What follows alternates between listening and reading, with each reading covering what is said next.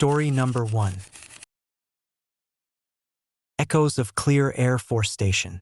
I've always been drawn to places forgotten by time, locations where history lingers in the shadows and secrets whisper through the decaying walls.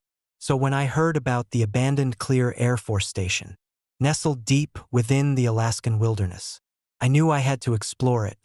Built during the height of the Cold War, the station was a critical radar outpost, a silent sentinel watching the skies for any sign of enemy aircraft.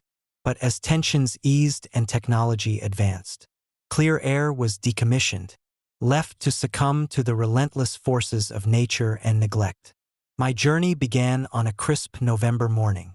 Equipped with my camera, a flashlight, and a notebook, I set out to document the remnants of Clear Air Force Station, hoping to uncover the stories etched into its very foundation. The drive was long and arduous, the roads winding through dense forests blanketed in snow. By the time I reached the outskirts of the station, the sun was beginning to dip below the horizon, casting an orange glow across the frozen landscape. The station loomed before me, its once formidable structures now skeletal remains against the twilight sky. The main building, a sprawling complex of concrete and steel, stood silent, its radar towers reaching like skeletal fingers towards the heavens. I parked my truck and stepped out, the cold biting into my skin, a stark reminder of the harsh environment that surrounded me. As I approached the main entrance, the wind picked up, howling through the broken windows and creaking doors. The air was thick with the scent of mildew and rust, a testament to years of abandonment. I pushed open the heavy door, the hinges groaning in protest, and stepped inside. The interior was dimly lit by the fading daylight, shadows dancing across the walls as the last rays of sun struggled to penetrate the gloom. I began my exploration, moving cautiously through the empty hallways.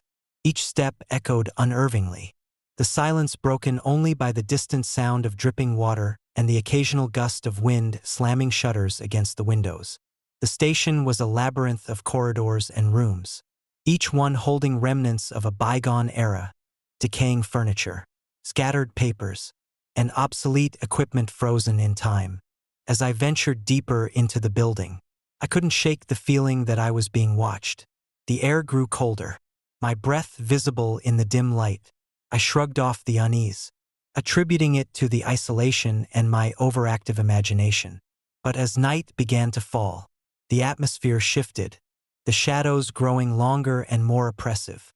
I decided to set up camp in what used to be the communications room, hoping to capture any unusual activity on camera.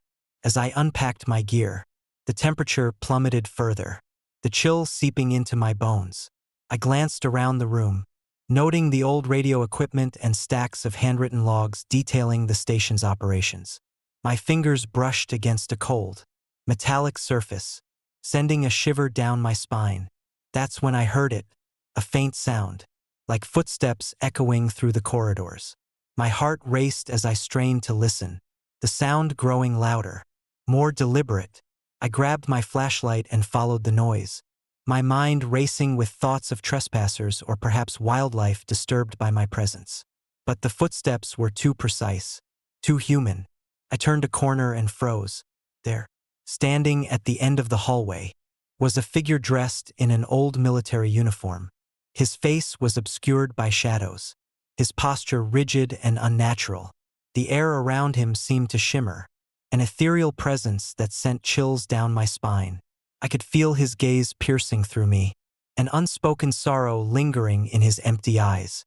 "Who are you?" I whispered, my voice barely audible. The figure didn't respond. Instead, he began to move, his footsteps silent on the cold, hard floor. I followed him, drawn by a mix of fear and curiosity, my camera recording every moment. As we moved deeper into the station, the halls seemed to stretch endlessly, the walls closing in around us. The temperature dropped further, the chill now an almost tangible force pressing against my skin. We entered a large room that once served as the engineer's office. The air was thick with the scent of old paper and metal, the remnants of his work scattered across the desk. the figure turned to face me, and I could finally see his face, or the lack thereof. Where his features should be was nothing but smooth, featureless skin, an empty void where eyes, nose, and mouth once lived. My heart pounded in my chest, the sight sending waves of terror through me. Suddenly, the room was filled with a cacophony of sounds, footsteps, whispers, and the distant hum of machinery. The figure extended a hand towards me, his presence overwhelming. I reached out instinctively, my fingers brushing against his cold, invisible skin. Instantly, a surge of memories flooded my mind. A life lived in fear and duty, the relentless pressure of maintaining the radar systems, and the tragic accident that claimed his life. I staggered back, the connection severed, my mind reeling from the intensity of the experience. The whispers grew louder, the voices overlapping in a dissonant symphony of pain and sorrow. The figure began to fade, his form dissolving into the shadows as if he was being pulled back into the very walls that had once sheltered him. Desperate to make sense of what I had witnessed, I grabbed my notebook and began to jot down everything I could remember. The stories told by the locals about the engineer's untimely death, a malfunctioning radar system, a catastrophic failure, and the subsequent abandonment of the station started to take shape in my mind. It was as if the ghost had reached out to me, seeking acknowledgement and understanding. I decided to spend the night in the communications room, hoping to capture more evidence of the supernatural presence. As I set up my camera and audio equipment, the room seemed to come alive with energy. The lights flickered, and the temperature soared and plummeted in rapid succession. Shadows danced across the walls, forming grotesque shapes that seemed to mock my presence. Midnight approached, and the room plunged into darkness as the last light source was snuffed out by a sudden power surge. I fumbled for my flashlight, the beam cutting through the blackness, revealing the old logs scattered across the desk. One entry, dated the day of the accident, stood out written in the engineer's shaky handwriting. It detailed the final moments of his service and a desperate plea for help as the systems failed. A low, mournful wail echoed through the station, the sound reverberating through my very core. I could feel the presence of the ghost engineer, his anguish palpable in the air. The room seemed to spin, the lines between past and present blurring as the spirits of the fallen soldiers intertwined with the very essence of the station. Suddenly, the door slammed shut, trapping me inside. The whispers grew into screams, voices crying out for salvation and release. The ghostly figure reappeared, his red eyes now visible, burning with a sorrow that transcended time. He reached out once more, his hand hovering inches from my face, his voice a haunting melody that resonated deep within my soul. "Help us," he pleaded, the words cutting through the chaos. "We can't move on. We're trapped here, bound by our duty and our fear." Tears welled up in my eyes as I realized the true extent of their suffering. These were not mere apparitions, but tortured souls seeking redemption and peace. I closed my eyes, offering a silent promise to honor their memory and uncover the truth behind their untimely deaths. The room began to calm, the oppressive atmosphere lifting as the spirits found solace in my acknowledgement. The temperature normalized, the shadows receding as if the very walls were releasing their hold on the past. The ghostly figure gave me a final, grateful nod before fading into the light, leaving behind a profound sense of peace and understanding. As dawn broke over Clear Air Force Station, the first rays of sunlight pierced through the remnants of the storm, illuminating the snow-covered landscape. Exhausted but fulfilled, I packed up my gear, knowing that I had not only uncovered a hidden chapter of history, but had also played a role in granting peace to the restless spirits of the past. Driving away from the station, the weight of the experience settled comfortably around me. The haunting memories of the night lingered, a reminder of the thin veil that separates our world from the supernatural and the enduring power of compassion to bridge the gap between the living and the dead. Years later, I still reflect on my time at Clear Air Force Station, the lessons learned etched into my very being.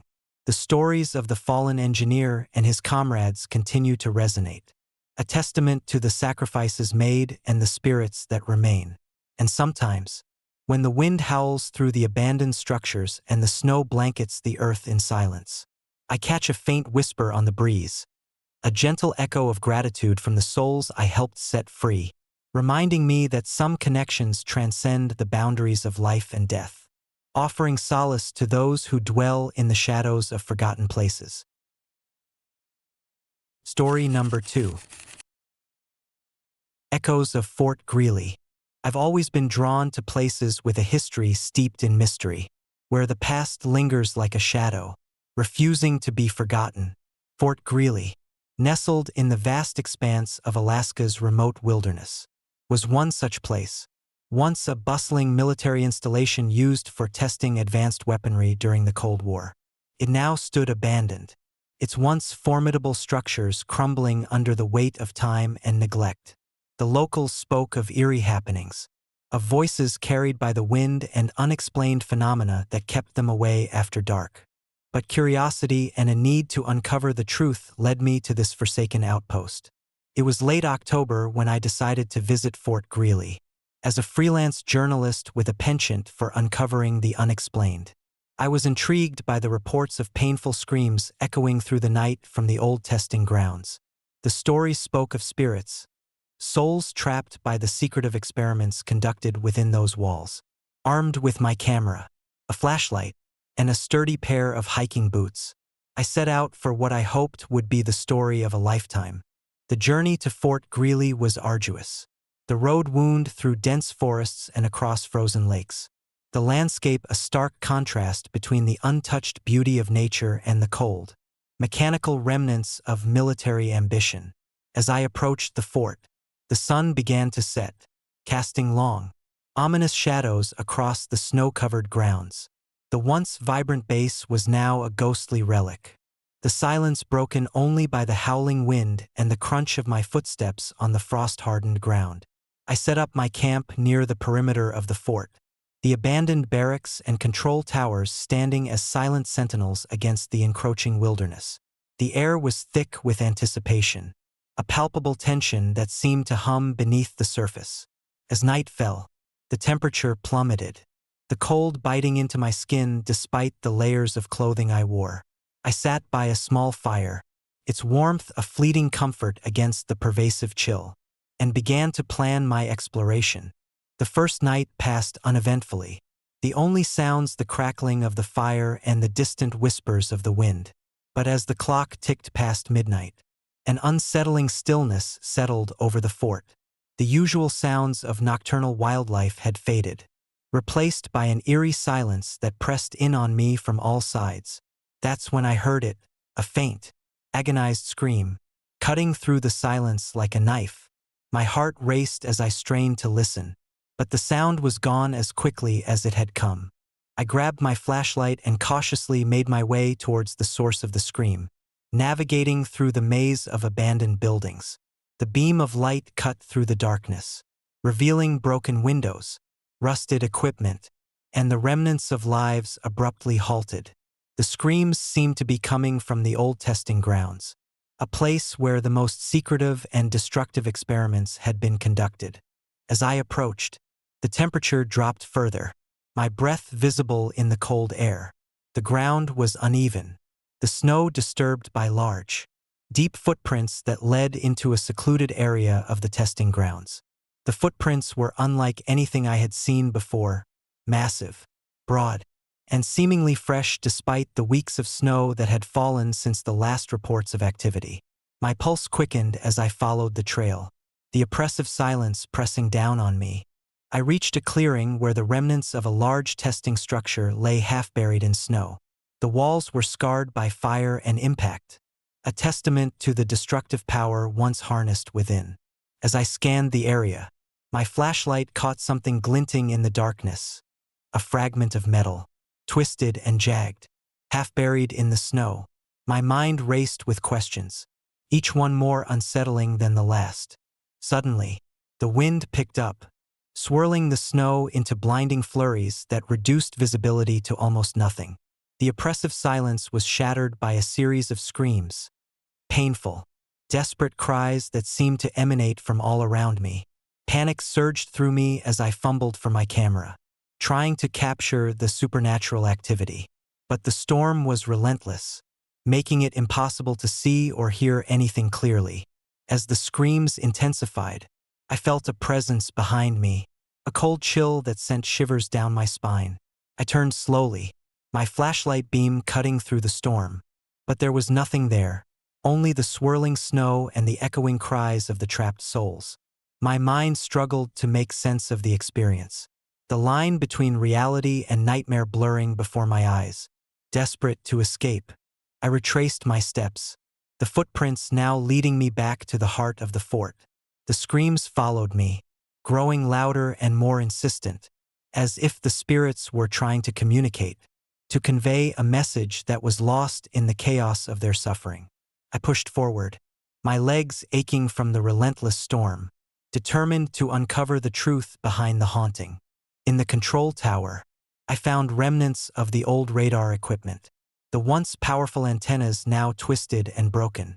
As I examined the area, the temperature plummeted further, my breath forming icy patterns in the air. That's when I saw him, a figure standing at the edge of the tower, his form barely visible through the storm. He was a soldier, his uniform tattered and worn, his face obscured by shadows. His presence was both terrifying and tragic, a living embodiment of the pain and loss that had plagued the fort. "Who are you?" I called out, my voice trembling with fear and desperation. The figure didn't respond, but his presence seemed to fill the entire tower, the air thick with sorrow and anger. The screams reached a crescendo, and I felt an overwhelming urge to flee, to escape the haunted confines of Clear Air Force Station. But something held me back, a sense of responsibility, a need to understand the torment that had befallen these restless spirits. I began to piece together the stories I had heard, the tragic accidents, the secret experiments, the soldiers who had lost their lives in the pursuit of power and control. It became clear that the spirits were not merely vengeful but were trapped in a cycle of pain, their lives cut short by the very experiments they were meant to oversee. As the night wore on, the storm began to subside, the screams fading into a haunting echo that lingered in the cold air. The soldier's figure slowly dissipated, the shadows receding as if his suffering had finally found a moment of peace. Exhausted and shaken, I knew that my encounter was not just a ghost story but a testament to the human cost of war and the lingering scars it leaves behind. The next morning, the storm had passed, leaving the fort silent and still once more. I packed up my gear, the weight of the night's events heavy on my shoulders.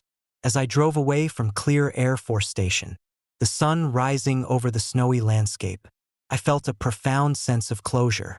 The spirits had been heard, their stories acknowledged, and perhaps, in some small way, their suffering had been eased. Years later, the memory of that night at Fort Greely remains etched in my mind, a reminder of the thin veil that separates our world from the echoes of the past. The abandoned structures, once symbols of military might, now stand as silent witnesses to the tragedies that unfolded within their walls. And sometimes, when the wind howls through the decaying buildings and the snow blankets the ground in silence, I can still hear the faint cries of the lost souls, a haunting reminder that some stories are never truly forgotten. Story number 3. Shadows Beneath Elmendorf. I've always been fascinated by military history and the secrets that lie hidden beneath the surface of powerful installations. So when I heard whispers about a clandestine underground bunker at Elmendorf Air Force Base, my curiosity was ignited. Nestled in the rugged terrains of Alaska, Elmendorf had long been a hub for strategic operations. But rumors suggested that beneath its well-guarded perimeter lay a dark secret, an underground facility where illegal human experiments were conducted during the height of the Cold War. It was early October when I decided to investigate, armed with a camera, a flashlight, and a deep-seated need to uncover the truth. I planned my expedition meticulously, The base was heavily monitored, but I managed to secure a visitor pass under the guise of researching military installations for a documentary. Little did I know, the shadows of Elmendorf would soon envelop me in ways I could never have imagined. Upon arrival, the base was abuzz with activity, the usual hustle of military personnel going about their duties. I presented my pass to the gate security, who scrutinized me with a mixture of suspicion and indifference before granting me access. The higher echelons of the base were off-limits to the public, but I had managed to find a sympathetic contact willing to provide me with information about the supposed underground bunker. The next morning, under the cover of foggy dawn, I made my way to a secluded section of the base where my contact had indicated the entrance to the underground facility was hidden. The area was surrounded by dense foliage and the remnants of old and used military equipment. My heart pounded with anticipation as I approached a nondescript metal door partially concealed by overgrown ivy and snow. Using a combination of tools and the passcode my contact had provided, I managed to unlock the door and push it open. The chill from the darkness within seeped out, sending a shiver down my spine. Taking a deep breath, I stepped inside, the door closing silently behind me. The air was thick with the scent of dampness and decay, the only light coming from my flashlight cutting through the darkness. The hallway stretched out before me, lined with steel walls that seemed to absorb the light rather than reflect it. Each step I took echoed ominously, the sound bouncing back in unnatural ways that made the space feel endless. As I ventured deeper, the atmosphere grew heavier, a palpable sense of dread settling over me like a thick blanket. I reached a large steel door, the symbol of a research facility emblazoned on its surface. My hands trembled as I knocked, waiting for any sign of life behind the barrier. After a tense moment, the door swung open to reveal a dimly lit room filled with outdated medical equipment and scattered papers. Dust particles danced in the beam of my flashlight, the remnants of past horrors frozen in time. Navigating through the room, I discovered a series of laboratory benches covered in grime and rust. Among the debris, I found journals and reports detailing experiments that bordered on the unethical. The handwriting was shaky, the entries filled with desperation and fear. It was clear that whatever was conducted here had pushed the boundaries of morality and science. As I delved deeper into the documentation, the air grew colder, and an oppressive energy seemed to press down on me. The sound of faint whispers began to fill the room, their source elusive and unnerving. I tried to rationalize the sounds, attributing them to the wind or the building settling, but an inexplicable fear gnawed at my mind. Suddenly, the room plunged into darkness as my flashlight flickered and died. Panic surged through me as I fumbled to reignite it, but the beam remained stubbornly out. In the suffocating blackness, the whispers grew louder, transforming into anguished cries that echoed off the steel walls. My heart raced, each beat louder than the last, as the temperature dropped to unbearable lows. A cold, clammy hand grasped my shoulder, making me whirl around in terror. There was no one there, only the oppressive darkness and the relentless screams that seemed to emanate from the very walls. Desperate to escape, I stumbled backward, my hands scrambling for any source of light or an exit. But the hallway stretched out endlessly, mocking my attempts to flee. The whispers coalesced into a singular, desperate plea. "Leave, leave now." The words reverberated through my mind, each syllable dripping with sorrow and rage. I knew then that the spirits of those who had perished in these inhumane experiments were trapped, their anguish eternally bound to the facility. Summoning every ounce of courage, I made a decision to honor their suffering and expose the truth, no matter the personal cost. I retraced my steps, the oppressive energy guiding me back to the entrance hall. As I approached the main door, the whispers intensified, the cries of the lost souls echoing in my ears. The door loomed before me, a barrier between the living and the tormented dead. Just as I reached out to push the door open, a sudden gust of frigid air slammed it shut with a force that sent me sprawling to the ground. The room erupted in chaos. Papers flew, equipment toppled, and the whispers turned into wails of pure agony. Shadows twisted and writhed, taking on grotesque forms that lunged towards me with malevolent intent. I scrambled to my feet, my mind racing as I fought against the invisible forces that sought to drag me back into the darkness. The temperature plummeted further, my breath visible in the icy air as the spirits closed in, their presence overwhelming and suffocating. Desperation fueled my movements as I pushed against the malevolent energy, determined to escape the clutches of the tortured souls.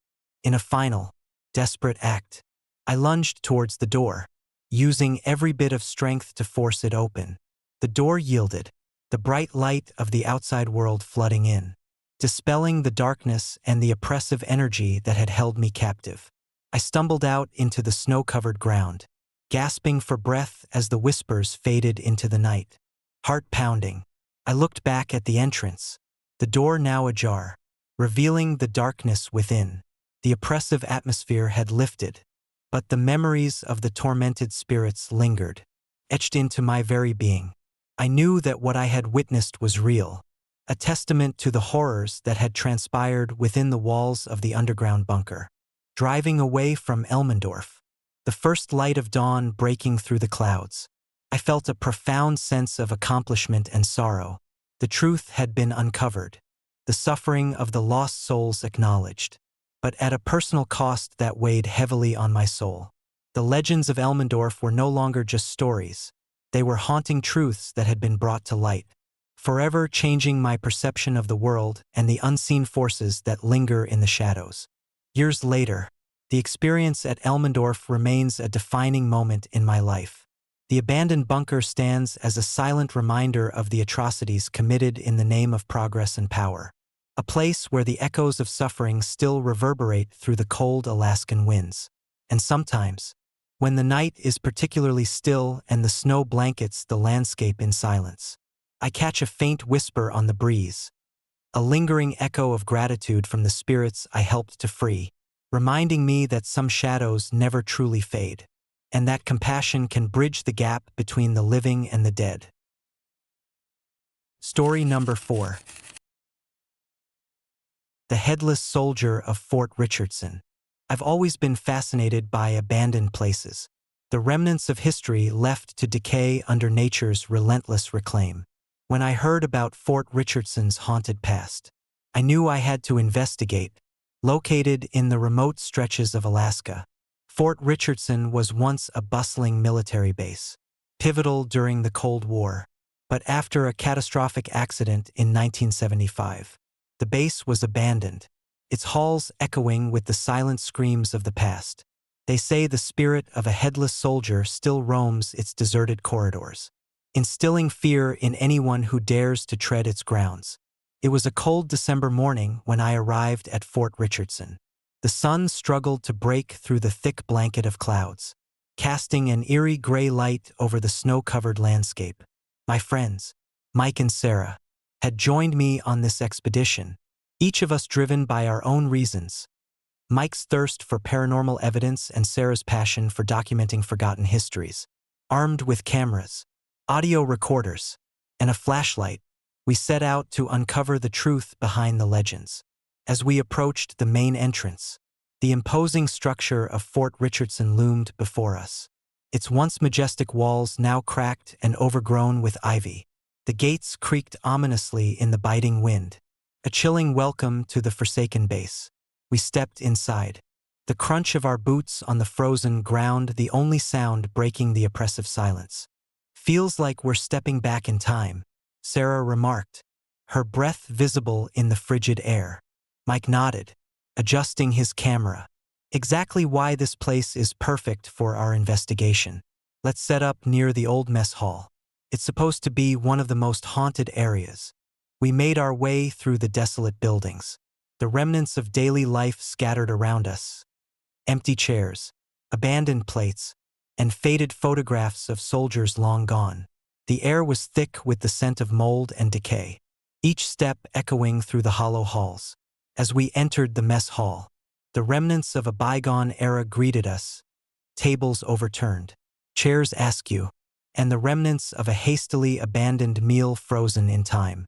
Mike began setting up his equipment, positioning cameras to capture any unusual activity.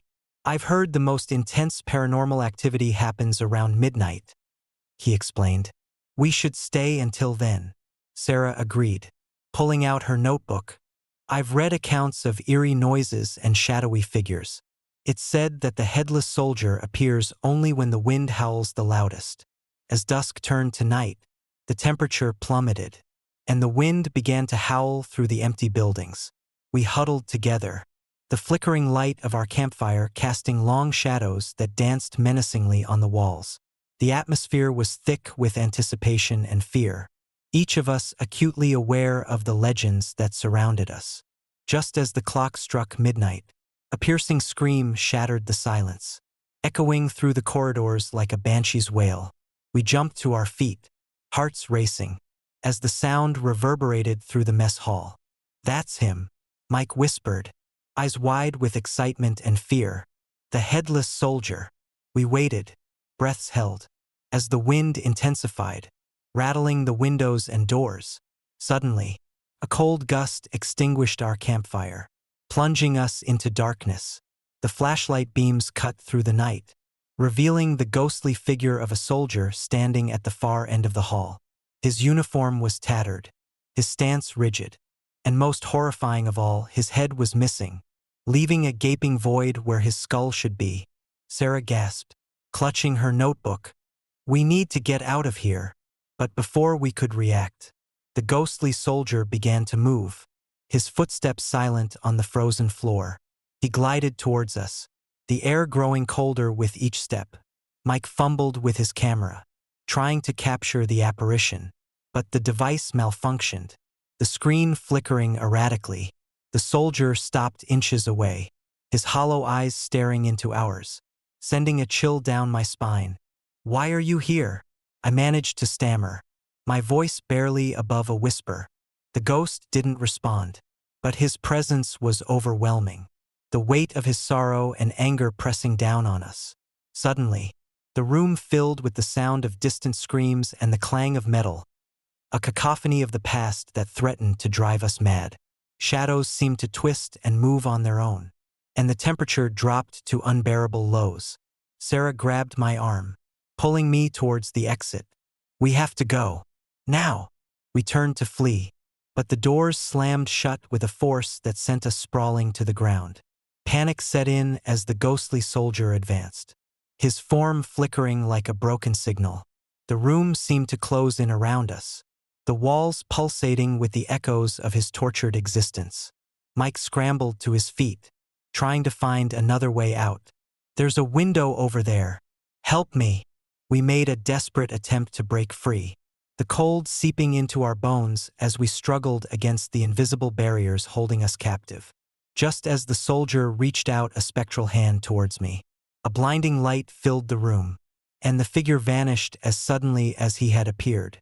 The doors swung open, the oppressive cold lifting in an instant, replaced by the crisp night air.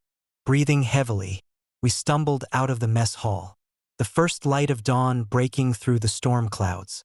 The wind had died down, leaving the base in a serene stillness that felt almost surreal after the night's terror.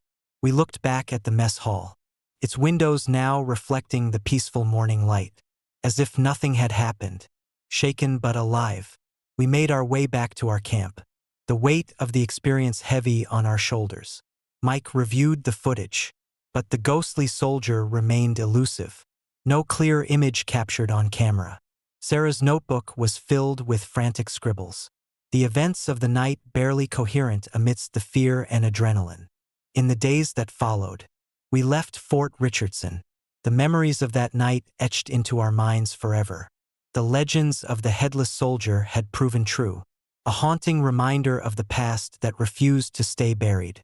I often find myself staring at old photographs and listening to recorded interviews, piecing together the tragic story of the soldier who lost his life in a devastating accident and became a restless spirit bound to the base. Years later, the story of our encounter at Fort Richardson remains a topic of discussion among my peers and fellow enthusiasts. Some dismiss it as an overactive imagination fueled by the eerie atmosphere, while others believe it to be genuine evidence of the supernatural. For me, the experience was a profound reminder that history's shadows are never truly gone, and that some spirits linger, seeking closure and peace that can only be found through understanding and remembrance.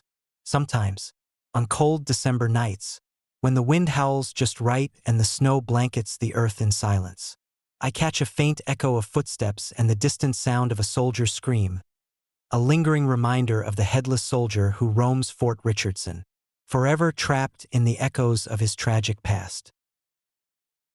Story number 5. Whispers at Shemya Ridge. I've always been drawn to the forgotten corners of the world, places where time stands still and secrets lie buried beneath layers of dust and snow. So when the opportunity arose to investigate the abandoned radar station on Shemya Island, couldn't resist. Nestled in the remote Aleutian Islands of Alaska, Shemya had a history steeped in military significance and, as the locals whispered, restless spirits. It was late November when I arrived, the sky a bleak canvas of gray clouds threatening the impending winter storm. The ferry ride from Anchorage was long and harrowing, the waves crashing against the hull with a fury that mirrored my own excitement and apprehension. As we approached Shemya, the radar station loomed into view, a relic of the Cold War era. Its once imposing structure now weathered and overgrown with ice and snow. The station had been decommissioned years ago, its purpose long forgotten by the outside world. Local legends spoke of eerie lights flickering in the dead of night and the unsettling sensation of being watched by unseen eyes. Skeptics dismissed these tales as mere ghost stories, but those who had spent time on Shemya knew better. There was something undeniably otherworldly about the place, a lingering presence that refused to fade with time. I set up my base in a makeshift tent a short distance from the main building, the biting cold a constant reminder of the harsh environment. Equipped with cameras, audio recorders, and a notebook, I was determined to uncover the truth behind the station's haunted reputation. The first few days passed uneventfully, the monotony of snowstorms and freezing temperatures testing my endurance. But as night fell on the third evening, the true nature of Shemya revealed itself. The sky was a deep indigo, stars obscured by the thick blanket of clouds. I sat by the small campfire, sipping hot tea and reviewing the footage from earlier explorations. The wind howled outside, a relentless force that seemed to seep into my very bones. That's when I saw it, a faint, pulsing light in the distance, moving erratically across the snowy landscape. Probably just a reflection or some natural phenomenon, I muttered to myself, trying to dismiss the unease creeping up my spine. But as the minutes passed, the light grew brighter and more defined, revealing itself as a series of orbs, red, green, and white, darting through the night with impossible speed. I grabbed my flashlight and ventured out into the storm, the cold biting at my cheeks and the snow whipping against my face. The orbs moved with a purpose, weaving between the trees and gliding over the frozen ground.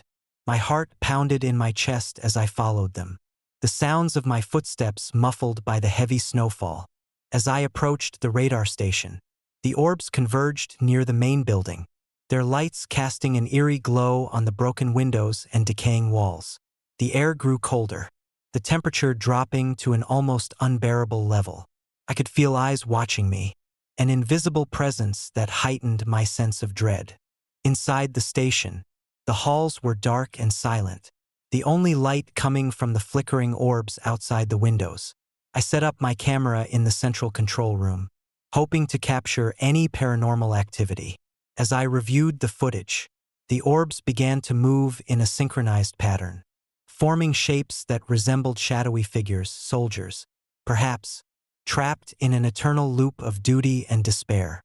A sudden crash echoed through the building, the sound of something heavy being moved. I spun around, my flashlight catching a glimpse of a shadowy form slipping past the doorway. My breath quickened as I pursued the apparition, the temperature plummeting further with each step I took. In the corridor, the whispers began soft, indistinct voices that seemed to emanate from the very walls. I couldn't make out the words, but the tone was filled with sorrow and pain. The shadowy figure led me to a room that had once served as the engineer's office. Papers were scattered across the floor, frozen mid-sentence, and the remnants of old equipment lay in disarray. As I approached the desk, the whispers grew louder, more urgent. I noticed a journal left behind, its pages yellowed and brittle with age. Flipping through the entries, I discovered the tragic story of Lieutenant Samuel Harris, an engineer who had perished in a mysterious accident during a severe snowstorm. His final entries spoke of strange lights and the feeling of being watched, hinting at a presence that was both protective and vengeful. A sudden chill enveloped the room as I heard a loud bang from behind me. Spinning around, I saw nothing but the swirling snow outside the window. My heart raced as I realized I wasn't alone. The orbs began to pulsate in unison, their lights intensifying until they formed a ghostly apparition of Lieutenant Harris himself. "Why are you here?" the specter demanded, his voice echoing through the chamber. I stammered, trying to find my voice. I came to understand, to document what happened here. Harris's apparition seemed to soften, his red eyes reflecting a deep sadness. Our duty was never finished. The storms, the experiments, they bound us to this place. We can't move on. The temperature dropped further, my breath visible in the icy air. The orbs swirled around us, their lights blending into the ethereal glow of Harris's figure. I felt a profound sense of empathy, understanding the torment of these restless souls bound by duty and tragedy. "What can I do to help you find peace?" I asked, my voice barely above a whisper. Harris's apparition extended his hand, the gesture both pleading and hopeful. "Remember us. Honor our memories. Let our stories be told." As I reached out to touch his spectral hand, a surge of energy enveloped the room, the orbs dispersing into the night sky. The oppressive cold lifted, replaced by a serene stillness that settled over the station. Harris's figure began to fade, his presence finally finding the peace it had long been denied. Back at my tent, I sat in stunned silence, the weight of the night's events pressing heavily on me. The storm had subsided, leaving behind a calm that felt almost surreal. I reviewed the footage, the camera capturing the apparition and the flickering orbs in stunning detail. It was evidence that couldn't be dismissed, a testament to the lingering spirits of Clear Air Force Station. In the days that followed, I shared my findings with local historians and paranormal investigators. The story of Lieutenant Harris and the haunted radar station gaining traction among those intrigued by the supernatural. Fort Greely's legacy was no longer just a chapter in Cold War history, but a haunting reminder of the sacrifices made and the spirits left behind. Years later, I still visit Shemya Island, the memories of that winter night never fading. The abandoned radar station stands as a monument to the past, its halls echoing with the whispers of those who once served there. And sometimes, when the wind howls just right and the night sky is clear, I catch a glimpse of red, green, and white orbs dancing across the horizon. A silent salute to the spirits I helped set free, and a reminder that some stories are meant to be remembered, no matter how haunting. Story number 6. Whispers from the Cold Bay Tower. I've always been fascinated by abandoned structures, places where time stands still and secrets linger in the shadows. So when I heard about the old security tower at Cold Bay, I knew I had to see it for myself. Nestled on a desolate stretch of coastline in Alaska, the tower had been deserted for decades, its purpose long forgotten by most. Locals spoke of eerie occurrences, unexplained chills, strange whispers in the dead of night, and an unsettling presence that deterred even the bravest souls from approaching. It was late October when I decided to embark on this solitary adventure. Equipped with my camera, a sturdy flashlight, and a notebook, I set out on a crisp morning, the air biting with the first hints of winter. The drive to Cold Bay was long and winding, the road cutting through dense forests and along rugged cliffs that offered little shelter from the harsh elements. As I approached the tower, the landscape opened up to reveal a bleak expanse of snow-covered ground and a tumultuous sea crashing against jagged rocks below. The tower itself stood tall against the gray sky, its metal frame rusted and weathered by years of exposure to the unforgiving Alaskan climate. I parked my truck a safe distance away, the wind whipping through the barren trees and sending snowflakes swirling around me. Taking a deep breath, I grabbed my gear and began the trek towards the tower, the crunch of snow under my boots the only sound breaking the oppressive silence. As I neared the base of the tower, an unnatural chill settled over me, the temperature dropping sharply despite the mild weather forecast. I shivered, pulling my jacket tighter around me, and glanced up at the imposing structure.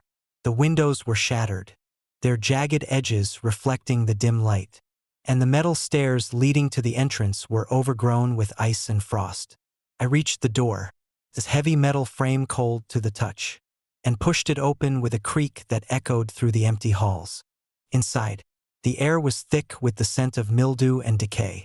My flashlight beam cut through the darkness, revealing remnants of past occupants, discarded tools, broken furniture, and faded maps of the surrounding area pinned to the walls.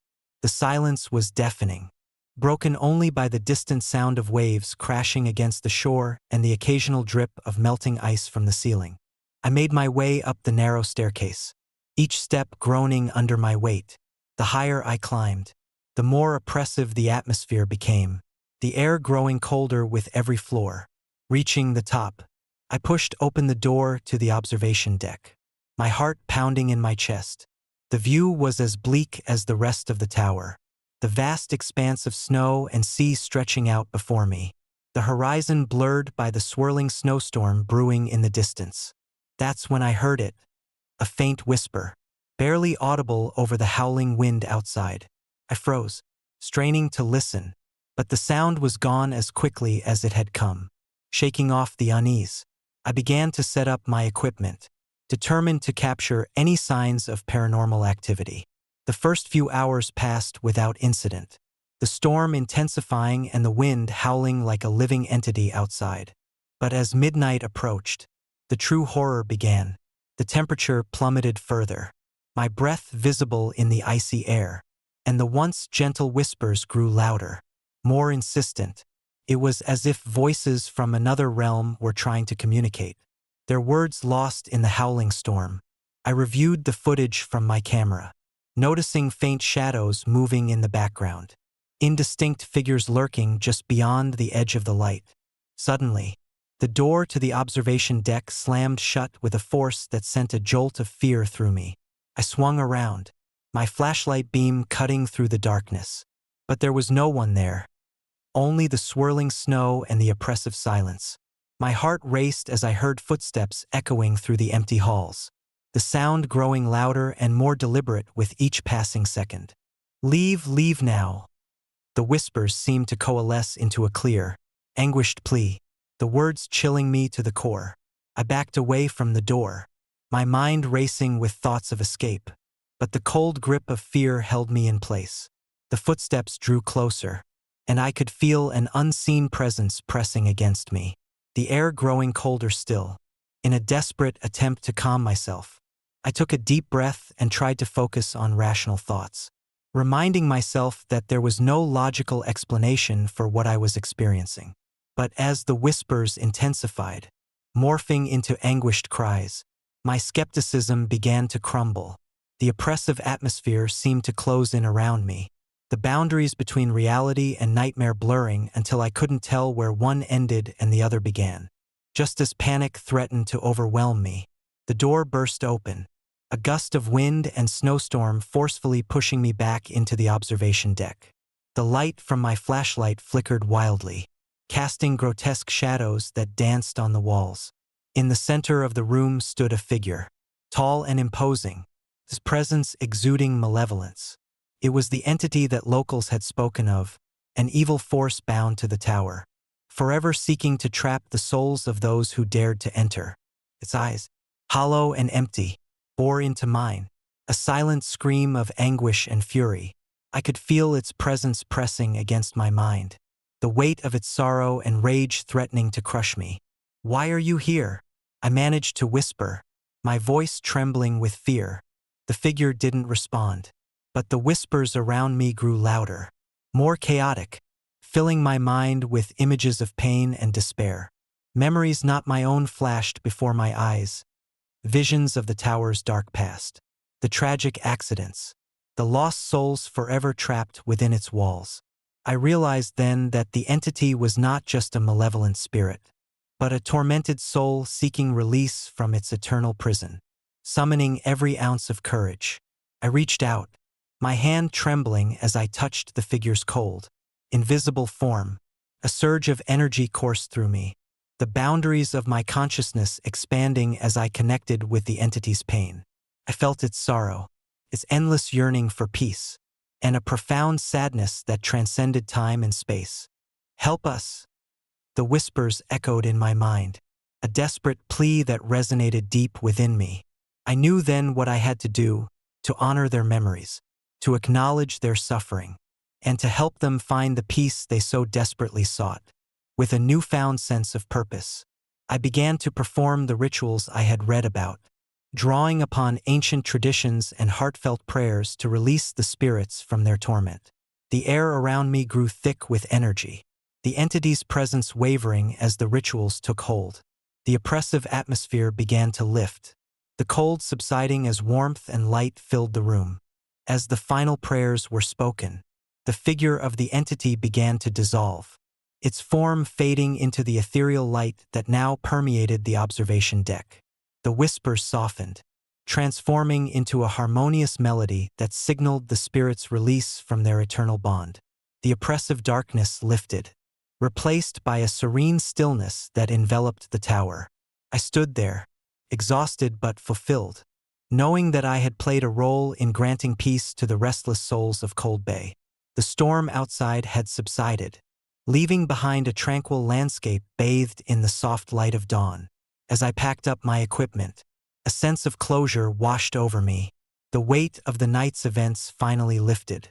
Driving away from the tower, the first rays of sunlight breaking through the clouds, I felt a profound sense of accomplishment and peace. The legends of Cold Bay were no longer just stories. They were truths that had been acknowledged and respected.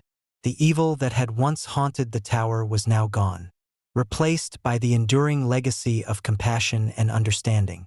Years have passed since that December night, but the memory of the Cold Bay Tower remains vivid in my mind. I often reflect on the thin veil that separates our world from the unknown, and the power of empathy to bridge that gap. The whispers of the past have been silenced, but their echoes linger as a testament to the enduring spirit of those who once roamed the tower's deserted halls. And sometimes, on the coldest winter nights, when the wind carries a faint melody through the air and the snow blankets the earth in serene stillness, I catch a glimpse of red, green, and white orbs dancing across the horizon. A silent reminder of the night I helped the restless souls of Cold Bay find their peace, and the enduring power of understanding in the face of the supernatural. Story number 7. Whispers of Adak. I've always been fascinated by abandoned places, the remnants of past lives left to decay under nature's relentless reclaim. So, when I heard about the haunted Adak military camp on the Aleutian Islands, my curiosity was piqued beyond measure. Located on one of the most remote stretches of land in Alaska, Adak had a storied past filled with intense military activity during World War II. But after the war, the camp was abandoned, left to the elements and the lingering spirits of those who never made it home. It was the winter of 2015 when I decided to make the journey. My friends had warned me about the harsh weather conditions and the eerie tales that surrounded the camp, but my thirst for a real-life ghost story overshadowed their cautions.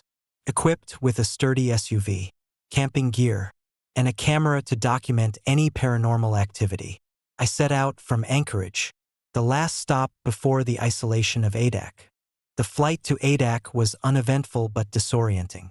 The Aleutian weather is notoriously unpredictable, and as we descended, the sky darkened ominously, thick clouds rolled in, and the temperature plummeted, setting the stage for the harsh winter I was about to endure. The island was a barren expanse of snow-covered ground, dotted with the skeletal remains of buildings that once buzzed with military life.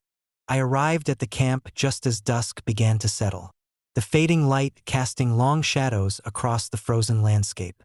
The remnants of barracks, mess halls, and administrative buildings stood silent, their windows broken and walls weathered by decades of neglect. The air was thick with the scent of pine and snow, a deceptive calm that belied the stories of restless spirits. Setting up camp near the old mess hall, I felt a chill that wasn't entirely from the cold. The wind howled through the empty structures, creating a symphony of eerie whispers that sent shivers down my spine. I lit a fire in my portable stove, the flames casting flickering shadows that danced menacingly on the walls of the abandoned buildings. As night fell, the temperature dropped below -30 degrees Fahrenheit, the cold biting through every layer of clothing. I settled into my sleeping bag, the warmth from the stove providing a small comfort against the pervasive chill. But sleep was elusive. The whispers grew louder, more distinct, as if voices from the past were trying to communicate with me. Around midnight, I was jolted awake by the sound of footsteps crunching through the snow outside my tent. My heart raced as I grabbed my flashlight and peered into the darkness. For a moment, there was nothing but the swirling snowstorm and the oppressive silence. But then, through the blinding white, I saw them, shadowy figures moving swiftly between the buildings, their outlines barely visible against the storm. I fumbled with my camera, trying to capture the apparition, but the harsh winds interfered with the device, causing the lens to fog over. The figures paused near the mess hall, their presence sending a wave of fear through me. I could hear their low murmurs, indistinct but filled with sorrow and anger. Summoning my courage, I stepped out of the tent, the cold air biting into my skin. The storm raged around me, visibility reduced to mere feet, but the figures remained motionless, as if waiting for something or someone. My breath formed visible puffs in the frigid air as I approached cautiously, each step feeling like an eternity. As I drew closer, one of the figures turned towards me, its head swiveling unnaturally despite the heavy snowfall. I froze, unable to move, as its hollow eyes bore into mine. There was no face, just an empty void where features should be, an abyss of darkness that seemed to suck in the light around it. "Who are you?" I whispered, my voice barely audible over the howling wind. The figure remained silent, his presence oppressive and malevolent. Suddenly, a piercing scream echoed through the storm, followed by the sound of metal clanging and glass shattering. The figures dispersed in all directions, their forms blending seamlessly with the swirling snowstorm. Heart pounding, I retreated to my tent, slamming the zipper shut and pulling the fabric tightly around me. The fire flickered dangerously close, threatening to ignite my gear. I sat there, listening to the storm and the distant echoes of the apparition's torment. Sleep finally claimed me, but my dreams were filled with visions of the past. Soldiers marching through the snow, families huddled together in fear, and the relentless sorrow of those who never left Adak. Morning broke with a sense of relief, the storm having subsided overnight. I emerged from my tent to find the camp eerily quiet, the only signs of the night's horrors being the shattered windows and the scattered footprints leading away from the mess hall. Determined to uncover the truth, I began exploring the camp, my camera ready to document any anomalies. As I walked through the abandoned barracks, I came across an old, faded photograph lying on the floor. It depicted a family, parents and 2 children, standing proudly in front of the mess hall, their smiles frozen in time. My heart ached, knowing that these were the very souls now trapped in this forsaken place. I continued my exploration, moving deeper into the heart of the camp. In the old administration building, I discovered a journal left behind by one of the soldiers. The entries detailed the harsh conditions, the camaraderie among the troops, and the growing sense of unease as unexplained phenomena began to occur. The final entry was a frantic scrawl. mentioning sightings of ghostly apparitions and a lingering curse that bound the spirits to Adak. As I read the journal, the temperature in the room dropped dramatically, my breath visible in the frigid air. The sound of footsteps echoed through the halls, and the shadows seemed to twist and writhe with a life of their own. I felt a presence watching me, the air thick with sorrow and despair. Suddenly, the room was plunged into darkness as the power failed. My flashlight flickered and died, leaving me in complete darkness. Panic surged through me as I fumbled for my backup light, the whispers of the past growing louder and more insistent. The sound of a child's laughter echoed through the halls, followed by the mournful cries of lost souls seeking redemption. Desperate to escape, I navigated my way back to the mess hall, the storm outside now a mere drizzle. But the apparitions awaited me, their hollow eyes filled with longing and pain. One figure, more distinct than the others, stepped forward, a woman in a tattered uniform, her face twisted in eternal anguish. "Help us," she whispered, her voice a haunting melody that resonated deep within my soul. "Set us free." Tears welled up in my eyes as I realized the weight of my presence in their haunted domain. I vowed to honor their memories and lift the curse that held them captive. With the journal as my guide, I performed the rituals described, offering prayers and laying flowers at the graves of those lost. As I completed the final rites, a profound sense of peace washed over the camp. The apparitions began to fade, their forms dissolving into the ether as the sorrow that had bound them was finally lifted. The oppressive atmosphere lifted, replaced by a serene stillness that enveloped Adak. Driving away from the haunted camp, I felt a sense of accomplishment and closure. The spirits of Adak were finally at peace, their stories no longer trapped in the shadows of the past. But the experience left an indelible mark on me, a reminder of the thin veil that separates our world from the restless souls seeking redemption. Years have passed since that winter night, but the memory of Adak remains vivid in my mind. I often find myself reflecting on the resilience of the human spirit and the enduring power of compassion to bridge the gap between life and death. And sometimes, when the wind howls through the snowy plains and the night grows still, I catch a faint whisper on the breeze, a lingering echo of gratitude from the spirits I helped set free. Story number 8.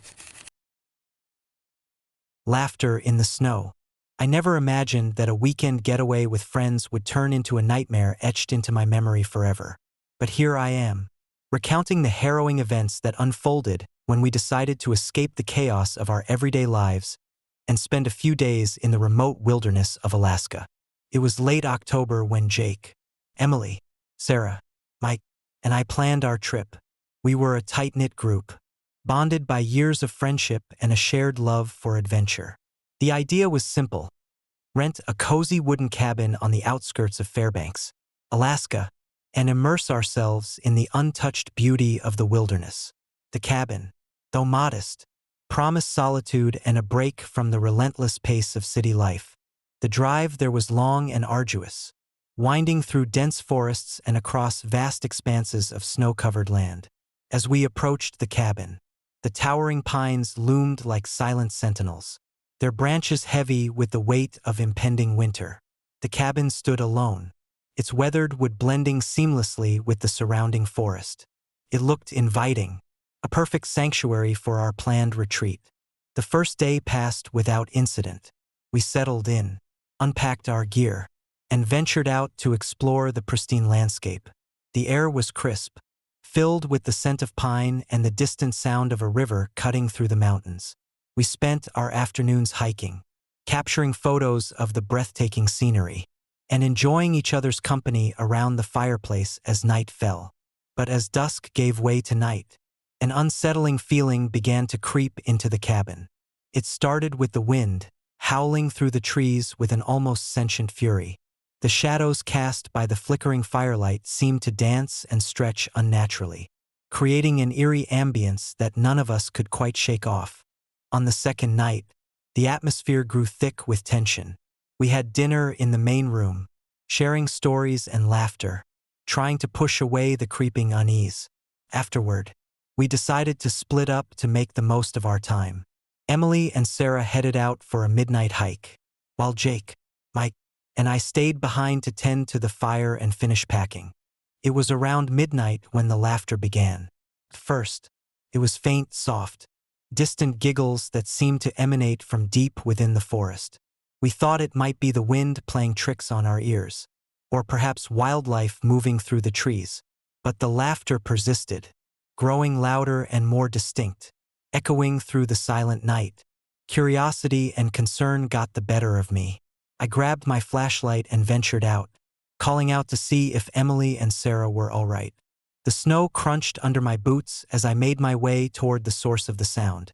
The laughter seemed to come from all directions, weaving through the dense trees like an invisible thread.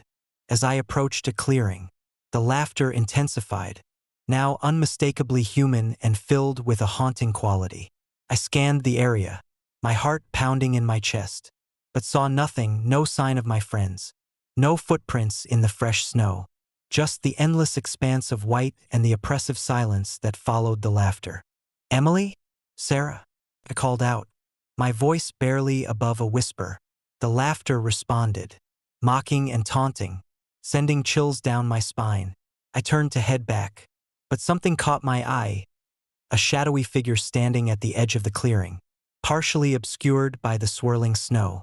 I froze, the flashlight beam trembling in my hand.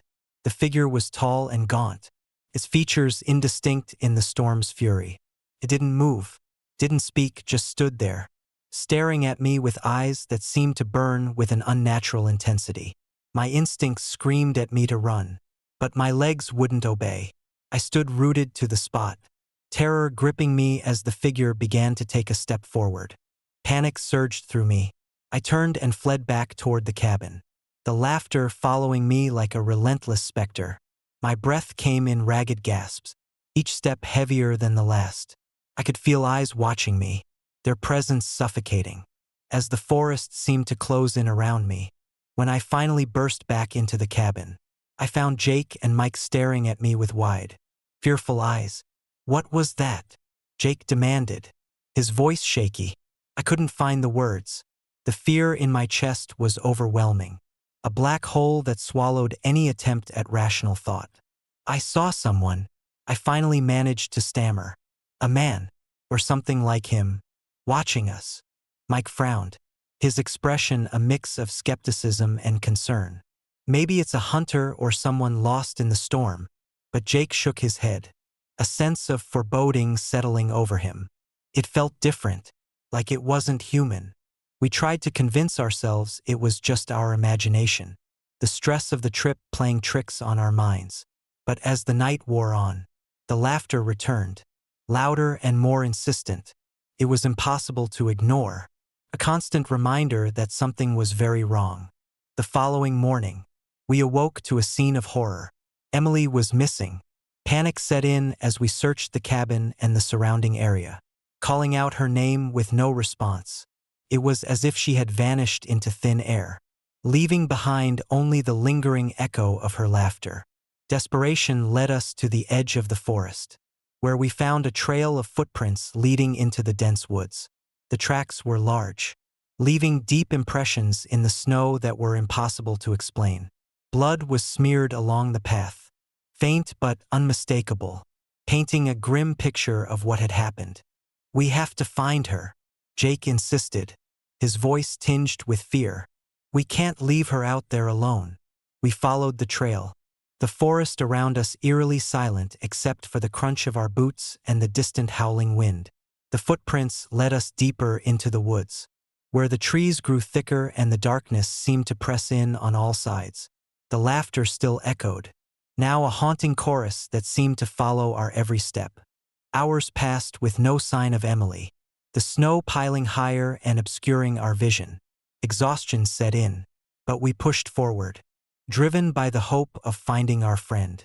Just as the sun began to dip below the horizon, casting long shadows across the forest, we stumbled upon a clearing.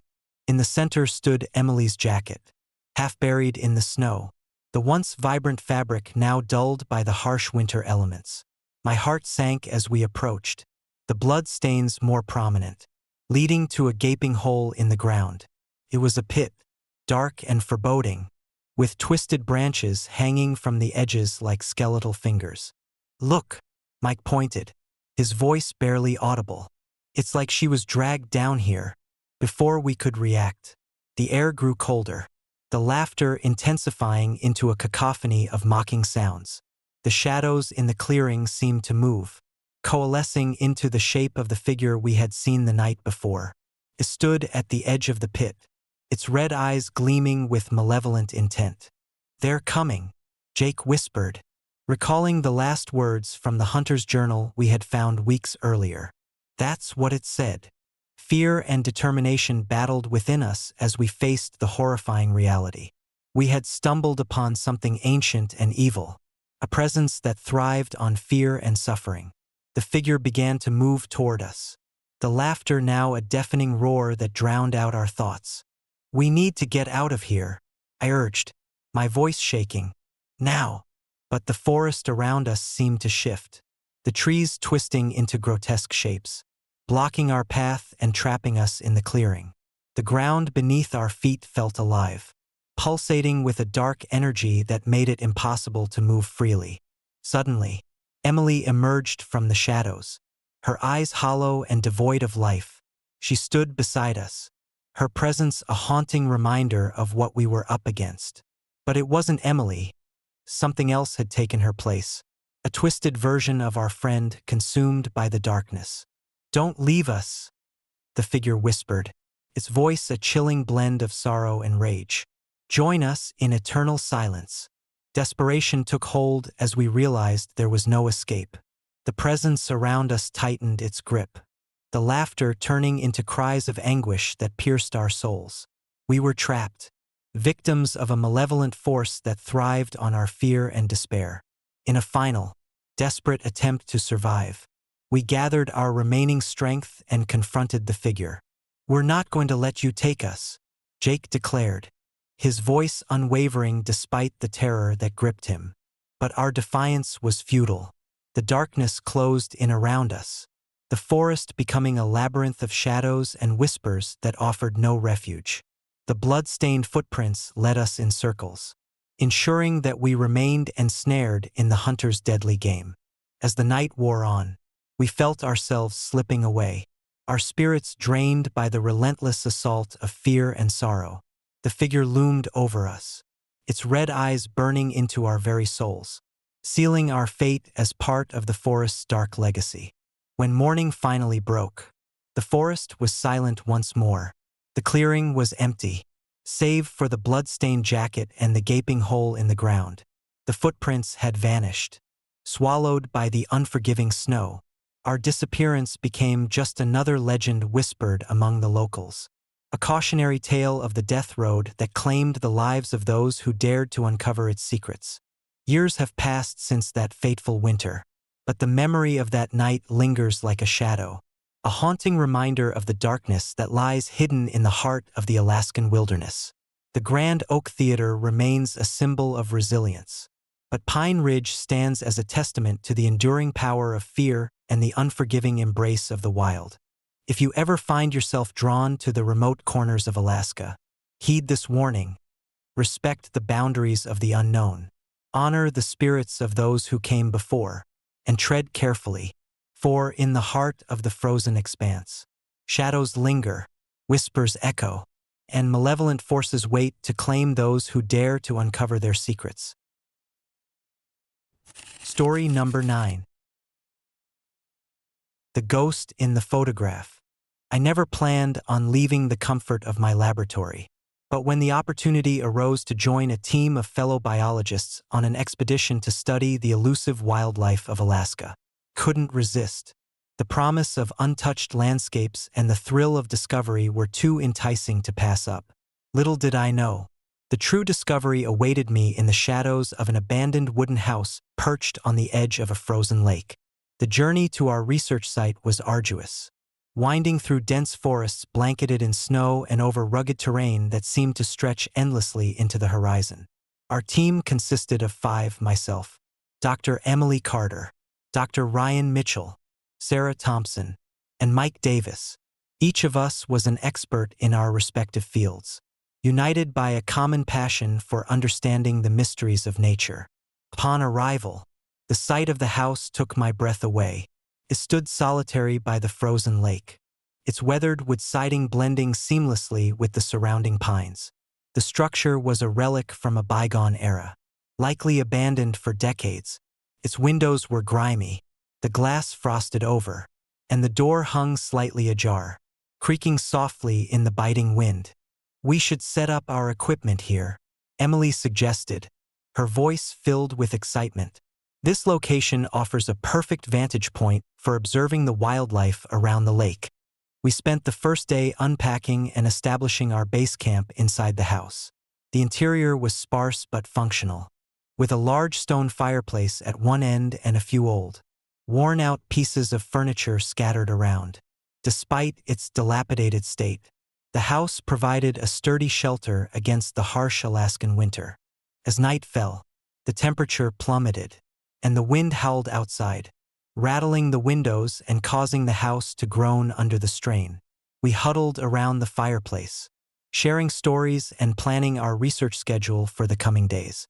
The ambience was cozy, a stark contrast to the eerie silence that enveloped the surrounding wilderness. Around midnight, as the fire crackled and the room was bathed in its warm glow, Sarah decided to take some photographs of the snowfall outside. "I want to capture the beauty of the night," she said, pulling out her camera. "Go ahead," I replied, intrigued by her dedication. "It's a perfect setting."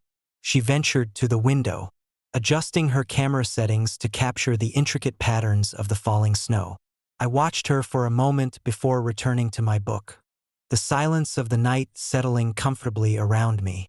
But that peace was short-lived. A sharp tapping sound echoed through the house, emanating from the front door. We all froze, exchanging uneasy glances. "Probably just the wind," Mike said, attempting to reassure us. But his voice lacked conviction. Emily stood up, her curiosity piqued. "I'll go check it out," she volunteered, pulling on her coat. "Be careful," Ryan cautioned, concern etched on his face. Emily nodded and approached the door, her steps tentative. As she reached out to pull it open, the tapping intensified, transforming from a gentle rapping into a frantic pounding. She hesitated for a moment before swinging the door wide, revealing nothing but the swirling snow and the empty expanse of the lake beyond. "No one there," she murmured, stepping back inside. It was just the wind, but the damage was done. A sense of unease settled over us, the hairs on the back of my neck standing on end. We decided to dismiss it as our imagination, the isolation and the harsh environment playing tricks on our minds. Yet, as we tried to resume our activities, another unsettling sight caught my attention. Earlier that night, Sarah had taken a series of photographs of the snowfall around the house. Curiosity led me to review them the next morning. Most of the images were stunning, capturing the pristine beauty of the winter landscape. But one photograph stood out there. In the midst of the falling snow was a shadowy figure dressed in an old, tattered fur coat, standing motionless by the edge of the lake. "Do you guys see this?" I asked, showing the photograph to the group. They gathered around, examining the image closely. "It looks like someone was standing there when the photo was taken," Ryan observed, his brow furrowed. "But who?" Emily questioned, her voice tinged with worry. "We don't know anyone else around here." We scoured the area, searching for any sign of another person, but found nothing. The lake was vast, and the snow had erased any footprints that might have been left behind. The figure remained an enigma, his presence unsettling yet inexplicable. That night, the tapping returned, more persistent than before. This time, it seemed to come from the basement, a part of the house we had avoided, deeming it unnecessary for our research.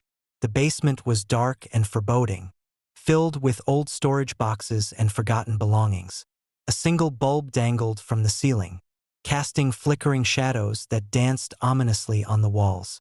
"We need to check it out," Mike declared, his voice steady despite the fear creeping into his eyes.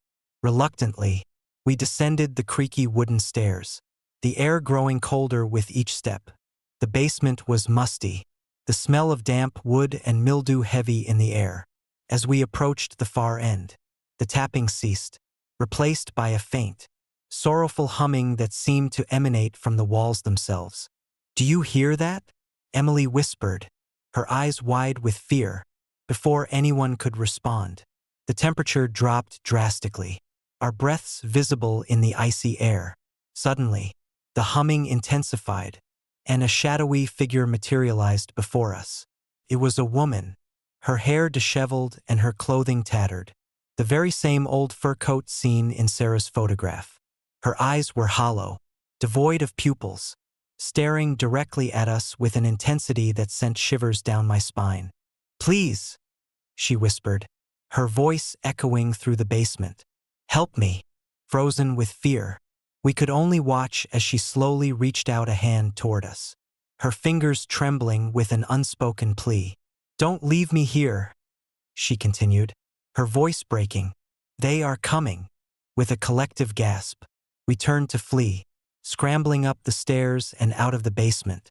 The door slammed shut behind us, plunging the house back into silence. We huddled together, trying to make sense of the apparition we had just witnessed. The following morning, determination replaced fear.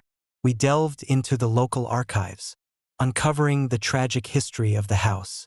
Turned out that decades ago, a woman named Margaret Whitaker had lived there with her family, an avid hunter and respected member of the community.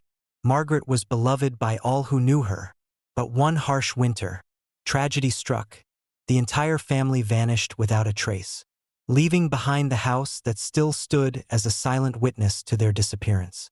Rumors spread that Margaret had been the sole survivor, driven mad by the isolation and the relentless cold. Some said she had taken her own life, while others whispered of darker forces at play, entities that thrived on fear and despair. Armed with this newfound knowledge, we returned to the house, hoping to lay Margaret's spirit to rest. That night, as the wind howled outside and the snow fell in heavy sheets, we set out to create a makeshift memorial in the basement. Candles were placed around the apparition's favorite hunting spots, and we offered prayers for her soul's peaceful transition. As midnight approached, the atmosphere in the house grew heavy once more. The basement door creaked open, and Margaret's ghost appeared, her eyes filled with gratitude and sorrow. She looked around the memorial, a faint smile touching her lips before she began to fade, her presence dissipating like mist in the morning sun. For a moment, peace settled over the house, the oppressive weight lifting as if a dark cloud had been dispelled. Exhausted but hopeful, we retired for the night, believing that our efforts had finally given Margaret the closure she so desperately needed. But as dawn broke, the serenity was shattered. We found Sarah missing, her belongings untouched but her absence undeniable. Panic set in as we scoured the house, calling out her name with no response. It was as if she had vanished into thin air, leaving behind only the lingering echo of her laughter. Desperate to find answers, we revisited the basement, hoping to uncover any clues about Sarah's disappearance. But all we found were fresh footprints leading into the dense forest surrounding the house. The snow disturbed by large, unfamiliar prints that led away from our home and vanished into the wilderness. The realization hit us hard. Margaret's presence had not been fully appeased. Her sorrow had turned into something darker, a malevolent force that now sought to claim more lives, driven by an insatiable hunger for companionship in her eternal solitude. As night fell once more, the whispers returned, more urgent and desperate. The laughter of our missing friend echoed through the halls, mingling with the sorrowful cries of Margaret's spirit. The house seemed to come alive with a sinister energy, the shadows lengthening and twisting into grotesque shapes that reached out to ensnare us. "We have to leave," Ryan urged, his voice filled with fear. "This place is cursed." But the house resisted our attempts to escape, the doors and windows refusing to budge. trapping us in a nightmare of our own making. The snowstorm outside intensified, the wind tearing through the house with a ferocity that seemed almost sentient, tearing at the very fabric of reality. In a final, desperate act, we gathered our courage and faced the haunting forces that now held us captive. "We won't let you take us," I declared, my voice trembling but resolute. "We came here for peace, not to be tormented." But our defiance was met with a chilling silence, broken only by the haunting laughter that reverberated through the house. The shadows closed in, the air thick with the presence of restless spirits yearning for release. As the first light of dawn broke through the storm, the house stood silent once more, the snow covering the traces of our struggle. We were gone, swallowed by the very place we had sought refuge in, our fates forever entwined with the tragic history of the hunter's house. Years have passed since that fateful expedition, but the legend of the house by Lake Frostbite endures, a cautionary tale whispered among adventurers and locals alike. Some say the spirits of Margaret and the lost souls still linger, their presence felt in the howling winds and the silent snowfall, forever seeking the peace that eluded them in life. If you ever find yourself drawn to the remote corners of Alaska, heed this warning. Respect the boundaries of the unknown. Honor the memories of those who came before, and tread carefully, for in the heart of the frozen wilderness, shadows linger, whispers echo, and malevolent forces wait to claim those who dare to uncover their secrets. Story number 10. The Hunter's House. I never believed in ghost stories. Growing up in the heart of Chicago, my nights were filled with the hum of the city rather than the whispers of the supernatural. But everything changed the winter I decided to leave the chaos behind and start anew in the remote wilderness of Alaska. The transition from skyscrapers to snow-covered pines was jarring yet invigorating. I purchased an old wooden house on the outskirts of a small, forgotten town nestled deep within the Alaskan forest. The house, though weathered and abandoned, exuded a rugged charm that promised solitude and peace. It was perfect for someone seeking to escape the relentless pace of urban life.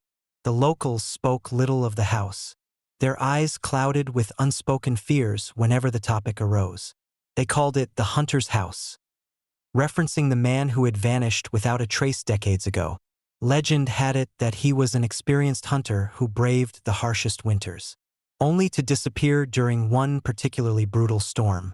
His cabin remained, untouched and cold, a silent monument to his mysterious fate. My first few weeks were blissful.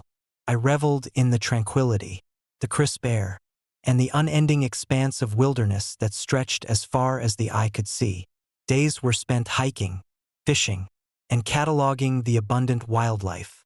Nights, however, brought a different kind of silence, one that was almost oppressive in its stillness. It was during my third month that I stumbled upon the hunter's journal while exploring the attic. The leather-bound book was fragile, its pages yellowed with age. Intrigued, I began to read, hoping to uncover the story behind the house's eerie reputation. The entries were meticulous, detailing the hunter's daily routines, his deep respect for the land, and his solitary adventures. But as I delved deeper, the tone shifted. The hunter wrote about strange noises at night, heavy footsteps on the roof, soft whispers carried by the wind, and unexplained flickering lights deep within the forest. His final entry was chilling. "They're coming." I closed the journal, a chill running down my spine. I dismissed it as the ramblings of a man succumbing to isolation. But that night, the house felt colder than usual. I lay in bed, the pages of the journal flipping in the drafty room, as I heard it, a distinct, deliberate knocking coming from the front door. My heart raced as I grabbed a flashlight and cautiously approached the door. The storm outside was fierce, the wind howling like a living thing, battering the house with relentless fury. I peered through the peephole but saw nothing, only the swirling snow and darkness beyond. I returned to my bedroom, trying to shake off the unease. The knocking persisted, louder now, echoing through the halls. I grabbed my phone to call for help, but there was no signal. Panic set in as I realized I was utterly alone, determined to confront whatever was outside. I armed myself with a sturdy flashlight and made my way to the front door. As I opened it, a gust of icy wind blasted into the house, extinguishing my flashlight and plunging me into darkness. I fumbled to relight it, my hands trembling uncontrollably. When the light flickered back to life, I saw it, a shadowy figure standing just beyond the threshold. Tall and imposing, it wore a cloak that seemed to absorb the light around it. Its eyes glowed a faint, unnatural red, piercing through the storm with an intensity that rooted me to the spot. "Who are you?" I demanded, my voice wavering. The figure remained silent, only letting out a low, guttural growl that reverberated through the house.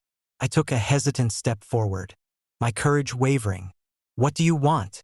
Without warning, the figure lunged, and I stumbled backward, crashing into the doorframe.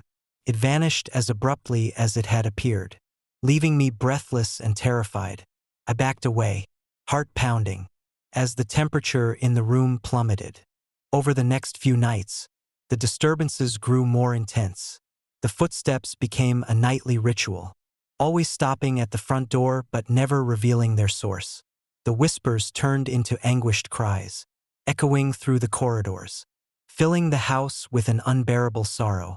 One particularly harsh night, as the wind howled outside and the snow piled higher against the windows, I decided to investigate the source of the noises. Armed with a lantern, I descended into the basement, the air thick with must and decay. The basement was cluttered with old hunting gear, remnants of the past that spoke of a life once lived. As I explored, the flickering light revealed strange symbols etched into the walls. Symbols I couldn't decipher but felt were ancient and malevolent. My flashlight caught something else, a series of large, dark stains on the floor, drying under the dim light. Panic surged through me as I realized these were no ordinary marks. They looked like dried blood, but there was no sign of any injury in the basement. I turned to leave, but the door slammed shut, trapping me inside. The temperature dropped further, my breath visible in the icy air. The symbols on the walls began to glow faintly, casting eerie shadows that twisted and danced around me. The whispers grew louder, more urgent, filling the room with a cacophony of sorrow and rage. Suddenly, the basement door swung open, and the shadowy figure from the front door stood before me. Its red eyes bore into mine, and I felt an overwhelming sense of dread wash over me. "Leave," it whispered, its voice a chilling blend of sorrow and menace. "Or become part of the story." I backed away, stumbling over old boxes, my mind racing to find a way out. But the basement felt endless, a labyrinth of shadows and symbols that held me captive. The figure moved closer, his presence suffocating, as if the house itself was conspiring against me. Desperation took hold. I reached for the lantern, trying to fend off the darkness. But the figure was relentless. With a final, desperate push, I broke free from the basement's grip, sprinting up the stairs and into the warmth of the living room. The house seemed to come alive around me, the walls pulsating with an otherworldly energy, the symbols now a blazing red that illuminated the entire space. I collapsed onto the floor, gasping for breath, my mind unable to process the horrors I had witnessed. The front door creaked open once more, and the figure stepped inside, now a tangible presence that filled the room with an oppressive weight. "Why are you here?" I managed to choke out, my voice barely a whisper. The figure tilted its head, eyes burning with an intensity that pierced my very soul.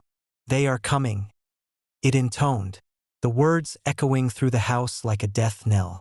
Before I could respond, the house began to shake violently, the storm outside morphing into a tempest of supernatural fury. The windows shattered, and the snow was torn from the roof by unseen forces. The symbols on the walls flared with bright light, and the whispers became screams, filling every corner of the house with a cacophony of despair.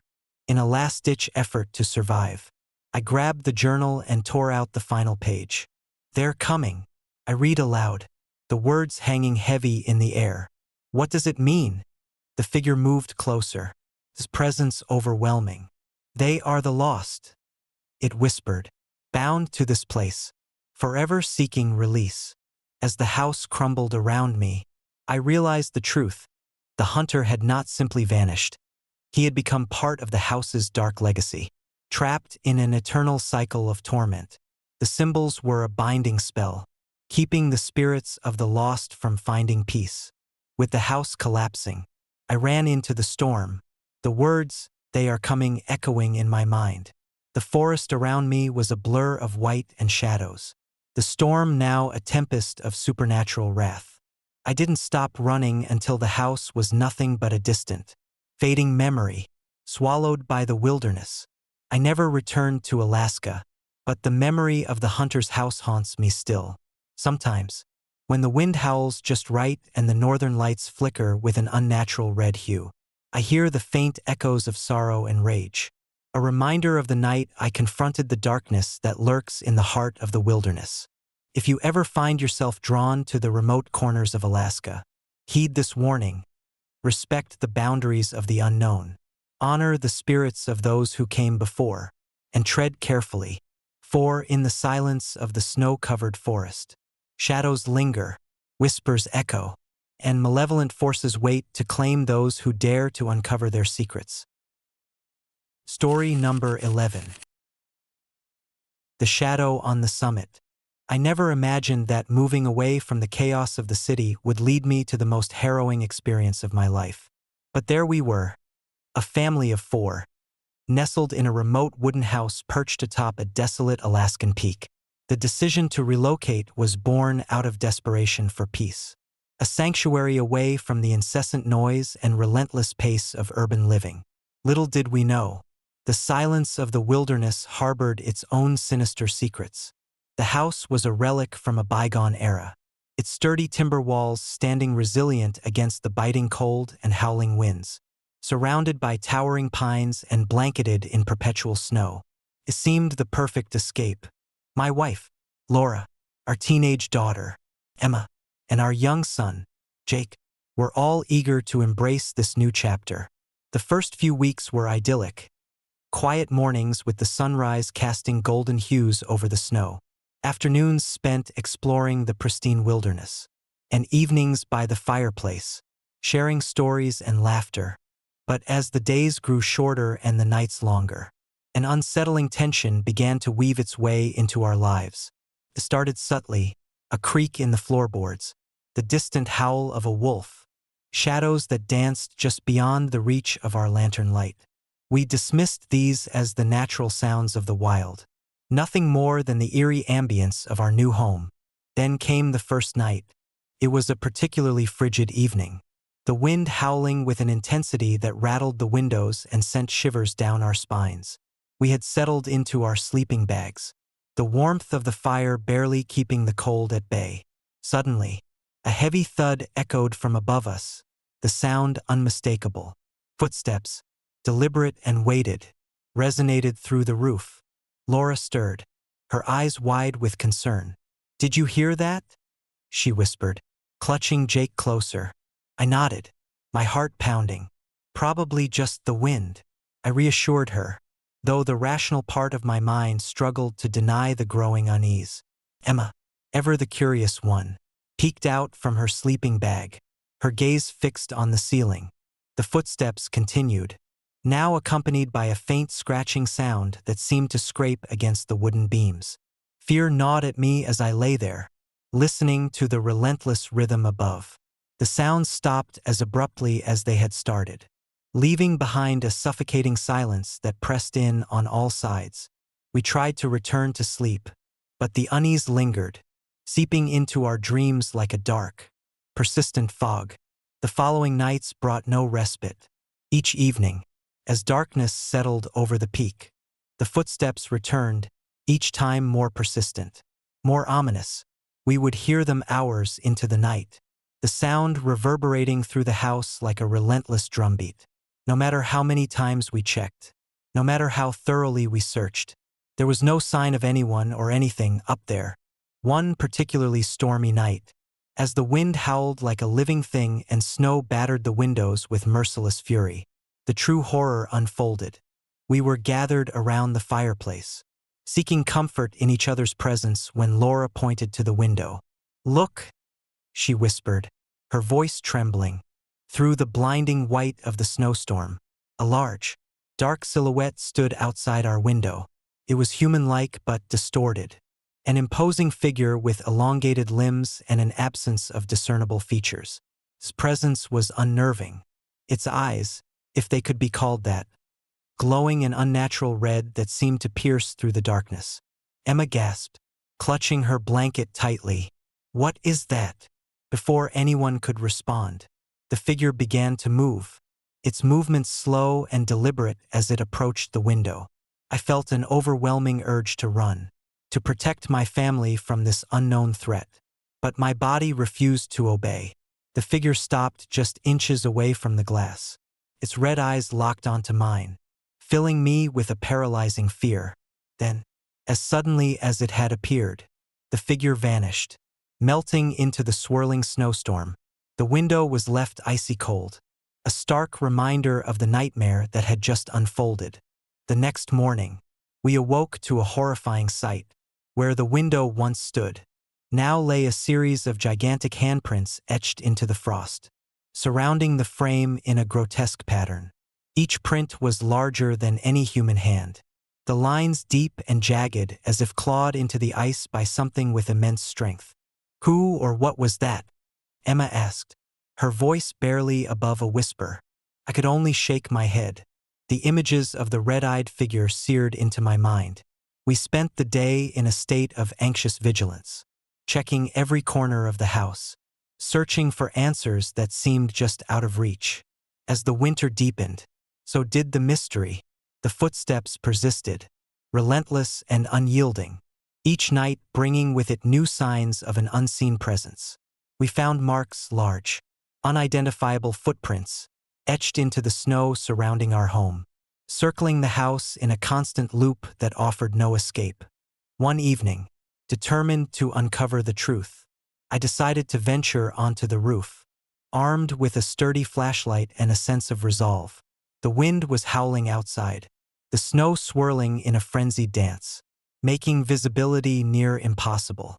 Climbing up was a struggle, the roof slick with ice and snow, each step perilous. Reaching the peak, I shone my light across the expanse of white. There, in the midst of the storm, stood the dark silhouette once more. This time, it was clearer, an immense figure with hollow eyes, staring down at me with an intensity that felt almost accusatory. "Who are you?" I demanded, my voice shaking but determined. The figure remained silent, his presence oppressive and heavy. I took a step closer, the wind threatening to knock me off balance. As I approached, the figure began to morph, its form distorting and stretching into something more monstrous, more terrifying. Suddenly, the lights flickered and went out, plunging me into darkness. Panic surged through me as the figure reached out with elongated, clawed hands, its red eyes blazing brighter in the darkness. I stumbled backward, desperate to escape, but the figure moved with unnatural speed, closing the distance between us in an instant. I woke up with a start, the memory of the encounter vivid in my mind. My heart raced as I realized it had all been a nightmare. Or had it? The fear lingered, a constant reminder that something malevolent was watching us, waiting. The final straw came one frigid night when the storm outside was at its fiercest. The wind howled with an almost sentient rage, and the snow piled higher against the windows, trapping us in a frozen prison. As we sat huddled together, seeking comfort in our unity, the house began to shake, the walls groaning under the weight of the storm. A loud crash echoed from the basement, followed by the unmistakable sound of heavy footsteps pounding the floor. Laura and I exchanged terrified glances before racing down the stairs, Emma and Jake following close behind. The basement was dark, the air thick with the scent of damp and decay. As we reached the bottom, the sound of footsteps stopped abruptly. The room was empty, save for a series of strange, intricate symbols etched into the walls and floor, glowing faintly with an eerie red light. The symbols pulsed with a sinister energy, casting grotesque shadows that seemed to writhe and twist of their own accord. "What is this?" Emma whispered, eyes wide with fear. Before anyone could respond, the basement door slammed shut, plunging us into darkness. The symbols began to glow brighter, the red light intensifying until it filled the entire room. The temperature plummeted, our breaths visible in the frigid air.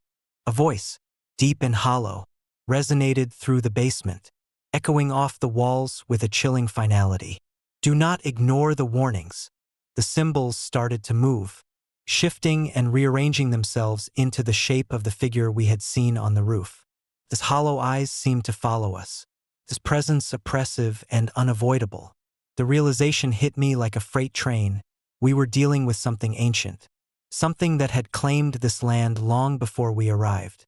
Panic and determination battled within me as I grabbed Laura's hand, pulling her toward the door. "We have to leave," I urged, but the door remained firmly shut, the symbols blocking our escape. Desperation set in as the figure began to emerge from the shadows, its form solidifying into the terrifying shape we had come to fear. Its red eyes bore into us, a silent judgment that chilled us to the core. "Leave now," it whispered, its voice a haunting melody that resonated within our very souls. "Or join us in eternal silence." Summoning every ounce of courage, I pushed against the door, which finally gave way, allowing us to flee back upstairs. The house seemed to come alive around us, the walls pulsating with the same red energy, the shadows growing deeper and more menacing. We ran out into the storm, the house shrouded in darkness behind us. The footprints we had followed earlier now seemed like a grotesque path, leading us away from the nightmare that had consumed us. But the figures were relentless, their hollow eyes watching our every move as we fled into the endless white wilderness. When morning finally broke, the storm had passed, leaving behind a serene, snow-covered landscape. The wooden house stood silent and imposing, the secrets buried beneath layers of snow and time. We were alive, but forever changed by the horrors we had witnessed. Years have passed since that harrowing winter, but the memories remain vivid, etched into my mind like the gigantic handprints that once marked our windows. Pine Ridge has returned to its quiet existence, the echoes of our ordeal fading into whispered legends among the locals. But sometimes, when the wind howls just right and the northern lights shimmer with an unsettling red hue, I catch a glimpse of something watching from the darkness, a reminder that some places hold secrets too dark to be unveiled, and some shadows are best left undisturbed. If you ever find yourself drawn to the remote peaks of Alaska, heed this warning. Respect the boundaries of the wilderness. Honor the spirits of those who came before, and tread carefully, for in the heart of the frozen expanse, there are forces that watch, wait, and hunger for more than just sustenance. They hunger for your very soul. Story number 12. The Stranger in the Shadows.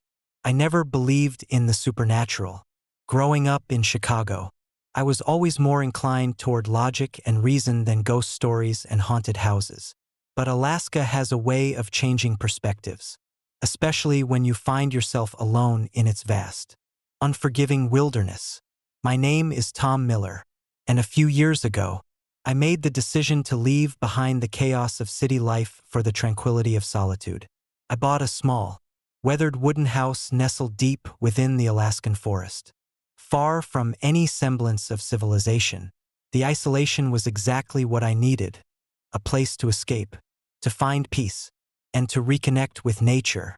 The first few months were idyllic.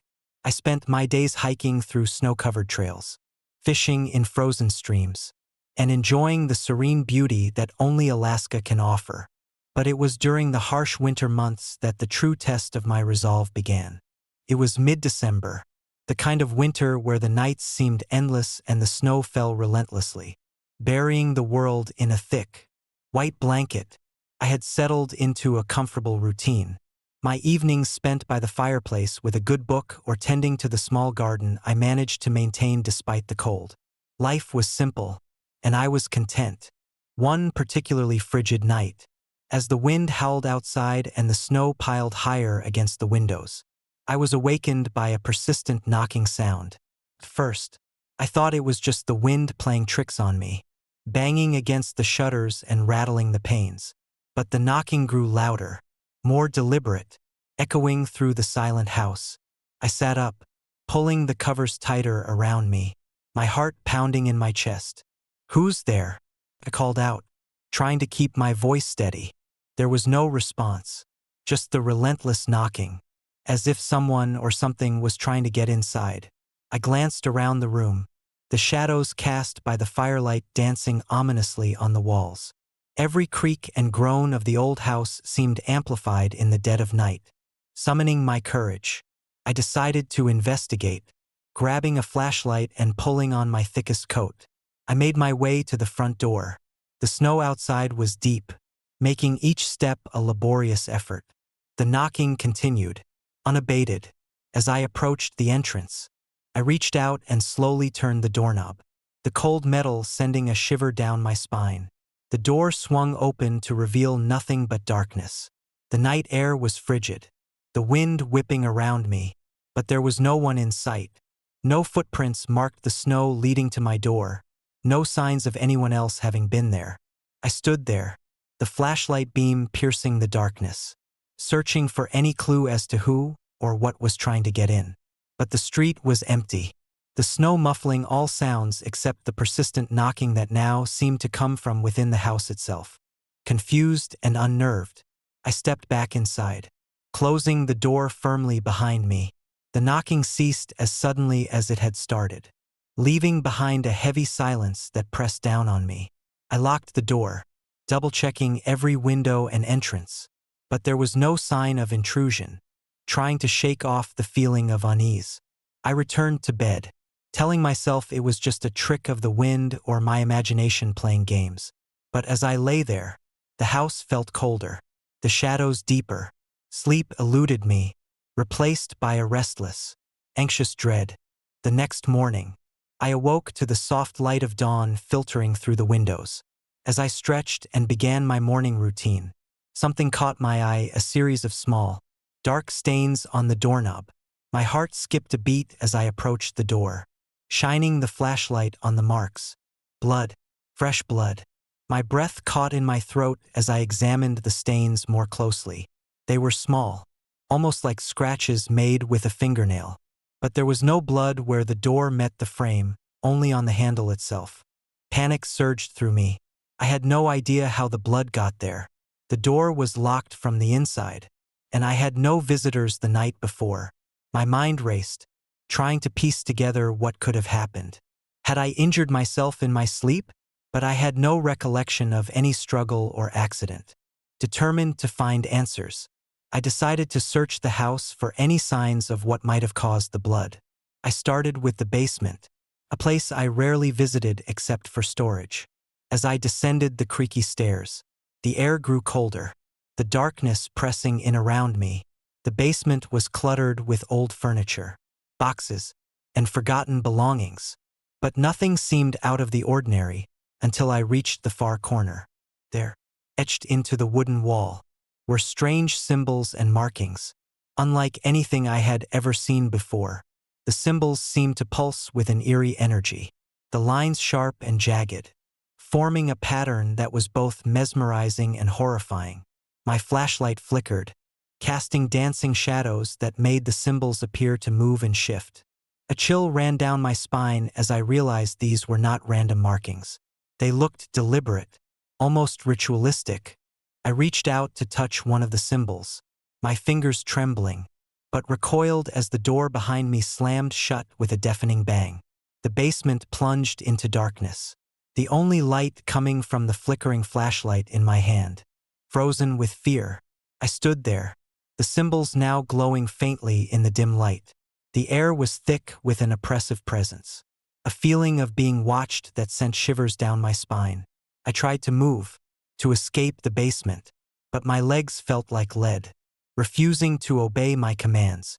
Then, out of the darkness, a voice whispered, barely audible yet unmistakably real, "Don't ignore the warnings." I spun around, shining the flashlight in the direction of the voice. But there was nothing there, no one. The voice seemed to come from everywhere and nowhere, echoing through the basement like a haunting melody. My heart pounded as I realized I was not alone. Gathering every ounce of courage, I forced myself to speak. "Who are you? What do you want?" Silence followed, the oppressive presence growing heavier. The symbols on the wall began to glow brighter, the red hues intensifying until they bathed the entire basement in a blood-red light. The symbols seemed to writhe and pulse, as if alive, moving in a sinister dance that mocked my fear. I stumbled backward, my mind racing to comprehend the situation. "This isn't real," I muttered to myself, trying to rationalize the inexplicable events unfolding before me. But the reality was undeniable.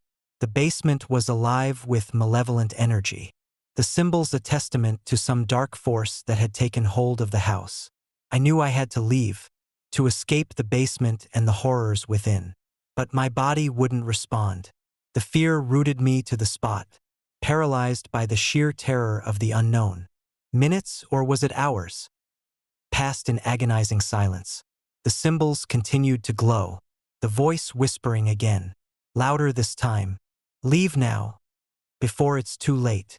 Desperation surged through me as I finally managed to break free from the paralysis.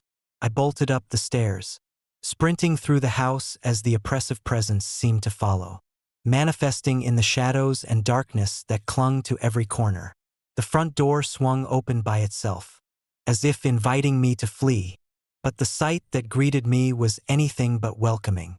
Outside, the snow had piled up against the door, creating a barrier that made it nearly impossible to open. The storm had intensified, the wind howling like a living entity, driving the snow into a frenzied dance around me. I pounded on the door, shouting for help, but my cries were lost in the chaos of the storm. Turning away from the door, I noticed a faint glow in the distance, an aurora borealis that usually signaled a breathtaking natural wonder. But tonight, the lights were different. They flickered with an unsettling red hue, casting an eerie glow over the snow-covered landscape. As I watched, the lights seemed to pulse with a sinister energy, their colors shifting and swirling in unnatural patterns. A figure emerged from the shadows, tall and imposing, its form barely discernible against the storm's fury. As it approached, the red eyes of the being became clear, burning with an unholy light that pierced through the darkness. My blood ran cold as I realized that the creature from the basement had found its way outside, his presence overwhelming and malevolent. "Why are you here?" I demanded, my voice cracking with fear. The figure didn't respond with words. Instead, it raised a hand, pointing toward the house, its gesture both accusatory and commanding. I backed away, my instincts screaming at me to run, to escape the nightmare that had unfolded in my isolated sanctuary. But the storm was too fierce, the snow too deep. The figure advanced, its movements slow and deliberate, each step sending a jolt of terror through my body. I could feel its gaze upon me, the red eyes burning into my soul, demanding something I couldn't comprehend. "Leave now," it seemed to say, its presence a constant reminder of the darkness that had taken hold of the house. Desperation and fear drove me to flee, my feet pounding against the snow as I ran deeper into the forest. The storm raged around me, the wind howling like a banshee's scream, but all I could hear was the echo of my own fear. The red aurora flickered above, casting twisted shadows that danced and warped, creating illusions that made the forest seem alive with malevolent intent.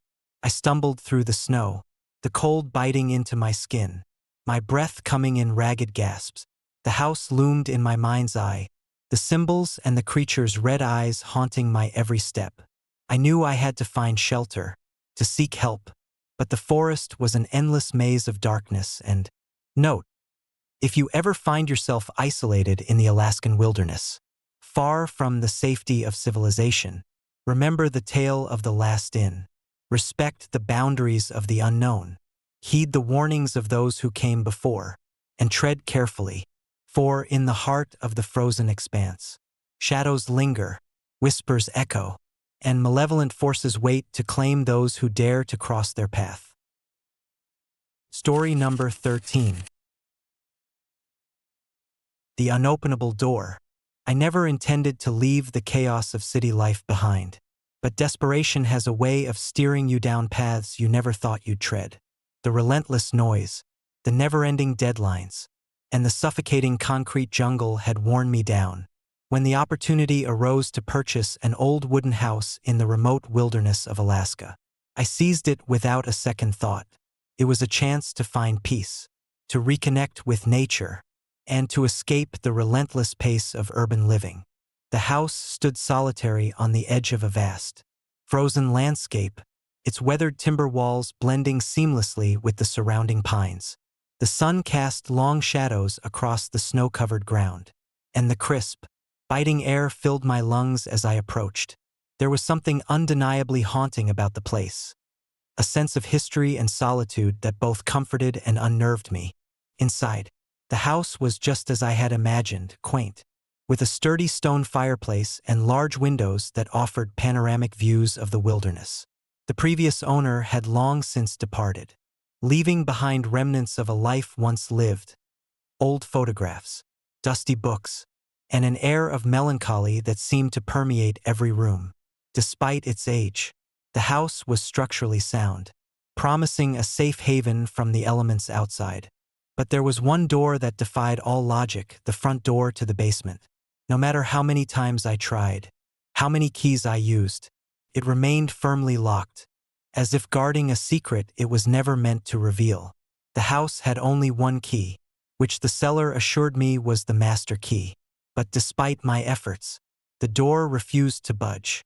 I shrugged it off, attributing the stubbornness to the old lock or perhaps the chill that permeated the structure. The first few weeks were blissful. I settled into a routine, spending my days exploring the surrounding forest, cataloging wildlife, and immersing myself in the tranquility that only such isolation can provide.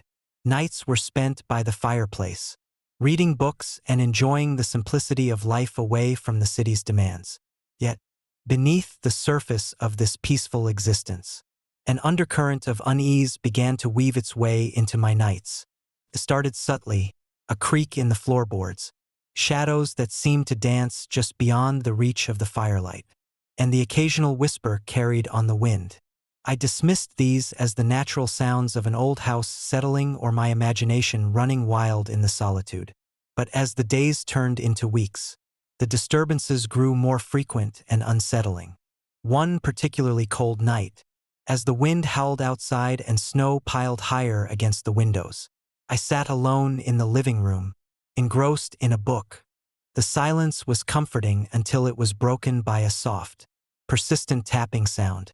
It emanated from the direction of the basement door, the one that had refused to open since day one. My heart raced as I listened, the tapping growing louder and more deliberate. I approached the door cautiously, flashlight in hand, trying to peer into the darkness beyond. But the basement remained impenetrable, the door mocking my attempts with its steadfast refusal to open. The tapping ceased as abruptly as it had started, leaving behind a heavy silence that pressed in on me from all sides, trying to shake off the unease. I returned to my book, but sleep eluded me that night. The tapping had awakened a primal fear within me, a sense that something was watching, waiting just beyond the door. I decided to confront it the following day, determined to uncover the source of these strange occurrences. The next morning, armed with tools and renewed determination, I made another attempt to open the basement door. Hours passed with no success. Frustration mounted as I tried every method at my disposal. But the door remained immovable. Exhausted and defeated, I sat down, trying to rationalize the situation. Perhaps it was best to leave it alone, to accept that some doors are better left closed. But fate had other plans.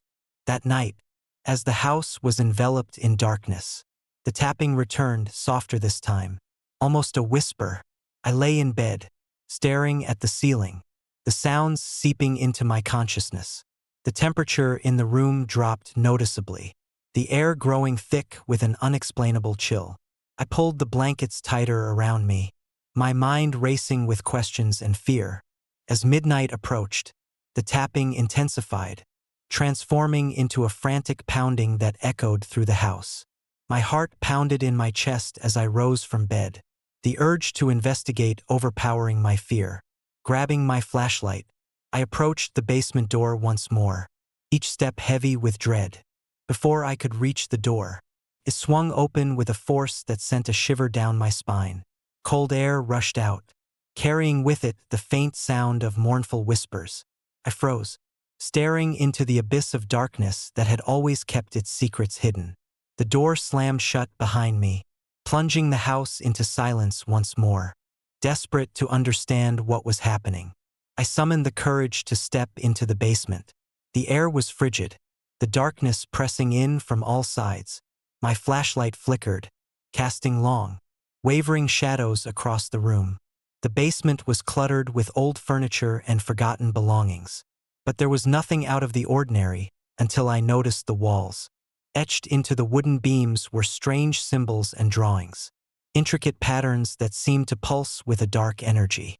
My breath caught in my throat as I realized these markings were not random. They were deliberate, a language lost to time and memory. The whispers grew louder, surrounding me, filling the room with a haunting melody of sorrow and despair. A sudden gust of wind extinguished my flashlight, plunging me into complete darkness. Panic surged through me as the temperature plummeted further, my breath visible in the icy air. I fumbled to relight the flashlight, but the light only returned to reveal a figure standing at the far end of the basement. It was a woman, her clothes tattered and worn, her eyes hollow and devoid of life. She stared at me with an intensity that made my blood run cold, her presence both beautiful and terrifying. The air thickened with a palpable sense of anguish as she began to move toward me, each step deliberate and sorrowful. "Why are you here?" I demanded, my voice shaking with fear and anger. She paused, her form wavering like mist in the cold air. "They are coming," she whispered, her voice a haunting echo that reverberated through the basement. I took a step back, my mind racing to comprehend her words. "Who are you? What do you want?" Her gaze bore into mine, the red eyes burning with an otherworldly light. "Help us," she pleaded, her voice filled with a sorrow that seemed to reach into the deepest corners of my soul.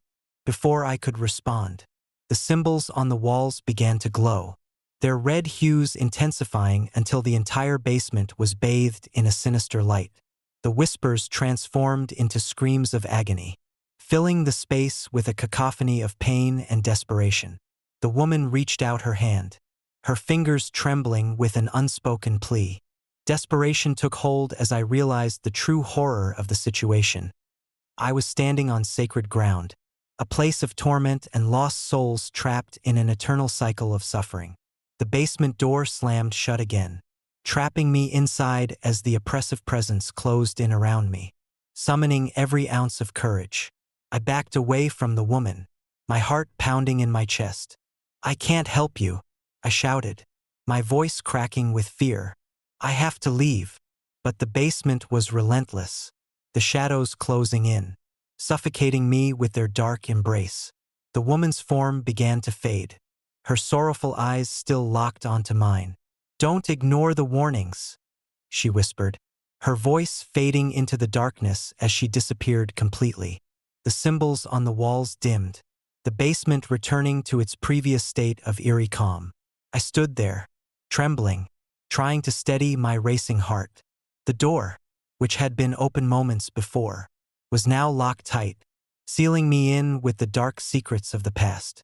Days turned into weeks as I grappled with the reality of what had happened.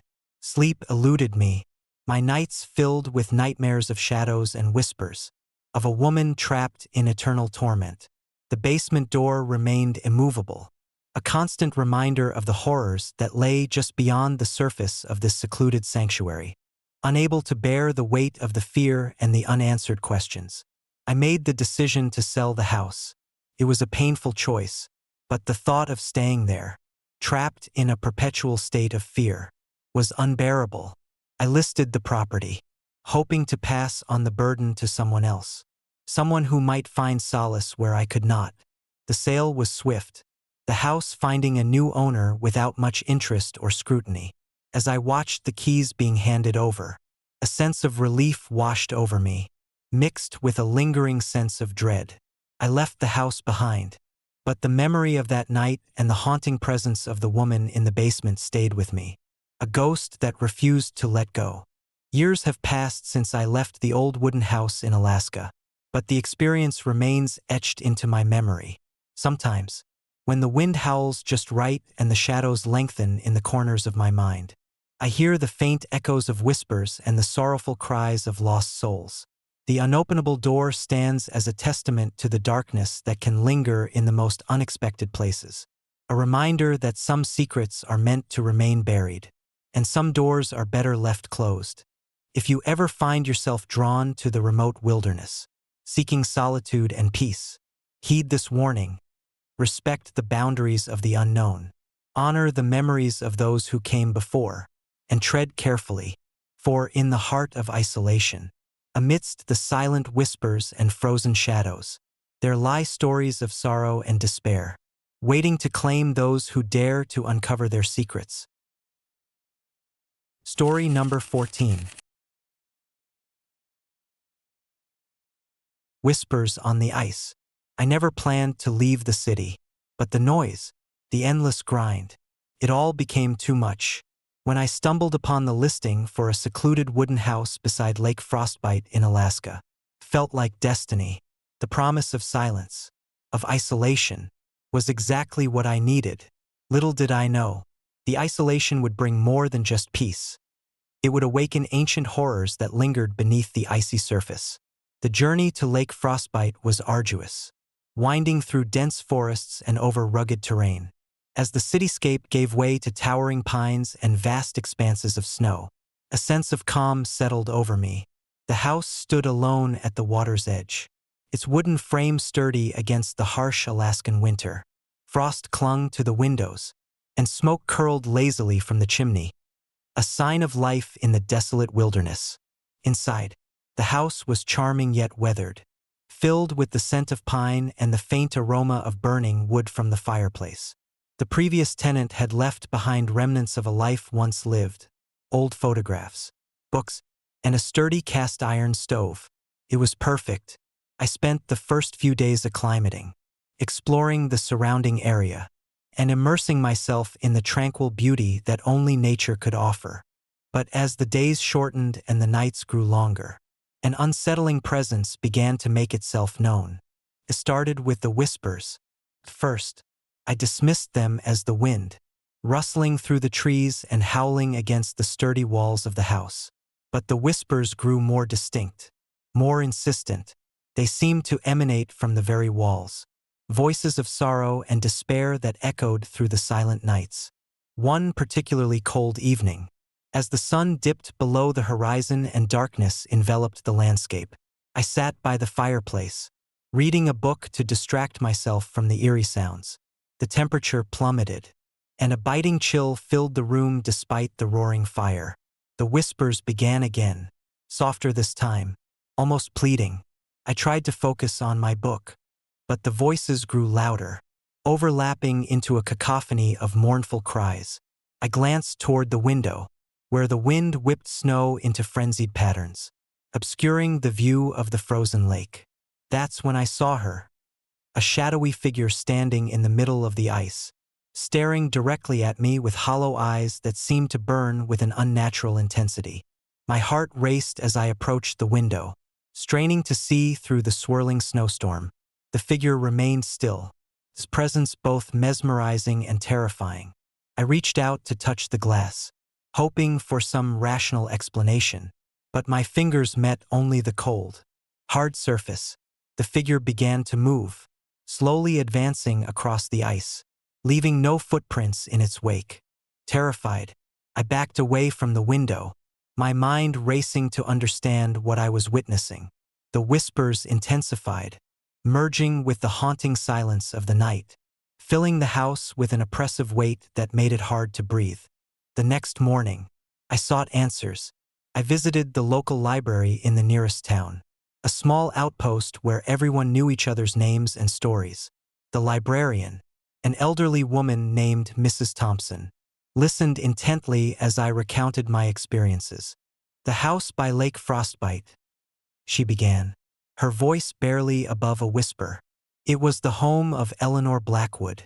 She was a solitary woman, known for her reclusive nature and her deep connection to the lake. 5 years ago, she vanished without a trace. Some say she was lost to the wilderness, but others believe something far more sinister took her." I felt a chill run down my spine. "Did anyone ever find her?" Mrs. Thompson shook her head slowly. "No one knows what happened, but there have been reports of strange occurrences around the lake, whispers in the night, shadows moving across the ice, and those who've stayed in the house have reported seeing Eleanor's spirit." Unable to move on, I thanked her and left the library, the weight of her words heavy on my shoulders. That night, armed with newfound knowledge, I decided to confront the presence haunting my home. I sat by the fireplace once more, the room dimly lit by the flickering flames. The whispers returned, growing louder, more desperate. I stood up, determination replacing fear, and approached the window.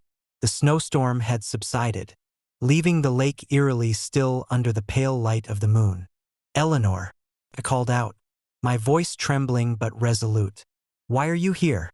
What do you want from me?" The whispers ceased, replaced by a deafening silence that pressed in on me from all sides. I peered out into the darkness, searching for any sign of her. Suddenly, the surface of the lake began to shimmer, and the shadowy figure reappeared, this time closer, its eyes piercing through the night. "I can't leave," she whispered, her voice filled with an eternal sorrow. "I'm trapped here, unable to find peace." I felt a surge of empathy, mixed with fear. "What can I do to help you?" The figure began to move towards me, its form becoming more defined as it approached the window. I reached out a hand, my fingers inches from the glass. "I want to help you. Tell me what I need to do." As I spoke, the whispers returned, swirling around me like a tangible force. Images flashed before my eyes, visions of Eleanor's life, her loneliness, and the tragic night she vanished. I saw her standing by the lake, her face twisted in anguish as something unseen dragged her into the ice. "You must help me find my remains," the whispers urged, guiding my thoughts. "Only then can I move on," determined to set her spirit free. I knew what I had to do. I gathered my gear and ventured out into the night, the frozen landscape stretching endlessly before me. The moon cast a ghostly glow over the ice, illuminating the path I needed to take. The journey to the center of the lake was treacherous, the ice thin and brittle beneath my feet. My breath formed clouds in the frigid air as I navigated the slippery terrain, following the trail of whispers that guided me forward. The stillness was oppressive, broken only by the crunch of my boots and the distant howl of the wind.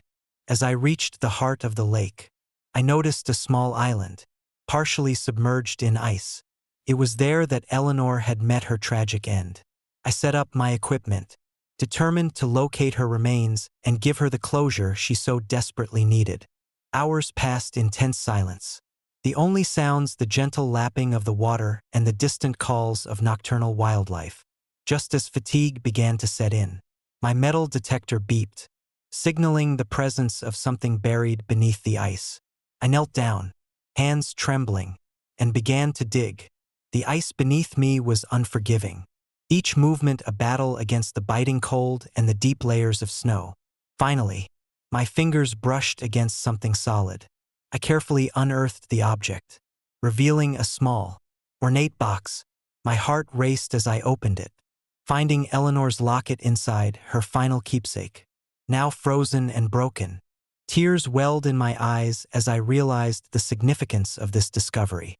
I knew I had to return to the house and give her locket a proper burial, to honor her memory and allow her spirit to find peace. The return journey was fraught with an eerie sense of calm, as if the lake itself was holding its breath. When I finally reached the shore, the whispers had ceased, replaced by a serene stillness that enveloped the landscape. I carried the locket back to the house, the weight of my mission heavy on my shoulders. Inside, the atmosphere had shifted. The oppressive presence was gone, replaced by a palpable sense of release. I set up a small altar by the fireplace, placing the locket among candles and flowers I had gathered from the surrounding forest. "Eleanor," I whispered, holding the locket in my hands, "I've found your remains. May you finally find peace." As the flames flickered, the room was filled with a gentle warmth, and a soft glow emanated from the altar.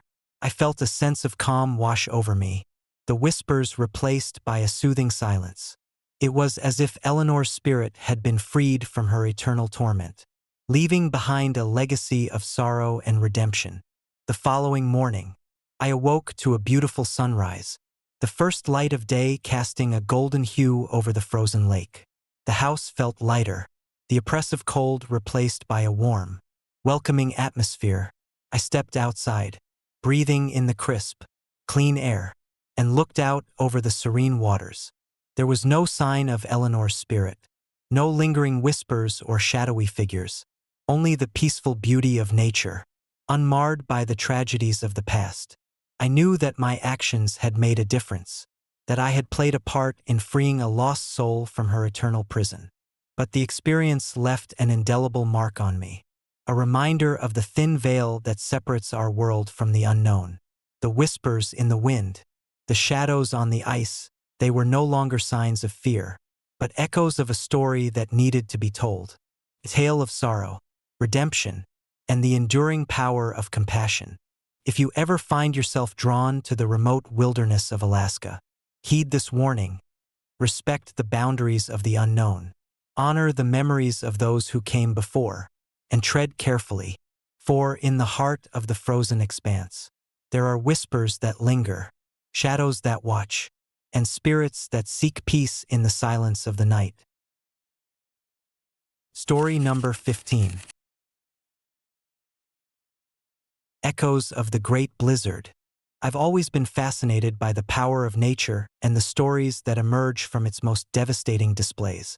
The Great Blizzard of 1888, one of the most severe storms in American history, left an indelible mark on the East Coast, burying hundreds of homes under relentless snow. But beyond the statistics and historical accounts lies a darker, more haunting narrative, one that has been whispered through generations. A tale of lost souls and mysterious phenomena that still echo in the coldest corners of the region. It was a chilly autumn evening when I first heard about the legend. As a freelance journalist with a penchant for uncovering forgotten stories, the mystery of the Great Blizzard intrigued me. The tales of survivors hearing agonizing screams from beneath the snow-covered houses piqued my curiosity. Who were these voices? What had happened to the families who vanished without a trace? And what were those strange marks that were reportedly found on the walls of the buried homes? Determined to get to the bottom of the mystery, I decided to visit the remnants of the blizzard's devastation. Armed with my camera, notebook, and a deep sense of purpose, I set out for Boston, the epicenter of the storm. The journey was long, the roads still bearing the scars of the winter months. But my determination kept me moving forward. Upon arriving, the city had transformed. What was once bustling with life was now a quiet, almost eerie landscape.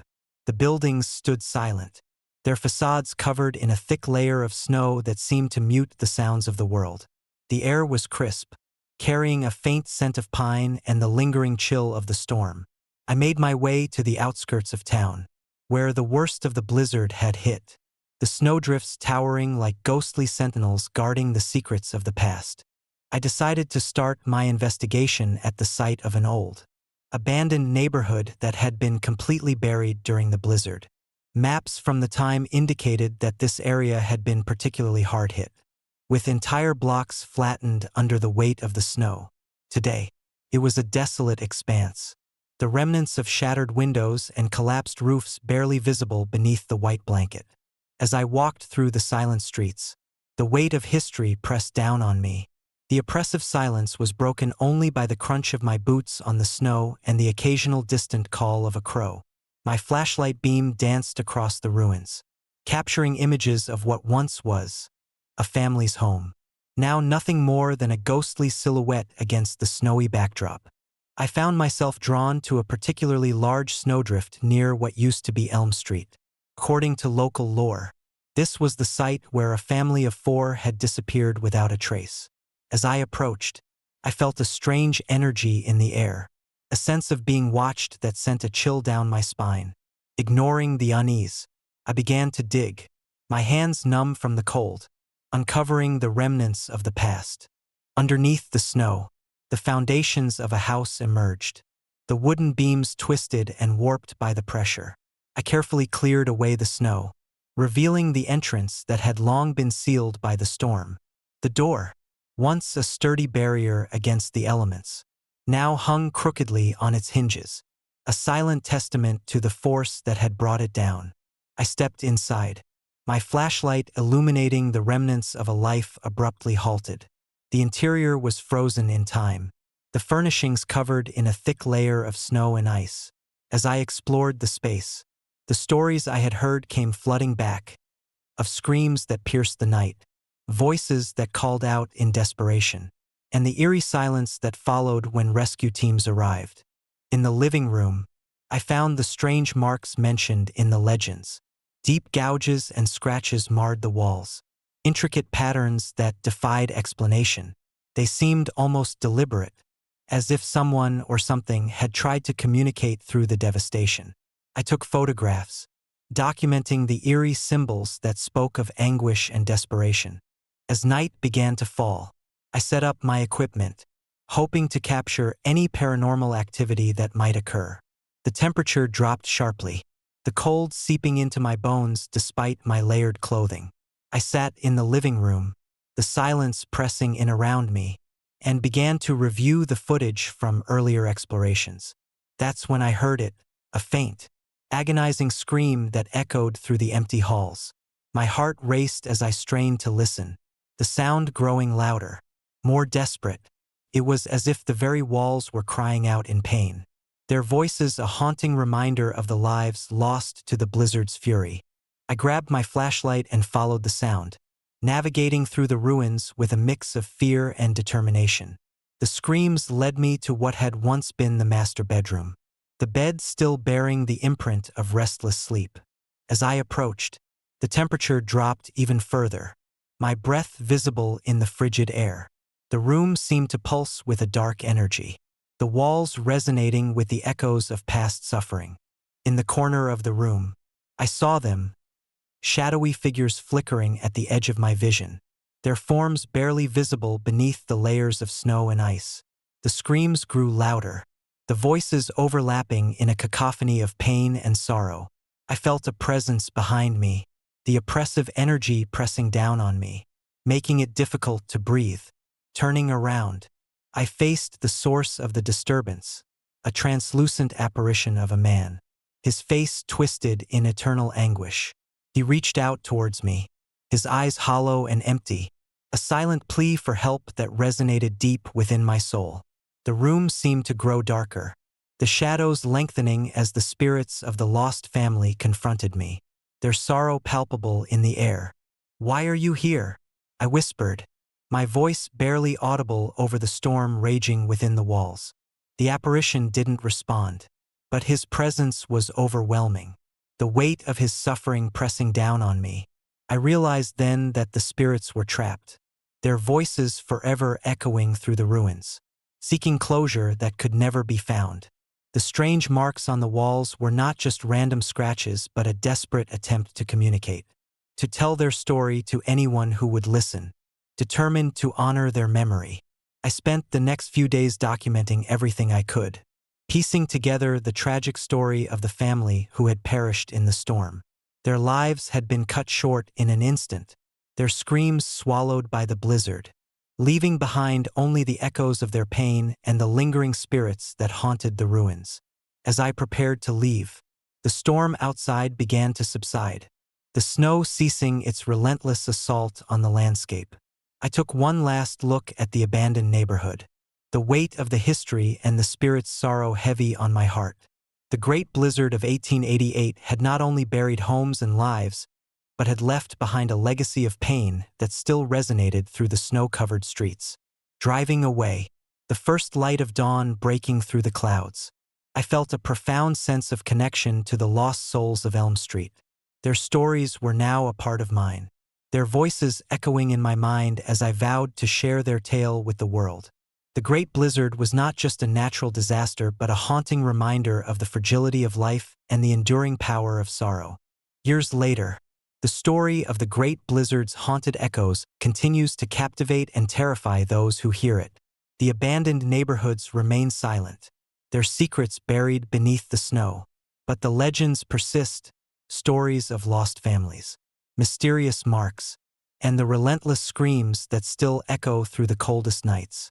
And sometimes, when the wind howls just right and the snow blankets the earth in serene stillness, I can almost hear the faint echoes of their pain, a lingering reminder that some stories never truly fade, but live on in the whispers of the past. Story number 16.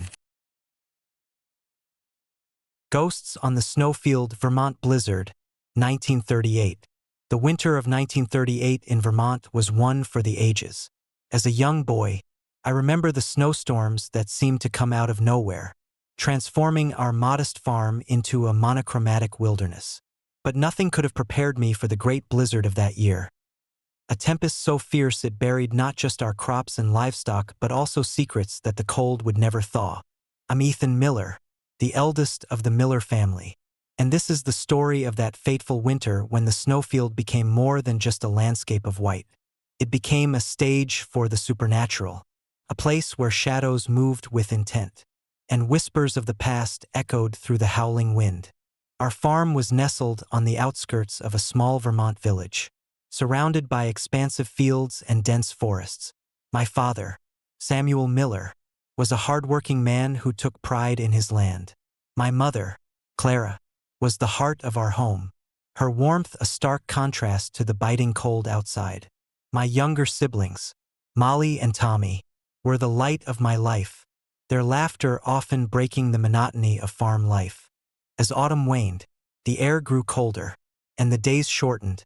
We stocked up on supplies, knowing that winter in Vermont was unforgiving. But nothing could have prepared us for the magnitude of the storm that approached in late December. The sky darkened early, the clouds heavy with the promise of relentless snow. By Christmas Eve, the blizzard was upon us, a swirling maelstrom that blanketed everything in thick, impenetrable snow.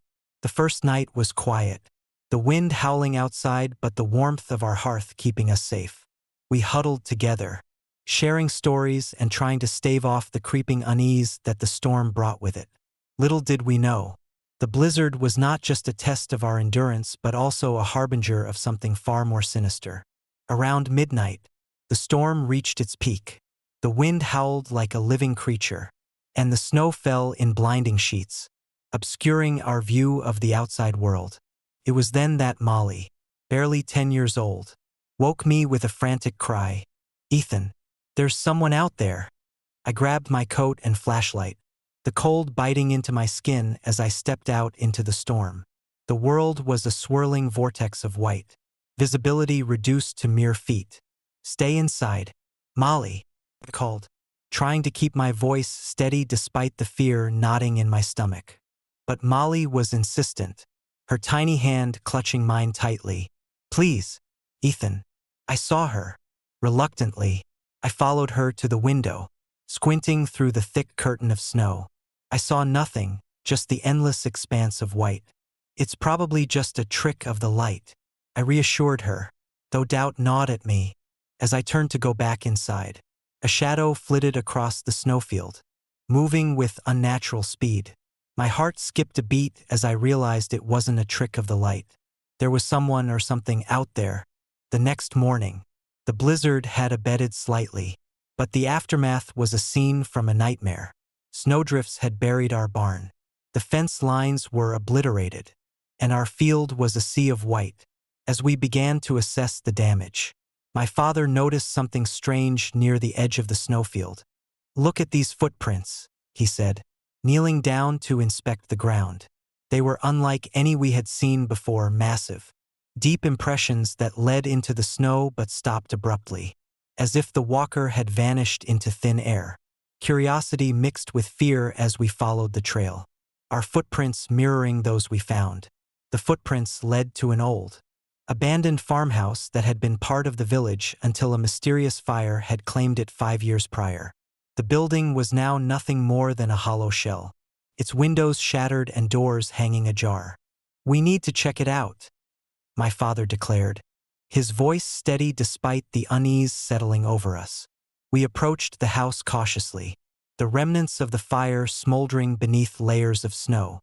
As we entered, the air grew colder, a chill that seemed to seep into our very bones. The interior was dark, the only light coming from our flashlights cutting through the gloom. The floorboards creaked under our weight, each step echoing ominously through the empty halls. In the living room, we found more of the strange footprints leading to a back room. The door was slightly ajar, and as we pushed it open, the temperature dropped sharply. My flashlight flickered, and for a moment, everything was plunged into darkness before regaining its glow.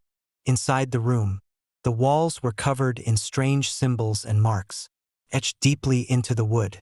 My father ran his fingers over the patterns, his face pale with realization. These aren't just random scratches.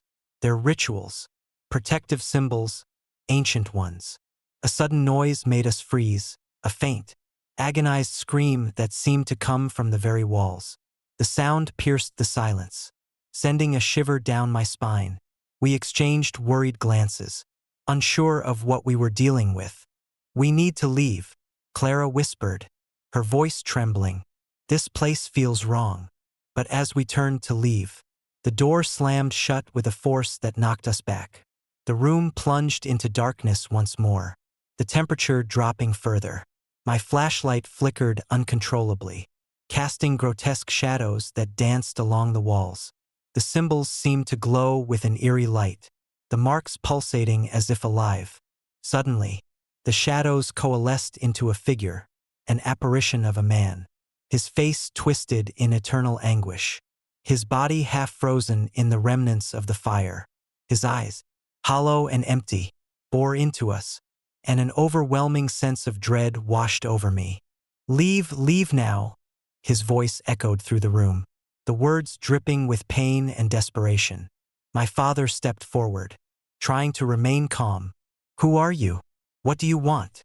The ghostly figure didn't respond but instead began to move towards us, his steps silent yet menacing. The air grew thick with the scent of smoke and decay, the oppressive energy pressing down on us like an invisible weight. "We need to get out," my mother insisted, clutching my hand tightly. "This is too dangerous." But before we could move, the room began to distort, the walls bending and warping as if reality itself was unraveling. The symbols on the walls twisted into new, more sinister patterns, and the ghostly figure let out a wail that shook the very foundation of the house. Panic surged through me as I realized we were dealing with something beyond our understanding, a malevolent force bound to the remnants of the old farmhouse, hungry for our fear and desperation.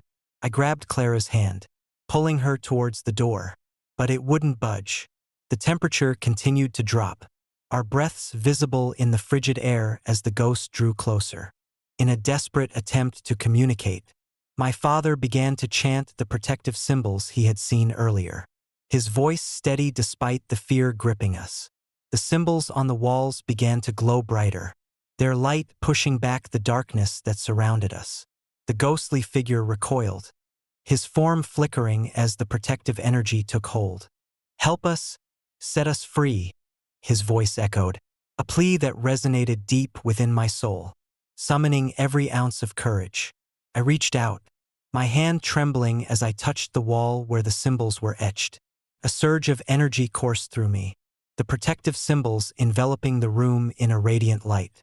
The ghostly figure let out a final, anguished scream before dissolving into the light, the oppressive energy lifting as if a heavy burden had been removed.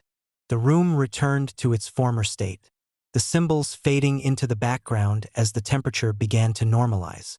The door swung open effortlessly, inviting us to leave the cursed place behind. We fled the farmhouse, the howling wind and lingering echoes of the night's horrors fading behind us. As we drove back to our farm, the snow began to settle, the blizzard's fury subsiding as quickly as it had arrived. In the days that followed, the story of our encounter spread through the village, the legend of the haunted farmhouse growing with each retelling. We never returned to the site, the memory of that night etched into our minds forever. The footprints and the eerie symbols remained a mystery, a testament to the thin veil between our world and the supernatural forces that occasionally breach it. Years later, the Great Blizzard of 1938 is still remembered not just for its ferocity, but also for the stories of lost souls and unexplained phenomena that emerged in its wake.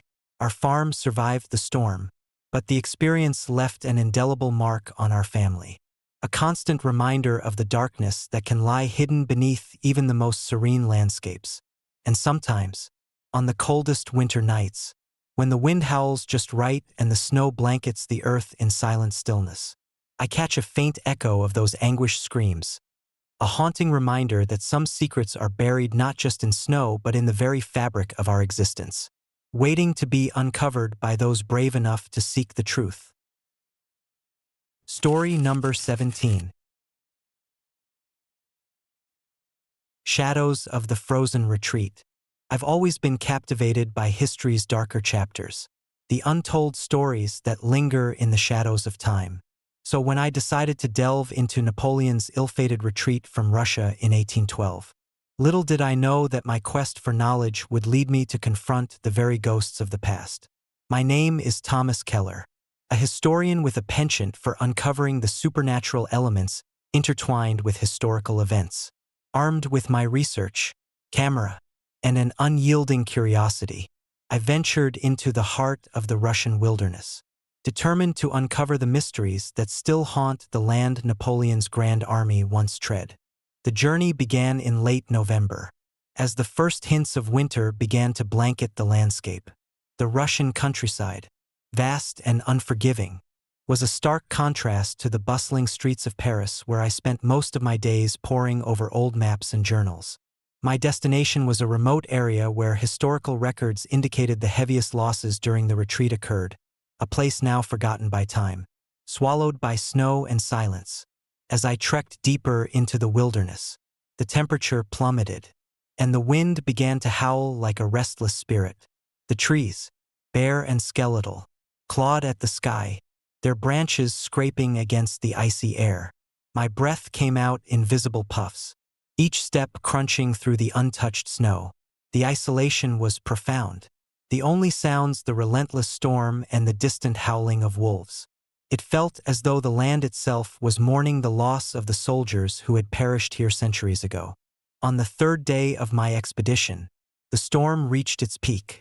The blizzard was merciless, reducing visibility to mere feet and turning the already treacherous terrain into a nightmare of whiteout conditions. I had set up a makeshift shelter, a simple tent shielded against the fury of nature, and huddled inside with my gear, hoping the storm would pass by morning. But as the night deepened, an unsettling stillness settled over the landscape, broken only by the muffled sounds of the storm outside. Around midnight, I awoke to a sound unlike any I had heard before, a faint, echoing drumbeat that seemed to resonate from the very ground beneath me. My heart raced as I listened, the rhythmic pounding growing louder, more insistent. It was as if the earth itself was mourning, each beat a lament for the souls lost in the brutal retreat. Gathering my courage, I unzipped my tent and stepped out into the storm, the wind biting into my skin despite my layers of clothing. Through the swirling snow, I caught sight of a figure moving steadily across the open field. At first, I thought it was a survivor or perhaps a fellow researcher, but as I drew closer, The reality became horrifyingly clear. It was a soldier, his uniform tattered, his face gaunt and hollow, eyes vacant and staring into the abyss. He moved with a deliberate, almost mechanical gait, his steps leaving deep impressions in the snow that seemed to vanish without a trace. "Help us," he whispered, his voice a hollow echo that seemed to come from nowhere and everywhere all at once. I stumbled back, my mind struggling to comprehend what I was witnessing. The figure continued to march forward, undeterred by the storm's wrath, his presence both tragic and terrifying. As I watched, more figures emerged from the blizzard, soldiers lost to the cold, their spirits forever bound to the land they had fought and died on. They moved as one, a spectral army walking the path of their doomed retreat, their sorrow palpable in the freezing air. Desperate to understand, I raised my camera, hoping to capture evidence of the supernatural. The lens flickered, struggling against the storm, but the image remained blurred, the faces of the soldiers indistinct shadows against the whiteout. The drumbeat intensified, the rhythm syncing with the pounding of my own heart, creating a sense of impending doom that gnawed at my sanity. One of the figures paused, turning to face me with an expression of profound sorrow. "We never made it home," he murmured, his words carrying the weight of countless untold tragedies. "Bound to this land, forever searching for peace." A surge of empathy washed over me, mingling with the fear that kept my feet rooted to the spot. I realized then that these were not malevolent spirits but lost souls, their existence a haunting reminder of the horrors endured during the retreat. The coldness that enveloped me was not just from the storm but from the despair that emanated from their very beings. As dawn approached, the storm began to abate, the snow slowing to a gentle fall. The spectral army started to fade, their forms dissolving into the morning mist as if their mission was complete. The drumbeat softened, replaced by the soft whispers of the wind through the trees. The landscape was serene once more, the horrors of the night leaving behind a lingering sense of melancholy. I packed up my gear, the experience etched into my memory forever. The ghosts of Napoleon's retreat had revealed themselves, their stories of loss and endurance a powerful testament to the human spirit's resilience. As I made my way back to civilization, the whispers of the past seemed to follow me, a haunting echo of the lives lost to the unforgiving wilderness. In the years that followed, I published my findings, the footage of the ghostly soldiers sparking debate and fascination among historians and paranormal enthusiasts alike. Some dismissed it as a figment of my imagination, fueled by the isolation and harsh conditions. But those who visited the site after me reported similar sightings, soldiers marching through the snow, their eyes hollow with unspoken sorrow. The Great Blizzard of 1812 had not only claimed the lives of thousands but had also bound their spirits to the land they had perished on. Their presence serves as a reminder of the brutality of war and the enduring pain of those left behind. As I reflect on that harrowing night, I am reminded that history is not just a collection of dates and events but a living, breathing entity that continues to shape our present in ways we can scarcely comprehend. And sometimes, when the wind howls just right and the snow begins to fall in heavy sheets, I swear I can hear the distant echoes of drumbeats and the soft whispers of lost souls, forever walking the path of their tragic retreat, a spectral army bound by their undying sorrow and the relentless march of time. Story number 18. Vanished in the Blizzard. The Ghost Ship of Greenland, 1900. I've always been drawn to the mysteries that lie beneath the ice, stories that time has tried and failed to bury. When I first heard about the HMS Endurance, a small transport ship that vanished during a ferocious blizzard in Greenland in 1900, my curiosity was instantly ignited. Decades later, the ship was miraculously found, perfectly preserved in the icy embrace of the Arctic. Yet the entire crew had vanished without a trace. As a historian specializing in maritime anomalies, I knew I had to uncover the truth behind this chilling enigma. My journey began in the bustling streets of Copenhagen, where the remnants of the Endurance had been discovered. The ship lay dormant beneath a thick layer of snow and ice, its once vibrant hull now a ghostly white monument to a bygone era. Local legends spoke of strange lights and eerie sounds emanating from the wreckage, tales dismissed by most as mere folklore.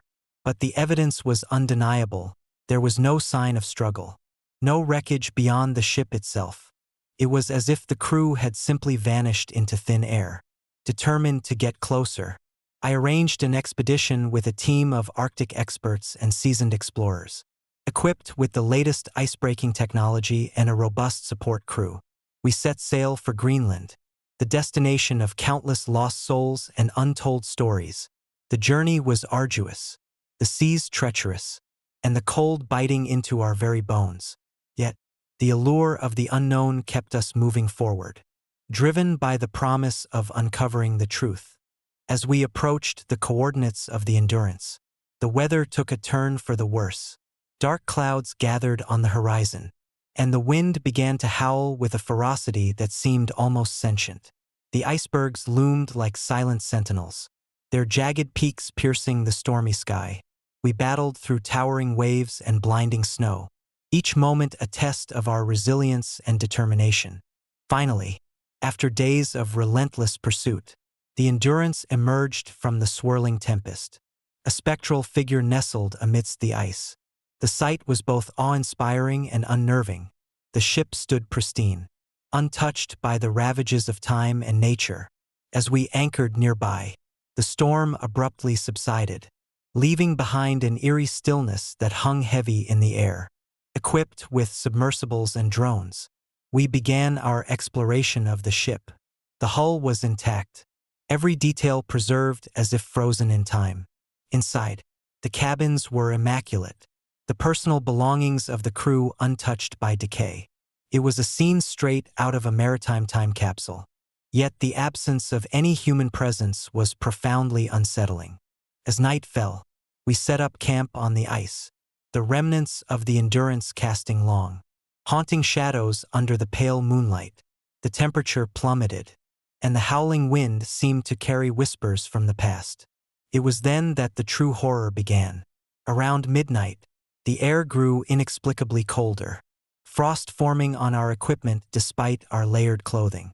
The wind, now a mere murmur, carried voices, faint, anguished cries that echoed through the desolate landscape. At first, we dismissed it as the echoes of our own fears, amplified by the isolation and the unforgiving environment. But as the night deepened, the sounds became more distinct, more desperate. I was the first to notice the strange lights flickering near the ship. Blue and green hues danced across the icy surface, moving in patterns that defied natural explanation. Intrigued and alarmed, I approached the edge of the ice, my flashlight cutting through the darkness.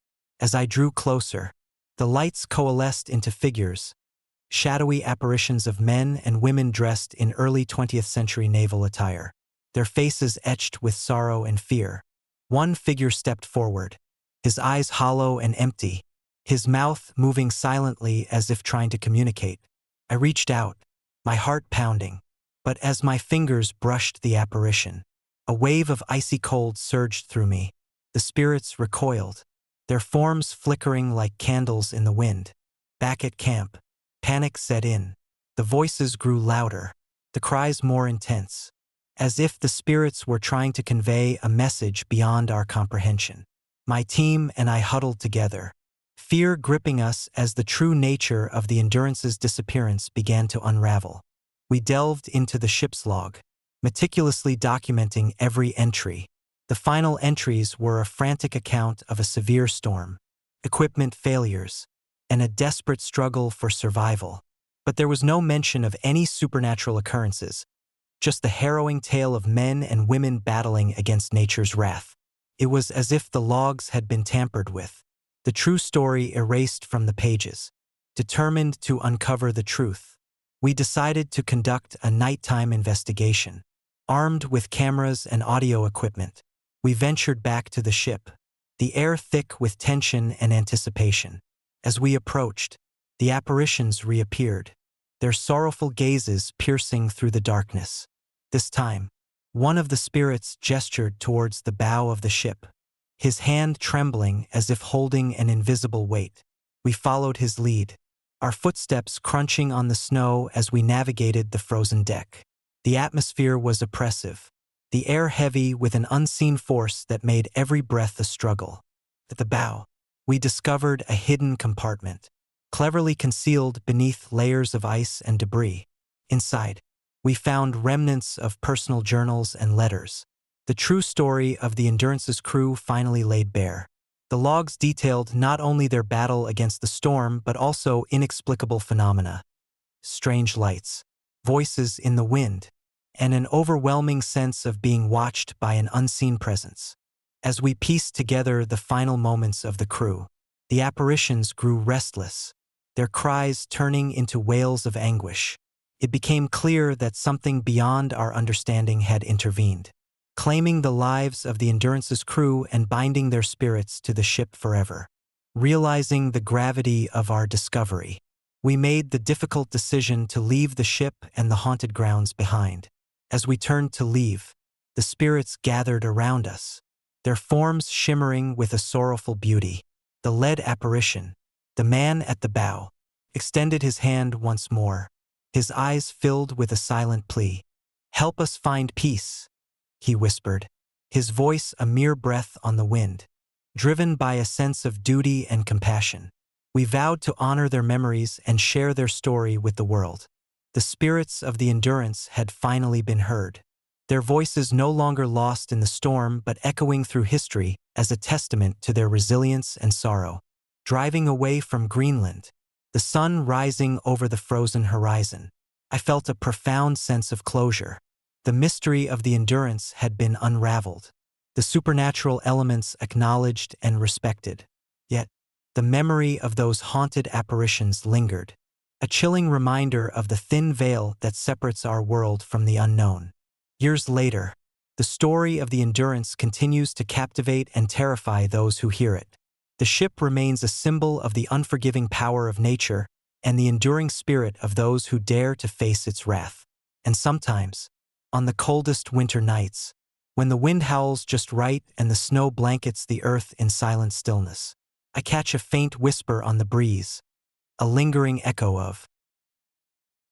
Story number 19.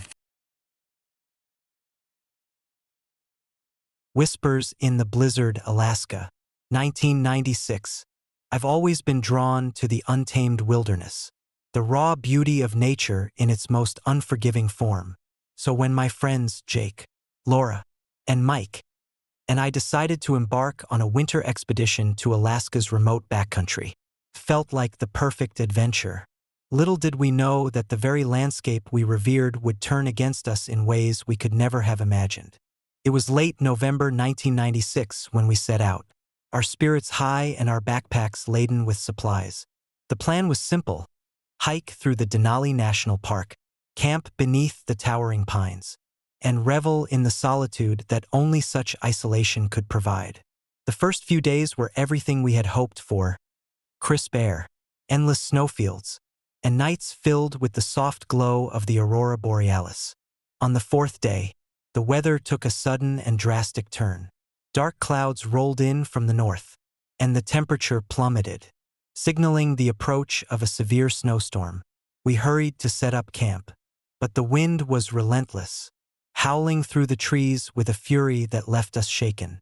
As night fell, the blizzard descended upon us with full force, trapping us in our tent with little more than blankets and the dim light of our lantern. The first night was tense but manageable. We took turns keeping watch, the wind's rage muffled by the sturdy fabric of our tent. But as midnight approached, an eerie stillness settled over the landscape, broken only by the muffled sounds of the storm outside. It was then that we began to hear it, a faint, almost imperceptible whispering that seemed to emanate from beyond the tent's confines. At first, we dismissed it as the wind playing tricks on our ears, but the whispers grew louder, more distinct.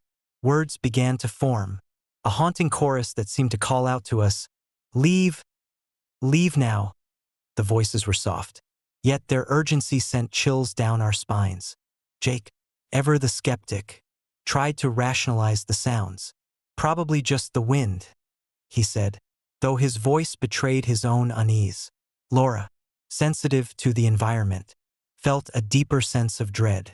We shouldn't ignore it, she whispered, her eyes wide with fear.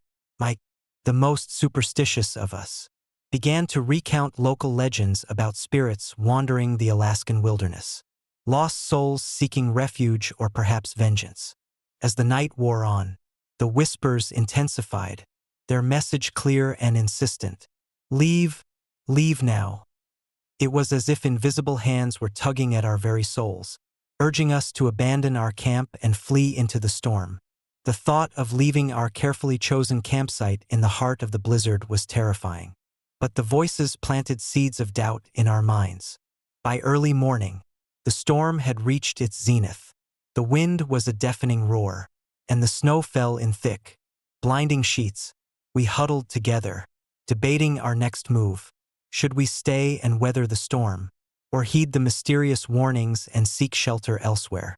The decision weighed heavily on us, each option fraught with its own dangers. In the end, we chose to stay. We fortified our tent as best as we could, reinforcing it against the relentless assault of the storm. As dawn broke, the blizzard began to wane, the fierce winds subsiding into a gentle, swirling dance of snowflakes. Exhausted and frostbitten, we emerged from our tent to survey the aftermath. That's when we saw them, footprints leading away from our campsite, disappearing into an area of the snowfield where no one lived. The prints were large, unlike any human gait, suggesting the presence of something or someone else. A sense of unease settled over us as we realized that the voices had not been mere figments of our imagination. Determined to uncover the truth, we followed the trail, our steps crunching through the fresh snow. The footprints led us to a desolate stretch of land, an expanse of snow as far as the eye could see. In the distance, we spotted a flickering light, moving erratically through the blizzard's remnants.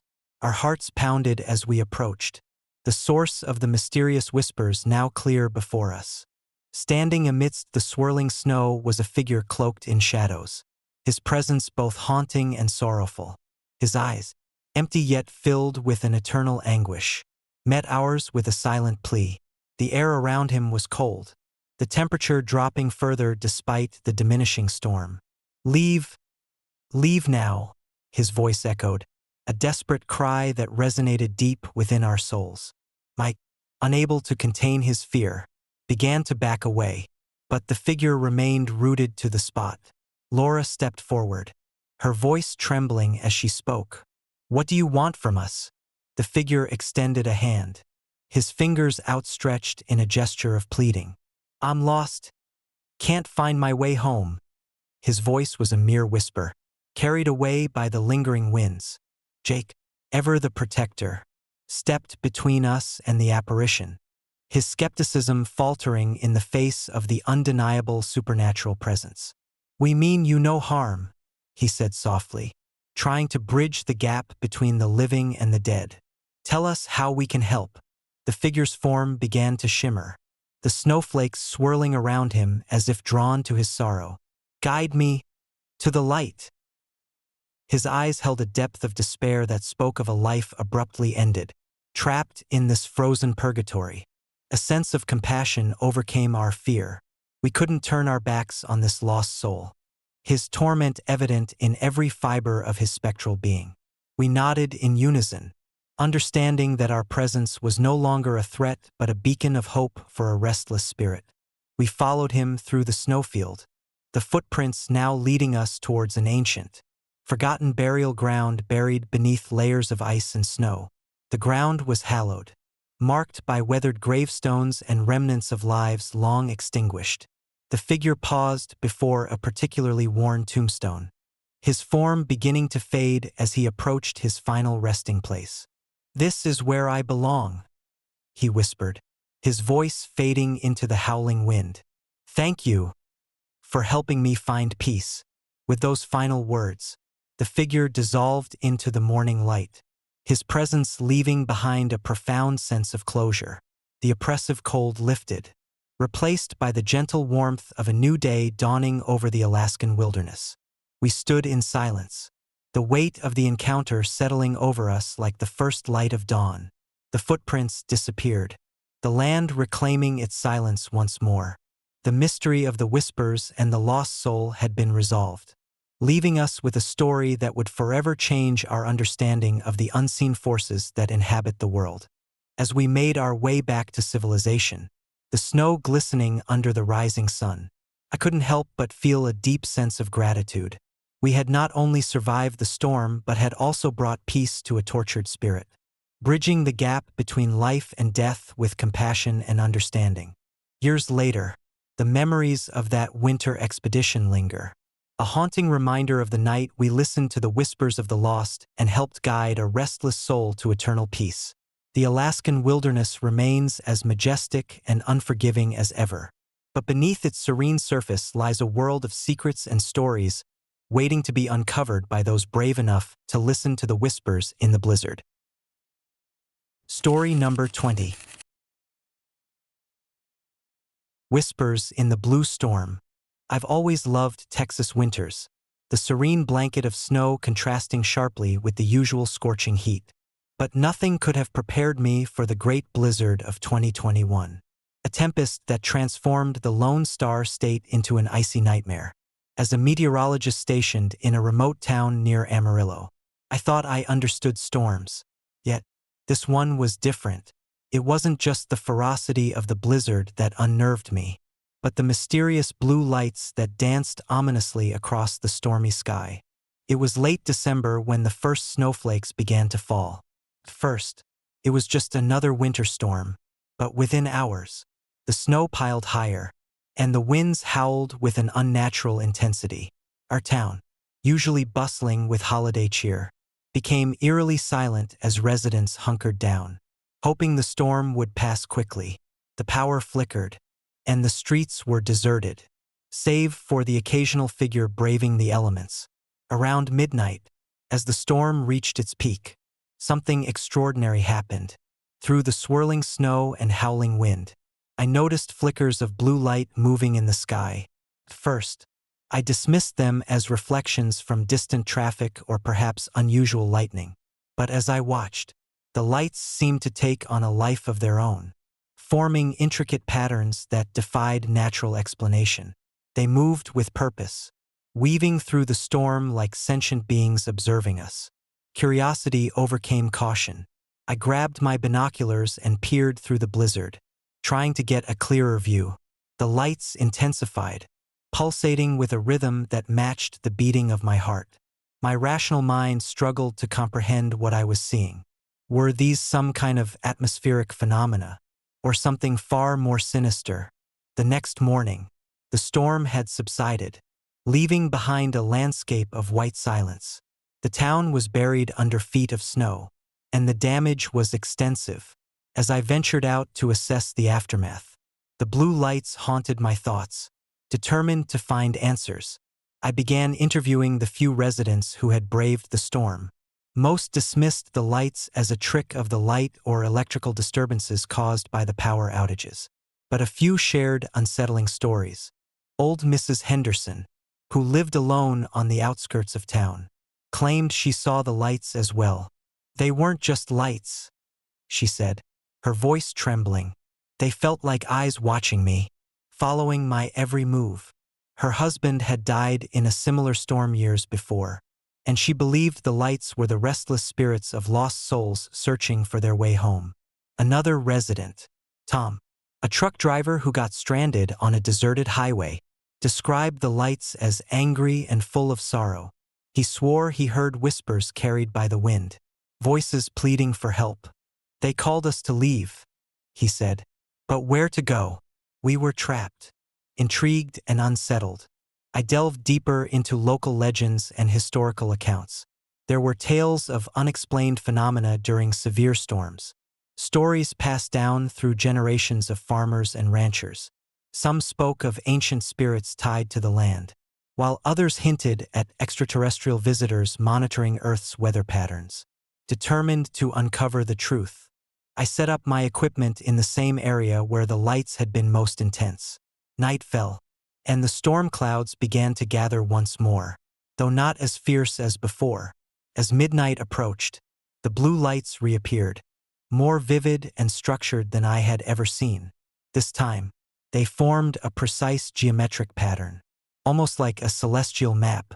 I recorded everything, hoping to capture evidence that could explain the phenomenon.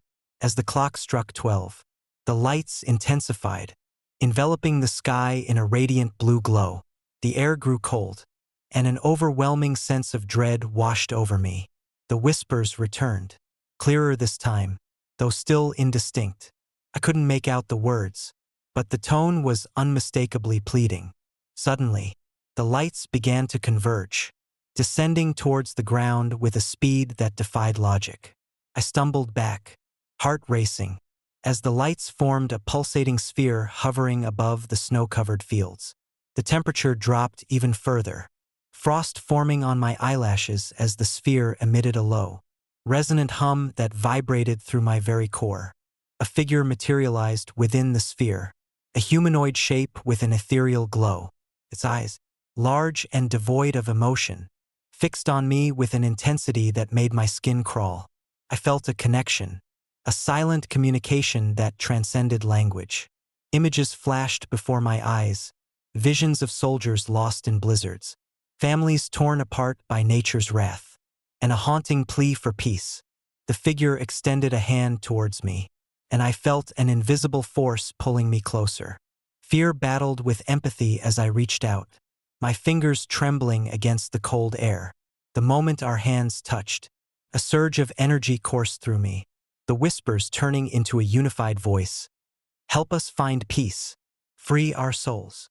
The sphere dissolved into the night, the blue lights fading into the distance as quickly as they had appeared. The storm passed as suddenly as it had arrived, leaving behind a sense of calm that belied the horrors we had witnessed. Exhausted and emotionally drained, I returned to town with a newfound purpose. In the weeks that followed, I worked tirelessly to document the phenomenon, combining my meteorological expertise with the eerie experiences shared by the townspeople. The evidence was compelling, but it offered no definitive explanation, just a glimpse into a world where the natural and supernatural intertwined in the most chilling ways. The Great Blizzard of 2021 became more than just a historical event. It was a testament to the mysteries that still lie hidden in our world, waiting to be uncovered by those brave enough to seek the truth.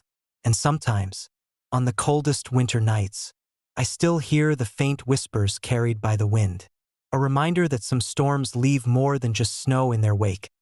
They leave echoes of the past, forever haunting the present. Story number 21. Whispers of the Ural Storm. I've always been fascinated by the unexplained, the mysteries that lie hidden in the most remote corners of our world. So when I stumbled upon the story of the Dyatlov Pass incident, my curiosity was instantly piqued. The tale of 9 Russian hikers who met a gruesome and inexplicable end in the Ural Mountains during a ferocious blizzard in 1959 seemed like the perfect subject for my next documentary. Armed with determination and a thirst for the truth, I decided to embark on a journey to retrace their final steps, hoping to uncover what really happened that fateful night. The Ural Mountains, stretching like a silent barrier between Europe and Asia, were a landscape both beautiful and unforgiving. By the time I arrived in the nearest town, the sun had already begun its descent, casting long shadows over the snow-covered peaks. The locals were tight-lipped, their eyes reflecting a mixture of fear and sorrow when I inquired about the incident. It was clear that the Dyatlov Pass was a place of lingering trauma, a scar on the collective memory of the region. Undeterred, I rented a sturdy all-terrain vehicle and began the trek towards the pass. The journey was arduous, the roads barely visible beneath layers of snow and ice. As I navigated the winding paths, the wind howled through the trees, carrying with it the whispers of the past, or so it seemed.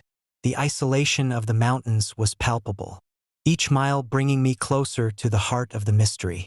setting up camp near the site where the hikers were found. I felt a chill that wasn't entirely due to the freezing temperatures.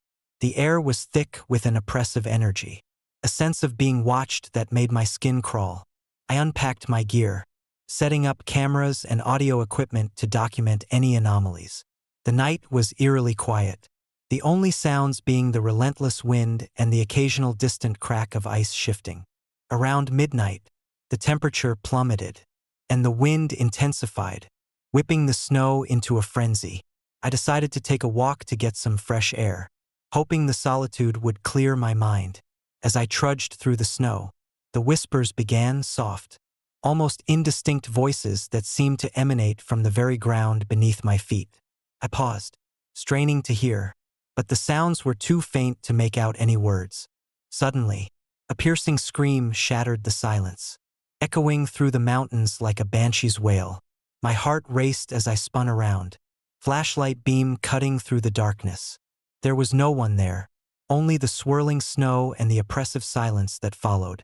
Shaking off the fear, I continued my walk, trying to rationalize the sound as a result of the storm's fury. Back at camp, I reviewed the footage from earlier in the day, hoping to catch any signs of movement or unusual activity.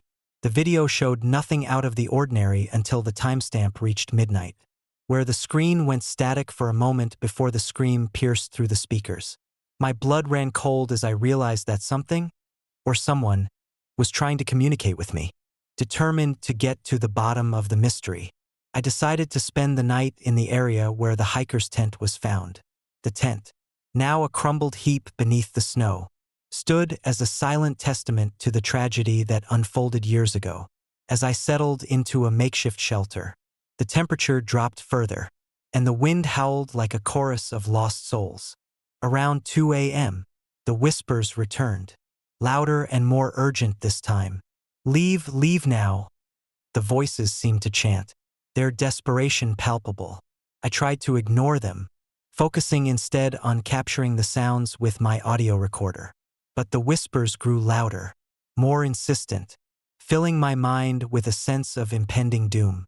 Suddenly, the ground beneath me began to tremble, the snow swirling in unnatural patterns as if responding to an unseen force. The air grew thick with an oppressive energy, making it difficult to breathe. Shadows danced at the edges of my vision, fleeting forms that vanished when I turned to look. My flashlight flickered, the beam wavering as the storm outside reached a fever pitch.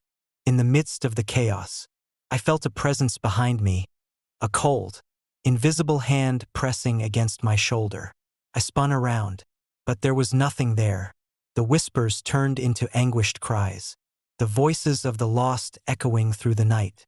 Panic set in as I realized that I was not alone, that the spirits of those who perished were still bound to this forsaken place. Desperate to escape, I grabbed my gear and began to run, the snow whipping against my face and the wind tearing at my clothes. The whispers followed me, a relentless chorus of sorrow and rage that seemed to claw at my sanity. Each step felt heavier than the last, the oppressive energy threatening to pull me back into the abyss. As I neared the edge of the pass, the storm began to subside, the whispers fading into a haunting silence. Exhausted and broken, I stumbled out of the mountains, the first light of dawn breaking through the clouds. The landscape was serene, the snow-covered peaks glistening in the morning sun. But the memory of that night lingered like a shadow. Back in town, I shared my experiences with the locals, who listened with a mixture of fear and understanding. The Dyatlov Pass was more than just a tragic event. It was a place where the veil between the living and the dead was thin, where the echoes of the past still haunted the present. My documentary would delve into these supernatural aspects, shedding light on the untold stories of the lost souls who still roamed the Ural Mountains. Years later, the documentary gained recognition for its raw portrayal of the Dyatlov Pass mystery and the eerie phenomena that surrounded it. But the true horror of that night remained with me, a constant reminder of the thin line between curiosity and obsession, and the dark forces that sometimes lie just beneath the surface, waiting to be awakened by those who dare to seek the truth. And sometimes, When the wind howls through the mountains and the snow begins to fall, I can almost hear the whispers of the lost, a haunting echo that reminds me that some mysteries are best left undisturbed, their secrets buried beneath the unforgiving embrace of the storm. Story number 22. Echoes in the blizzard. Winter in the Rocky Mountains is both a beautiful and unforgiving force. The snow-covered peaks glisten under the pale sunlight, and the silence of the vast expanse is only broken by the occasional howl of the wind. In 1983, my friends and I, Tom, Sarah, Mike, and I, decided to embark on a mountaineering expedition that we hoped would challenge us and bring us closer together. Little did we know, the mountains held secrets that would haunt us forever. We arrived at the base camp just as dusk began to settle. The sky painted in hues of orange and pink. The air was crisp, carrying the scent of pine and the promise of adventure.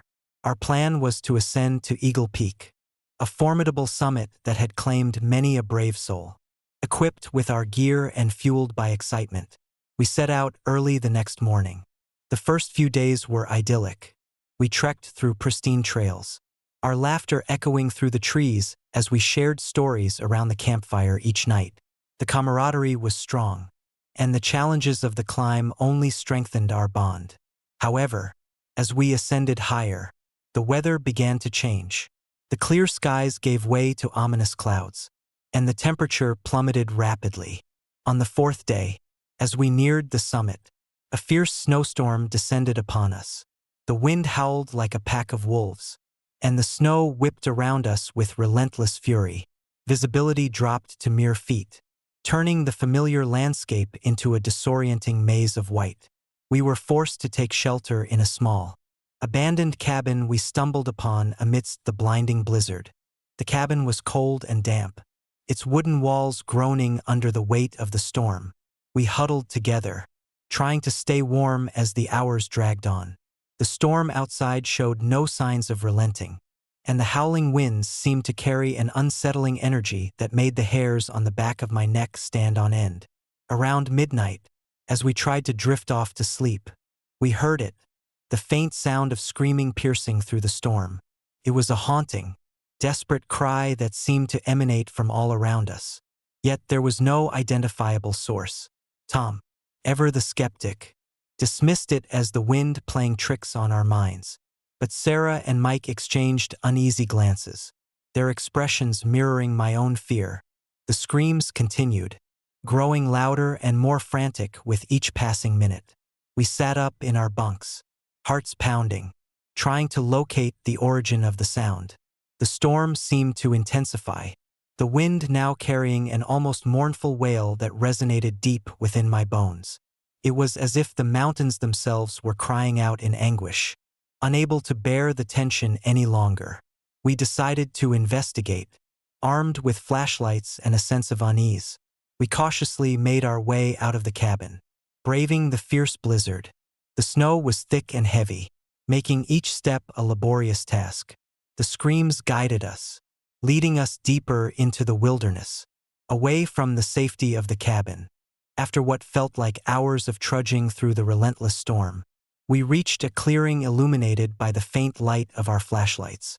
There, amidst the swirling snow, stood a lone figure, a man, his form barely discernible against the white backdrop. His eyes were wide with terror, and his mouth was open in a silent scream that mirrored the cries we had heard throughout the night. "Help me," he seemed to say, his gaze pleading and desperate. We approached cautiously, but as we drew closer, the figure began to fade, his presence dissipating into the storm as if he had never been there. Confused and shaken, we searched the area but found no trace of him, no footprints, no belongings, nothing to indicate his existence. The only evidence of his presence was the lingering sense of sorrow that hung in the air. As the storm began to subside, we returned to the cabin, our minds reeling from the encounter. Exhausted and emotionally drained, we decided to spend the rest of the night in silence, hoping to find some semblance of peace. But as dawn broke, revealing the aftermath of the storm, we discovered something chilling. The campsite had been disturbed. Large, unnatural footprints circled around our tent, leading into the dense forest. The prints were deep and wide, far larger than any animal we'd encountered, and they abruptly stopped without a trace. Panic set in as we realized that whatever or whoever had been following us during the storm was still out there, lurking in the shadows of the mountains. We packed up our gear quickly, eager to leave the haunted wilderness behind. As we descended the mountain, the footprints remained fresh in our minds, a constant reminder that we were not alone. Back at base camp, we attempted to make sense of the night's events. We consulted local guides and scoured maps, but there was no record of the man we had seen or the footprints that had led us astray. It was as if the mountains had swallowed the truth, hiding their darkest secrets beneath layers of snow and ice. Days turned into weeks, and the experience continued to haunt us. Nightmares filled our sleep, and the memory of the screaming man lingered in our minds. We couldn't shake the feeling that something had followed us back, its presence a silent shadow that watched us from the corners of our vision. Our friendships began to fray under the strain of fear and paranoia, the once strong bonds now weakened by the shared trauma. One evening, as we sat around a dwindling fire, Tom finally broke the silence.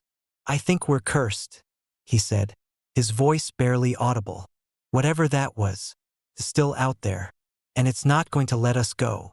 Sarah nodded, tears welling in her eyes. "We need to leave, now." But leaving was easier said than done. The Rockies are vast and unforgiving, and the weather was already turning once more. We decided to stay for one more night, hoping that the storm would pass and that we could find a safe route out. As night fell, the winds began to howl again, stronger than before, and the snow fell in heavy, relentless sheets. Around midnight, the screams returned, louder and more desperate than ever. This time, they were accompanied by the sound of cracking ice and the distant thud of something heavy moving through the snow. We huddled together, fear gripping our hearts as the realization dawned upon us. We were being hunted. With no other choice, we fled the base camp, our breaths visible in the frigid air as we ran through the storm. The mountains seemed to shift around us, the landscape warping into a labyrinth of white. The screams followed us, a constant reminder of the nightmare we couldn't escape. The footprints reappeared, leading us back towards the haunted clearing, trapping us in a never-ending cycle of fear and desperation. Exhausted and broken, we stumbled through the snow, our bodies numb from the cold and our minds shattered by the relentless terror. Just as hope seemed lost, we emerged from the storm into a clear morning, the sun shining brightly over the snow-covered peaks. We collapsed, realizing that we had somehow escaped the clutches of the haunted wilderness. But the scars of that night remained etched in our souls. We never spoke of the experience again, each of us carrying the burden of the screams and the shadowy figure that had pursued us through the storm. The Rockies had tested us in ways we could never have imagined, leaving us forever changed by the echoes of the blizzard and the haunting cries that still linger in our memories. Years later, whenever a fierce snowstorm grips the mountains, I find myself staring into the swirling white, the memory of that night playing like a ghostly echo in my mind. The Rockies remain a place of beauty and mystery, their snowy peaks hiding secrets that refuse to be forgotten. And sometimes, on the coldest nights, I swear I can still hear the desperate screams carried by the wind, a chilling reminder that some nightmares never truly end.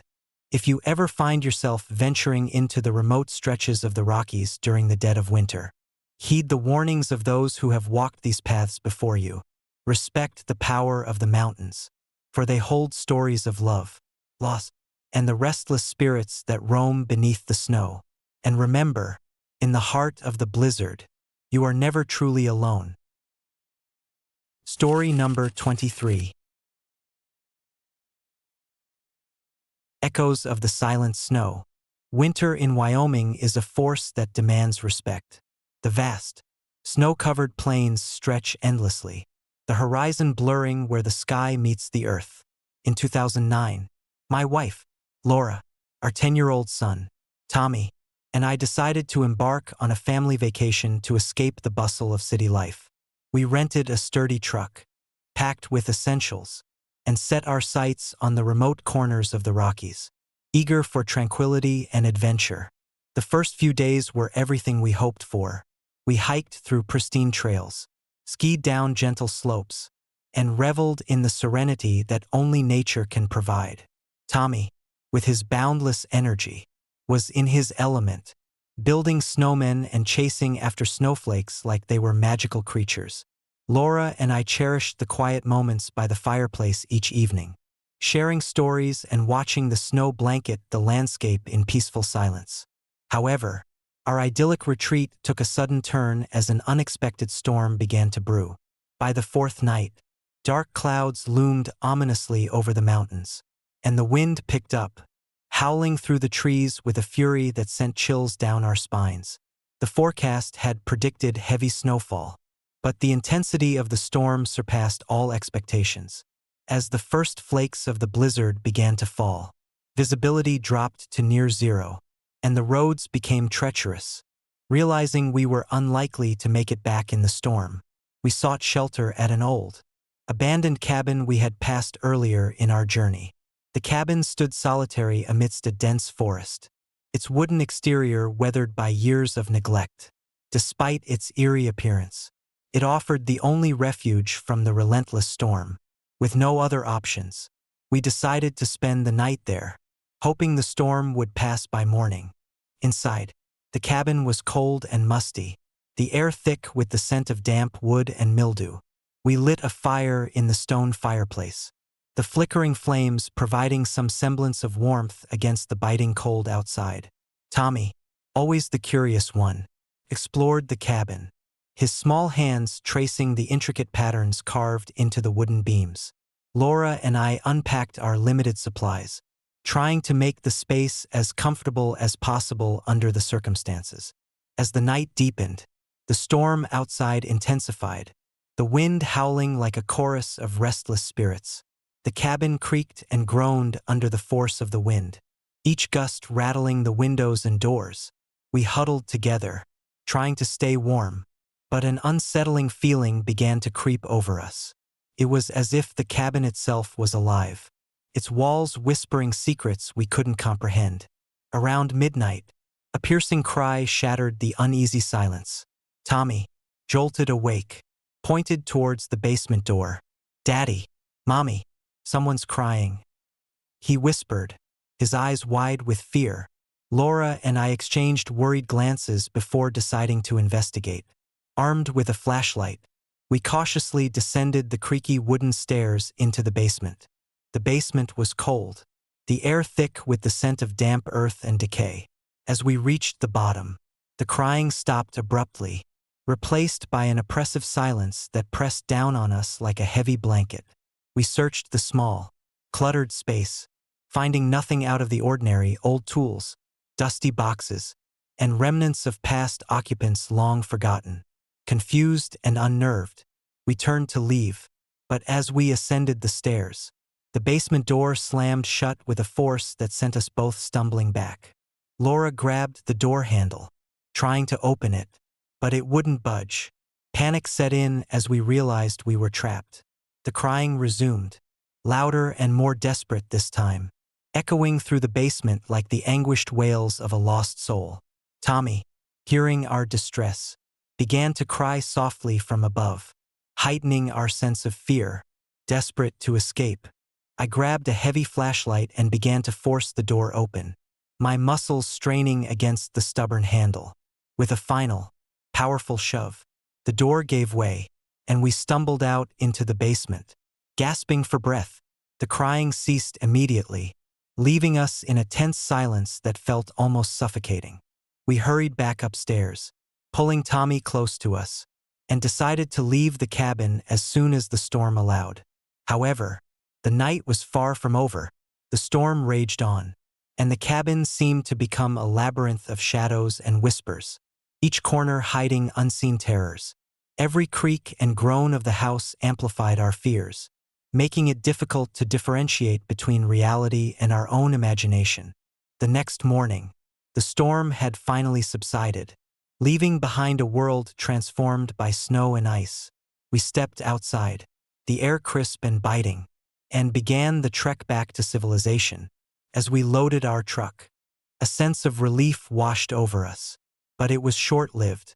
Just as we were about to depart, Laura noticed something chilling in the snow-covered field adjacent to the cabin.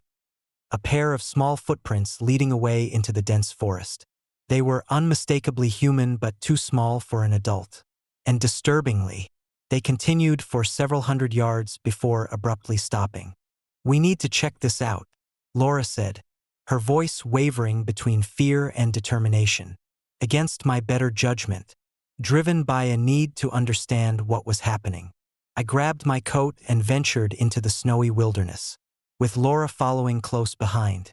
The footprints led us deeper into the forest, the trees towering above us like silent sentinels guarding dark secrets, the snow crunch under our boots as we followed the trail, each step taking us further away from safety and deeper into the unknown.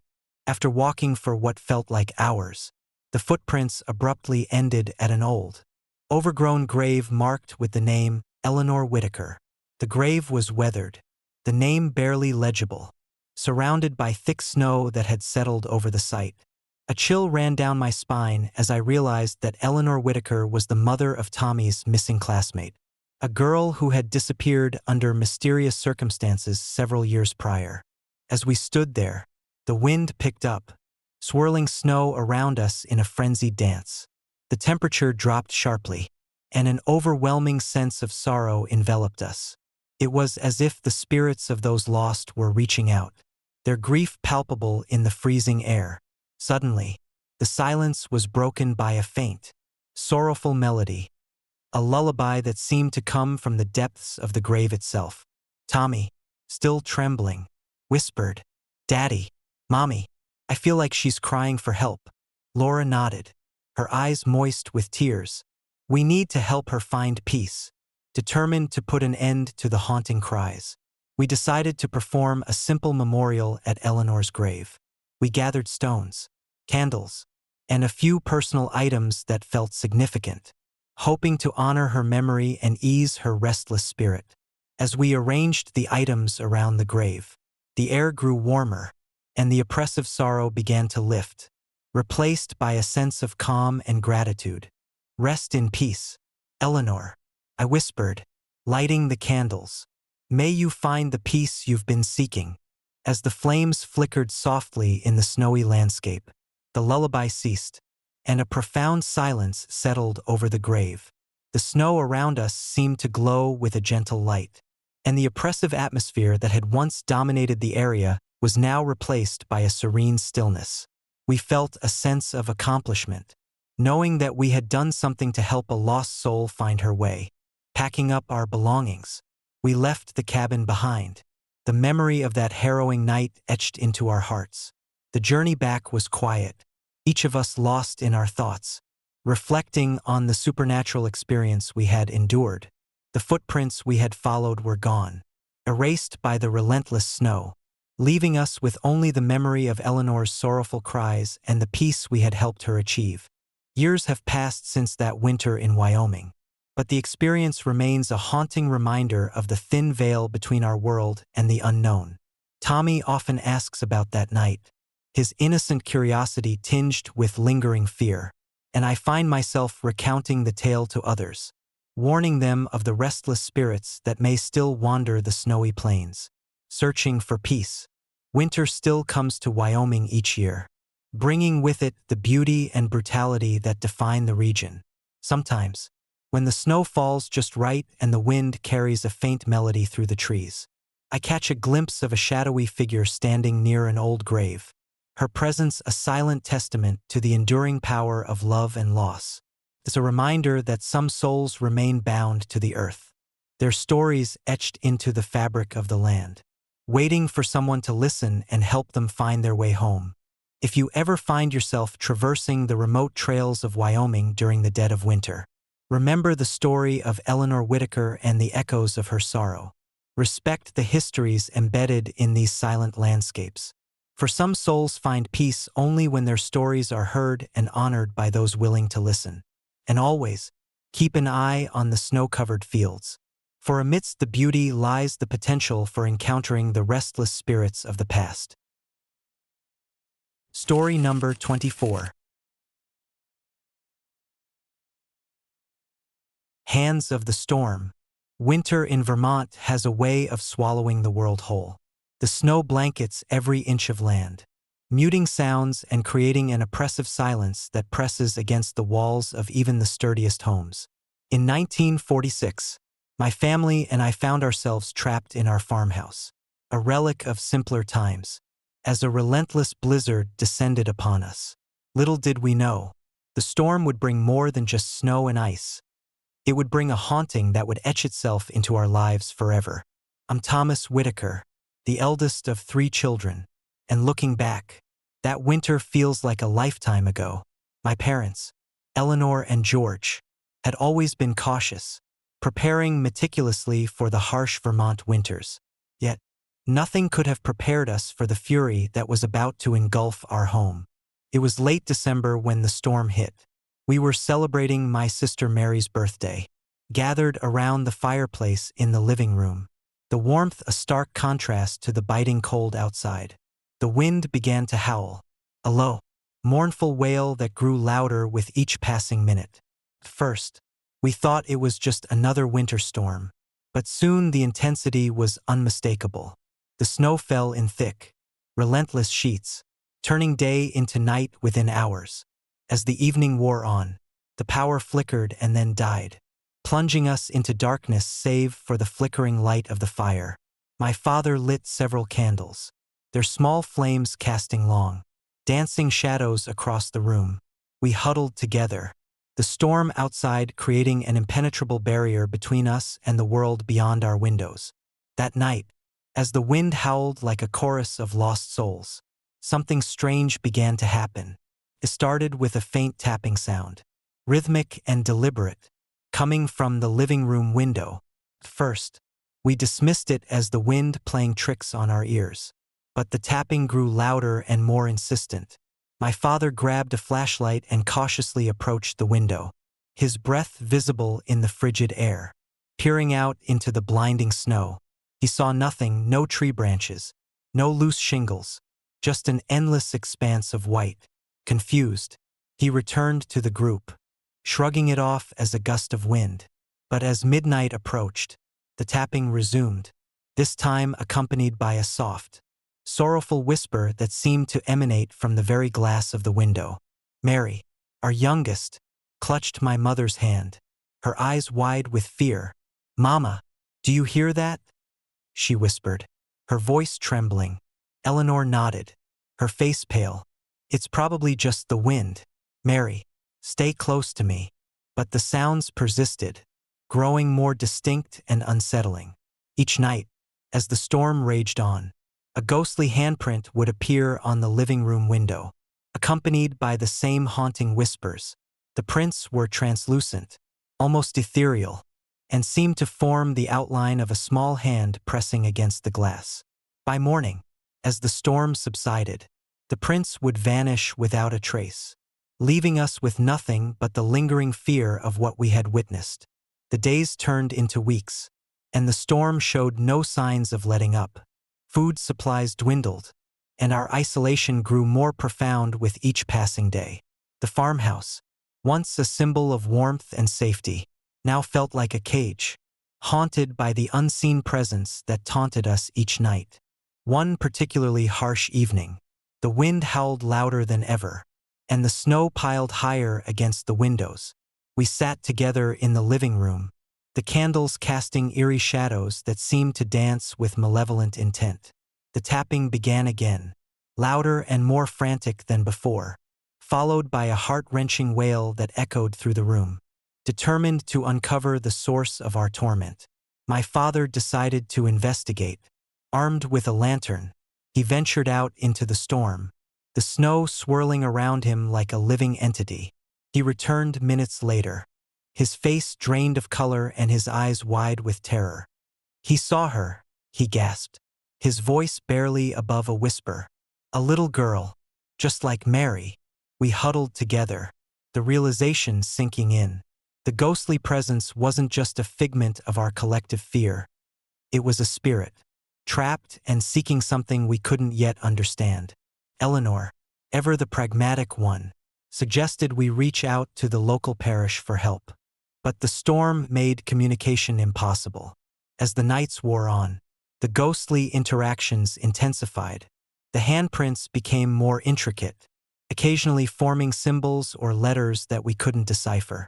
The whispers turned into pleading cries, each night conveying a sense of urgent desperation. It was clear that the spirit was trying to communicate, to convey a message that we were too afraid to fully comprehend. One night, the tapping ceased entirely, replaced by an oppressive silence that felt heavier than the storm itself. We lay in bed, the tension palpable, until a sudden crash echoed through the house. The fireplace roared to life on its own, casting an otherworldly glow across the room. In the flickering light, we saw her, a spectral figure of a little girl, her eyes hollow and filled with sorrow, her dress tattered and drenched from the storm. "Help me," she whispered, her voice echoing through the room. "Find me." Tears welled in my mother's eyes as she reached out to the apparition. "Who are you? What do you want?" she asked, her voice breaking with emotion. The girl pointed towards the window, her small hand trembling. "Find the buried," she said softly before fading into the shadows, leaving us with more questions than answers, determined to uncover the truth. We spent the following days digging through old records and speaking with the few villagers who remained. We discovered that decades ago, a young girl named Clara Whitaker had gone missing during a fierce blizzard. Her disappearance had never been solved, leaving her family and the village in a state of perpetual mourning. Theories ranged from an accidental fall into the ravine to more sinister explanations. But nothing concrete was ever found. With this newfound knowledge, we realized that Clara's spirit was still searching for closure, for someone to finally uncover the truth of her disappearance. The symbols and letters she had tried to convey were likely clues to her final resting place. Exhausted but resolute, my father organized a search party to scour the surrounding wilderness, hoping to find the answers that had eluded us for so long. After days of relentless searching, we stumbled upon an old, forgotten gravesite nestled deep within the forest. Hidden beneath layers of snow and ice, the grave was marked with a simple stone, barely noticeable against the white expanse. As we approached, the air grew colder, the oppressive presence of Clara's spirit almost tangible. With reverence, we began to dig, uncovering the remains of a small child. It was Clara Whitaker, her body preserved by the freezing temperatures, her face serene in death. The discovery brought a mix of relief and sorrow, knowing that her search was finally over, but also mourning the loss that had defined her short life. That night, as the first signs of spring began to thaw the frozen landscape, we held a memorial service at Clara's grave. Candles flickered in the breeze, casting gentle light upon the stone marker. As we offered prayers and laid flowers, the oppressive atmosphere lifted, replaced by a profound sense of peace. We felt Clara's presence ease, her spirit finally finding the closure it had long sought. The following morning, the storm had passed, leaving behind a world transformed by snow and ice. The farmhouse felt lighter, the ghostly interactions ceased, and a sense of normalcy began to return. We packed our belongings and left the farmhouse behind, the memory of Clara's sorrow and the haunting nights forever etched in our hearts. Years have passed since that fateful winter, but the experience remains a haunting reminder of the thin veil between our world and the spirits that linger in search of peace. My family and I moved away, seeking new beginnings, but the story of Clara Whitaker and the ghostly hands that sought our help became a tale we shared with others, a story of love, loss, and the enduring power of compassion. If you ever find yourself in the remote winters of Vermont, surrounded by the silent beauty of snow-covered landscapes, remember the story of the Whitaker family and the ghostly presence that sought their help. Respect the histories embedded in these silent homes. For some spirits remain bound by their sorrow, waiting for someone to hear their cries and help them find peace amidst the endless snow. Story number 25. Shadows Among the Graves. Winter in Minnesota is a time when the landscape transforms into a frozen masterpiece. Every tree and field cloaked in pristine white. In 1895, my friends and I, Samuel, Martha, and I embarked on what was supposed to be a routine journey across the state. We were a group of adventurous souls, bound by friendship and a shared love for exploration. Little did we know, the harsh winter would test our bonds and plunge us into a nightmare we could never have imagined. We were traveling in Samuel's sturdy horse-drawn carriage, a reliable vessel that had carried us through many terrains. Our destination was a small village nestled deep within the woods, a place untouched by the rapid changes sweeping across the state. The journey was long, the roads treacherous under the weight of the relentless snowstorm that had descended upon us unexpectedly. By the second night, the storm had intensified, the wind howling like a chorus of lost spirits, and the snow falling in thick, blinding sheets. Visibility was reduced to mere feet, the world outside our carriage a swirling vortex of white. We decided to make camp for the night, pulling our carriage off the narrow, winding path and setting up a makeshift shelter in a small clearing. As we huddled together, trying to keep warm, the storm showed no signs of relenting. The cold seeped into our bones, and the howling winds rattled the flimsy walls of our shelter. It was then that we heard it, a faint, melancholic melody carried by the wind, a haunting lullaby that seemed to echo through the trees. "Do you hear that?" Martha whispered, her eyes wide with fear and curiosity. Samuel nodded, his expression grim. "It's the storm, nothing more." But the melody persisted, growing louder and more distinct with each passing minute. It was as if someone or something was singing directly to us from the heart of the storm. The haunting tune sent shivers down our spines, and an uneasy silence fell over our group. Suddenly, out of the blinding snow, a figure emerged, a woman dressed in a tattered gown, her face pale and sorrowful. She stood at the edge of our camp, her presence both ethereal and unsettling. The wind seemed to part around her, and the snowflakes danced in her wake, creating an aura of otherworldly beauty. "Please," she whispered, her voice barely audible over the storm's fury. "Help me." Before we could react, she reached out a trembling hand, her fingers brushing against the icy air. "I am lost," she continued, her eyes pleading. "Find me." Without warning, the figure dissolved into the swirling snow, leaving us in stunned silence. The melody ceased as abruptly as it had begun, replaced by the relentless howling of the wind. We sat there, hearts pounding, trying to make sense of the apparition that had just visited us. The night wore on, and the storm showed no mercy. We took turns keeping watch, each of us haunted by the memory of the sorrowful woman. As dawn broke, the storm began to abate, the snow gradually settling into a serene blanket of white. Exhausted and weary, we decided to continue our journey, eager to leave the eerie encounter behind. But as we resumed our trek, an unsettling realization dawned upon us. We were no longer on the familiar path that had led us to the clearing. Instead, we found ourselves surrounded by a dense forest, the trees heavy with snow and the ground blanketed in white. The tracks we had followed earlier were nowhere to be seen, replaced by an expanse of untouched snow that stretched endlessly in all directions. Panic set in as we tried to navigate our way back. But the forest seemed to shift around us, the storm's remnants making every direction appear identical. It was as if the land itself had been altered, trapping us in a labyrinth of ice and snow. Hours passed with no sign of a clear path, our hopes dwindling as the reality of our situation settled in. As the sun reached its zenith, casting a pale light over the snow-covered landscape, we stumbled upon a small, weathered graveyard hidden within the woods. The graves were old, their markers worn by time and the elements, names barely legible beneath layers of snow. It was there, among the silent stones, that we found a solitary, fresh grave marked with the name Eleanor Whitaker.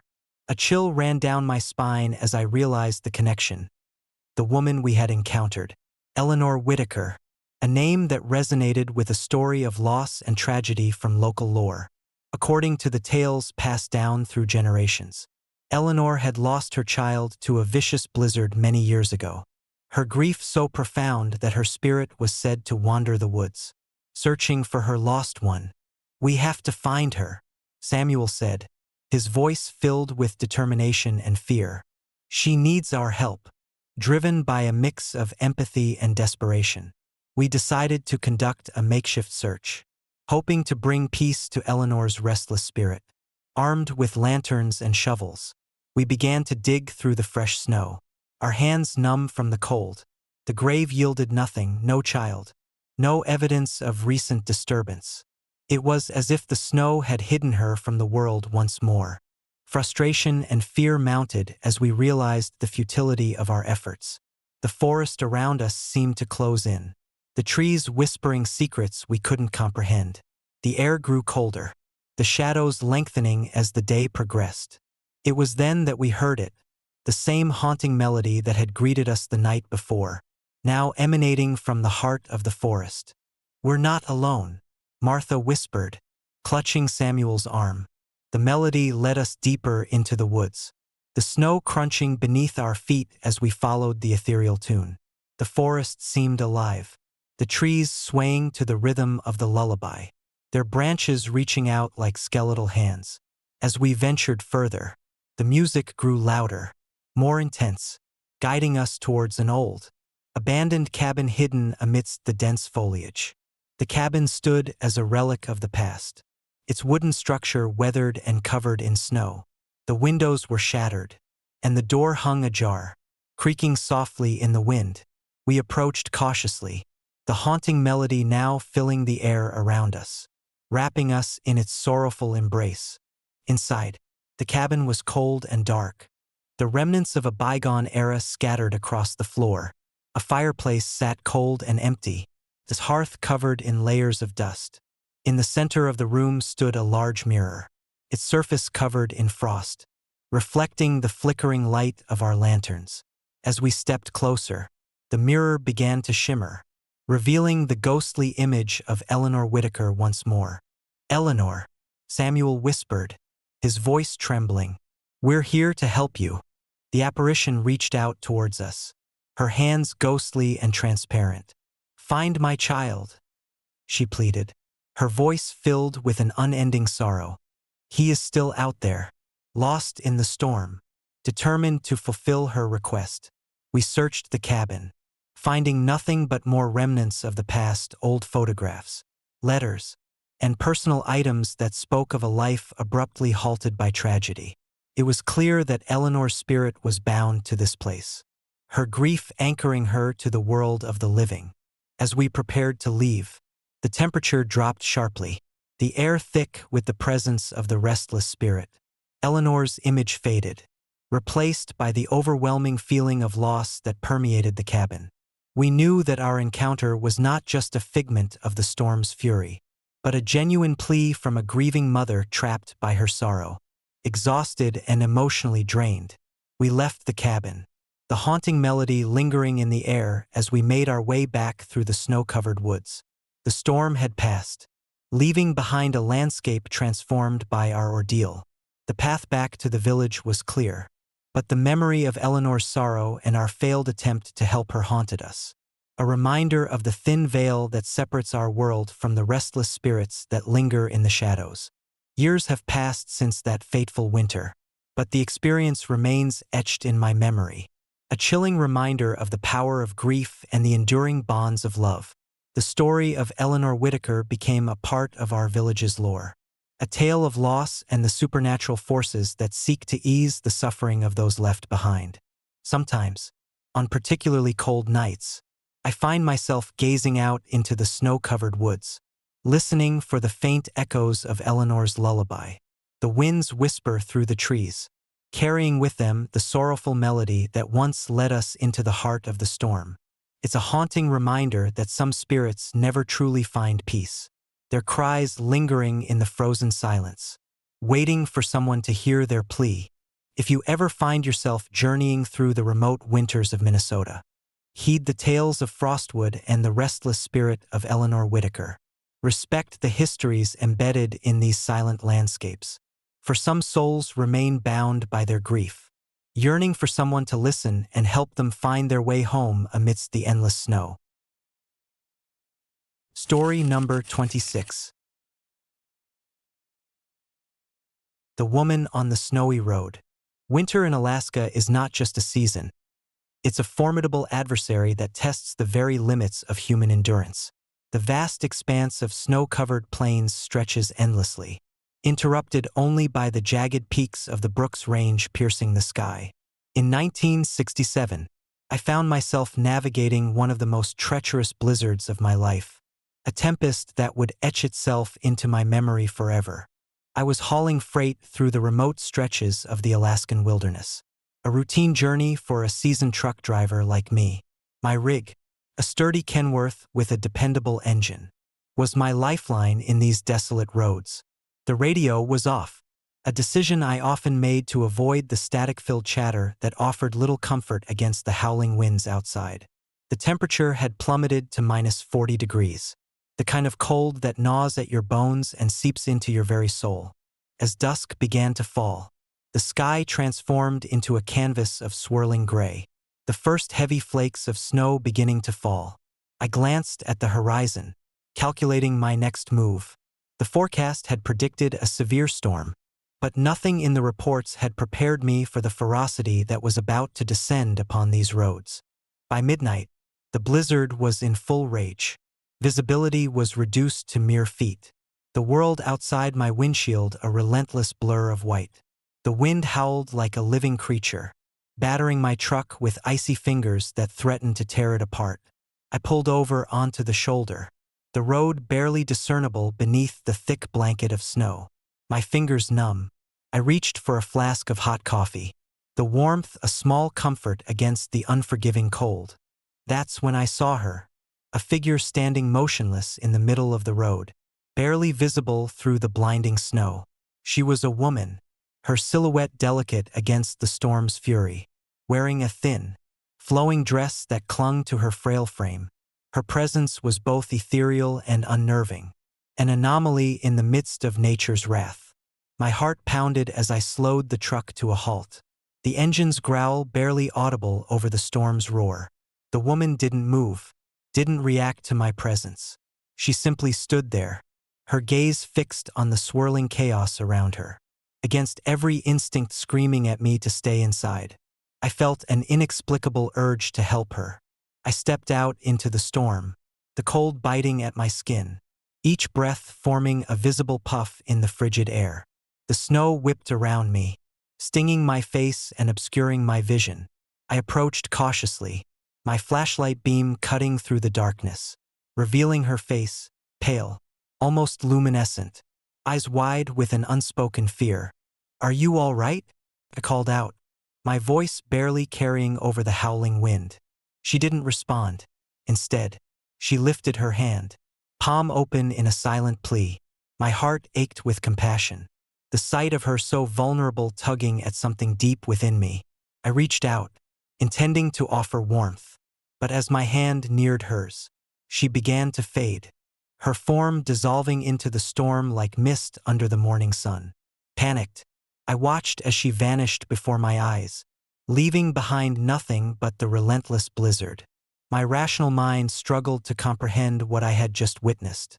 Was it a mirage? A trick of the light? I needed answers, but the storm made it impossible to see anything clearly. Before I could gather my thoughts, I noticed the footprints, small, delicate impressions leading away from the spot where she had stood. They were human, unmistakably so, but unlike any I had seen before. No scuff marks, no disturbances to the snow, just pristine, unbroken lines that seemed to beckon me deeper into the wilderness. Driven by a mix of fear and curiosity, I followed the trail, my truck abandoned on the icy shoulder. Each step was a battle against the storm, the cold seeping into my bones, threatening to immobilize me. The footprints led me into a dense forest, the trees towering above like silent guardians of forgotten secrets. The wind howled louder here, the snow piling higher, making progress agonizingly slow. Hours passed as I trudged through the relentless storm, the footprints leading me further away from any semblance of civilization. Exhaustion set in, my muscles aching, my mind fogged by the cold. Just when I thought I couldn't go any further, the storm began to abate, the wind's fury slowly dissipating into a haunting silence. In the clearing ahead, I saw the remnants of an old cabin, half buried in snow, its wooden structure weathered by time and the elements. The footprints stopped abruptly at the doorstep, leaving me with more questions than answers. My flashlight illuminated the entrance, revealing broken windows and a door that hung ajar, creaking softly in the residual wind. Summoning every ounce of strength, I approached the cabin, the air around me heavy with an unspoken sorrow. Inside, the space was cold and empty, the remnants of a life long gone scattered across the floor. A dusty photograph lay on a decaying table, showing a family smiling beneath the same swirling snowstorms that now threatened to claim me. As I reached for the photo, a sudden gust of wind blew through the broken windows, extinguishing my flashlight and plunging me into darkness. Panic surged through me as the temperature dropped even further, my breath visible in the freezing air. The silence was deafening, broken only by the distant howl of the wind and the creaking of the old cabin. A soft, mournful crying echoed through the room, coming from the basement below. My heart raced as I realized the woman's cries were not just a figment of my imagination, but a lingering echo of tragedy that still haunted this place. I knew I had to find her, to understand the sorrow that bound her spirit to this forsaken cabin. Descending the creaky stairs, the basement was cold and damp, the air thick with the scent of mold and decay. The crying grew louder, more desperate, guiding me to a small, forgotten corner of the room where an old, broken doll lay beneath a pile of rubble. Its glassy eyes seemed to follow me, reflecting the sadness that permeated the space. I reached out, touching the doll's frigid surface, and felt a surge of emotion, grief, fear, and an overwhelming sense of loss. It was then that the apparition appeared, the woman I had seen on the road, standing before me with hollow eyes and a sorrowful expression. "Why are you here?" I whispered, my voice trembling with a mix of fear and compassion. She didn't respond with words but conveyed her pain through her silent presence. My mind raced, trying to piece together the fragments of her story. Had she been lost in the storm, seeking shelter, only to meet a tragic end within these walls? Her cries were a testament to her eternal search for peace, a plea for someone to remember her and help her find rest. Determined to ease her suffering, I searched the basement for anything that might offer a clue, a journal, a letter, anything that could shed light on her plight. Among the debris, I found an old diary, its pages brittle and yellowed with age. The entries detailed the lives of a family who had once lived in the cabin, their struggles against the harsh winters, and the unimaginable loss they had endured when a severe blizzard had taken their youngest child. Lily. Her final entry was a desperate plea for help, a mother's anguish as she searched for her lost daughter, only to be left with an unbearable grief that bound her spirit to the cabin.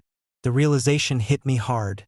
This woman was Eleanor Whitaker, forever trapped by her sorrow, her cries a haunting reminder of a love lost to the unforgiving winter. I knew what I had to do. With the diary in hand, I performed a simple ritual, honoring Eleanor's memory and offering her the peace she so desperately sought. I placed the photograph of her family on the table, lit candles around the room, and recited the heartfelt words from her final entry. As the last words left my lips, the temperature began to rise, the oppressive cold lifting as if a heavy burden had been removed. The apparition of Eleanor softened, her eyes filled with gratitude as her form began to fade, the sorrow in her expression replaced by a serene calm. "Thank you," she whispered, her voice a gentle breeze that carried away the lingering pain. "May you find peace as well."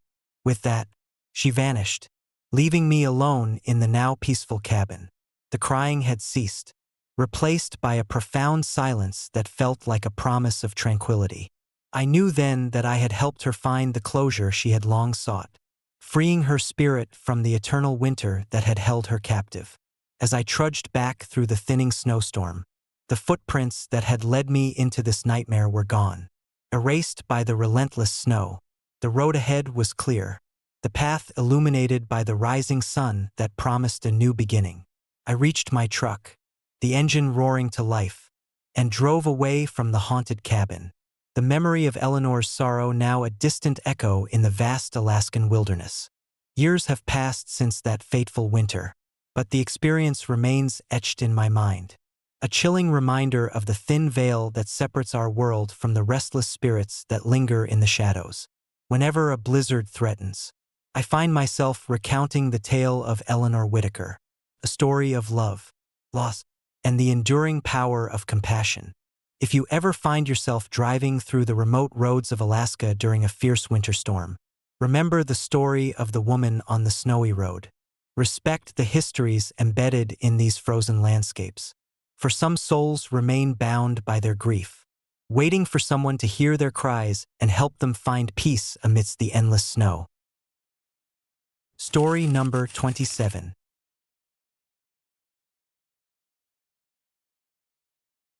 Whispers beneath the white silence. Winter in North Dakota is a season that tests both the body and the soul. In 1932, our small village of Frostwood, nestled between the vast expanse of the Great Plains and the towering Rockies, was no stranger to harsh winters. But that year, the storm was unlike anything we had ever experienced. The snow fell relentlessly, blanketing our world in an unyielding sheet of white that seemed to swallow sound and hope alike. I remember it clearly. December had been particularly unforgiving, with temperatures plummeting to record lows and the wind howling through the skeletal trees like the cries of the damned.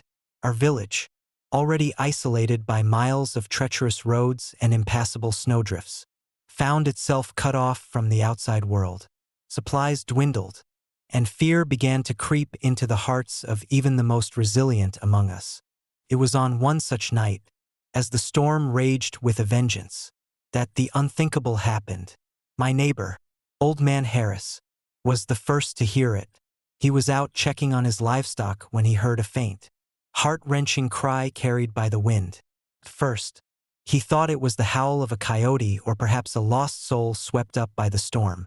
But as the nights grew longer and the cries became more persistent, the villagers could no longer dismiss them as mere tricks of the wind. One evening, as I sat by the fire in my modest cabin, sipping on a cup of bitter coffee, the cries pierced through the howling storm. They were unmistakably human, soft, desperate, and filled with an anguish that tugged at the very core of my being. I glanced out the window, my breath fogging up the glass, but saw nothing beyond the swirling snowflakes and the dim glow of my lantern. The next morning, with the storm showing no signs of relenting, the villagers gathered in the community hall to discuss the mysterious cries. Fear hung heavy in the air, mingling with the scent of wood smoke and the dampness of the lingering snow. It was decided that we would brave the storm and investigate the source of the cries, hoping to quell the growing unease that threatened to tear our community apart. Equipped with shovels, lanterns, and a determination born of desperation, a group of us ventured out into the blinding blizzard. The snow was thick, each step a laborious effort as we trudged through the knee-deep drifts. The wind whipped around us, carrying the distant echoes of the haunting cries that seemed to guide us deeper into the heart of the storm. Hours passed with little progress, the relentless snow obscuring our path and sapping our strength. Just as hope began to wane, we stumbled upon an eerie sight, a pair of small, delicate footprints leading into the dense forest, immediately following by larger ones that vanished without a trace. It was as if someone or something had been running frantically through the snow, only to dissolve into the storm's fury. Fueled by a mix of fear and determination, we followed the footprints, our lanterns casting long, wavering shadows among the trees. The cries grew louder, more insistent, echoing through the silent woods like the lament of a soul in torment. It was then that we saw her, a figure standing amidst the swirling snow, her form barely visible against the blinding white. She was a woman, her dress tattered and soaked, her face pale and drawn with sorrow. Before we could approach, she raised her arms in a silent plea, her eyes meeting ours with a desperation that spoke volumes. Without warning, she turned and began to run, her feet leaving no trace on the freshly fallen snow. We chased after her, the cries now mingling with our pounding hearts. But she vanished into the storm as abruptly as she had appeared.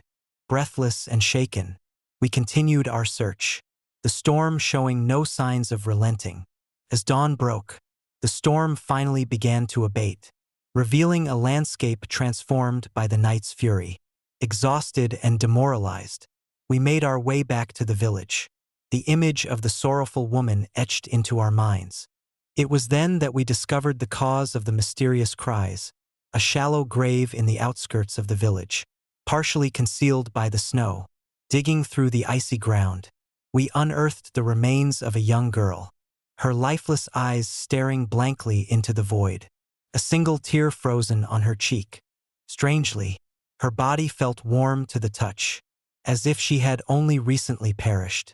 The village was plunged into a deeper darkness as we grappled with the reality of her death. Questions swirled like the snowstorms that had claimed her life. How did she end up here? Was it an accident, or something more sinister? Theories ranged from a tragic avalanche to foul play, but no evidence could provide definitive answers. All we knew was that her spirit lingered, trapped beneath the snow, her cries a desperate plea for help. In the weeks that followed, the cries became a constant presence, haunting our nights and eroding the fragile peace that had settled over Frostwood. We attempted to hold vigils, to honor her memory and offer prayers for her soul. But nothing seemed to quell the restless spirit that haunted our village. It was as if her anguish seeped into every corner of our lives, binding us to her tragic fate. One particularly cold night, as the wind howled outside and the fire flickered in the hearth, I found myself alone in my cabin, the weight of the village's grief pressing down on me. The cries returned, louder and more desperate than ever, echoing through the silent halls of my home. I rose from my chair, following the sound to the window, and saw her once more, the sorrowful woman standing amidst the snow, her eyes locked onto mine with an unspoken plea. Unable to resist, I grabbed my coat and ventured out into the storm, the cold seeping into my bones as I made my way to the grave site. The snow was still falling, each flake a silent witness to the tragedy that had befallen our village. As I approached the grave, the cries intensified, merging with the storm's fury into a symphony of sorrow that filled the air. I knelt beside her resting place, the cold ground beneath me a stark contrast to the warmth that had briefly enveloped me in her presence. "Eleanor," I whispered, using the name we had discovered from the old records and the diary left behind by a previous resident. "I'm sorry for your loss. Please, find peace." As if responding to my plea, a gentle warmth began to emanate from the grave, the oppressive cold giving way to a soothing embrace. The cries softened, transforming into a melodic whisper that seemed to blend with the fading storm. The snow around me shimmered with a subtle light, and I felt a sense of calm wash over me, the sorrow that had plagued us all finally beginning to lift. With a final, heartfelt whisper, Eleanor's spirit seemed to ascend, her form dissolving into the snowflakes that danced around me. The storm had passed, leaving behind a serene stillness that felt like a promise of peace. I stood up, the weight of her loss now shared between us, and made my way back to the village, knowing that Eleanor had finally found the rest she had sought. Life in Frostwood slowly returned to normal, the memory of Eleanor's tragic fate serving as a solemn reminder of the fragility of life and the enduring power of grief. The cries ceased, replaced by the gentle whispers of the wind through the pines. A haunting yet comforting presence that reminded us of the spirits that lingered beyond our understanding. Years later, the story of Eleanor Whitaker became a part of Frostwood's lore. A tale passed down through generations as a reminder to cherish the lives we have and to honor the memories of those we've lost. The grave site remained a place of quiet reflection, the snow-covered ground a testament to the enduring bond between the living and the dead. Whenever a storm threatens to descend upon Frostwood, the villagers find solace in knowing that Eleanor's spirit watches over us. Her cries now a gentle lullaby that sings of peace and remembrance. And as I sit by the fire, sharing her story with those who listen, I am reminded that some souls never truly leave us. They linger in the whispers of the wind, forever a part of the snow-covered landscape they once called home. Story number 28. Whispers in the White Storm. Winter in Colorado is a realm of untamed beauty and relentless fury. The Rocky Mountains stand as silent sentinels, their peaks cloaked in pristine snow, while the valleys below are swallowed by blinding whiteouts that erase all sense of direction. In 1978, my wife, Laura, and I decided to embark on a winter road trip. Eager to escape the confines of our everyday lives and immerse ourselves in the raw majesty of the wilderness. Little did we know, our journey would lead us into a nightmare that would forever alter our perception of the natural world. We had planned the trip meticulously, renting a sturdy SUV equipped with all the essentials for a prolonged stay in the mountains.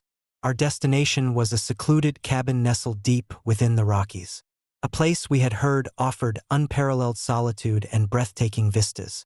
The drive itself was a marvel, the snow-covered roads winding through dense forests and past frozen lakes that shimmered under the pale winter sun. On our third day, as we ventured further into the heart of the mountains, a severe snowstorm began to brew.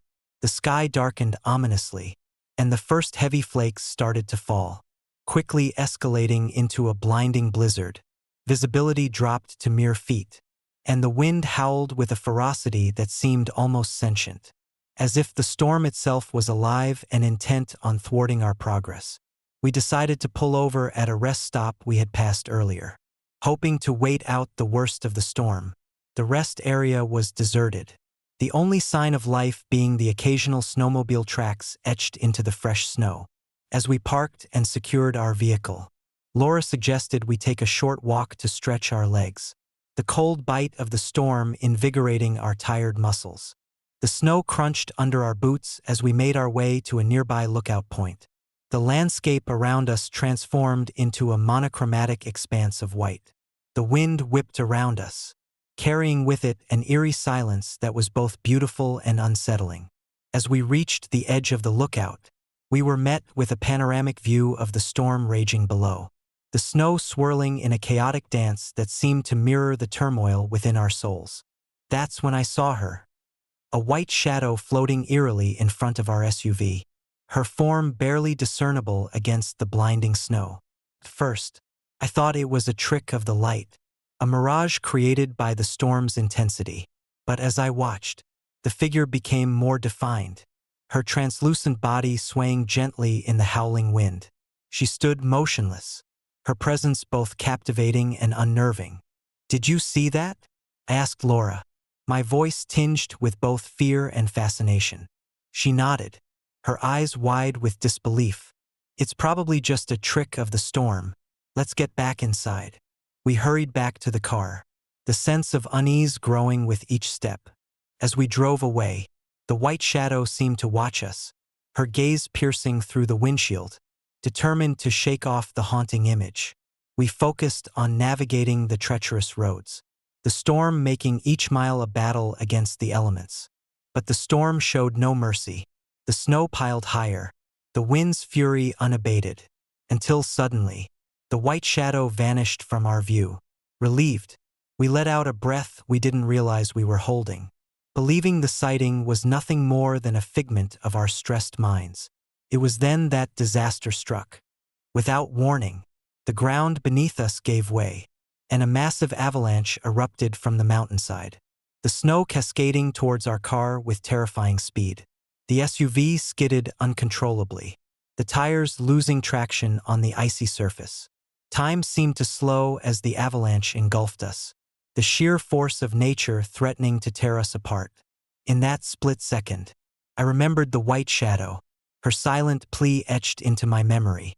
As the avalanche bore down, I felt an inexplicable sense of calm, as if the spirit of the woman had somehow intervened, diverting the deadly force away from us. The snow roared around us, enveloping the car in a suffocating embrace. But miraculously, we remained intact. The storm subsided as quickly as it had arrived, leaving behind a transformed landscape of shattered trees and buried trails. Dazed and disoriented, we managed to crawl out of the SUV, our breaths visible in the frigid air. The snow had piled up to incredible heights, altering the very geography of the area. As we assessed the damage, we noticed something extraordinary. The exact spot where the white shadow had stood was now a smooth, untouched patch of snow, as if the avalanche had been redirected to protect us. Over the following days, we struggled to find our way back to civilization, the storm having rendered most roads impassable. We survived on the supplies we had brought, rationing food and melting snow for water. Yet, despite the harsh conditions, a lingering sense of gratitude kept us going, a silent acknowledgement of the mysterious force that had saved our lives. One evening, as we huddled around a makeshift fire, Laura shared her thoughts. "Do you think we were saved by a spirit? The woman we saw, maybe she was trying to protect us." I nodded slowly, the idea both comforting and unsettling. It's possible. Maybe her presence was a sign, a guardian in the storm. The days turned into weeks, and our ordeal became a tale of survival and unexplained phenomena. Eventually, we were rescued by a search party that had been combing the mountains, the news of our miraculous escape spreading like wildfire. But the mystery of the white shadow remained unsolved, a ghostly enigma that left us with more questions than answers. Back home, the memory of that storm lingered, a haunting reminder of the thin veil between our world and the supernatural. Laura and I often found ourselves contemplating the nature of the spirit we had encountered, the way her presence had altered the course of the storm and saved our lives. We never saw her again, but sometimes, on particularly fierce winter nights, I swear I can feel her watchful presence, a silent guardian amidst the chaos of nature. Years later, the story of our survival became a local legend, a cautionary tale of the Rockies' hidden mysteries and the spirits that protect them. Friends and neighbors listened in awe as we recounted our experience, the white shadow a symbol of hope and protection against the unforgiving winter. Reflecting on that fateful trip, I realized that some encounters defy explanation, bridging the gap between reality and the unknown. The Rockies hold secrets that remain buried beneath layers of snow, stories of love, loss, and the enduring power of the human spirit. And in the heart of the storm, amidst the white silence, lies the eternal dance of the living and the spirits who watch over them. If you ever find yourself traversing the remote trails of Colorado during a brutal winter storm, remember our story. Respect the forces of nature and the unseen guardians that may be watching, ready to protect those who dare to venture into their realm. For in the depths of the blizzard, amidst the swirling snow, you are never truly alone. Story number 29. Echoes in the warehouse. I never believed in ghosts. Growing up in the Midwest, my nights were filled with the comforting sounds of crickets and the occasional hoot of an owl. But working the night shift at the old Henderson warehouse in suburban Chicago changed everything I thought I knew about the night. My name is Tom Daniels, and I started working at Henderson's 3 years ago. The warehouse was a relic from a bygone era, its vast expanse of concrete floors and towering shelves now repurposed to store everything from seasonal decorations to surplus electronics. The job was simple enough: manage inventory, handle shipments, and ensure everything ran smoothly during the late hours when the world outside seemed to slumber. The Henderson warehouse was located on the edge of town, surrounded by dense woods that stretched as far as the eye could see. The isolation was part of its charm, or so I thought. The nights were long and quiet, the only sounds being the hum of fluorescent lights and the occasional distant bark of a stray dog. But around 2 years in, I began noticing something strange. It started with soft laughter echoing through the aisles. At first, I dismissed it as the wind playing tricks on the acoustics of the cavernous space. Maybe a prank by the daytime workers, or a stray animal trapped somewhere within. But the laughter persisted, growing more distinct and frequent. It always seemed to come from the far end of the warehouse, near the storage for seasonal items. One particularly cold December night, the laughter returned, clear and melodic, cutting through the silence like a knife. I was reorganizing some boxes in aisle 7 when I heard it again. This time, I felt a chill run down my spine. The laughter wasn't joyous.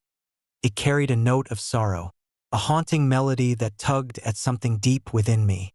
I glanced around, half expecting to see a coworker pulling a prank. But the aisle was empty, the shelves towering overhead like silent sentinels. Shaking off the unease, I continued my work, convincing myself that it was just my imagination playing tricks on me. Days turned into weeks, and the laughter became a nightly occurrence. Sometimes, it was a single giggle, other times a full chorus of ethereal voices. The other night shift workers were polite enough to ignore it, attributing it to the old building's quirks or their own fatigue. But I couldn't shake the feeling that something, or someone, was watching me. Then, 3 months ago, everything changed. It was a frigid January night, the kind where the wind howled through the cracks of the old warehouse, sending icy drafts that cut through my layers of clothing. I was alone, the silence of the night enveloping me as I tallied inventory in aisle 5. The laughter started as usual, but this time, it was accompanied by faint footsteps echoing behind me. I spun around, heart pounding, expecting to see a coworker or maybe a stray cat. But there was no one there. The aisles were empty, the shadows playing tricks on my eyes. I tried to focus on my task, but the laughter grew louder, more insistent. It was as if the voices were circling me, wrapping around me in a spectral embrace. Gathering my courage, I decided to follow the sound. I moved cautiously down the aisle, the laughter guiding me toward the back of the warehouse. The lights above flickered, casting long, eerie shadows that danced along the concrete floor. As I reached the far end, I saw her, a small girl standing by the entrance to the storage room, her eyes hollow and sad, her presence both terrifying and tragic. "Hey!" I called out, my voice barely above a whisper. "Are you okay?" She didn't respond. Instead, she turned and began to move down the aisle, her laughter trailing behind her like a ghostly echo. I followed, my heart racing, trying to rationalize what I was seeing. A child shouldn't be here alone, not in a place like this. As I approached the storage room, the temperature seemed to drop even further, the cold seeping into my bones. I reached out a hand, wanting to offer comfort, but hesitated, unsure if she was real or just a figment of my stressed mind. Suddenly, she vanished. The laughter ceased, replaced by an oppressive silence that felt like a physical weight pressing down on me. I stood there, breathless, staring into the darkness where she had been moments before. That night, couldn't sleep. The image of the girl lingered in my mind, her sad eyes haunting my every thought. Determined to find answers, I dug into the warehouse's history, talking to older employees and scouring old records. What I discovered sent chills down my spine. The Henderson warehouse was built in the early 1950s, originally serving as a storage facility for local businesses. But in the late 1970s, tragedy struck. A fire broke out in one of the storage rooms, claiming the lives of 3 workers and a young girl named Lily Thompson. Lily had been visiting her father, one of the warehouse employees, to watch him work. The fire was swift and merciless, leaving no survivors except for Lily, who was too young to escape. Her father was among those who perished. and the warehouse was temporarily closed for investigations. In the years that followed, rumors swirled about the spirits of those lost in the fire. Some claimed to hear Lily's laughter echoing through the aisles, while others reported seeing her ghostly figure near the entrance. The management dismissed these stories as urban legends, but the unease lingered, a shadow over the warehouse's operations. With this newfound knowledge, I couldn't ignore the connection between Lily's tragic death and the mysterious laughter I was experiencing. The presence of the little girl in aisle 5 was more than just a figment of my imagination. It was the lingering spirit of Lily, trapped in the warehouse, unable to find peace. Determined to help her, I decided to perform a makeshift ritual, hoping to offer her some semblance of closure. I gathered some candles, incense, and a few personal items from the old fire victims that had been donated to the warehouse. Setting up a small altar in aisle 5, I began to speak softly, acknowledging Lily's presence and offering my assistance in helping her find peace. As I spoke, the temperature in the aisle began to rise, the oppressive cold easing as if in response to my plea. The laughter returned, softer this time, filled with a bittersweet melody that no longer felt menacing. I placed the items on the altar, lighting the candles and letting the incense smoke swirl around me. "Lily," I whispered, my voice breaking with emotion. "I know you're here. I want to help you find peace. Please, let me help you move on." For a moment, nothing happened. Then, the atmosphere shifted. The laughter transformed into a soft, melodious tune, the sound of children playing and laughing in the distance. The sight of Lily returned, her form becoming clearer, her expression no longer sad but serene. "Thank you," she whispered, her voice filled with gratitude. "Now I can rest." As the last words left her lips, the warehouse felt lighter, the shadows dissipating like morning mist. The laughter ceased entirely, replaced by a peaceful silence that signified the end of Lily's torment. I stood there for a long time, processing what had just happened. The warehouse, once a place of tragedy and sorrow, now held a sense of calm and closure. I knew that Lily had finally found the peace she so desperately sought, her spirit free from the confines of the cold, dark warehouse. In the weeks that followed, the atmosphere at Henderson Warehouse changed. The oppressive cold in aisle 5 was gone, the air warmer and more inviting. The night shift workers no longer reported strange noises or ghostly apparitions. It was as if Lily's presence had lifted a heavy veil, allowing the warehouse to breathe again. I continued my work with a renewed sense of purpose, knowing that I had made a difference in the life of a lost soul. The story of Lily Thompson became a part of the warehouse's history, a reminder of the tragedy that once occurred and the hope that can arise from compassion and understanding. But sometimes, late at night, when the wind howls through the trees outside, I catch a faint echo of laughter, carried on the breeze. It's a soft, joyful sound that fills me with a sense of peace, a reminder that even in the darkest places, light and hope can prevail. And so, the Henderson Warehouse stands today, a beacon of resilience and remembrance. The memory of Lily's laughter remains, a testament to the enduring power of empathy and the unbreakable bonds between the living and the departed. As I walk through the now peaceful aisles, I'm reminded that every tragedy holds the potential for healing, and every lost soul deserves a chance to find their way home. Story number 30. Lights in the dark forest. I always thought the outskirts of Texas held nothing more than vast stretches of land and the occasional deer crossing the highway. Growing up in the heart of Dallas, I never imagined working at the old Willow Creek factory would introduce me to the eerie mysteries that lurk just beyond the city lights. My name is Ryan Mitchell, and for the past 2 years, I've been a night shift worker at Willow Creek, a sprawling industrial complex nestled on the edge of a dense forest. The factory was an imposing structure, its tall smokestacks piercing the night sky, belching out plumes of smoke that disappeared into the darkness. The machinery inside roared constantly, a relentless symphony of clanging metal and whirring gears. The nights were long and monotonous, filled with the hum of production and the occasional chatter among the few other night owls who kept the factory running smoothly. It was the dead of winter, a time when the nights seemed to stretch on endlessly, the cold seeping into every crevice and crack. On a particularly frigid December night, as I was winding down my shift, I noticed something unusual through the factory's expansive windows. Flickering lights danced deep within the forest, moving erratically between the trees.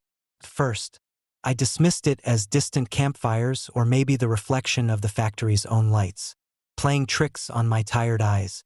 But as the night wore on, the lights persisted, growing brighter and more erratic. Curiosity gnawed at me. I decided to take a short break, grabbing a warm cup of coffee from the break room before heading outside for some fresh air. The factory grounds were eerily quiet, the only sound the crunch of snow under my boots as I made my way toward the edge of the property. The lights in the forest beckoned, their movement almost hypnotic against the stillness of the night. As I approached the boundary where the factory met the wilderness, the temperature seemed to drop even further, my breath visible in the frigid air. The forest loomed before me, dense and shadowed, the trees swaying gently in the cold breeze. The lights flickered again, more vibrant now, swirling in patterns that defied explanation. I stood there for a moment, torn between the safety of the factory and the allure of the unknown. The rational part of my mind urged me to return, to ignore the inexplicable phenomena and resume my duties. But something deep inside, a mix of curiosity and unease, compelled me to investigate. I followed the flickering lights into the forest, the snow muffling my footsteps as I ventured deeper into the woods. The beams of light darted between the trees, leading me further away from the safety of the factory. My heart pounded in my chest, a mixture of fear and excitement fueling my every step. The forest was alive with sounds, the rustling of leaves, the distant hoot of an owl, and the occasional snap of a twig underfoot. But the lights were the only thing that stood out, their movement almost otherworldly. After what felt like hours, I stumbled upon a clearing illuminated by a circle of lights hovering above the ground. The sight was mesmerizing, a silent dance of illumination that bathed the area in an ethereal glow. In the center of the clearing stood a solitary figure, cloaked in darkness, his presence both captivating and unnerving. The figure remained still, eyes seemingly fixed on me as if waiting for something. "Hello," I called out, my voice wavering slightly in the cold night air. The figure didn't respond, its silence pressing heavily against me. I took a cautious step forward, the snow crunching beneath my boots, but the figure remained motionless. Suddenly, I heard it, the unmistakable sound of footsteps echoing behind me. My heart leapt into my throat as I spun around, flashlight in hand, scanning the dense forest for any sign of movement. There was nothing, no person, no animal, just the thick blanket of trees and the lingering chill that seemed to wrap around me like a shroud. I turned back to the figure, but it had vanished, the lights flickering out one by one until the clearing was plunged back into darkness. Panic surged through me as I realized I was alone, surrounded by the silent, unforgiving forest. The footprints in the snow leading away from the clearing were the only evidence of what, or who, I had encountered. Terrified, I sprinted back toward the factory, my breaths coming in ragged gasps as the cold air burned my lungs. The flickering lights were gone, replaced by the inky blackness of the night. The factory gates loomed ahead, a beacon of safety in the vast, empty landscape. As I reached the entrance, I glanced back, half expecting to see the figure or hear the footsteps again. But there was nothing, only the stillness of the winter night. I returned to the break room, trying to calm my racing heart and make sense of what had just happened. My colleagues had already left, their departures marked by the early morning shift taking over. The solitude of the night shift now felt suffocating, the memories of the mysterious lights and the enigmatic figure lingering in my mind. The next morning, I recounted my experience to my coworker, Jake, who listened intently, his expression a mix of skepticism and concern. Maybe you saw something natural, like the northern lights or some reflection," he suggested, though his voice lacked conviction. But I knew what I had seen wasn't just a trick of the light. The figure, the footsteps, the persistent lights, it all pointed to something far more sinister. My rational mind struggled to explain away the inexplicable, but the fear and uncertainty remained. Determined to uncover the truth, I decided to delve into the history of the Willow Creek area. The local library and historical society became my sanctuaries, where I pored over old records and newspaper clippings. What I discovered was a chilling account of a tragic accident that had occurred decades earlier. In the late 1960s, Willow Creek was a thriving community, home to several families and a bustling factory that was the lifeblood of the town. But one bitterly cold winter night, disaster struck. A massive snowstorm had engulfed the area, trapping workers inside the factory.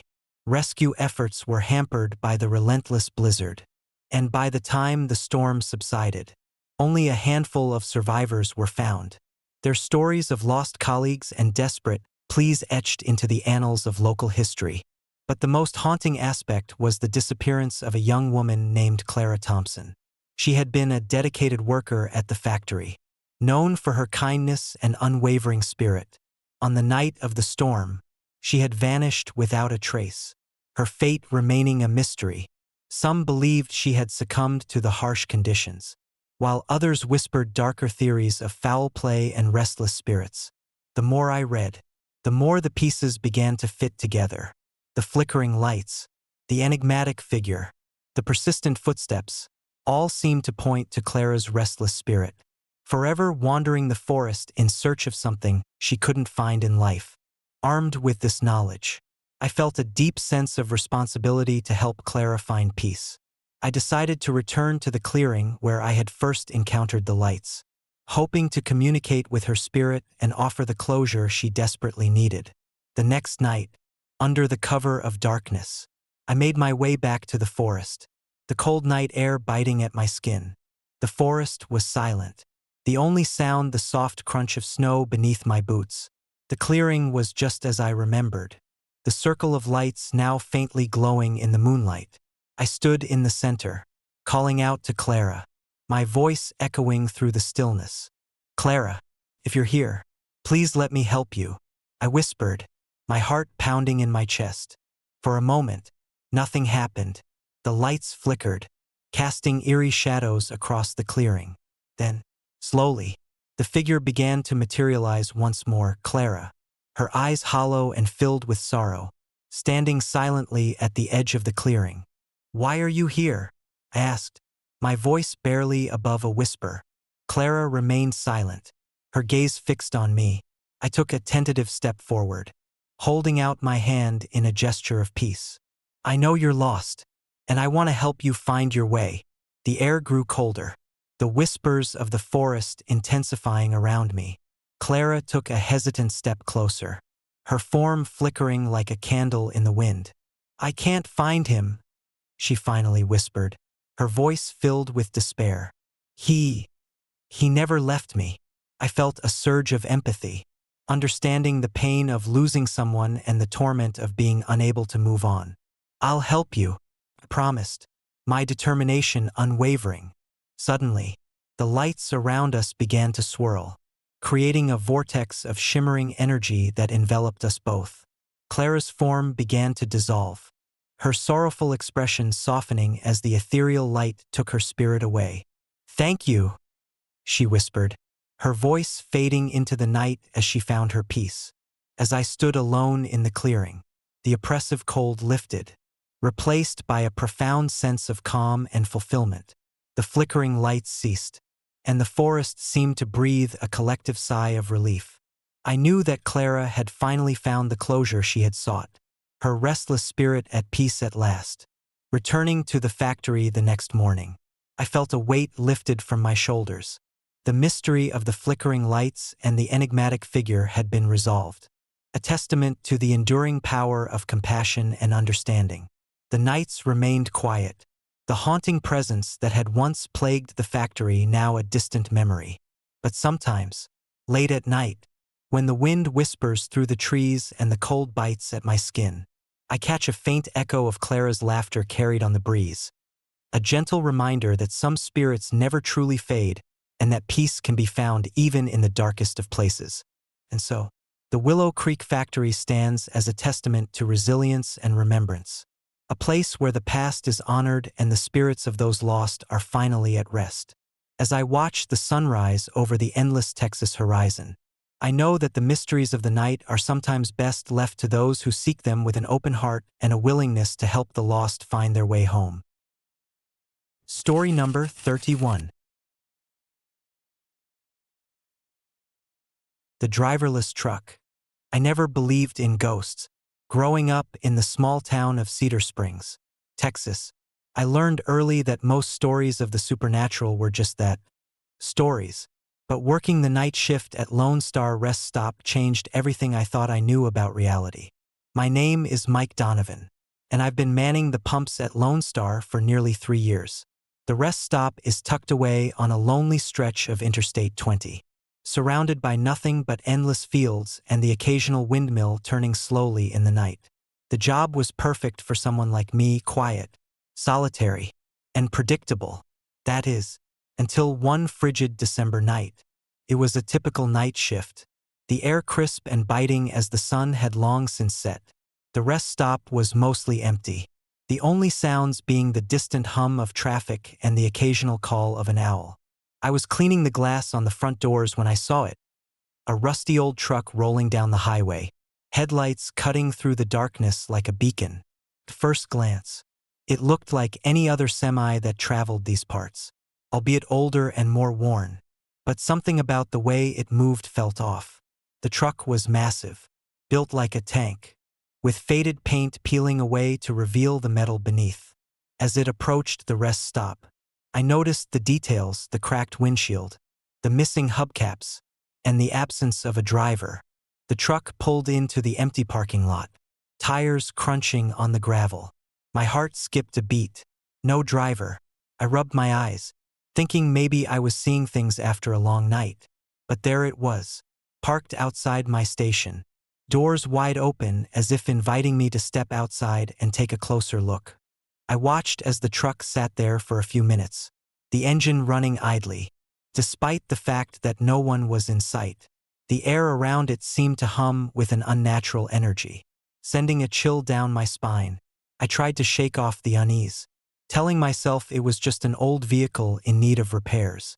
But as the minutes ticked by, the atmosphere grew heavier, almost oppressive. Then, as suddenly as it had arrived, the truck began to move again. The doors stayed open, swaying gently in the cold wind. My gaze followed it, trying to discern any movement inside. But there was nothing: no driver, no passengers, just the empty cab and the haunting presence of the abandoned vehicle. I felt a primal fear rising within me, the kind that grips your chest and makes you want to run. But curiosity got the better of me. I grabbed my flashlight and walked cautiously toward the truck, every step feeling heavier than the last. The rest stop was silent, the only sound my own breathing and the faint noise of the truck's engine. As I approached, I noticed something even more unsettling. The windows were eerily clean. No fingerprints, no smudges, just spotless glass reflecting the dim light of the moon. I reached out a hand, hesitating for a moment before gently knocking on the window. "Hello," I called out, my voice sounding strange in the stillness of the night. "Is someone there?" No answer. I shook my head, convinced that I was just being paranoid. But then, the engine roared to life, and the truck began to inch forward. The doors stayed open, swaying gently in the cold wind. My gaze followed it, trying to discern any movement inside. But there was nothing: no driver, no passengers, just the empty cab and the haunting presence of the abandoned vehicle. I felt a primal fear rising within me, the kind that grips your chest and makes you want to run. But curiosity got the better of me. I grabbed my flashlight and walked cautiously toward the truck, every step feeling heavier than the last. The rest stop was silent, the only sound my own breathing and the faint noise of the truck's engine. As I approached, I noticed something even more unsettling. The windows were eerily clean. No fingerprints, no smudges, just spotless glass reflecting the dim light of the moon. I reached out a hand, hesitating for a moment before gently knocking on the window. "Hello," I called out, my voice sounding strange in the stillness of the night. "Is someone there?" No answer. I shook my head, convinced that I was just being paranoid. But then, the engine roared to life, and the truck began to inch forward. My heart pounded as I watched it move away, disappearing into the darkness as abruptly as it had arrived. I stood there for a moment, processing what had just happened. My mind raced with possibilities, perhaps a prank by some reckless drivers, or maybe a misunderstanding. But deep down, I knew something was wrong. The truck had been there, yet there was no sign of anyone inside. It felt like a scene straight out of a horror movie. Except this was my reality. The rest of the night passed without incident. But the memory of that driverless truck lingered, haunting me with its mystery. The following days, I kept seeing the truck on the outskirts of the rest stop, always parked with its doors open, as if it were waiting for something or someone, determined to get to the bottom of it. I started digging into the history of the rest stop and the surrounding area. Old records and local lore told a grim story. Years ago, the rest stop had been the site of a tragic accident. A massive truck had lost control on the icy highway, plowing through the rest stop and killing several people, including the driver. The truck was never found, its whereabouts a mystery that left the community shaken. As I delved deeper, the pieces began to fit together. The driverless truck wasn't just a figment of my imagination. It was the ghost of that tragic accident, doomed to relive its final moments endlessly. The rest stop had become a vortex of unresolved grief and lingering spirits, with the truck serving as a haunting reminder of the lives lost. One night, as the winter winds howled outside, I felt a familiar presence at the rest stop. The truck appeared once more, its engine idling ominously. This time, there was a faint outline of a figure visible through the window, an apparition of the driver, his face contorted in eternal despair. The air grew thick with sorrow, the weight of tragedy pressing down on me. I knew I couldn't ignore it any longer.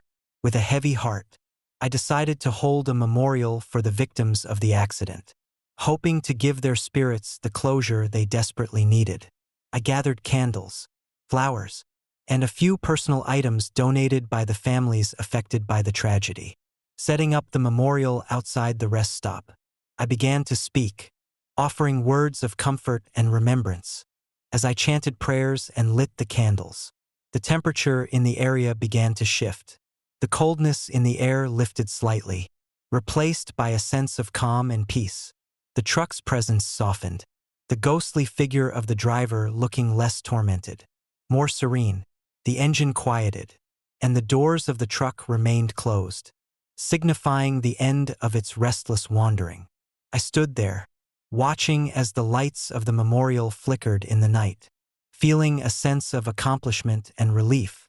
The truck, once a symbol of tragedy and loss, had finally found peace, its spirit no longer bound to the earthly realm. In the weeks that followed, the sightings of the driverless truck ceased entirely.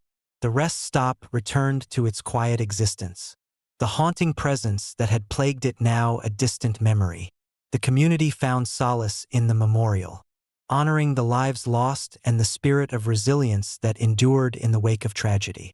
But sometimes, late at night, when the wind is just right, I can still hear the faint echo of the truck's engine in the distance, a lingering reminder that some souls never truly rest. And as I watch the sunset over the lonely stretch of Texas highway, I know that the memory of that driverless truck will stay with me forever, a haunting testament to the thin veil between the living and the dead, and the enduring power of unresolved sorrow. Story number 32. The Eternal Guest. Moving to Houston was a significant step for me.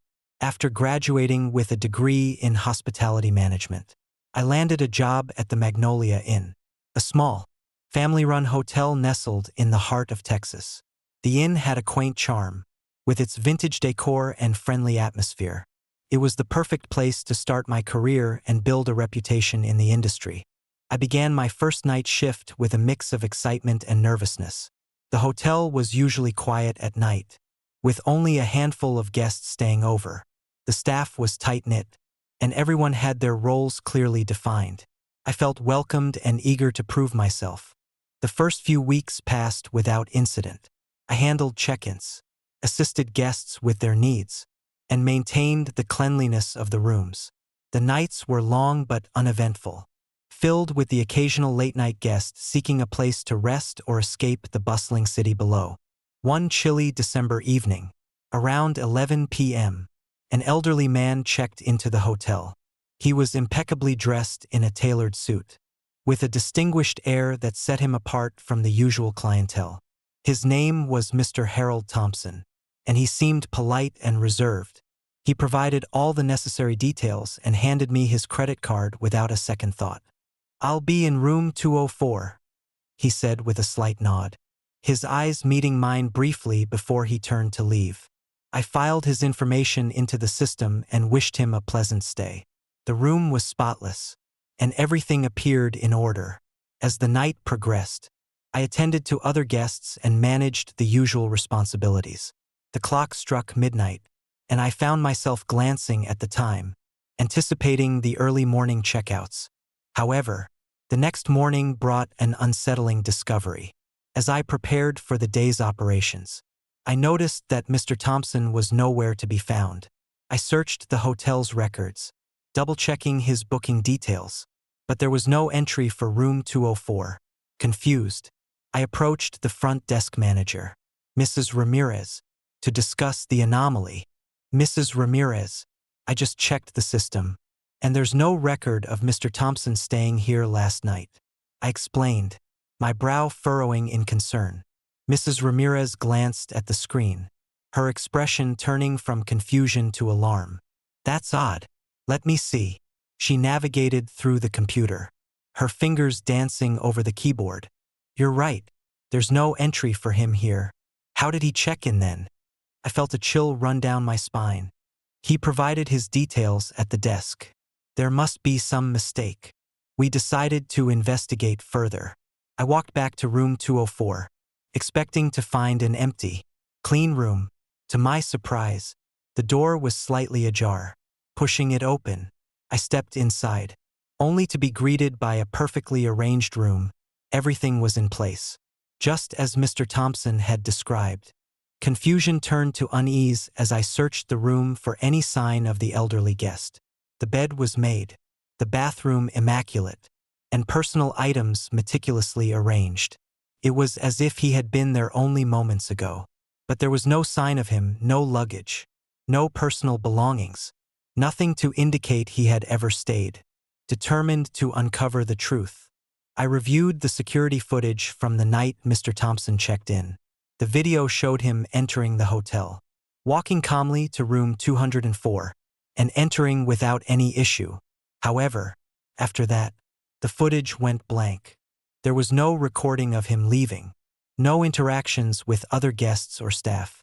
It was as if he had vanished into thin air. Disturbed by the mystery, I approached Mrs. Ramirez again. "There's something very wrong here. Mr. Thompson checked in, but there's no record of him staying. The security footage stops right after he enters his room." Mrs. Ramirez nodded gravely. "This isn't the first time something like this has happened. There have been a few unexplained cases over the years. Guests who appear and then disappear without a trace." My heart raced as I absorbed her words. "What do you mean?" Mrs. Ramirez sighed, her eyes reflecting the weight of her experiences. "Sometimes, guests check in and then they're just gone. We never find out what happened to them. It's as if they were never meant to be here." Determined to get to the bottom of the mystery, I decided to conduct my own investigation. I spent the next few nights staying in the hotel alone, monitoring the security footage and keeping a close eye on the corridors. Each night, I heard the faint sounds of footsteps and soft murmurs echoing through the halls, as if someone were walking past room 204. One night, around 2 a.m., The atmosphere in the hotel changed. The air grew colder, and an eerie silence settled over the inn. As I walked down the hallway, the whispers grew louder, almost tangible. I approached room 204, feeling a mix of fear and determination. Taking a deep breath, I opened the door, half expecting to find the elusive guest. But the room was empty, exactly as it had been before. Suddenly, a gust of wind blew through the open window, scattering papers across the floor. The temperature plummeted, and I could see my breath in the frigid air. "Mr. Thompson?" I called out, my voice barely above a whisper. There was no response, only the sound of my own heartbeat echoing in the silent room. Frustrated and terrified, I decided to consult with the hotel's maintenance team. We examined the room thoroughly, checking for any hidden compartments or secret passages, but found nothing out of the ordinary. The room was as intact as ever, with no signs of forced entry or hidden spaces. One day, I discovered an old, dusty ledger in the back office, containing records of past guests. As I flipped through the pages, I found an entry for Mr. Thompson, dated several years prior. It showed that he had stayed at the Magnolia Inn for a week before checking out without incident.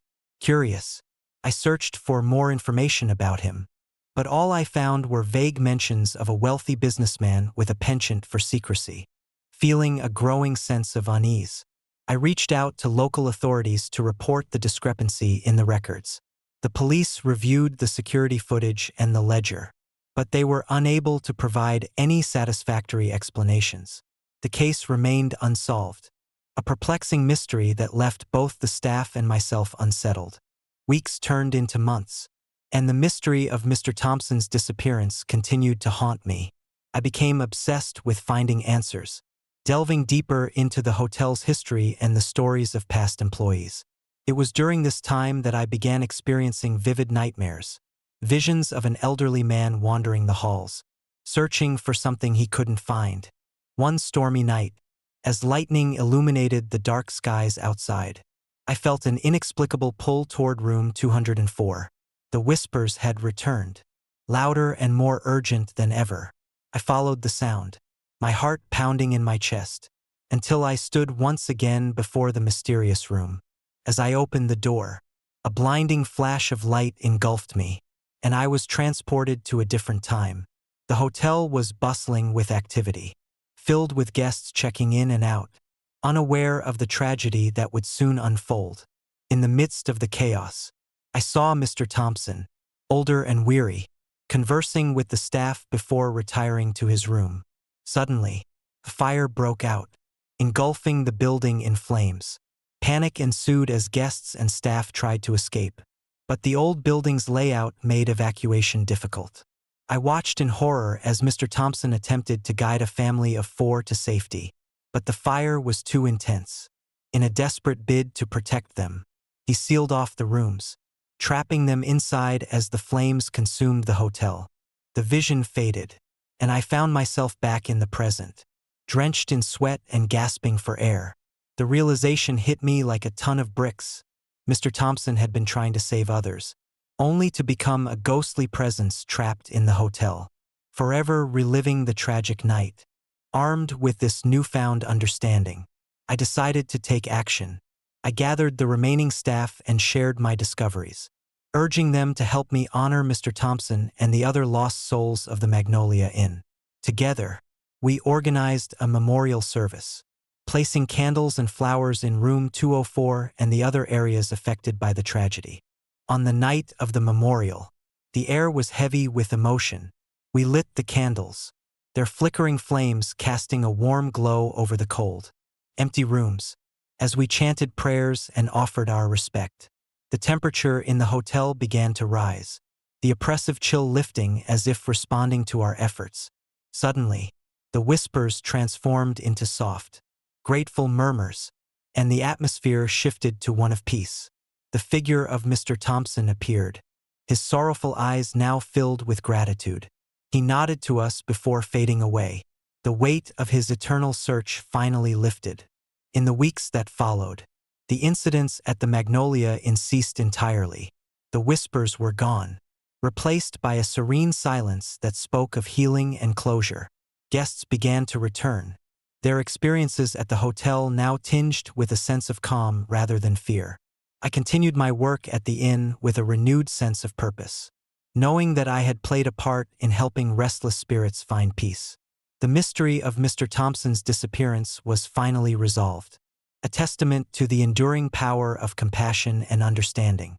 But sometimes, late at night, when the wind howls outside and the hotel is bathed in silence, I catch a faint echo of gratitude in the air, a soft whisper of thanks from a guest who never wanted to leave. And so, the Magnolia Inn stands as a beacon of resilience and remembrance, a place where the past is honored and the spirits of those lost are finally at rest. As I watch the sunrise over the Texas horizon, I know that some mysteries are meant to be unraveled, and some guests are meant to be remembered forever. Story number 33. Whispers at Midnight Fuel. I never imagined my job as a gas station attendant in the quiet outskirts of Texas would thrust me into a realm of the unexplained. My name is David Harris, and for the past 5 years, I've manned the pumps at Midnight Fuel, a small, unassuming station that serves a handful of local residents and truckers passing through. Life was predictable, days blended into nights, punctuated by the occasional late-night trucker or a stranded motorist seeking assistance. But one frigid winter night changed everything. It was December, and the temperatures had plummeted to unforgiving lows. The nights were long, stretching endlessly into the darkness, with only the flickering neon sign of Midnight Fuel to break the monotony. I usually arrived around noon, stocking shelves and cleaning the station, before settling into the late-night shift. On this particular night, the air was thick with snow, the wind howling through the barren trees that surrounded the station like silent sentinels. Around 2 a.m., when most of the world was deep in slumber, I found myself alone in the station, the silence only broken by the occasional drip of melting snow and the distant hum of traffic on the highway. I was winding down, preparing to call it a night, when I heard it, a soft, rhythmic tapping against the glass of the front window. At first, I thought it was just the wind playing tricks on me, or perhaps a branch scraping against the window pane. But the tapping persisted, steady and deliberate, like someone tapping out a message. My heart rate quickened as I approached the window, peering out into the inky darkness. Under the dim glow of the street lamp, I saw it, a shadowy figure standing just outside, partially obscured by the swirling snow. Its form was vague, almost ethereal, with no discernible features save for a pair of glowing red eyes that seemed to pierce through the night. "Hello," I called out, my voice wavering slightly. "Is someone there?" There was no response. The figure remained motionless, its presence both unnerving and inexplicably sad. I hesitated, debating whether to open the door or retreat back to the safety of the station. The tapping had ceased, replaced by an oppressive silence that pressed against my ears. Summoning my courage, I unlocked the door and stepped outside, the biting cold searing my skin, the snow crunch under my boots as I approached cautiously, the red eyes still fixed on me. As I reached the doorway, the figure began to fade, dissolving into the night like mist under the morning sun. I stood there for a moment, processing what I had just witnessed, before returning to the warmth of the station, my mind racing with questions. Determined to understand what I had seen, I decided to review the security footage. I accessed the system from behind the counter, the screen flickering to life with grainy black and white images. I fast-forwarded to the exact time of the incident, my breath held in anticipation. There, on the screen, was the same shadowy figure, standing silently under the street lamp, eyes glowing ominously. It lingered for 2 agonizing minutes, tapping the window, before vanishing without a trace. I replayed the footage multiple times, each viewing deepening the mystery. There was no indication of anyone else being at the station that night. No fingerprints on the glass, no disturbance around the area, Nothing to suggest a real person had been there. It was as if the figure had materialized out of thin air, an apparition from another realm. The following days were a blur of sleepless nights and restless thoughts. I couldn't shake the image of those red eyes staring into my soul, the sorrow that seemed to emanate from the ghostly figure. The local residents were tight-lipped, offering little in the way of explanations. Some dismissed it as a trick of the light or a figment of my imagination, while others whispered about the old legends surrounding the area. According to local lore, Midnight Fuel was built on the grounds of a forgotten homestead, where a young woman named Clara Montgomery had disappeared one bitterly cold winter night in 1924. She had been tending to her family's farm, struggling to keep warm and fed during the harsh season, when she vanished without a trace. Some said her spirit lingered, forever searching for warmth and companionship in the desolate landscape. As I delved deeper into the history, I found little concrete evidence. Clara Montgomery's disappearance remained unsolved, her story fading into the annals of forgotten tragedies. The only tangible connection was the lingering sense of sorrow that seemed to permeate the air around Midnight Fuel, a residual echo of Clara's untimely fate. One particularly cold night, the tapping returned. I was alone, the station eerily quiet, save for the distant howling of the wind. My instincts screamed at me to stay put, but curiosity gnawed at me, pushing me toward the window once more. The figure stood there again, red eyes burning with an intensity that felt almost accusatory. "Clara?" I whispered, my voice barely audible over the storm outside. The figure didn't respond. Instead, it began to move slowly toward the window, each step deliberate and heavy. I felt a pang of empathy, recognizing the loneliness and desperation that Clara must have felt. Summoning my courage, I opened the door, braving the icy gust that hit me as I stepped outside. "Clara, I'm sorry you're still here. Let me help you," I called out, my voice cracking with emotion. The figure paused, its red eyes locking onto mine with an intensity that sent shivers down my spine. For a moment, there was no movement, just the oppressive silence of the winter night. Then, slowly, the figure extended a hand toward me, the gesture both haunting and heartbreaking. I reached out tentatively, my fingers inches from hers. When the figure began to dissolve, the form melting away into the cold air, a tear slid down my cheek as I watched her fade. The sorrow that had once filled her eyes now replaced by a peaceful serenity. The tapping ceased, leaving behind an overwhelming sense of closure. In the weeks that followed, the apparitions at Midnight Fuel ceased entirely. The station returned to its usual quiet existence. The haunting presence of Clara Montgomery finally laid to rest. I continued my shifts with a newfound respect for the unseen and the lingering echoes of the past, forever changed by the encounter. One night, as I stood behind the counter, a weary smile crossed my face. A young couple approached the pump, bundled up against the cold.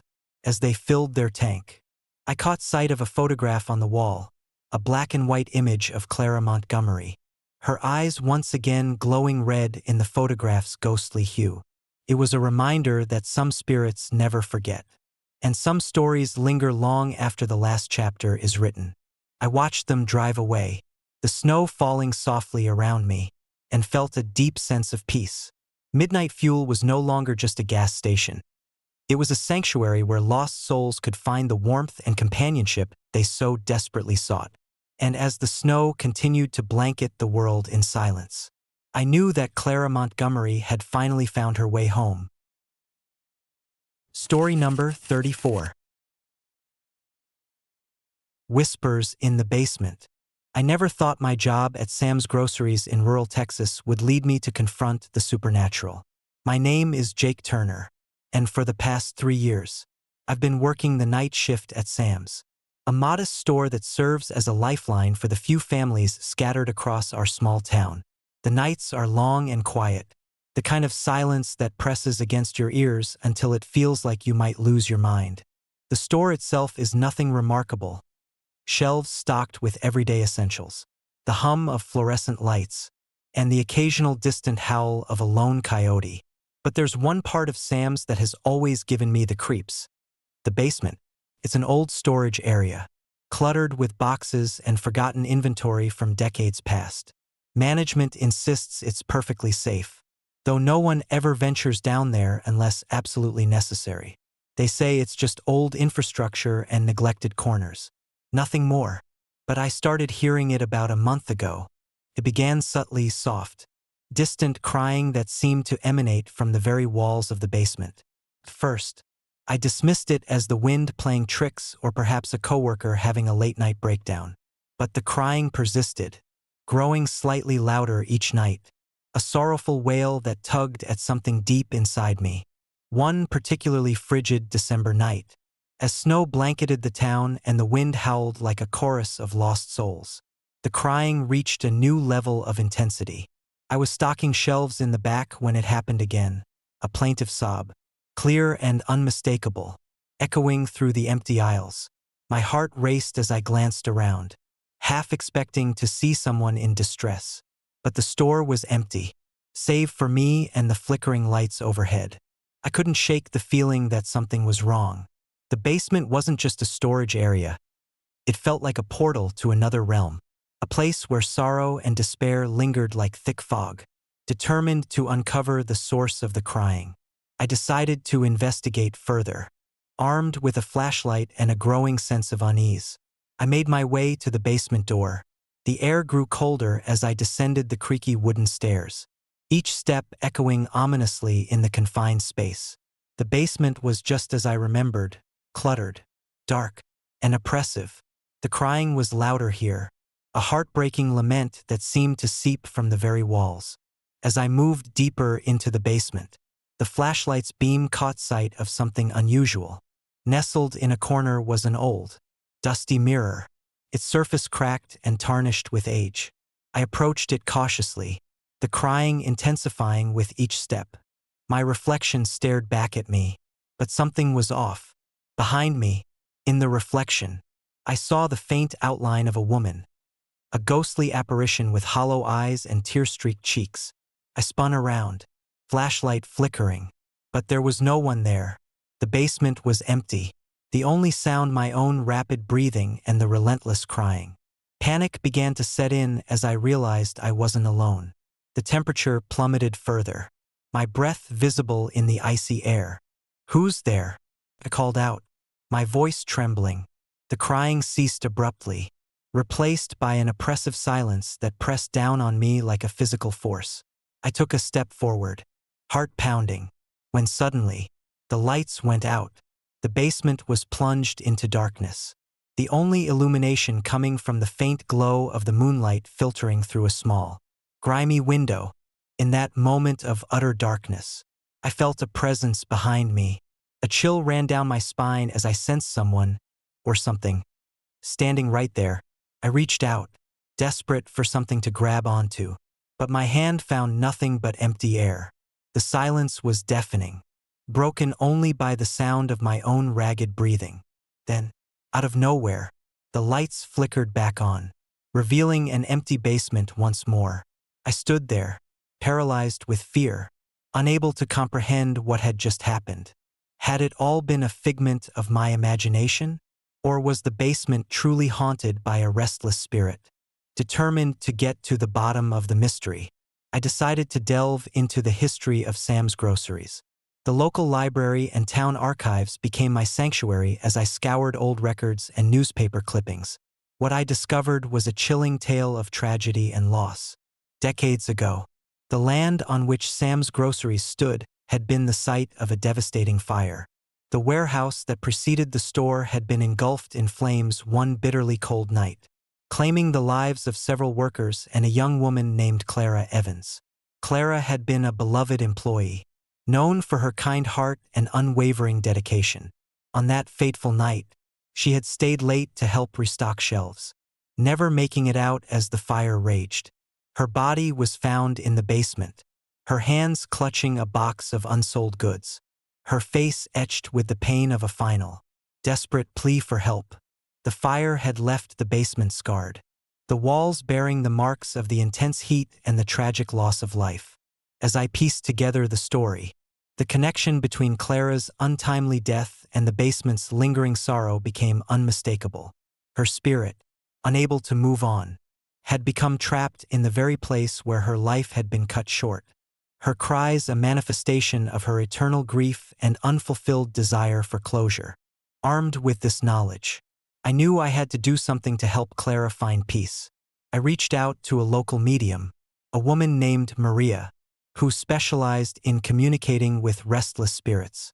Together, we returned to the basement, determined to offer Clara the closure she desperately needed. The night we conducted the séance was cold and still, the moon casting long shadows through the basement window. Maria and I set up a small altar with candles, flowers, and a photograph of Clara that I had found in the archives.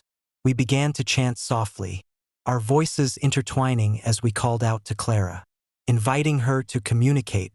At first, nothing happened. The basement remained silent, the oppressive atmosphere thick with anticipation. But as we continued, the temperature began to drop once more, the lights flickering ominously.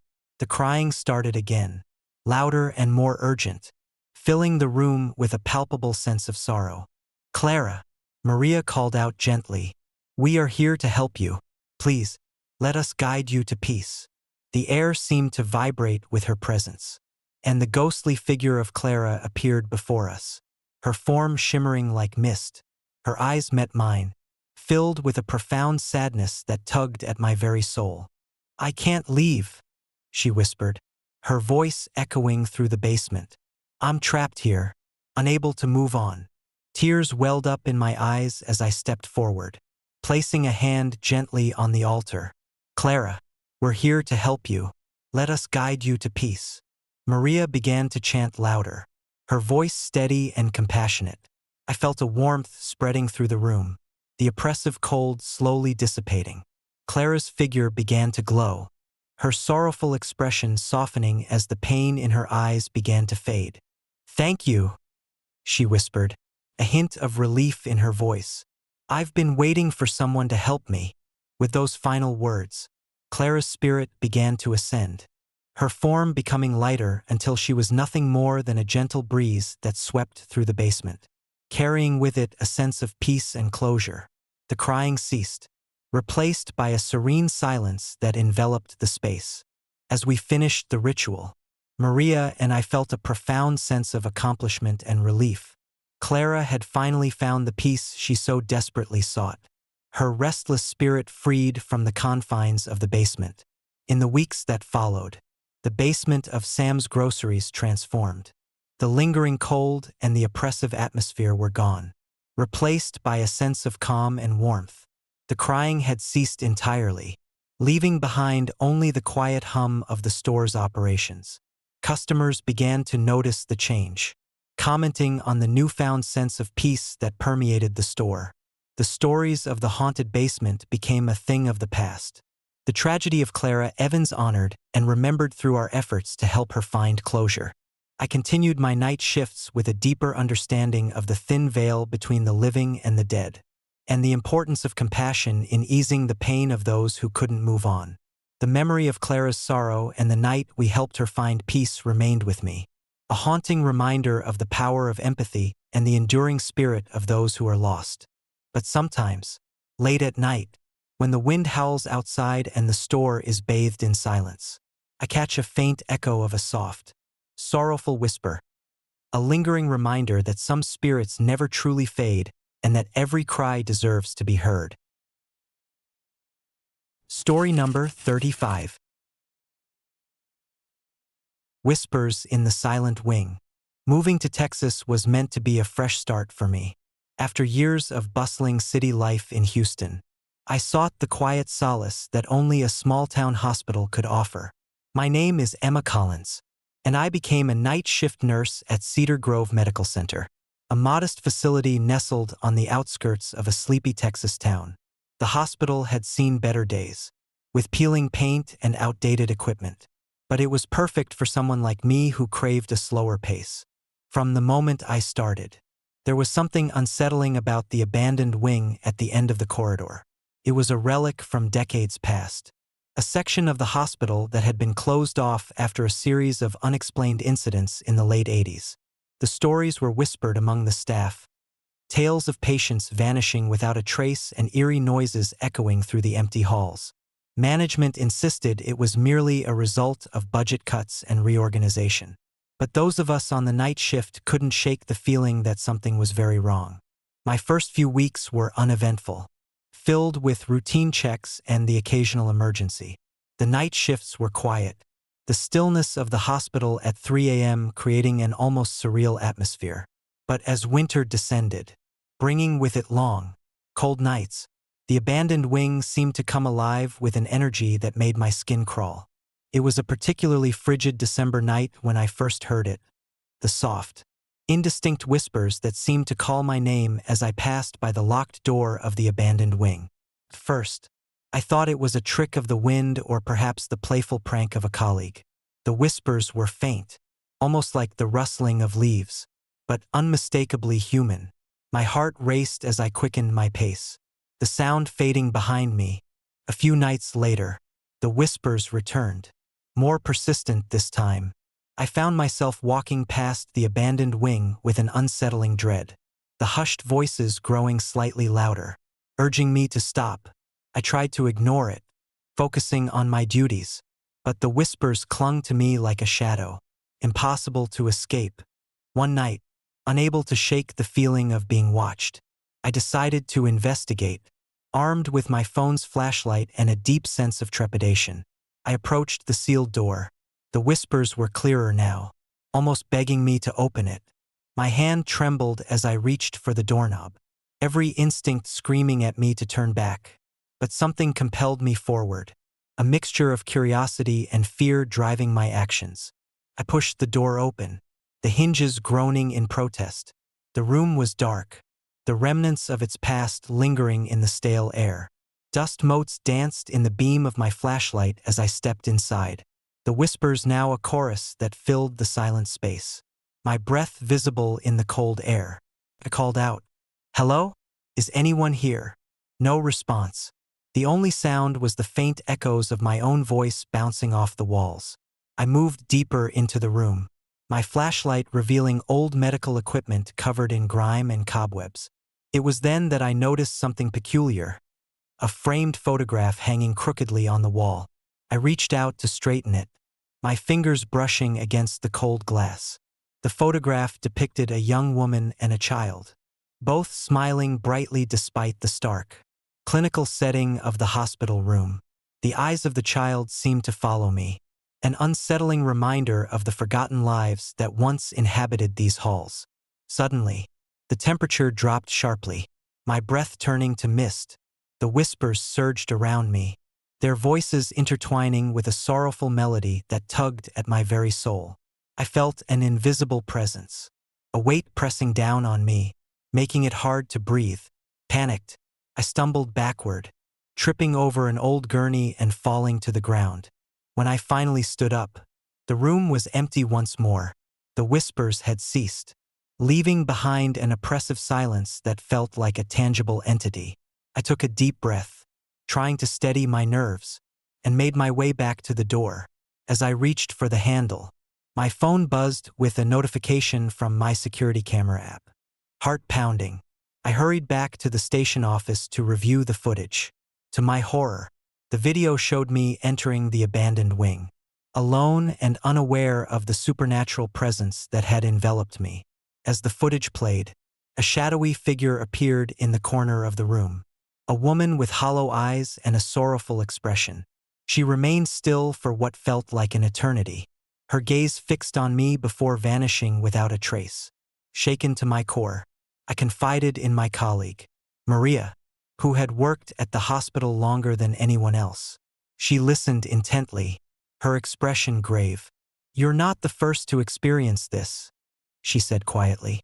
"Back in '88, there was a fire in that wing. A nurse and her child were trapped inside. They never made it out." I felt a chill run down my spine. The whispers, the figure in the photograph, it all made sense now.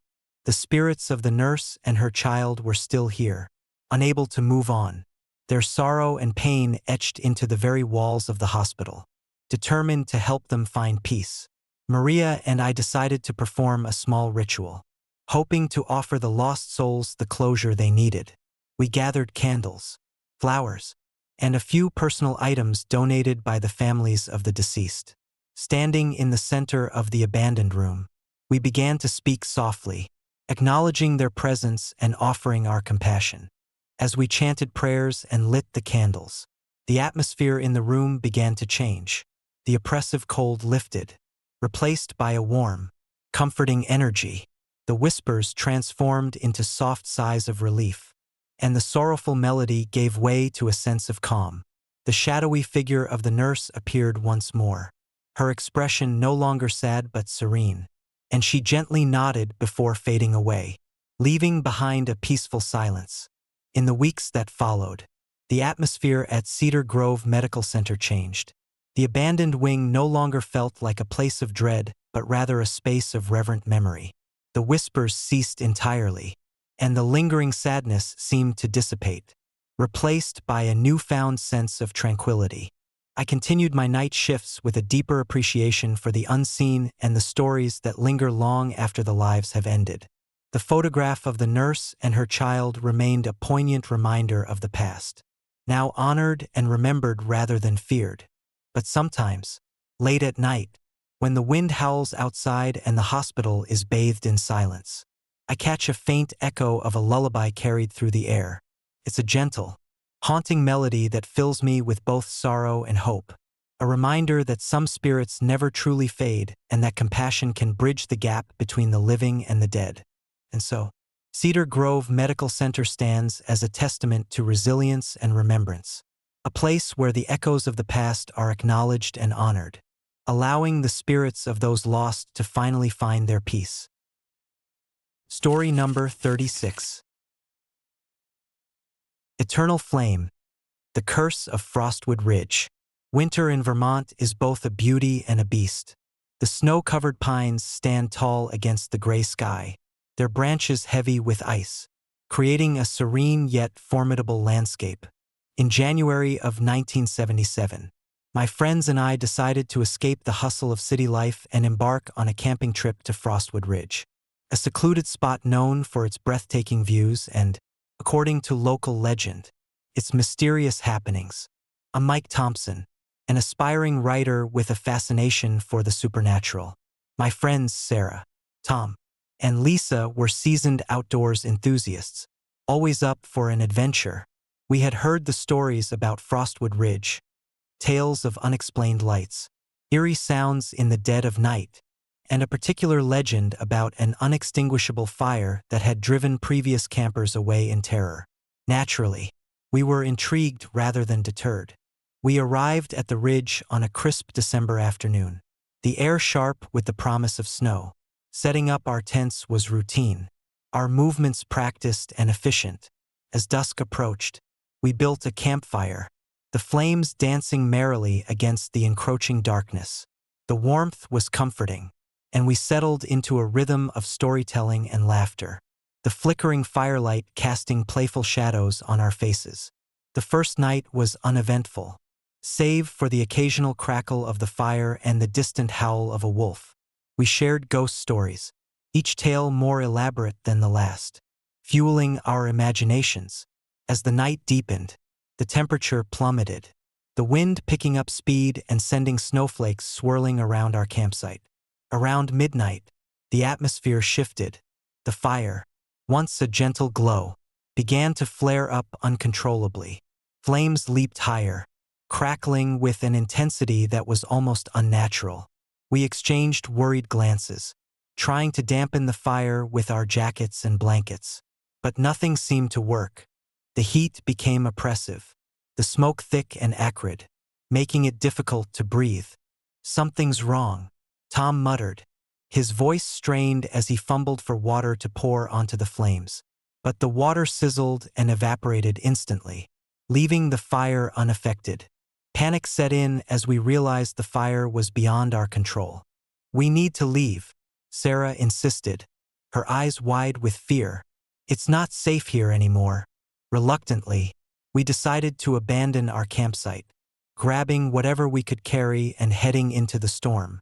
The wind howled like a living entity, the snow reducing our visibility to mere feet.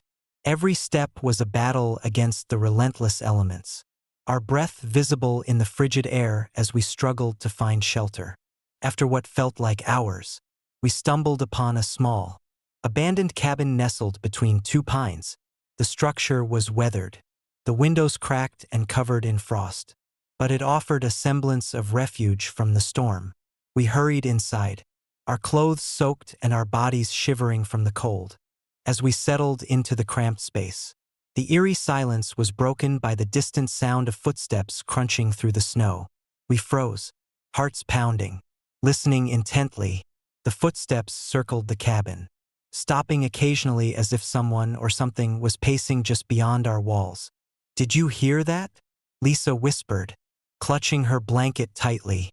Before anyone could respond, the door to the cabin slammed shut with a force that sent chills down our spines. The temperature inside plummeted further, the air growing thick with an unexplainable presence. The footsteps resumed, louder and more deliberate, echoing through the small space. "We need to get out," Tom urged, grabbing his flashlight. "Now." But as we approached the door, we found it locked from the outside. No matter how hard we pounded or pulled, desperation set in as the footsteps grew closer, accompanied by a low, mournful wail that seemed to emanate from the very walls of the cabin. Suddenly, the room was filled with an otherworldly glow. The walls shimmered, revealing ghostly apparitions, figures frozen in time, their eyes hollow and filled with sorrow. Among them stood a man, his form translucent yet distinct, staring at us with an expression of eternal anguish. "You should not have come here," he intoned, his voice echoing unnaturally around the room. "This place is cursed." "We mean no harm," I replied, my voice barely steady. "We're just trying to survive the storm." The apparition's eyes bore into mine, and I felt a wave of despair wash over me. "The fire you ignited was not of this world," he said. "It was a beacon, a signal to the restless spirits bound to Frostwood Ridge. Now, you are part of the curse." The temperature dropped further, and the apparitions began to move towards us, their presence overwhelming. We backed away, but the room seemed to shrink, the walls pressing in as the spirits surrounded us. The air was thick with the scent of smoke and decay, the oppressive weight of the curse making it difficult to breathe. In a desperate attempt to break free, I remembered the journal my grandfather had given me, a collection of local legends and rituals meant to protect against malevolent forces. Flipping through the pages, I found a passage that spoke of breaking curses through understanding and respect. "We have to appease them," I shouted over the cacophony, my mind racing to remember the exact words. "We didn't know it was cursed. Please, let us go." The apparition regarded me thoughtfully, his expression softening slightly. "To lift the curse, you must honor the spirits you have disturbed. Light a new fire, but this time, with respect and remembrance for those who have fallen." Understanding dawned on me. We needed to show reverence for the spirits, to acknowledge their presence and their suffering. Summoning our remaining strength, we gathered what little we had left and started a new fire, this time slower and more deliberate.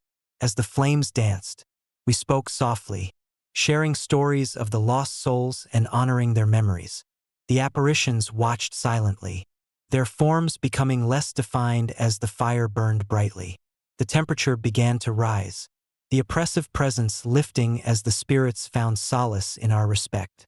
The man who had confronted us nodded solemnly, a gesture of acceptance before his form faded into the light. The door to the cabin swung open effortlessly. The barrier between us and the storm lifted. We stepped outside into the first light of dawn, the snow now calm and peaceful.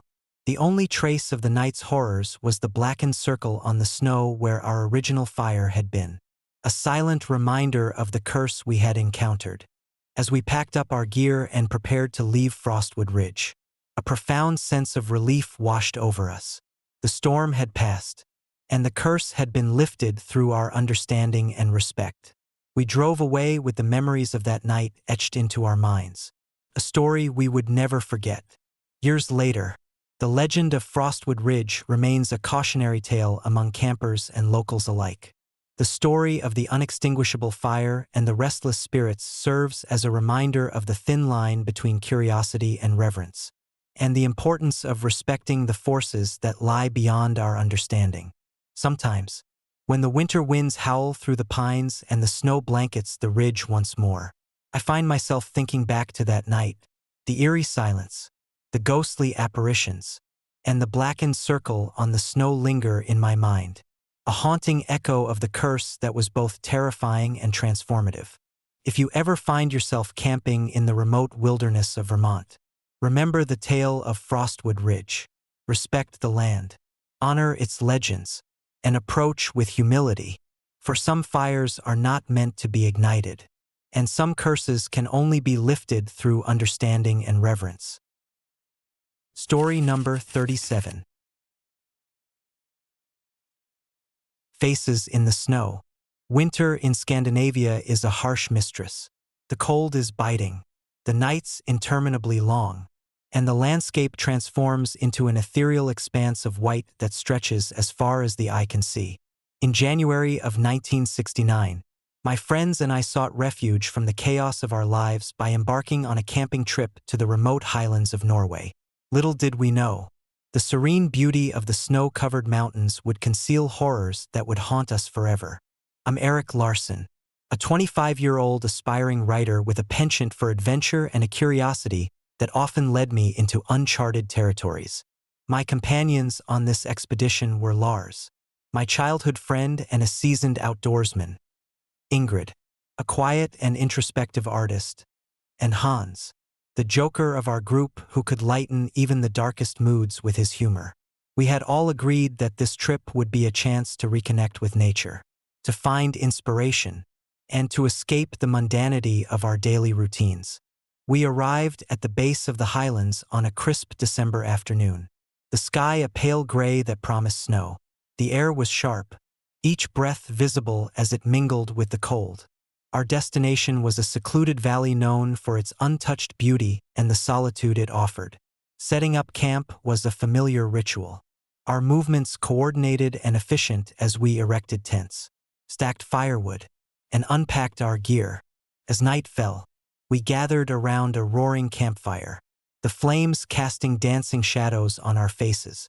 Lars shared stories of his previous adventures, while Ingrid sketched the landscape, her pencil moving swiftly across the paper.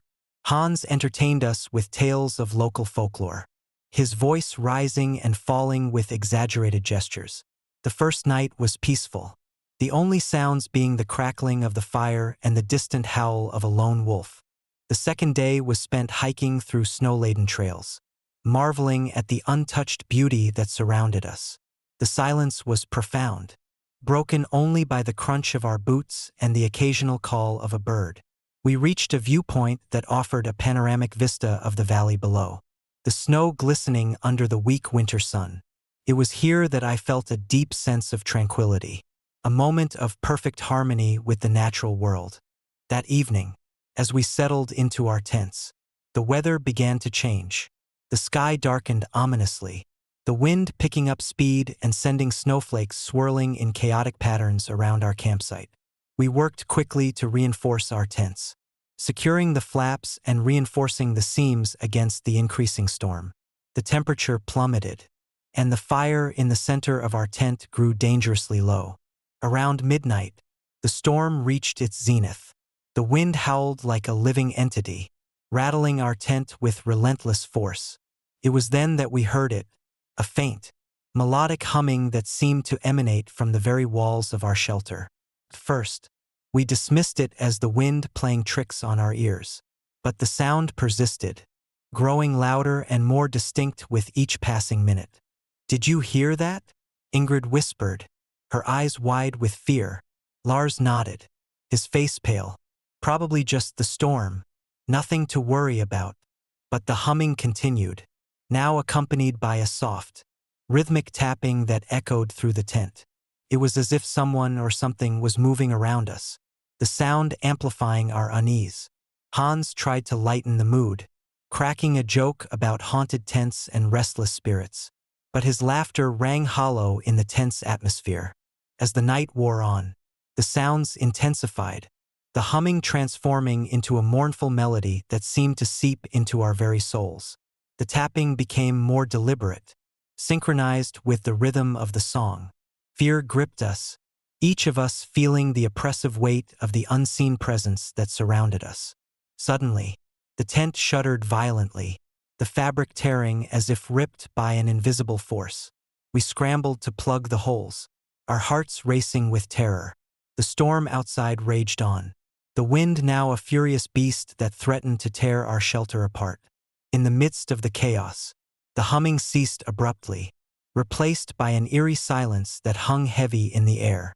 Breathing heavily, we huddled together, trying to make sense of the inexplicable events. It was then that we noticed it, a series of intricate patterns etched into the snow outside our tent, forming what appeared to be human faces. The designs were delicate and precise, each one bearing an uncanny resemblance to the members of our group. My heart pounded in my chest as I realized the faces mirrored our own. Frozen expressions of fear and confusion. "We need to leave," Lars insisted, his voice shaking. "Something's not right here." We packed up our gear in haste, the remnants of our shattered tent a stark reminder of the night's horrors. As we stepped outside, the storm had subsided, leaving behind a blanket of pristine snow that concealed the tracks of our departure. The faces in the snow were gone, replaced by an untouched expanse that seemed to erase any trace of our presence. The journey back was fraught with anxiety, the lingering fear of what we had experienced making every step a struggle against the biting cold. We reached the edge of the valley as dawn broke, the first rays of sunlight piercing through the lingering darkness. Relief washed over us as we made our way back to civilization, our minds haunted by the memory of the faces in the snow and the ominous night we had endured. Days turned into weeks, and the events of that winter night became a source of nightmares and endless speculation among our friends and family. None of us could explain what had transpired, and the lingering sense of being watched never fully dissipated. The faces in the snow remained an enigma, a chilling reminder of the thin veil that separates our reality from the unknown. As time passed, our lives returned to normalcy, but the scars of that trip lingered beneath the surface. I channeled my fear and confusion into my writing, penning stories that attempted to capture the essence of our experience. Lars became more introspective, his once carefree demeanor now tinged with a perpetual wariness. Ingrid's art took on a darker tone, her sketches filled with shadowy figures and ethereal landscapes. Hans, ever the optimist, masked his lingering fears with an unwavering facade of humor. Years later, I still find myself staring at snow-covered landscapes with a sense of unease, the memory of those faces etched into my mind. The highlands of Norway hold secrets that defy explanation, their silent beauty concealing horrors that lie just beyond our understanding.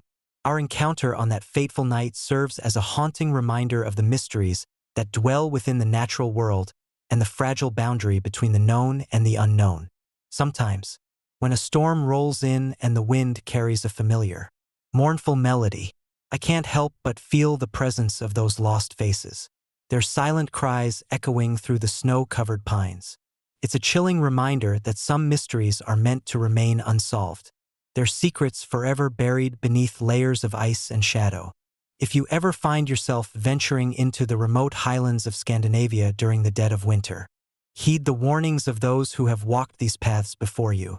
Respect the land, honor its legends, and remember that some nights hold secrets too dark to uncover, their whispers lost in the howl of the wind and the endless fall of snow.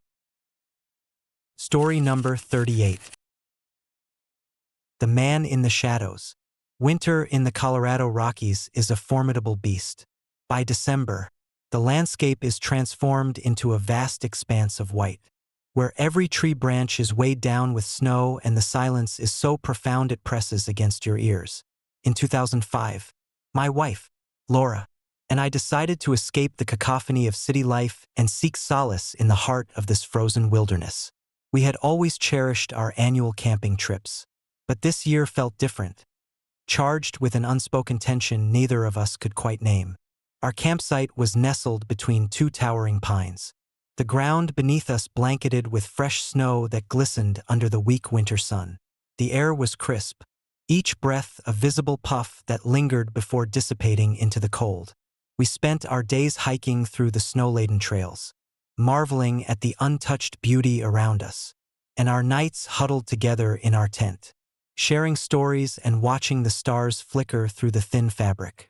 On the third night, as the sun dipped below the horizon and darkness enveloped the mountains, a fierce snowstorm began to brew. The wind howled through the trees, sending snow swirling in chaotic patterns around our tent. We sat close to our portable heater, trying to maintain a semblance of warmth as the storm raged outside. The howling wind created an eerie symphony, each gust sounding like a whisper from the depths of the wilderness. Around midnight, as the storm reached its peak, Laura and I were jolted awake by an unsettling noise, soft, deliberate footsteps crunching through the snow. At first, we dismissed it as the wind playing tricks on our minds, but the sound persisted, growing louder and more distinct. My heart pounded in my chest as I reached for my flashlight, the beam cutting through the darkness in search of the source. There, just a few meters from our tent, stood the shadow of a man, tall and slender. His form was cloaked in darkness, making it impossible to discern any features. He stood motionless, as if waiting for something or someone. Laura clutched my arm, her eyes wide with fear. "Did you see that?" she whispered, her voice trembling. I nodded, unable to tear my gaze away from the spectral figure. Summoning all my courage, I shouted, "Who's there?" My voice echoed through the still night, swallowed almost immediately by the storm. For a moment, nothing happened. Then, as quickly as he had appeared, the shadow dissolved into the swirling snow, leaving us alone once more. We rushed outside, our flashlights scanning the empty landscape for any sign of the mysterious man. Instead of finding him, we discovered a series of large footprints leading directly to our tent. Confusion and fear mingled within us. Why were the footprints pointing towards us? Had the figure been trying to communicate? Or was this some sort of warning? "What the hell is going on?" Laura asked, her breath visible in the frigid air. I examined the footprints closely. They were unlike any we had seen before, too large to be human, with elongated toes that seemed to grip the snow with unnatural precision. And yet, there were no tracks leading away from the tent, as if whatever had made them had vanished without a trace. The rest of the night was a blur of anxiety and restless sleep. Every creak of the tent and every gust of wind amplified our fears, making the oppressive silence feel almost alive. We huddled together, trying to make sense of the inexplicable events. But sleep remained elusive, the shadows of our thoughts dancing just beyond our grasp. The following morning, the storm had subsided, leaving behind a pristine, undisturbed blanket of snow. We decided to pack up and leave, eager to put the strange encounter behind us. As we made our way to our vehicles, we couldn't shake the feeling that we were being watched. The footprints around our tent remained, stark against the white landscape, a silent testament to the night's horrors. Determined to find answers, we returned to town and spoke with the locals. The village was small, the kind where everyone knew each other's business, and secrets were hard to keep. We learned that Frostbite Ridge, the area where we had camped, was notorious for its legends and ghost stories. One in particular stood out, a tale of a man named Elias who had vanished on a stormy night decades earlier. According to the legend, Elias had been a recluse, known for his erratic behavior and mysterious disappearances. Some believed he had been cursed, forever trapped between the realms of the living and the dead. As the days passed, Laura and I couldn't escape the images of that shadowy figure and the unnerving footprints. Sleep eluded us, replaced by a growing obsession to uncover the truth behind Frostbite Ridge. We revisited our campsite, searching for any clues that might explain the inexplicable. But the snow had covered everything, erasing any signs of our presence, or so it seemed. One evening, a week after our return, we received a phone call that sent chills down our spines. It was Mike, one of our close friends who had visited us shortly before our trip. His voice was frantic, barely coherent. "Lars, something's wrong. I saw him again. The man in the shadows." We rushed to his house, finding him in a state of panic. He recounted his experience in vivid detail, how, during a winter hike, he had encountered the same shadowy figure, followed by the appearance of similar footprints, and just like us, he had felt an overwhelming sense of dread, driving him to abandon his hike and seek refuge. The trio of sightings, ours, Mike's, and those of others, began to weave a pattern that was both terrifying and impossible to ignore. It was as if Frostbite Ridge was a focal point for something beyond our understanding, a place where the veil between worlds was thin and easily breached. Determined to confront the source of these apparitions, Laura and I decided to return to Frostbite Ridge, armed with equipment and a newfound resolve. The town had grown quieter, the residents avoiding the cursed area as the winter deepened. We set out early one morning, the sky a pale gray, the snow untouched and pristine. As we approached the ridge, the atmosphere felt heavier, the air thick with an unseen presence. The trees stood silent, their branches etched against the sky like skeletal fingers. We reached our campsite, the footprints still present, leading towards the denser part of the forest. Taking a deep breath, we ventured into the heart of Frostbite Ridge. The only sounds our footsteps crunching in the snow and the distant call of a lone owl. Hours passed without incident, the silence oppressive and unyielding. Just as we began to question our decision, the same shadowy figure appeared, standing a few meters from our path. Our hearts raced as we froze in place, mirroring the terror that had gripped us the first time. We exchanged glances, the unspoken agreement clear: this was the moment of confrontation. "Why are you haunting us?" I demanded, my voice steadier than I felt. The shadow remained silent, his form wavering like mist in the wind. Suddenly, the air grew colder, our breaths visible as they mingled with the snowflakes. A deep, sorrowful sigh echoed through the ridge, and the figure began to dissolve once more, leaving behind the haunting silence. Frustration and fear surged through us, but the sight of the footprints led us onward, deeper into the forest. We followed them until we reached a clearing, the remnants of an old cabin half buried in snow. The footprints ended abruptly at the entrance, with no indication of where they had led. Inside, the cabin was dark and abandoned, the remnants of past lives scattered across the floor. As we explored, a chilling realization dawned upon us. We were being watched. The air grew thick with an oppressive presence, the shadows within the cabin seeming to move with a life of their own. We found a journal, its pages filled with entries from Elias, detailing his descent into madness and his desperate attempts to break the curse that bound him to Frostbite Ridge. December 3rd, 1947.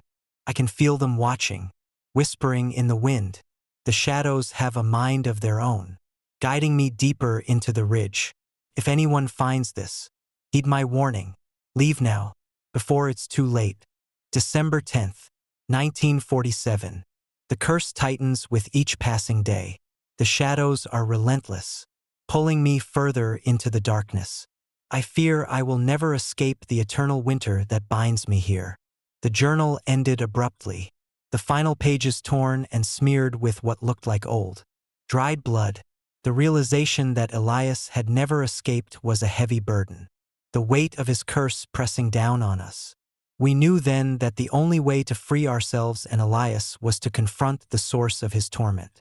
Gathering our courage, Laura and I performed a ritual described in the journal, hoping to break the curse and lay Elias's spirit to rest. The air around us crackled with energy as we chanted the ancient words, the shadows responding to our efforts. The temperature dropped further, the snow swirling violently as the curse fought back against our attempts to dismantle it. As the final words left our lips, a blinding light enveloped the clearing, and the oppressive presence lifted, replaced by a profound sense of peace. The shadowy figure of Elias appeared one last time. His form softened, eyes filled with gratitude and relief. "Thank you," he whispered, his voice fading as he dissolved into the snowflakes. The storm within the ridge subsided, the snow calming into a gentle fall that mirrored the newfound tranquility. We stood there in silence, the weight of our ordeal lifting as we realized the curse had been broken. The footprints around us began to fade, disappearing into the pristine snow, leaving behind only the memory of our harrowing experience. Returning to town, we were met with a mix of relief and curiosity. The sightings had ceased, and the curse that had plagued Frostbite Ridge for decades was no more. Our story became a testament to the resilience of the human spirit and the power of confronting the unknown with courage and determination. Years have passed since that fateful winter, but the memory of Frostbite Ridge remains etched in my mind. The mountains stand tall and silent, their beauty now unmarred by the shadows that once haunted them. Laura and I continue our annual camping trips, always mindful of the thin veil that separates our world from the supernatural forces that linger in the wilderness. Sometimes, on particularly cold nights, I find myself gazing towards Frostbite Ridge, the memory of the shadowy figure and the footprints lingering like a ghostly echo. It's a reminder that some places hold secrets too profound to ignore, their mysteries forever woven into the fabric of the natural world. If you ever find yourself venturing into the remote wilderness of Colorado during the dead of winter, heed the warnings of those who have faced the shadows before you. Respect the land, honor its legends, and remember that in the heart of the snow and silence lies a story of redemption and the enduring power of love and courage. Story number 39. The Vanishing Tent. Winter in Montana is a silent predator. The snow blankets the landscape in an unyielding white, masking the treacherous terrains and concealing secrets that thrive in the frozen darkness. In the winter of 1992, my friend Jake and I decided to escape the chaos of city life by embarking on a camping trip to the remote high plains of Montana. Little did we know, our quest for solitude would lead us into a nightmare that would forever alter our perception of the wilderness. I'm Mark Harris, a freelance journalist with a penchant for adventure and a curiosity that often lands me in precarious situations. Jake, my college roommate and fellow thrill-seeker, shared my love for the outdoors. We had heard tales of the high plains, stories of endless snowfields, howling winds, and the eerie silence that enveloped the land. But we dismissed them as mere folklore, remnants of a bygone era that had lost their relevance in the modern world. Our journey began in late November, the air crisp with the onset of winter. We rented a sturdy all-terrain vehicle and packed our gear meticulously. Tents, sleeping bags, cooking supplies, and enough provisions to last us a week. The drive to the high plains was long, the roads winding through dense forests and over frozen rivers, each mile bringing us closer to our secluded campsite. By the time we reached our destination, the sun had dipped below the horizon, casting long shadows across the pristine snow. We set up our tents with practiced efficiency, the rhythmic motions a comforting routine amidst the vastness of the wilderness. As night fell, we built a campfire, the flames flickering brightly against the encroaching darkness. The warmth of the fire was a welcome respite from the biting cold, and we settled into our evening with hot cocoa and light-hearted conversation. The first few days were idyllic. We hiked through snow-laden trails, marveled at the untouched beauty around us, and enjoyed the tranquility that only the high plains could offer. The nights were peaceful, the silence broken only by the crackling of the fire and the distant call of a lone owl. But as the days grew shorter and the nights longer, an uneasy tension began to settle over us, an unspoken fear that something was amiss. It was on the fourth night that the first signs of the nightmare began to emerge. The storm had been brewing for days, the weather forecasts predicting heavy snowfall and fierce winds. As dusk turned to dark, the wind picked up speed, sending snowflakes swirling in chaotic patterns around our campsite. We huddled closer to the fire, trying to maintain warmth as the storm raged outside. Around midnight, a piercing scream shattered the fragile peace of our tent. Jake bolted upright, his eyes wide with terror. "Did you hear that?" he whispered, his voice trembling. I nodded, my heart pounding in my chest. The scream had been unlike anything I'd ever heard. A raw, anguished cry that echoed through the night. "We need to check it out," I insisted, grabbing my flashlight. Jake hesitated, fear etched on his face.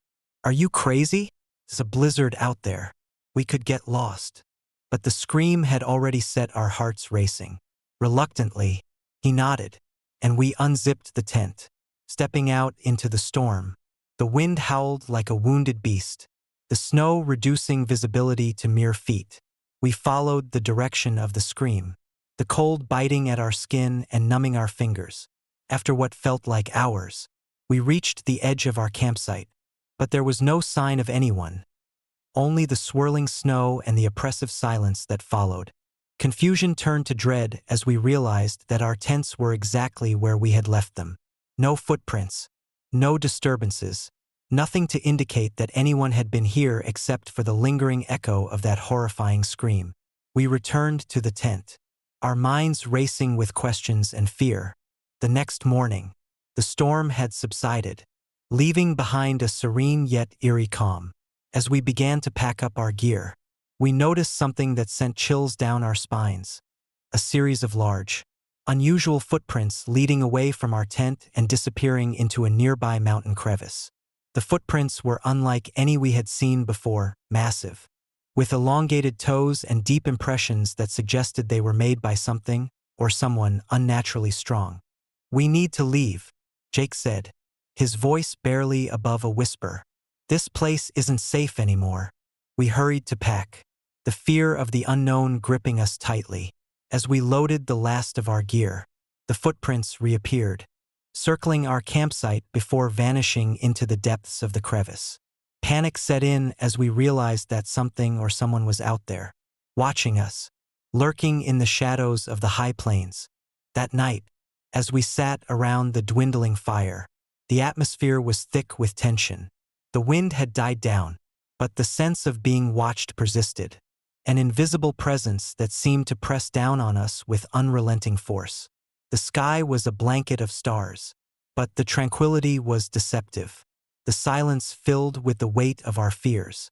As midnight approached, the fire began to flare up uncontrollably, the flames dancing with an intensity that was almost supernatural. We tried to dampen the fire, pouring water and covering it with snow. But nothing seemed to quell its fury. The heat became oppressive, the smoke thick and acrid, making it difficult to breathe. "We need to move," I said, grabbing Jake's arm. "We can't stay here." But as we attempted to leave, the snow around us began to shift and swirl, as if the very land was conspiring against us. The footprints reappeared, moving towards our tent with deliberate intent, leading us away from safety and deeper into the wilderness. The storm that had seemed to abate earlier returned with a vengeance, the wind howling like a chorus of lost souls. Panic set in as we realized we were being led away, trapped in a never-ending loop of fear and confusion. The footprints continued to guide us, the path leading to nowhere, the snow consuming our tracks as quickly as they were made. Desperation clawed at our sanity as we stumbled through the blinding snow, the landscape around us becoming a distorted maze of white and shadows. Hours turned into days as we struggled to survive. The storm relentless and the footprints our only guide, or perhaps our greatest torment. Food dwindled, our spirits faltered, and the isolation pressed in on us like an invisible weight. The high plains seemed to stretch into infinity, the boundaries of reality and nightmare blurring into a single, horrifying expanse. One night, exhausted and near the brink of despair, We stumbled upon a hidden crevice similar to the one where we first found the footprints. The snow had piled high, but we could see an outline of something beneath the surface, an old, abandoned cabin, its wooden structure barely visible through the thick blanket of snow.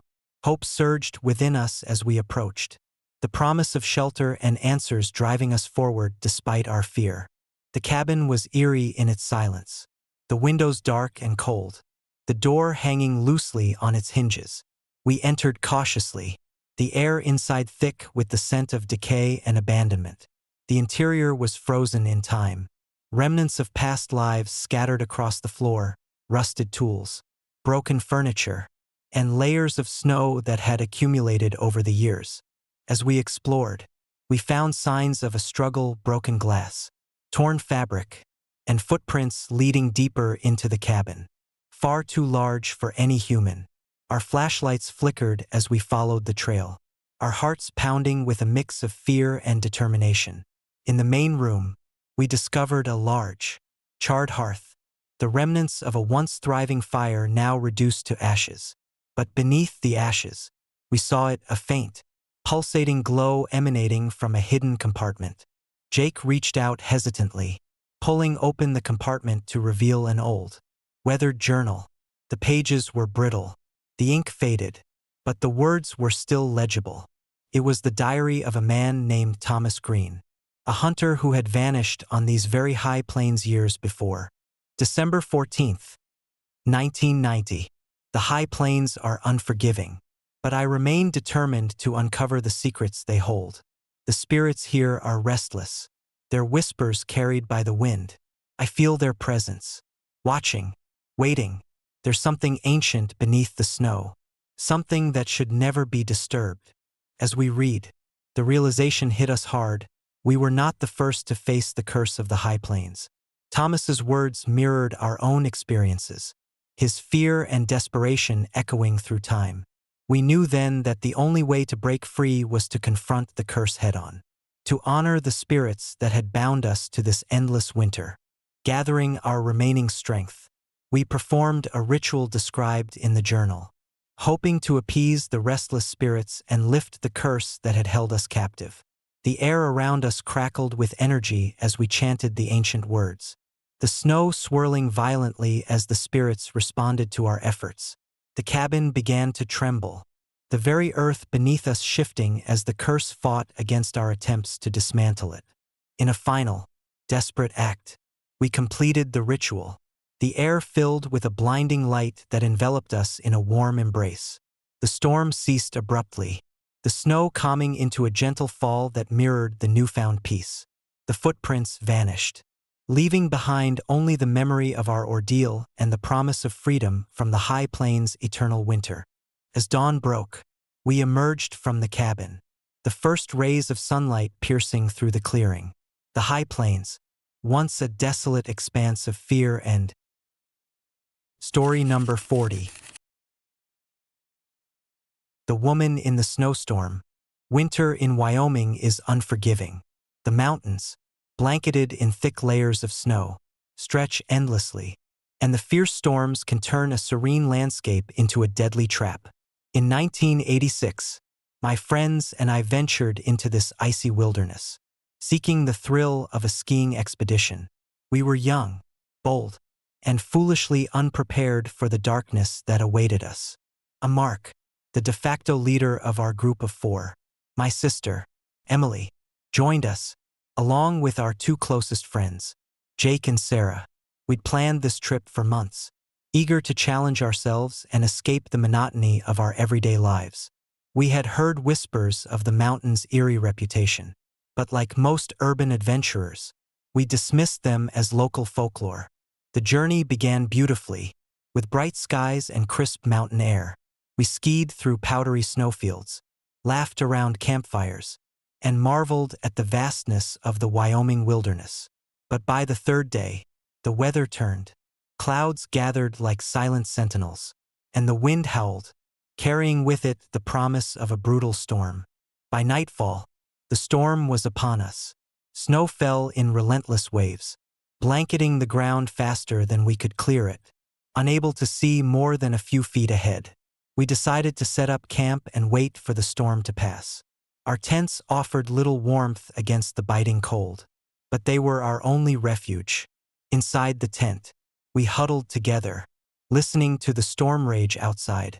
The wind screeched like a living thing, and the fabric of the tent flapped violently. Despite the chaos, we managed to drift into a restless sleep, lulled by exhaustion. It was during the dead of night that I woke to a strange sound, a faint, melodic voice cutting through the wind. At first, I thought it was the storm playing tricks on my ears, but the voice grew louder, carrying a sorrowful tune that sent chills down my spine. I nudged Jake, who stirred groggily.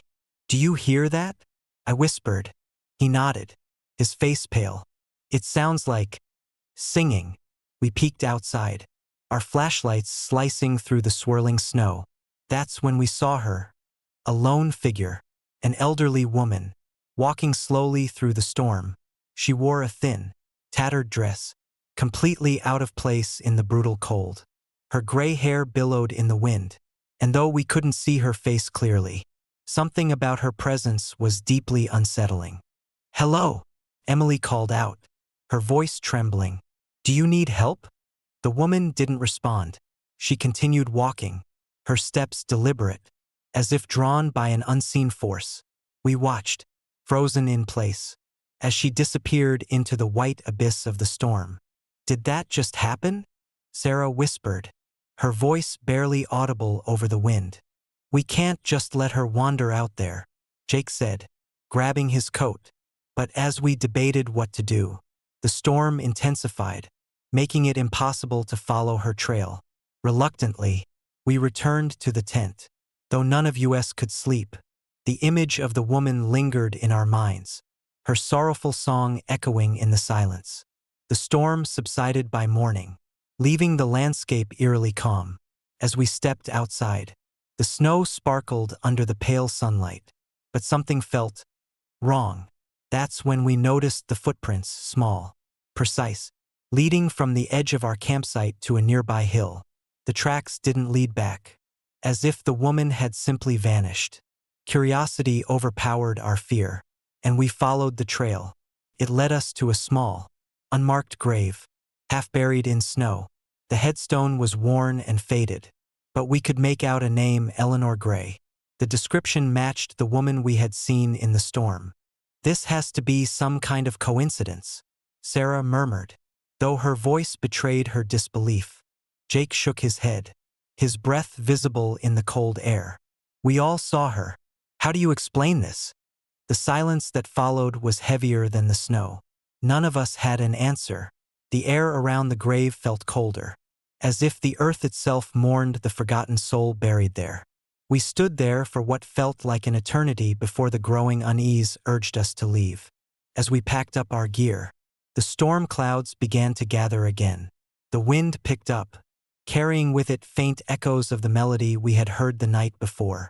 It was then we realized that we were not alone, that the mountains held secrets far older and darker than we could comprehend. The trek back to civilization was grueling, but we moved quickly, driven by an unshakable sense of dread. Each gust of wind felt like a whisper, each shadow in the snow a reminder of the woman we had encountered. When we finally reached the base of the mountain, we swore never to speak of what had happened, as if silence could protect us from whatever lingered in those icy peaks.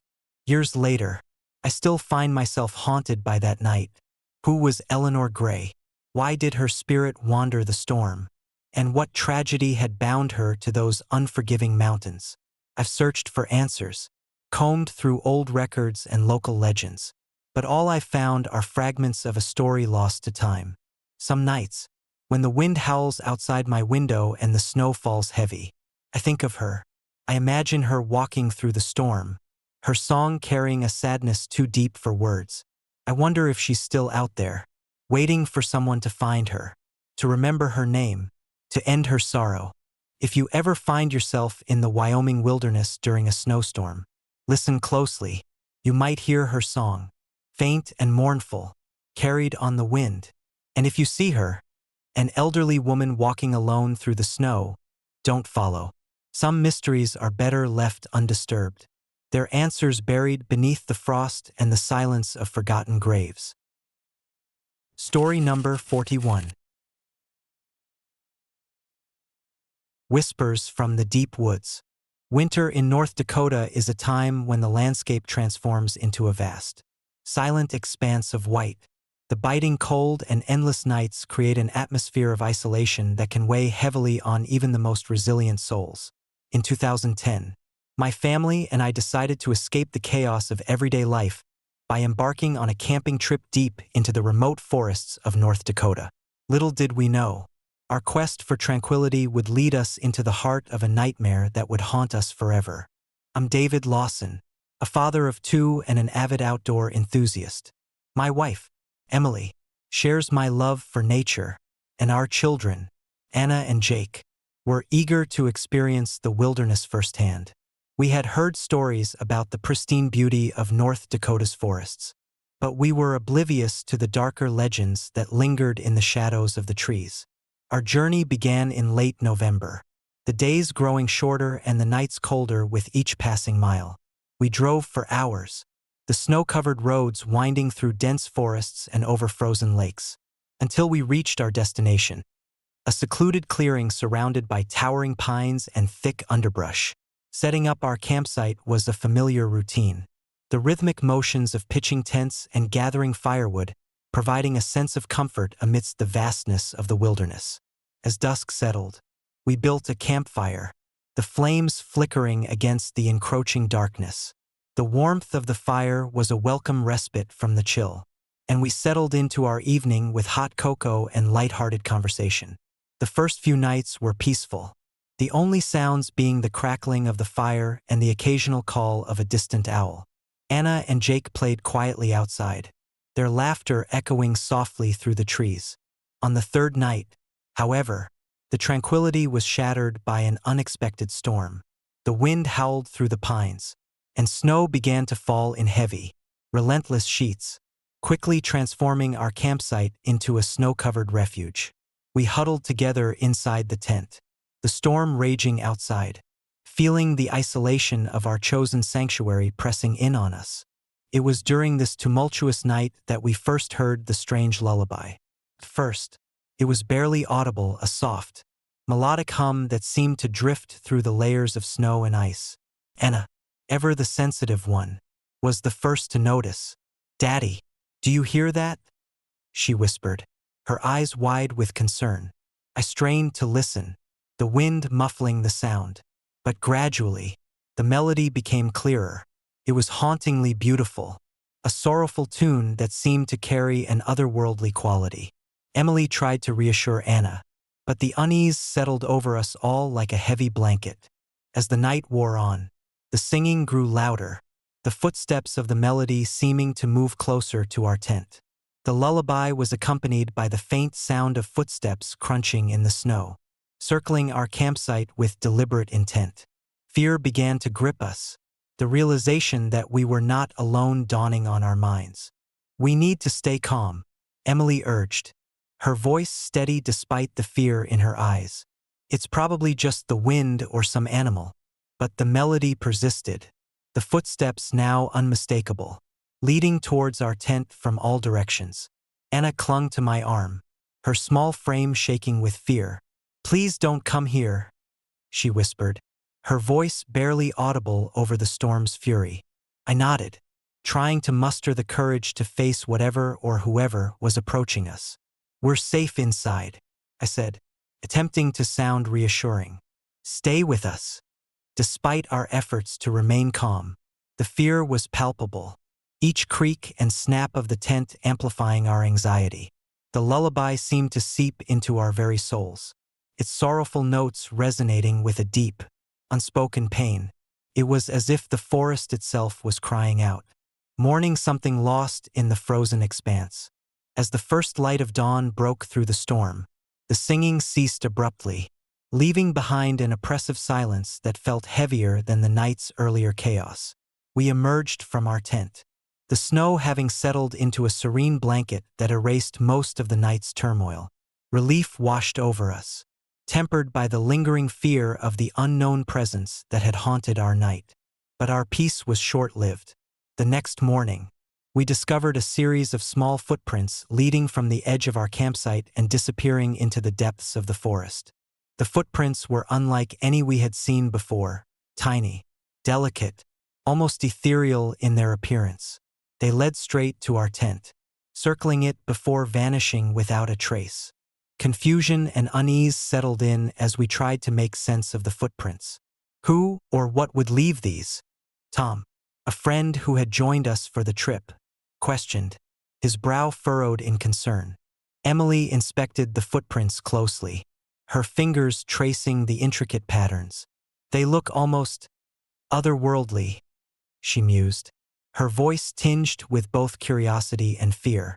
As the days passed, the footprints became a haunting reminder of our encounter. Each night, we heard the distant melody once more, though never as prominently as before. The fear that had once gripped us began to resurface, the stories of the forest's restless spirits echoing in our minds. Determined to uncover the truth behind the haunting lullaby and the mysterious footprints, we delved into the local legends and folklore.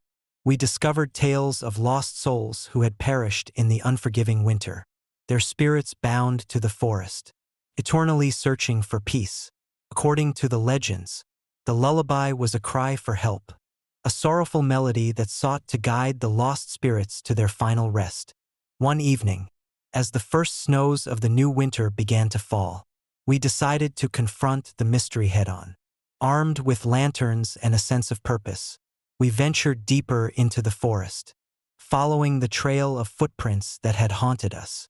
The cold was biting, the snow swirling around us like a living entity, but our determination kept us moving forward. Hours passed as we navigated the dense woods, the footprints leading us to a secluded glade where the trees formed a natural circle around a small, frozen pond. In the center stood a solitary figure, a man, his form shrouded in darkness, his eyes hollow and filled with eternal sorrow. He stood motionless, the same haunting melody emanating from his presence. "Who are you?" I called out, my voice steady despite the fear coursing through me. The figure turned slowly, his eyes meeting mine with an intensity that pierced through the cold night air. "I am but a shadow of what once was," he replied, his voice a haunting echo of the lullaby. "Bound by sorrow, trapped by the winter's embrace." Emily stepped forward, her voice gentle yet resolute. "We mean you no harm. We're here to help you find peace." The man's gaze softened slightly, the sorrow in his eyes reflecting a deep, unending pain. "The curse was not mine alone," he whispered. "It is the forest's, the winter's, the land's. To break free, you must honor the lost, remember their stories, and carry their memories with you." Understanding dawned on me. The spirits were trapped, their suffering a result of forgotten lives and untold stories. To free them, we had to acknowledge their existence, preserve their memories, and show respect for the lives they once led. We spent the night in the glade, sharing stories of the lost souls, honoring their lives and sacrifices. The man watched silently, his presence growing less oppressive as we connected with the spirits of the forest. As dawn broke, the first light of spring began to pierce through the lingering snow, signaling a new beginning. The haunting lullaby ceased, replaced by the soft whispers of gratitude carried by the morning breeze. The man in the shadows began to fade, his form dissolving into the light as the curse that had held him and the other lost souls was finally lifted. We returned to our campsite with a sense of fulfillment and peace, the footprints having guided us to a resolution that brought closure to the restless spirits. The forest, once a place of fear and isolation, now felt alive with a sense of harmony and respect. Years have passed since that fateful winter, but the memory of Frostwood Ridge and the haunting lullaby remains a poignant reminder of the delicate balance between humanity and nature. Our encounter with the lost souls taught us the importance of honoring the past, respecting the land, and listening to the silent whispers that echo through the wilderness. Sometimes, When the winter winds howl through the trees and the snow begins to fall, I find myself reflecting on that night, the haunting melody, the shadowy figure, and the trail of footprints linger in my mind. A ghostly echo of a time when we faced the unknown and found a way to bring peace to the restless spirits of the deep woods. If you ever find yourself venturing into the remote forests of North Dakota during the dead of winter, remember the story of Frostwood Ridge. Respect the land, honor its legends, and listen to the silent songs that call from the depths of the snow-covered wilderness. For in the heart of the forest, amidst the whispers of the lost, lies a story of sorrow, redemption, and the enduring power of memory. Story number 42. Whispers in the Snow. Winter in Alaska is a realm where the very essence of survival is tested. The relentless cold, the unforgiving wilderness, and the sheer isolation combine to create an environment that demands respect and resilience. In the winter of 1998, a group of friends, Mark, Sarah, Tom, Lisa, and me, decided to challenge ourselves by embarking on a camping trip deep into the Alaskan wilderness. Little did we know, our adventure would plunge us into a nightmare from which we might never escape. I'm Daniel Mitchell, the unofficial leader of our tight-knit group. We had all grown up hearing stories of the wild, untamed beauty of Alaska, tales of shimmering auroras and vast, silent expanses of snow. Yet, there was another side to these stories, whispers of something more sinister that lurked beneath the pristine surface. Our journey began in early December. The days short and the nights long. We drove for hours, the snow-covered roads winding through dense forests and over towering mountains. The further we ventured, the more isolated we felt, the nearest town a distant memory. By the time we set up camp, the sun had dipped below the horizon, leaving us in darkness save for the faint glow of our lanterns. The first night was peaceful, the silence of the wilderness broken only by the occasional howl of a distant wolf. We sat around the fire, sharing stories and laughing, the warmth of the flames a comforting barrier against the biting cold. As the night deepened, the temperature plummeted, and the snow began to fall in thick, heavy flakes, blanketing our campsite in a serene, yet eerie stillness. It was around midnight that we first heard it, the faint sound of footsteps crunching through the snow. At first, we dismissed it as the wind playing tricks on our ears, or perhaps a small animal venturing out into the night. But the sound persisted, growing louder and more deliberate, circling our tent in a haunting rhythm. "Did you guys hear that?" Sarah whispered, her eyes wide with unease. Mark nodded, his usually confident demeanor shaken. "Probably just a deer or something. Let's not worry about it." But as the footsteps continued, an unsettling feeling settled over us. The sound seemed to come closer, then recede, only to repeat the cycle. The fire crackled, casting flickering shadows on our tents, making the dark wilderness around us feel alive with unseen presence. Tom, ever the skeptic, decided to investigate. "I'm going to check it out," he said, grabbing his flashlight and stepping out into the snow. The rest of us watched as he disappeared into the night, his figure swallowed by the swirling snowflakes. Minutes passed with no sign of Tom, the only sound the relentless whisper of the storm. Growing worried, Lisa and I followed, the cold seeping into our bones as we trudged through the deepening snow. We called out his name, our voices barely audible over the howling wind. But there was no response. We reached the perimeter of our campsite, the footprints of our group indistinguishable in the fresh snow. The footprints leading towards the forest were the only evidence that Tom had ventured further. Panic clawed at my chest as we hastily made our way back, searching every inch of our campsite for any sign of him. There was nothing, no tent disturbed, no gear moved. It was as if he had vanished into thin air. Shaken, we returned to our tent, the silence now oppressive. The storm raged on, the snow piling higher around us, isolating us further from the world. We huddled together, trying to shake off the fear, But the memory of Tom's disappearance lingered like a dark cloud over our hearts. The next morning, the storm had subsided, leaving behind a landscape transformed by the night's fury. The snow lay thick and undisturbed, the world painted in shades of white and gray. As we unpacked our gear, an eerie discovery awaited us: large, unusual footprints encircling our campsite, leading deep into the forest. They were unlike anything we had seen before: massive, with elongated toes and an otherworldly symmetry that suggested they weren't made by any known animal or human. "Where did these come from?" Lisa asked, her voice trembling with fear. Mark inspected the footprints closely, his face pale. "They weren't here last night, and they're not like any footprints I've ever seen." The realization hit us hard: we were not alone. The footprints hinted at something or someone that had been with us, lurking in the shadows of the wilderness. The legends of haunted lands and restless spirits resurfaced in our minds. Tales we had once dismissed as mere folklore now taking on a chilling reality. Determined to find answers, we decided to follow the footprints, hoping they would lead us to Tom or at least explain the mysterious presence that had plagued our night.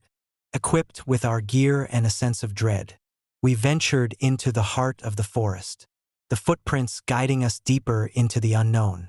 The forest was a labyrinth of snow-covered trees, the branches heavy with ice, creaking under the weight. The silence was deafening, the only sounds our footsteps and the distant whisper of the wind.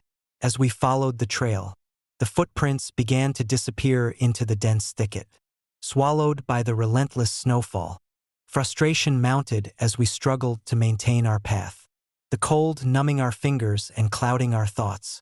It was then that we stumbled upon an old, abandoned cabin, its wooden structure battered by the storm, windows shattered and doors hanging ajar. The footprints led directly to the entrance, a sign that whatever or whoever we were seeking had found refuge here. Summoning our courage, we approached the cabin, the air growing colder with each step. The door creaked ominously as we pushed it open, the interior dark and foreboding. The remnants of past occupants lay scattered: a broken chair, a shattered lantern, and in the center of the room, a single, untouched bed covered in fresh snow. Suddenly, a gust of wind slammed the door shut behind us, plunging the cabin into darkness. Our lantern flickered, casting eerie shadows that danced on the walls, making the space feel alive with unseen eyes. The temperature dropped further, our breaths visible in the frigid air as an oppressive silence settled over us. "We need to get out of here," Sarah whispered, her voice barely audible over the pounding of our hearts. But as we turned to leave, we heard it, a faint, sorrowful wail echoing through the cabin, the sound of someone crying out in agony. The room seemed to warp around us, the walls closing in, the air thick with despair. Panic surged through us as we desperately tried to escape, but the door wouldn't budge, as if held shut by an unseen force.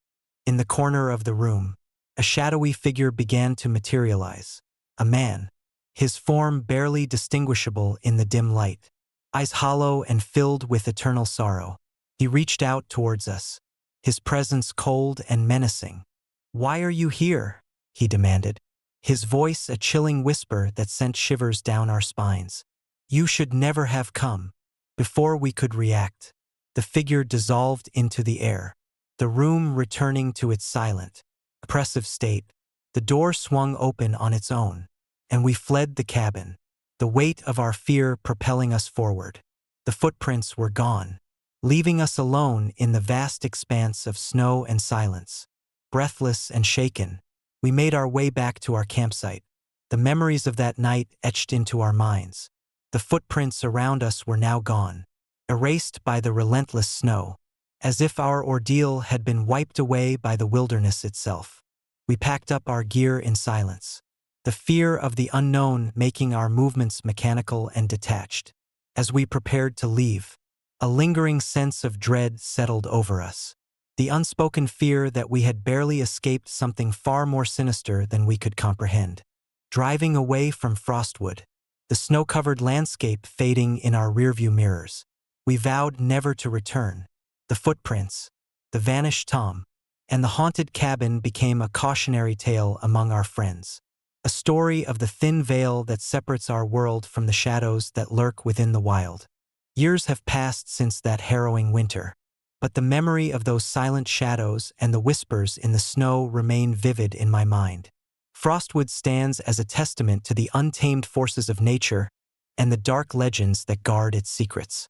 We moved on with our lives, the scars of that night serving as a constant reminder of the fragility of our existence in the face of the unknown. Sometimes, when the wind howls through the trees and the snow begins to fall, I find myself glancing towards the horizon, the memory of Frostwood and the haunted footprints lingering like a ghostly echo. It's a chilling reminder that some places are better left untouched, their mysteries hidden beneath layers of snow and silence, waiting for the next group of curious souls to awaken their restless spirits. If you ever find yourself trekking through the remote wilderness of Alaska during the dead of winter, heed the warnings of those who have ventured before you. Respect the land, honor its legends, and remember that in the vast expanse of snow and silence, you are never truly alone. Story number 43. Echoes from the Earth. I've always believed that the forest holds secrets, whispers of the past tangled within its ancient trees. As a seasoned police officer in our small town, I'd heard my fair share of strange stories, but nothing could have prepared me for the night the forest called out to us in a way that defied logic and reason. It was a chilly October evening, the kind where the air feels thick with anticipation, and the leaves crunch underfoot with every step. Our call center was busier than usual, the nights getting longer and the shadows deeper as winter approached. That night, amidst the usual chaos of distressed voices and urgent pleas, one call stood out, a frantic, panicked voice pleading for help. "Please, someone help me. I'm lost and I can't find my way out," the woman cried, her voice trembling with fear. I was dispatched immediately, along with Officer Daniels and a patrol car. The location was marked in the dense woods of Evergreen Forest, a sprawling expanse known for its beauty and, unfortunately, its occasional disappearances. As we drove towards the coordinates, the forest loomed larger, the darkness pressing in from all sides. Upon arrival, the area was eerily quiet, the usual sounds of nocturnal creatures silenced as if the forest itself was holding its breath. We followed the signal to a clearing, where the phone's last location had been pinpointed. The ground was soft, and it took some digging to uncover the source, a weathered, old-fashioned rotary phone, half buried in the earth. My heart raced. How was this possible? Officer Daniels approached cautiously, flashlight in hand. "This phone stopped working years ago," he muttered, examining the device. Indeed, the model was outdated, a relic from a time before cell phones dominated our lives. I felt a chill run down my spine. How could a phone from the past be calling us now? Determined to find answers, we scoured the area for any signs of the woman. The forest was dense, the trees intertwining overhead to create a canopy that swallowed our light. Hours passed with no trace of her, the silence growing heavier with each minute. Frustration and fear gnawed at us. But just as we were about to call it a night, a faint sound broke the stillness, a soft, desperate whisper carried by the wind. "Help me!" We froze, exchanging uneasy glances. The voice was unmistakable, echoing the plea from the phone. We followed the sound, our flashlights cutting through the darkness like beacons. The whisper led us deeper into the forest, to a place where the trees seemed older, their trunks gnarled and twisted. There, in a small clearing bathed in moonlight, we found her, or what remained of her. A woman stood motionless, her eyes hollow and empty, staring into the void. Her clothes were tattered, and her skin bore the marks of time and torment. As we approached, she didn't move, but the air around her grew colder, the forest darker. Officer Daniels took a step forward, trying to communicate. "Ma'am, we're here to help." "What happened?" She remained silent, her gaze fixed on something beyond our sight.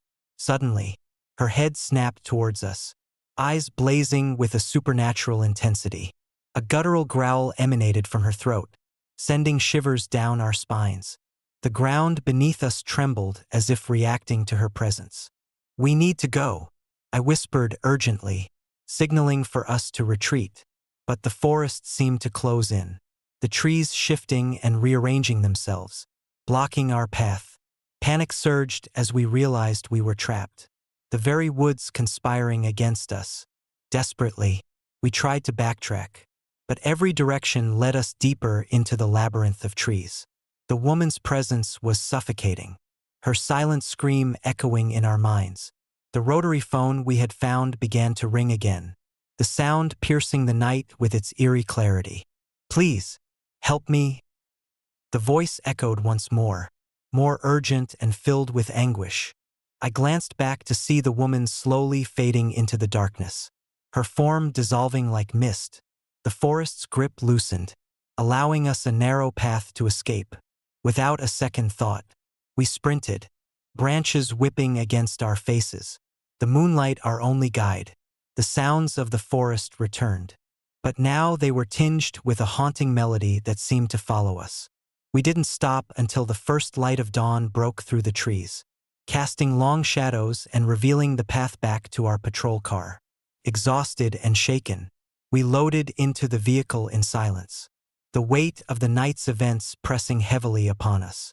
Back at the station, we examined the phone again, hoping for some rational explanation, but it remained a mystery. No power, no connection, just an ordinary relic from a bygone era.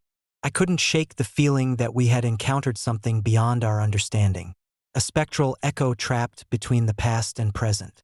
Days turned into weeks, and the memory of that night lingered like a persistent shadow.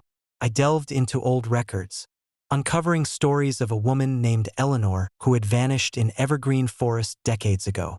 Her disappearance had remained unsolved, her fate a haunting mystery. The phone we found had belonged to her, a lifeline she had used in her desperate search for help. Sometimes, late at night, I find myself staring out the window, listening for the faint ring of a rotary phone or the distant whisper of a lost soul. The forest remains a place of beauty and terror, the secrets buried beneath layers of earth and time.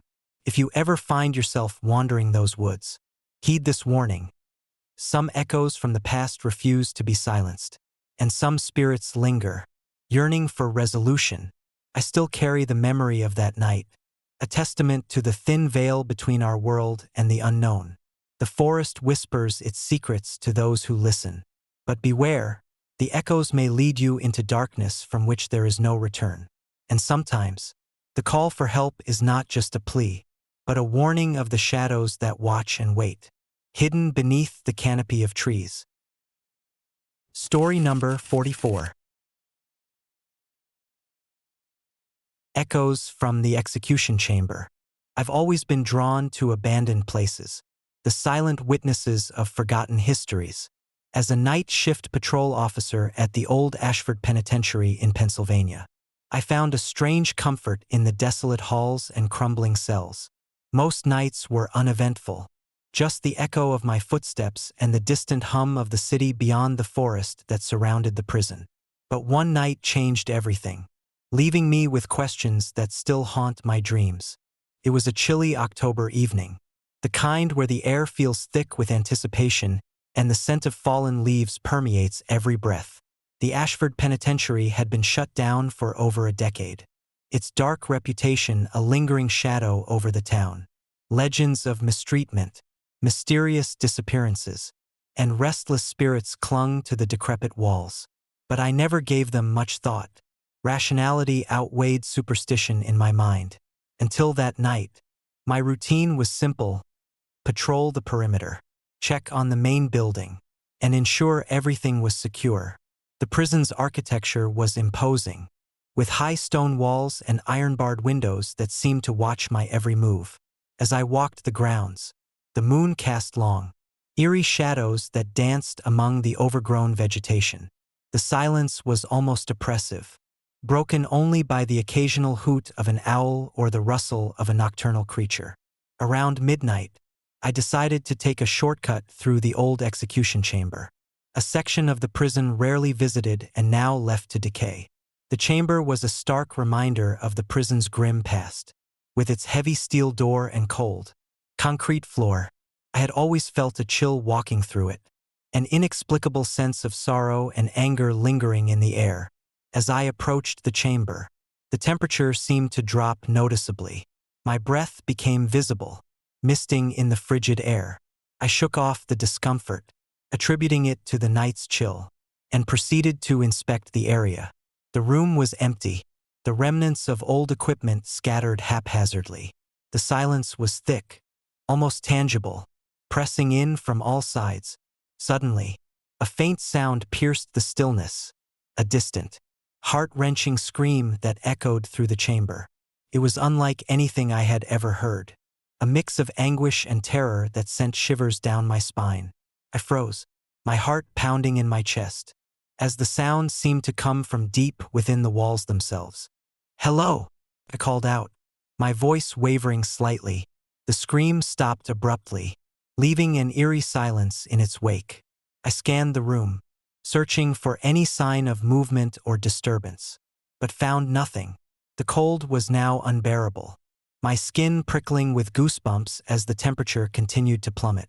Determined to find the source of the sound, I took a few cautious steps forward, my flashlight cutting through the darkness. The beam of light revealed nothing out of the ordinary, just the empty chamber and its decaying remnants. I sighed, feeling foolish for letting my imagination run wild, and turned to leave. As I retraced my steps, another scream echoed through the chamber, louder and more desperate this time. Panic surged through me, my mind racing with possibilities: wild animals, structural issues, or something far more sinister. Quickened my pace, my flashlight flickering as I navigated the narrow corridor. Suddenly, the door slammed shut behind me with a force that rattled the entire building. I spun around, my heart racing, but the room was still empty. The temperature dropped even further, and I could see my breath clouding in the frigid air. My mind screamed at me to stay calm, to think rationally, but fear had a way of clouding judgment. I reached for the door handle, pulling and twisting it, but it wouldn't budge. The screams continued, now overlapping and blending into a cacophony of pain and despair. I backed away, searching for another exit, but the chamber seemed to stretch endlessly, the walls closing in around me. The flashlight flickered violently, the beam struggling to stay steady as shadows danced menacingly across the room. Desperation clawed at me as I realized I was trapped. The screams grew louder, more intense, filling the chamber with a suffocating presence. I stumbled backward, my foot catching on debris, and fell to the cold, hard floor. Pain shot through my body as I hit the ground, but the agony was nothing compared to the terror gripping my heart. Through blurred vision, I saw a figure emerging from the darkness, a spectral apparition, translucent and ethereal, its form shifting and wavering like smoke in the wind. It stood a few feet away, its eyes hollow and filled with sorrow.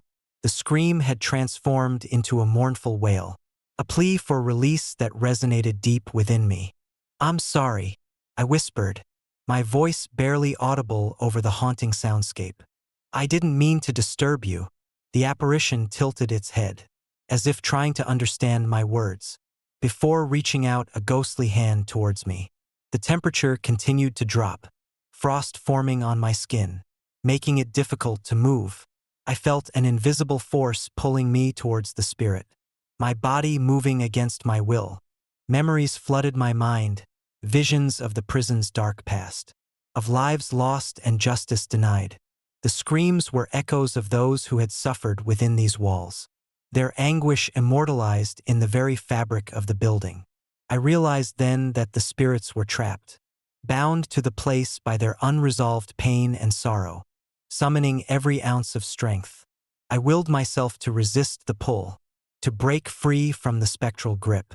My hands trembled as I struggled against the invisible force, my mind focused on escaping the torment that surrounded me.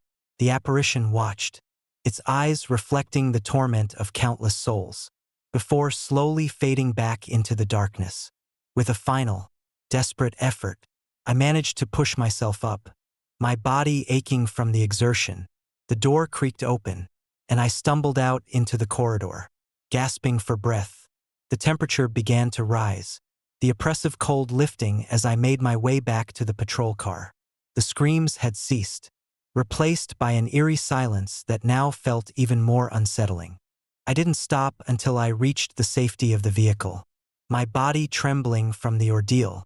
As I drove away from the execution chamber, the first light of dawn began to break through the trees, casting long shadows that seemed to retreat from the darkness.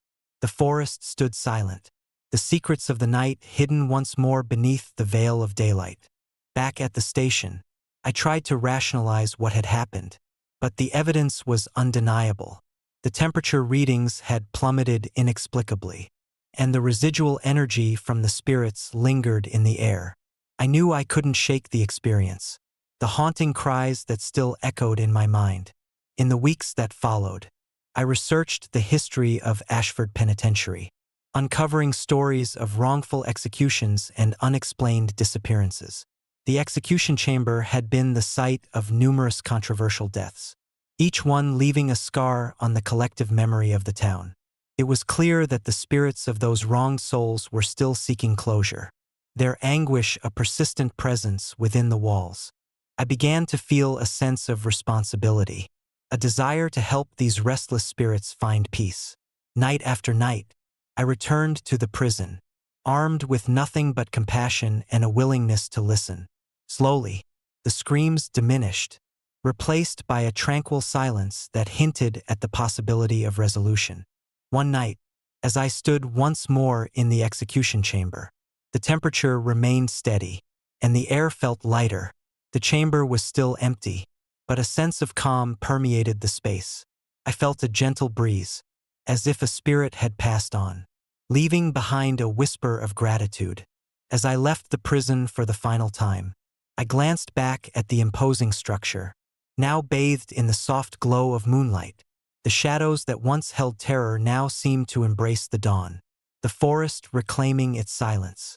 I knew that the spirits had found their peace, their voices finally quieted after years of suffering. The experience changed me, deepening my respect for the unseen and the stories that linger in forgotten places. If you ever find yourself near an abandoned prison, listen closely to the whispers of the past. Some echoes are more than just memories. They are pleas for understanding, reminders that every soul deserves peace, even in death. Story number 45. Reflection of the Forgotten. I've always found solace in the solitude of my nightly patrols. As a police officer in our small town, the abandoned places around here offer a strange sense of peace, a break from the chaos of everyday life. But some nights, the silence holds secrets that refuse to stay buried, whispering tales of the past through the cracks and shadows. It was a chilly November evening when I received the call. The dispatcher's voice was steady but tinged with urgency. "Officer Miller, we've had reports of strange noises coming from the old Westgate Mall.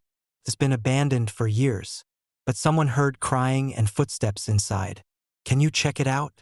The Westgate Mall had been closed down a decade ago after a series of unfortunate events, fires, thefts, and the mysterious disappearance of a teenager that never got solved.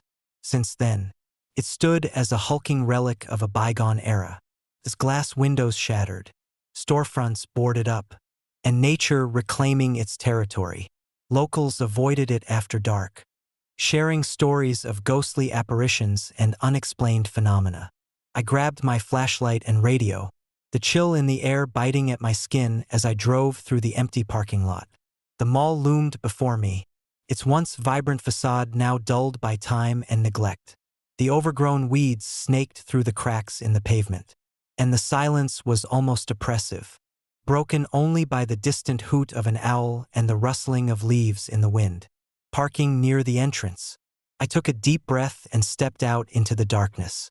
The flashlight beam cut through the night, revealing the broken tiles and debris scattered across the floor. I made my way to the main corridor, the echoes of my footsteps bouncing off the high ceilings and empty storefronts. The air was thick with the scent of mildew and decay, the remnants of the mall's former life now just a ghostly memory.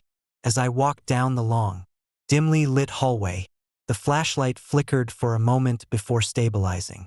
I paused, listening for any sign of movement, but the only sound was the distant drip of water and the occasional scuttle of a rat. Shaking off the unease, I continued my patrol, my senses heightened by the isolation. About 15 minutes into my walk, I heard it, a faint sound, almost like a child's crying, echoing from the far end of the corridor. My heart skipped a beat, adrenaline surging through my veins. I approached cautiously, the crying growing louder, more desperate. It seemed to be coming from the food court, where the remains of old kiosks and empty tables lay scattered. I moved closer, the crying now unmistakable, a pitiful wail that sent chills down my spine. My flashlight beam landed on a large, ornate mirror hanging on the wall of what used to be a bustling cafe. The reflection stared back at me, but something was off. My image in the mirror didn't move in sync with me. As I stepped forward, my reflection took a hesitant step back. My mind raced, trying to rationalize what I was seeing, perhaps a glitch in the light or a trick of the angle. I took another step, and my reflection mirrored my movement perfectly.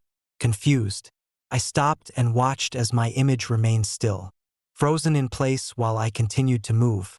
I reached out a hand to touch the glass, my fingers inches away from the cold surface, but my reflection's hand stayed firmly pressed against the mirror.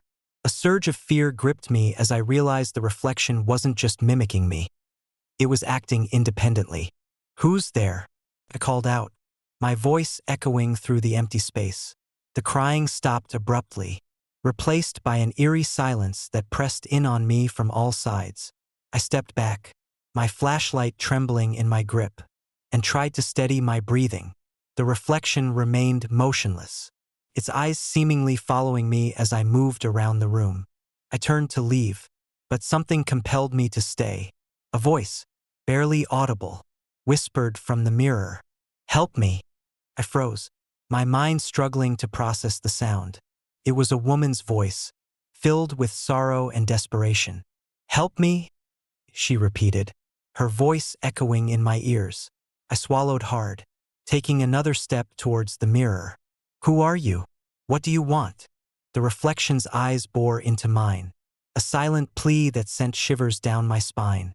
Suddenly, the temperature in the room dropped, my breath visible in the cold air. Frost began to form on the edges of the mirror, spreading like veins across the glass.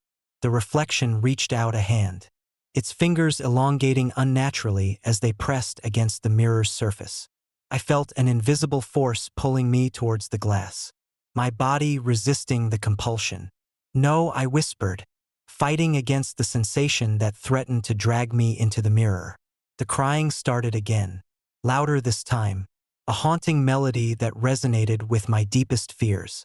Summoning every ounce of willpower, I tore my gaze away from the mirror and stumbled back, my heart racing. The reflection mirrored my movement, taking a step forward even as I backed away. Panic surged through me as I realized the mirror wasn't just reflecting me. It was trying to communicate, to reach out from the other side. I turned to leave the room, but the corridor seemed to stretch infinitely, the distance between me and the entrance growing longer with each passing second. The crying echoed around me, the walls closing in as the air thickened with an oppressive presence. My flashlight flickered violently, casting erratic shadows that danced menacingly on the walls. Desperation clawed at me as I struggled to find a way out. But the mall's abandoned structure seemed to shift and warp, the once familiar pathways now distorted and maze-like. I ran, the cries growing louder, morphing into anguished screams that pierced the night. The reflection followed me, its image appearing in every mirror I passed, each one showing a version of me trapped in an endless loop of fear. I reached what used to be the main entrance, the door seemingly just a few feet away. but no matter how hard I tried, it remained firmly shut. The crying and screaming reached a crescendo, the air around me vibrating with a malevolent energy. I turned back, my flashlight catching the reflection of a woman in white, her faceless face staring at me with empty eyes. "No, please," I begged, my voice breaking as tears welled up. "Let me go." The reflection raised a hand, pointing behind me. My heart raced as I turned, expecting to see something. But the corridor was empty, no sign of the woman, no indication of what she wanted. The room felt alive, the walls pulsating with an unseen force that pressed in on me, threatening to consume me. With a final burst of determination, I focused on breaking free from the mall's twisted reality. I slammed my fist against a nearby wall, the impact reverberating through the corridor. The crying and screaming halted abruptly, replaced by an oppressive silence that weighed heavily on my chest. I sprinted towards the entrance, the doors now flinging open effortlessly as if granting me passage. Bursting out into the cool night air, I gasped for breath, the chill a stark contrast to the suffocating darkness I had left behind. I didn't stop until I reached my patrol car, the engine roaring to life as I sped away from the haunted halls of the Westgate Mall. The reflection of the faceless woman lingered in my mind, a ghostly image that refused to fade. Back at the station, I tried to recount the events to my colleagues, but their skeptical glances offered no comfort. Some suggested it was a hallucination brought on by stress and fatigue, while others dismissed it as a trick of the light or a malfunctioning mirror. But I knew what I had experienced was real, a supernatural encounter that defied explanation and left me questioning the very nature of reality. In the weeks that followed, I couldn't shake the memory of that night, the image of my reflection acting independently, the anguished cries, and the faceless woman haunted my dreams, a constant reminder of the thin veil between the mundane and the paranormal. I avoided mirrors, especially old ones, and steered clear of abandoned places, the fear of encountering the unknown too great to ignore.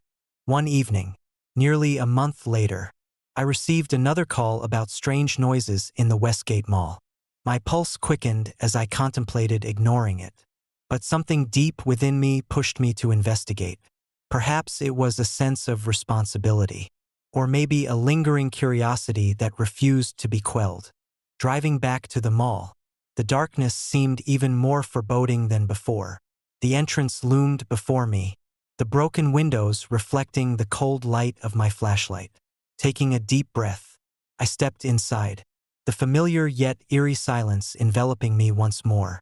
I made my way to the main corridor, the memory of my previous encounter fueling my determination. The crying started softly, a distant echo that resonated through the empty halls. I followed the sound, moving cautiously between the decaying storefronts and shattered mirrors that dotted the space. As I approached the food court, the crying grew louder, more desperate. My flashlight beam landed on the same large mirror from before, its surface marred by cracks and grime. My reflection stared back at me, but this time, it wasn't just a reflection, it was an invitation. The faceless woman appeared again, her image distorted and merging with mine. "Help me," she whispered, her voice a haunting melody that tugged at my soul. I froze, the weight of her plea pressing down on me. My reflection began to move independently, taking steps that mirrored her haunting gesture. I reached out, my hand trembling as it extended towards the mirror, desperate to offer assistance. But as my fingers touched the glass, a surge of cold energy shot through me, pulling me into the reflection's grasp. The world twisted and warped as I was dragged into the mirror, the darkness enveloping me in an abyss of fear and uncertainty. I found myself standing in the same corridor, but everything was distorted, twisted by an otherworldly presence. The crying echoed around me, a symphony of sorrow and despair that filled the air.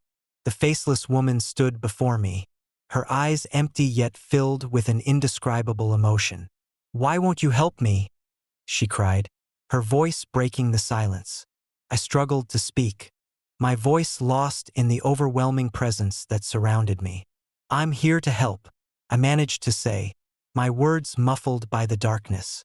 The reflection of myself stood beside her, mirroring my every move but lacking any semblance of humanity. Together, we faced the faceless woman, her presence a bridge between the living and the dead. The air was thick with unresolved pain and unspoken truths, the boundaries between our worlds blurred by the mirror's malevolent influence. In that moment, I realized that her cries were not just a plea for help. They were a manifestation of the mall's dark history, a place where tragedy and mystery intertwined to create a lingering curse. The Westgate Mall was more than an abandoned building. It was a conduit for lost souls, their stories etched into the very fabric of its existence. Summoning every ounce of strength, I reached out to her, my hand passing through the cold glass as I tried to convey my intention to help. The reflection mirrored my gesture, both of us reaching out to bridge the gap between our realities. The crying softened, the anguish in her voice giving way to a mournful sorrow. "Find peace," I whispered, my voice echoing in the emptiness. "I'll help you." The faceless woman's form began to shimmer, the darkness around her lifting as if a weight had been lifted. The reflection of myself and the woman stood side by side, a silent promise of understanding and resolution. Slowly, her figure faded, the crying transforming into a gentle whisper that lingered in the air. As the last remnants of her presence dissolved, the corridor around me brightened, the oppressive darkness lifting to reveal the familiar, albeit decaying, halls of the Westgate Mall.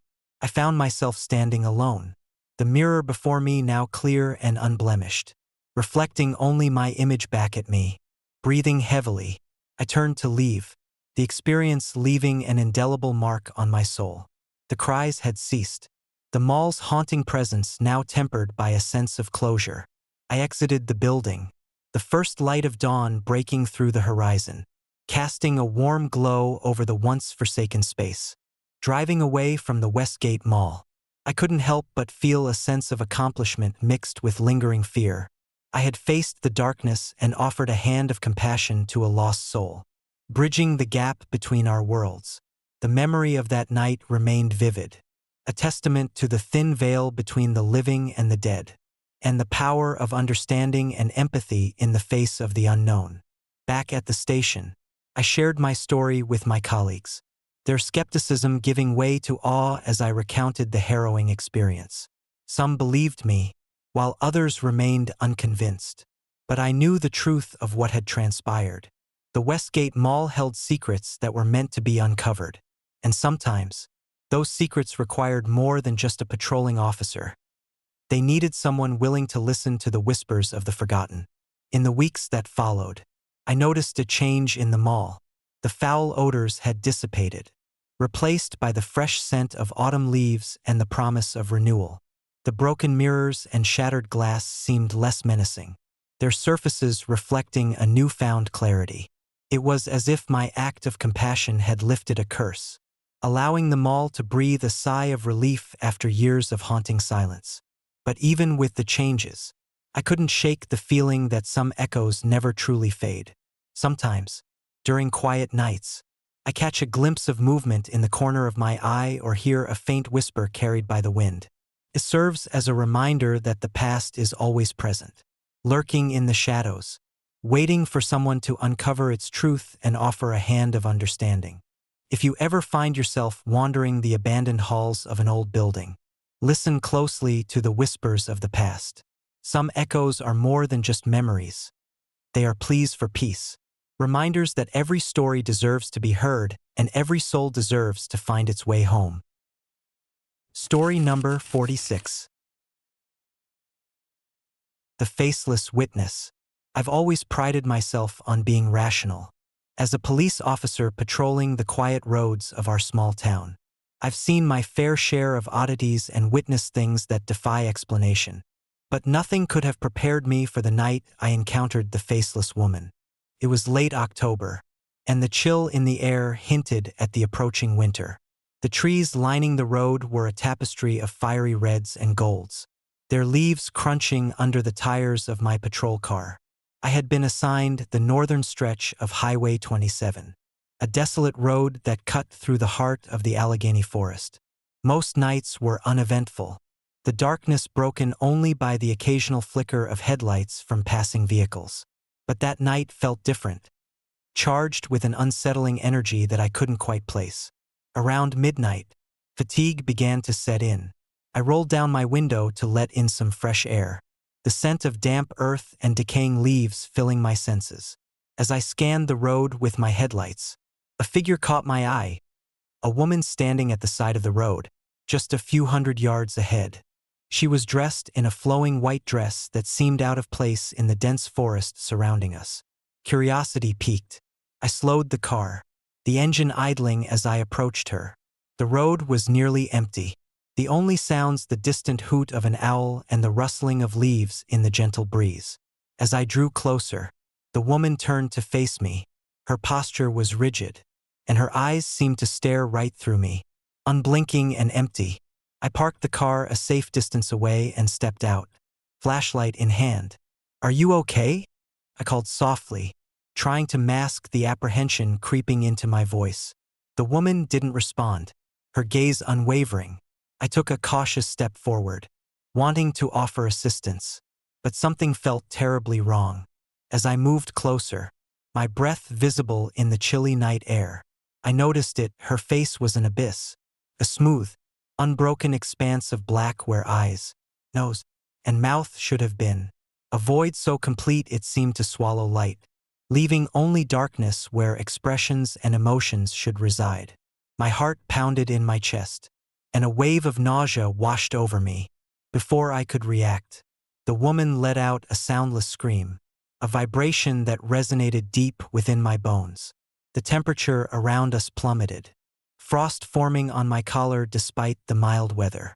I stumbled back, tripping over a root hidden beneath the fallen leaves. As I scrambled to regain my footing, the woman began to fade, her form dissolving into the night air like mist. I stood there, paralyzed by fear, watching as the spot where she had stood became nothing more than an empty roadside. My rational mind raced to find an explanation, perhaps a prank, a hallucination brought on by exhaustion. But the reality of her faceless visage and the bone-chilling cold left no room for doubt. Shaken, I returned to my patrol car, my hands trembling as I fumbled with the keys. Once inside, I locked the doors and took a moment to steady my breathing.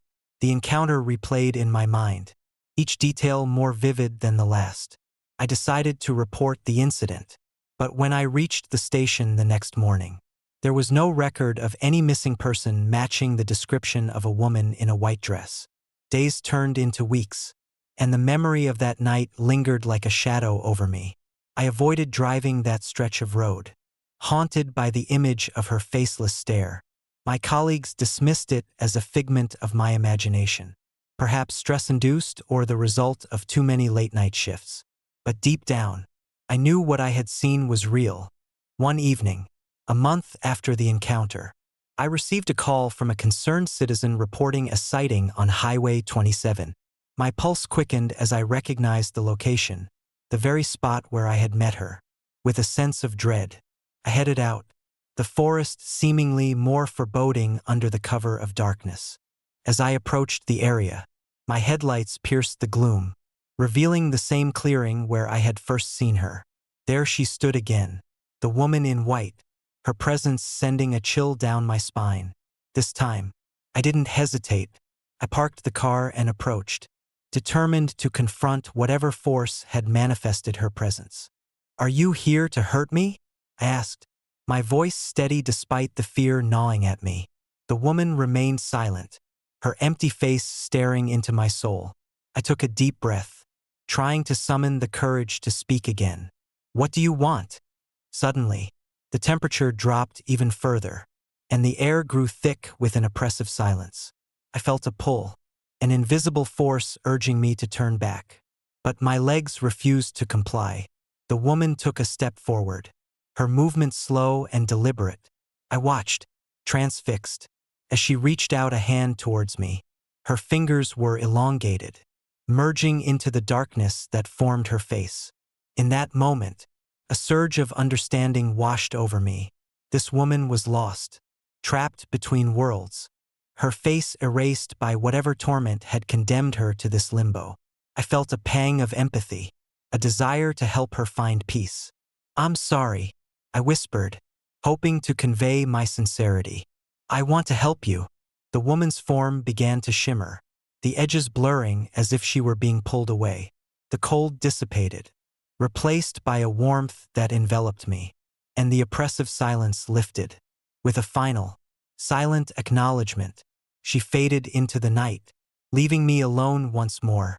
As I stood there, the first light of dawn breaking through the trees, I felt a sense of closure.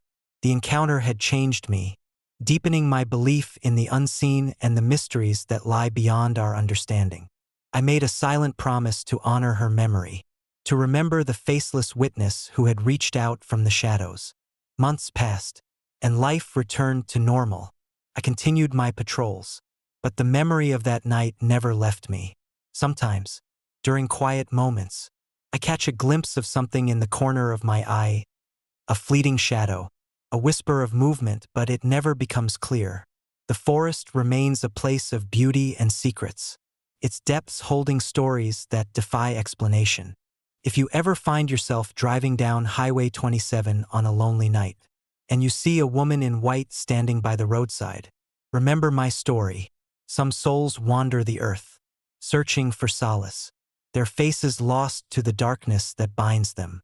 Approach with kindness, for you might be the one to help them find their way home. Story number 47. Whispers from the patrol car. I've always believed that every town has its ghosts, some more literal than others. Growing up in our small Midwestern town, stories of restless spirits and unexplained phenomena were as common as the changing seasons. But nothing could have prepared me for what awaited me on my first night driving the old patrol car, a relic from a past I never wanted to uncover. It was my first week on the force, fresh out of the academy and eager to prove myself. The sergeant assigned me to the patrol unit, handing me the keys to an aging cruiser that had seen better days. The car, a faded black Ford Crown Victoria, sat in the dimly lit garage, its paint chipped and windows clouded with grime.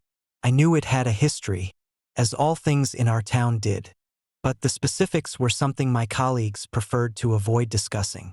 "Treat her well," Sergeant Harris had said, his voice gruff but not unkind. "She's been through a lot, but she'll serve you well." I nodded, taking the keys with a mixture of pride and apprehension. The old patrol car had been assigned to a detective named Mark Sullivan, a dedicated officer who had tragically lost his life in the line of duty 3 years prior. His death had left a lingering sense of sorrow in the department, a silent reminder of the dangers that came with the badge. As I settled into the driver's seat for the first time, the car creaked and groaned, its interior filled with the scent of old leather and lingering memories. The dashboard was cluttered with the detritus of past cases, maps, photographs, and a dusty radio that crackled with static. I took a moment to familiarize myself with the controls, my fingers tracing the worn edges of the steering wheel. The night was cool, the sky a deep indigo speckled with stars. My first call came in just after midnight, a reported disturbance at the old Miller farm on the outskirts of town. It was a quiet area, surrounded by dense woods and overgrown fields, a place where the boundaries between reality and folklore often blurred. I drove through the empty streets, the only sounds the hum of the engine and the occasional rustle of leaves in the night breeze. The old patrol car handled surprisingly well, its engine purring steadily as I navigated the winding roads leading to the farm. The siren remained silent, a reminder that sometimes the most unsettling encounters happen in the absence of chaos. Upon arrival, the Miller farm stood silhouetted against the moonlight, its dilapidated barn casting long shadows across the property. I parked the car a safe distance away, the gravel crunching under my tires as I grabbed my flashlight and radio. The air was thick with tension, the kind that made your skin prickle and your heart race without any apparent reason. As I approached the barn, the whispers began. First, they were faint, almost imperceptible, a soft murmur carried by the wind. I paused, listening intently, trying to discern any words or patterns. But the sounds were indistinct, like a chorus of lost souls trying to communicate beyond the veil of the living world. Shaking off the unease, I pushed open the creaky barn door and stepped inside. The interior was dark, the beams of moonlight slicing through the gaps in the wooden planks, illuminating the dust particles dancing in the air. The barn was empty, save for a few scattered tools and the remnants of past harvests. I called out, "Hello? Is anyone here?" My voice echoed through the cavernous space, the sound bouncing off the walls and dissipating into the darkness. There was no response, only the persistent whispers that seemed to grow louder, more insistent. I moved deeper into the barn, my flashlight beam cutting through the gloom, revealing nothing but shadows and decay. Suddenly, the whispers coalesced into a single, clear voice, a woman's voice filled with despair and longing. "Help me!" I spun around, my heart pounding in my chest. But there was no one in sight. The barn felt alive, the very air thick with the weight of unseen presences. I reached for my radio, feeling a surge of panic. "Dispatch. This is Officer Thompson. I'm at the Miller farm. There's something here. I need backup." Static filled the radio, the connection strained and unreliable. I took a deep breath, trying to steady myself. "Come in. Dispatch. Over." But the radio remained silent, the whispers now enveloping me entirely. I felt a chill run down my spine, the temperature in the barn dropping sharply. My breath became visible, fogging in the cold air as the whispers grew louder, more desperate. Then, out of the corner of my eye, I saw her, a woman standing near the back of the barn, her figure barely visible in the dim light. She was dressed in a flowing white dress, the fabric torn and stained, her hair wild and unkempt. Her face was obscured, hidden in the shadows, but her presence was unmistakable, a ghostly apparition trapped between worlds. I froze, unable to move as she began to slowly approach me, her steps silent against the wooden floor. The whispers intensified, now overlapping with the soft sound of her footsteps, creating a cacophony of sorrow and pain that filled the space around me. "Who are you?" I managed to whisper, my voice barely audible over the haunting sounds. She stopped a few feet away, her eyes locked onto mine with an intensity that made my blood run cold. "I'm lost," she whispered, her voice echoing with a timeless sadness. "Please, help me." I took a cautious step forward, my flashlight trembling in my grip. "What happened? How can I help you?" Her form flickered, the image wavering like a candle flame in the wind. "I can't move on. Something holds me here." I felt a surge of compassion, despite the fear gripping my heart. "I'll do whatever I can to help you," I assured her, trying to keep my voice steady. But before I could say another word, the temperature in the barn plummeted further, my breath freezing in midair. The whispers turned into agonized cries, the sound overwhelming my senses. I glanced around, desperate to find an explanation, but the barn remained empty except for her presence. Suddenly, the barn door slammed shut with a force that sent me stumbling back, my flashlight slipping from my hand and clattering to the floor. The whispers transformed into a deafening roar, the sound echoing through the barn and shaking the very foundations of the building. I scrambled to my feet, frantically searching for the door, but it wouldn't budge. Panic surged through me as I realized I was trapped, the spirits of the past closing in around me. The woman's apparition began to fade, her form dissolving into the darkness as the barn seemed to warp and twist, the walls closing in like the embrace of a tomb. In a final, desperate attempt to escape, I reached out to grab her hand, hoping to offer comfort and perhaps find a way to release her from her torment. But my hand passed through her spectral form, meeting only the cold air. She let out a sorrowful sigh, her presence fading as the barn returned to its original state of decay and silence. The door swung open abruptly, the force of her departure sending me sprawling back to the ground. I scrambled to my feet, my heart racing as I bolted from the barn. The whispers now reduced to faint echoes in the night. I didn't stop until I reached my patrol car, the engine roaring to life as I sped away from the Miller farm, the weight of the encounter pressing heavily on my mind.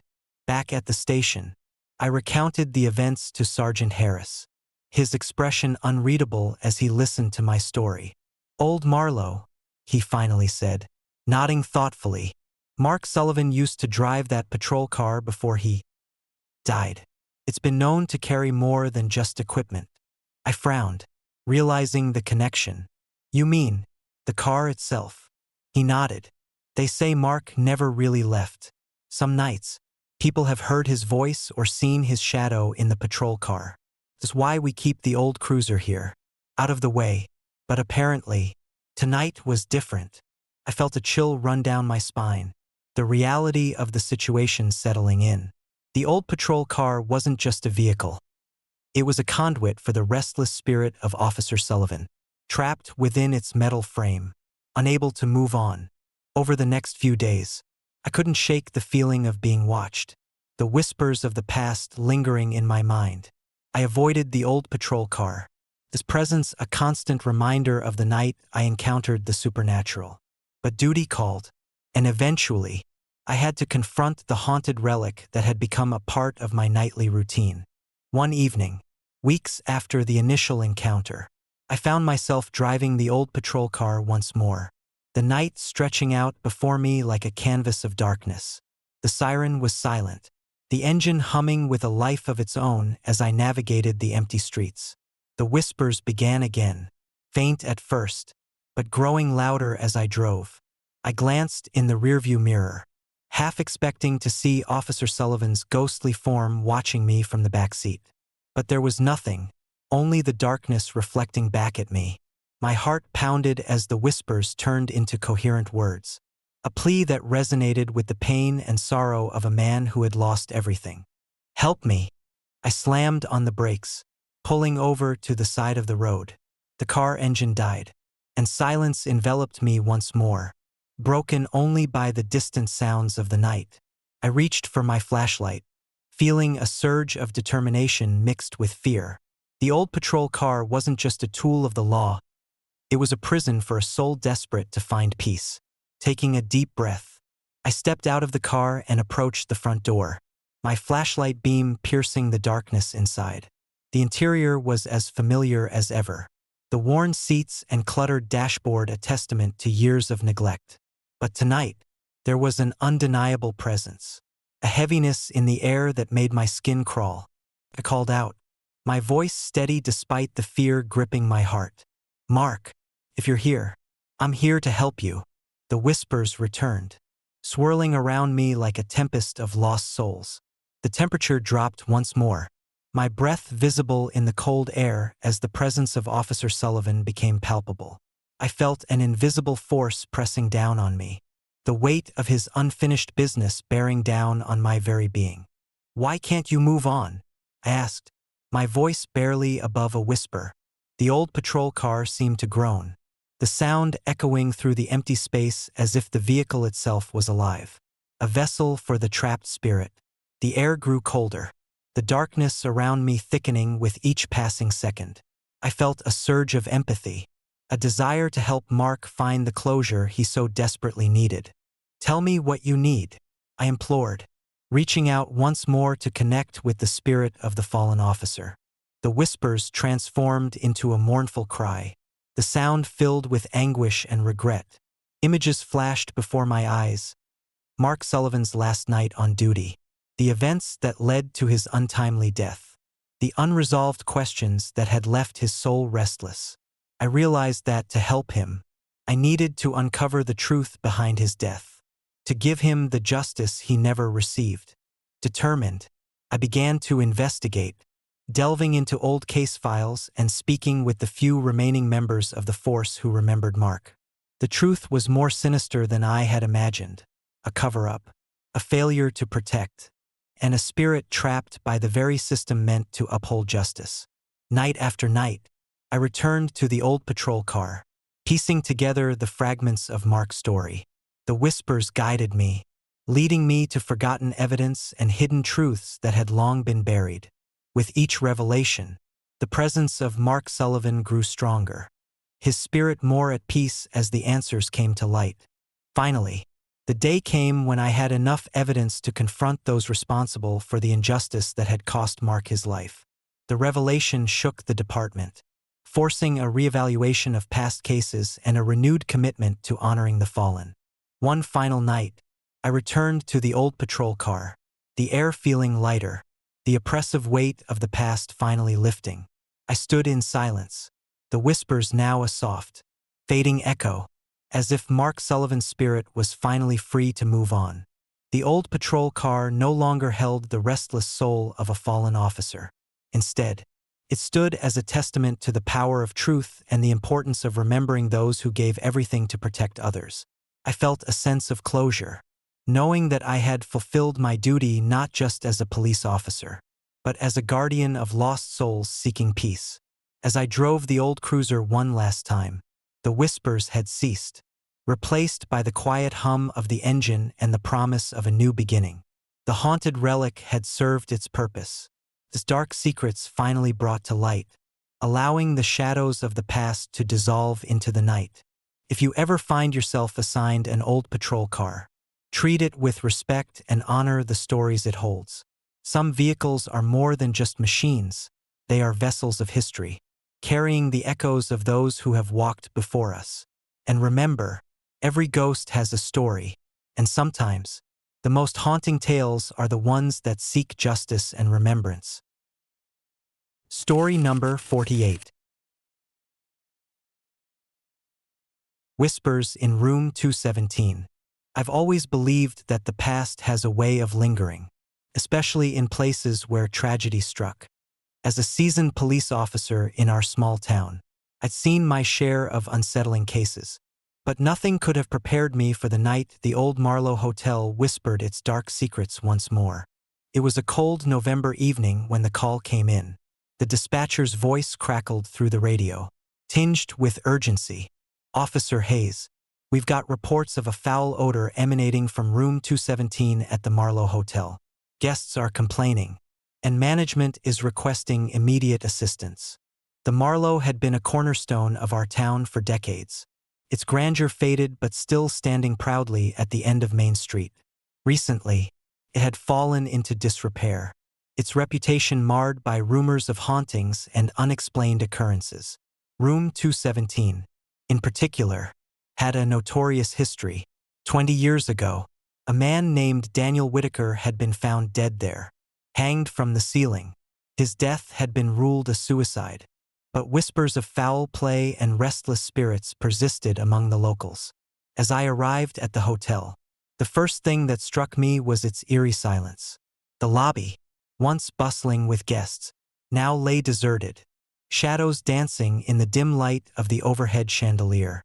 I made my way to the front desk, where the manager, a weary-looking woman named Mrs. Collins, greeted me with a troubled expression.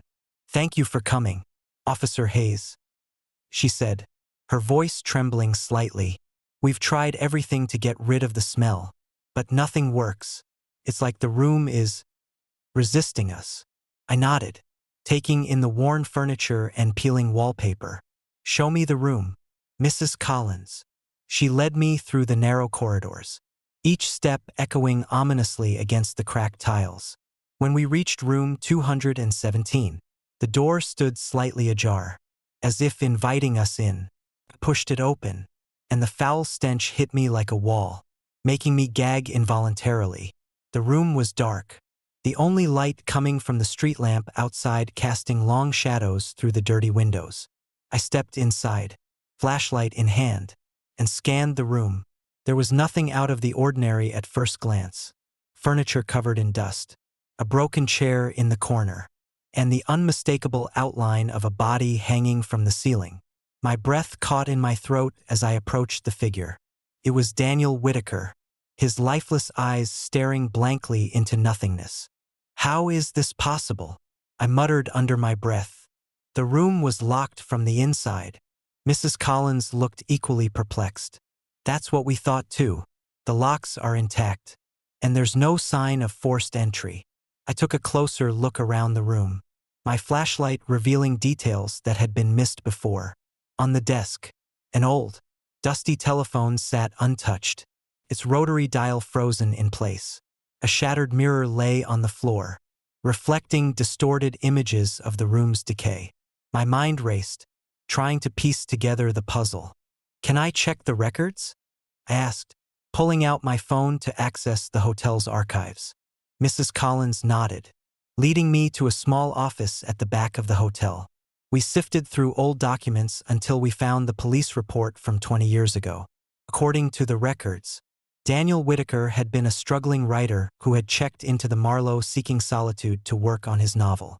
His suicide note was brief, filled with despair and regret, but nothing hinted at foul play. Yet, the town had never fully accepted the official explanation. As I read through the report, a chill ran down my spine. There were inconsistencies, dates that didn't add up, statements from other staff members that contradicted the official account. It was as if someone had tried to bury the truth, ensuring that Daniel's final moments remained shrouded in mystery. Back in room 217, I felt a presence, a weight pressing down on me. The temperature dropped sharply, my breath visible in the freezing air. The silence was deafening, broken only by the distant sound of the city that felt impossibly far away. I turned to Mrs. Collins, her face pale and eyes wide with fear. "We need to leave," I said firmly. "This place is not right." But as we turned to exit, the door slammed shut with a force that sent us both stumbling back. Panic surged through me as I tried to open the door, but it wouldn't budge. The flashlight flickered, casting erratic shadows that seemed to move of their own accord. The foul odor intensified, and I could hear faint whispers, indistinct but filled with anguish. "Daniel," I whispered, my voice barely audible. "What do you want?" The room seemed to come alive with movement. Objects began to shift on their own, books tumbling off shelves, papers flying through the air. The apparition of Daniel Whitaker floated above the ground, his eyes still empty but now filled with a sorrow that pierced my very soul. "I didn't mean to leave," his voice echoed, a hollow sound that resonated through the room. "Help me." My heart pounded in my chest as I tried to comprehend what was happening. "What do you need?" The temperature dropped further, frost forming on the window panes. Daniel's ghost reached out a spectral hand, his expression one of desperate longing. I felt an invisible force pulling me towards him, my body moving against my will. Desperation took hold as I fought against the force, attempting to break free from the spectral grip. "We need to go," I shouted, struggling to resist. Mrs. Collins backed away, her own fear palpable. But the room had other plans. The walls began to close in, the ceiling lowering, trapping us in a shrinking space. The whispers grew louder, more insistent, as the foul odor became almost unbearable. "Please," Daniel's voice pleaded, his form flickering with each word. "Help me find peace." In a final surge of determination, I mustered all my strength and shouted, "I'm here to help you. Daniel, tell me what you need." The temperature suddenly rose, the oppressive cold lifting as if released by my words. The walls stopped closing in, the whispers fading into a soft murmur. Daniel's apparition softened, his eyes no longer empty but filled with gratitude. "Release me," he whispered, his form beginning to dissipate. "Thank you." With that, he vanished, leaving the room in an unsettling stillness. The door swung open effortlessly, allowing us to exit the room. We stumbled out into the corridor, gasping for breath. The oppressive atmosphere lifted but leaving a lingering sense of unease. Back in the office, I reviewed the records once more, piecing together the forgotten details. Daniel Whitaker had been a talented writer, but his struggles had driven him to the brink. It seemed that his spirit was trapped, unable to move on until his pain was acknowledged and his story told. Mrs. Collins and I agreed to honor Daniel's memory by ensuring his story was remembered, preventing his spirit from remaining trapped in the Marlowe's haunted halls. We reached out to local historians and uncovered forgotten letters and unpublished manuscripts, shedding light on Daniel's life and struggles. Months passed, and the Marlowe Hotel underwent a transformation. Restoration efforts aimed to preserve its historical significance while honoring those who had been lost within its walls. Room 217 was no longer a source of fear but a testament to the resilience of the human spirit and the importance of remembering those who came before us. I still patrol the quiet roads near the Marlowe, but the experience has changed me. I've learned that some places carry the weight of untold stories, and that acknowledging the past can bring peace to both the living and the departed. The whispers of Room 217 have faded, replaced by the sounds of a town moving forward, forever touched by the echoes of a man who sought solace and found his final rest. If you ever find yourself near the old Marlowe Hotel, take a moment to reflect on the stories it holds. Some places are more than just buildings. They are repositories of memories, both joyous and tragic. And remember, every whisper in the night may carry the weight of a soul yearning for understanding and peace. Story number 49. Whispers in the Cornfield. I've always believed that the heart of horror lies in the ordinary, in the places where you least expect darkness to reside. As a police officer in our small rural town, my nights were usually uneventful, filled with the usual calls about noise complaints or lost pets. But one crisp autumn evening, a call about a child's cries in the cornfield would forever change my perception of the night. It was late October, and the corn was at its peak tall, swaying stalks that seemed to stretch endlessly into the horizon. The harvest season had transformed our town into a patchwork of gold and green, but with the beauty came a sense of eeriness, as if the fields themselves were holding their breath. I had just finished my shift, eager to head home and enjoy the warmth of my family's fireplace, when the call came in. 911. What's your emergency? Officer Thompson, please help me. The voice on the other end trembled. I hear a child crying out in the cornfield near the old Miller farm. I don't know what to do. Without hesitation, I grabbed my jacket and headed to the station. The Miller farm had been abandoned for years, a relic of better times when the land was fertile and families thrived. Now, it stood silent, the once vibrant fields now overgrown and wild. I radioed for backup, but with the call coming in late at night, I was likely the only one available. Driving through the darkness, the car's headlights barely pierced the thick stalks of corn that surrounded the area. The moon hung low, casting long shadows that danced eerily across the ground. As I approached the farm, the silence was oppressive, broken only by the occasional rustle of leaves and the distant call of an owl. I parked my patrol car at the edge of the cornfield, the engine humming softly. Taking a deep breath, I stepped out, the cold night air biting at my skin. The cries of the child were faint but persistent, echoing through the vast expanse of corn.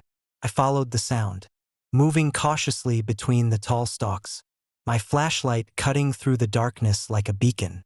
After what felt like an eternity, I saw her, a little girl, no more than 7 years old, standing alone in the center of the field. She was dressed in old-fashioned clothes, a faded dress that looked as though it had seen better days. Her hair was tangled, and her eyes held a sadness that seemed too deep for someone so young. She was staring directly at me, her small hand pointing behind me. "Hey, little one," I called softly, trying to soothe her. "Are you okay? What's your name?"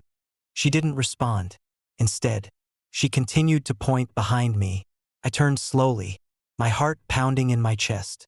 In the distance, barely visible through the corn, a tall, dark shadow glided across the field. It was humanoid in shape but lacked any distinct features, an amorphous darkness that moved with an unsettling grace. I spun back around, but the girl was gone. Panic surged through me as I scanned the field, the corn now seeming to close in around me. "Hey, where are you?" I shouted, but there was no answer, only the oppressive silence of the night. I took a step forward, my flashlight beam sweeping the field, hoping to catch another glimpse of her. Suddenly, The temperature dropped, and I felt a chill seep into my bones. My breath quickened, visible in the cold air. As I tried to steady my nerves, the cries of the child echoed once more, louder this time, as if coming from all around me, desperate to find her. I continued my search, moving deeper into the cornfield. The stalks rustled with unseen movement, and shadows seemed to shift and writhe at the edges of my vision. Every sense was on high alert, the fear gnawing at me like a relentless beast. Then, out of the corner of my eye, I saw her again, the little girl standing still, her eyes hollow and empty. She began to walk toward me, her movements slow and deliberate. As she approached, the tall, dark shadow reappeared, this time closer, his presence suffocating.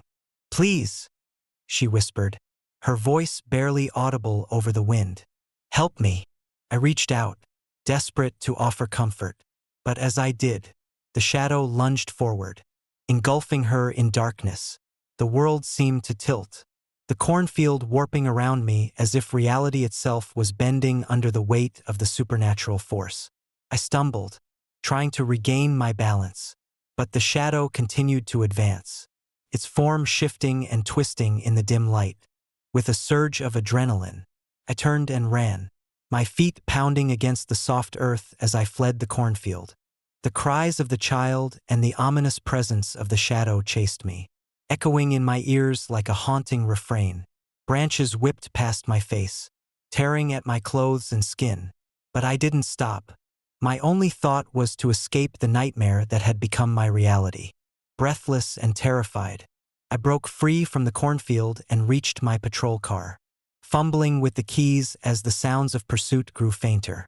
I slammed the door shut, locking it with trembling hands, and started the engine, speeding away from the farm as fast as I could.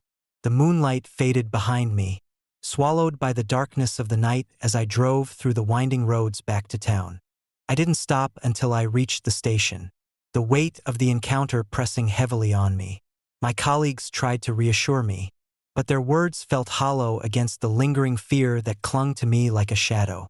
I couldn't shake the image of the faceless shadow and the little girl's sorrowful eyes, haunting me in the quiet moments of the night.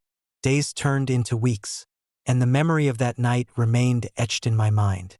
I avoided the cornfield, unable to bear the thought of returning to that place of darkness and despair. The townsfolk dismissed my story as the product of a restless mind, fueled by stress and the isolation of my job. But deep down, I knew what I had seen was real. Something ancient and malevolent still roamed the cornfields, its presence a lingering curse on our small town. One evening, nearly a month later, I received another call. The dispatcher's voice was frantic, the same desperation as before. "Officer Thompson, there's been another incident in the cornfield. A child is crying out for help." My blood ran cold. I hesitated, the fear from my previous encounter gnawing at me. But duty called. I grabbed my jacket and headed back to the station, my mind racing with thoughts of the little girl and the shadow that had pursued me. As I drove towards the cornfield, the sun had long set, and the darkness seemed even more oppressive than before. I parked at the edge, the cornfield stretching out before me like a sea of darkness. Taking a deep breath, I stepped out of the car, flashlight in hand, and began my patrol. The cries were louder this time, a piercing wail that cut through the night. I followed the sound, my heart pounding in my chest as I navigated the familiar path. The cornfield was dense, the stalks towering above me, their rustling whispers amplifying my anxiety. Every shadow seemed to hide a threat, every rustle a harbinger of the unknown. Then, in the distance, I saw her, a little girl, standing alone in the center of the field, just as I had before. Her clothes were tattered, her eyes vacant, and her small hand pointed behind me. I approached cautiously, calling out her name, but she didn't respond. Instead, she began to walk, her movements slow and deliberate, the dark shadow trailing behind her. As I moved closer, the temperature plummeted, frost forming on my skin despite the mild weather. The shadow loomed larger, its form becoming more defined, more menacing. My mind screamed at me to run, to flee from the impending doom. But I couldn't tear my eyes away.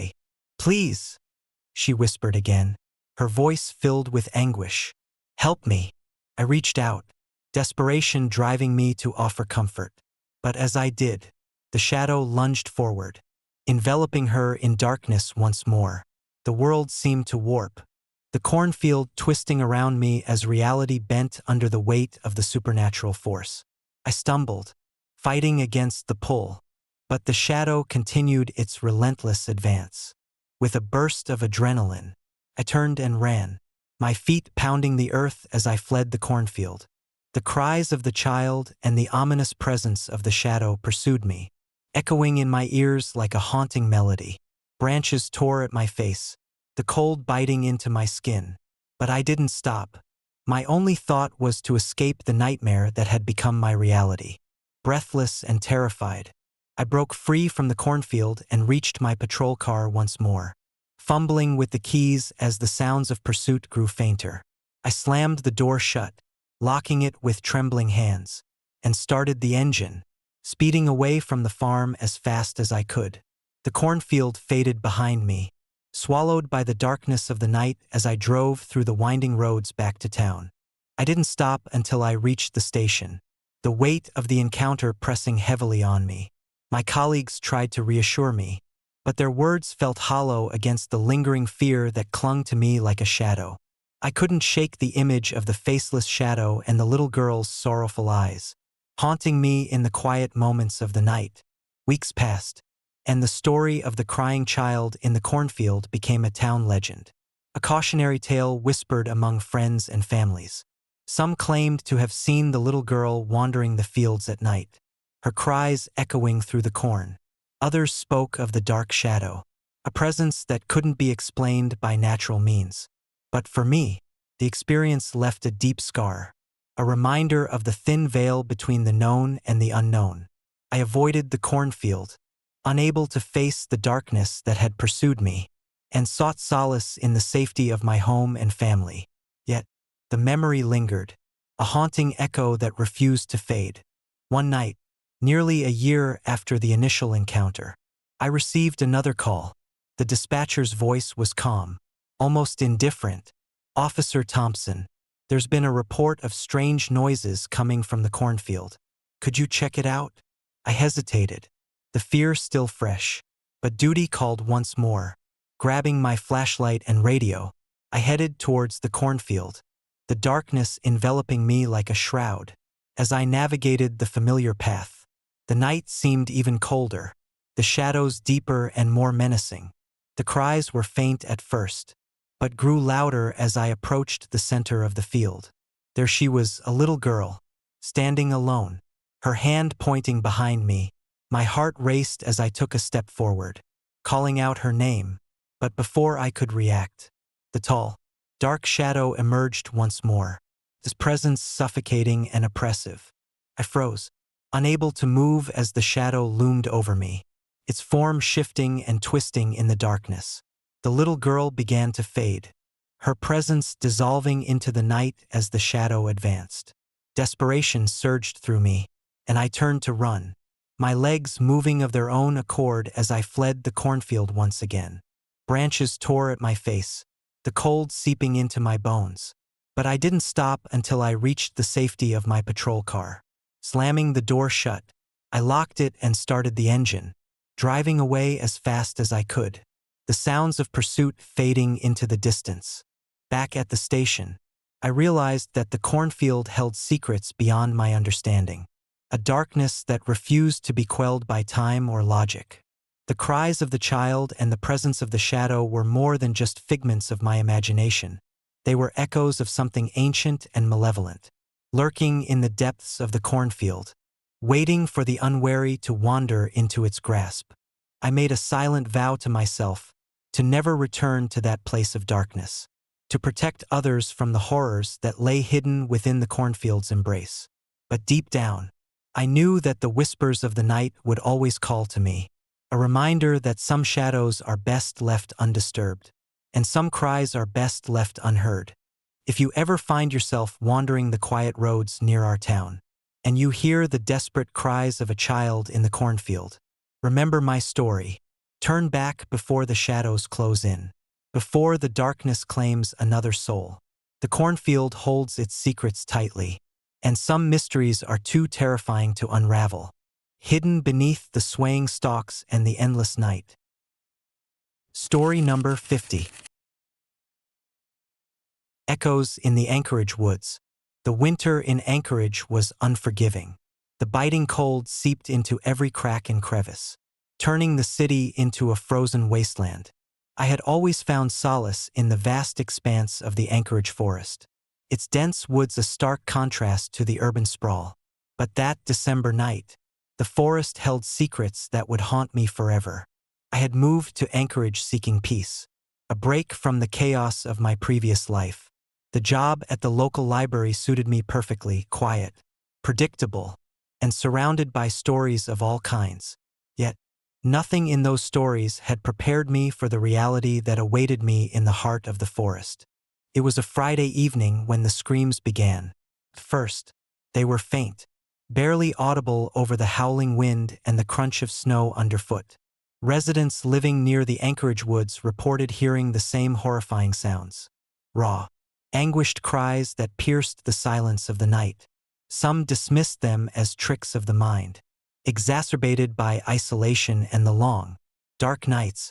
Others believed in the old legends of lost spirits and creatures lurking in the shadows, hunting their next prey. Curiosity got the better of me. I had always been fascinated by the unknown, by the thin veil between reality and the supernatural. Armed with nothing but a flashlight, a warm coat, and an insatiable need to uncover the truth, I decided to investigate the source of the screams. The forest was a labyrinth of towering pines and thick underbrush, the snow muffling my footsteps and adding an eerie stillness to the night. The temperature had dropped sharply, each breath visible in the frigid air. My flashlight cast long, wavering beams through the darkness, revealing glimpses of the untouched wilderness. As I ventured deeper, the screams grew louder, more desperate. They seemed to emanate from all directions, bouncing off the trees and echoing into the abyss. My heart pounded in my chest, adrenaline fueling my every step. I tried to rationalize what I was hearing, perhaps a wild animal in distress, a person lost and calling out for help. But something about the sound felt different, unnatural. After what felt like hours, I stumbled upon a clearing. Moonlight filtered through the canopy, casting a ghostly glow on the snow-covered ground. In the center stood an old, abandoned cabin, its wooden structure weathered and worn by time. The screams seemed to converge here, emanating from within the decaying walls. I approached cautiously, the door hanging loosely on its hinges. Pushing it open, I was met with a scene straight out of a nightmare. The interior was shrouded in darkness, the remnants of a once cozy home now distorted by decay. Faded wallpaper peeled away, and broken furniture lay scattered across the floor. The air was thick with the scent of mold and something else, something metallic and sharp.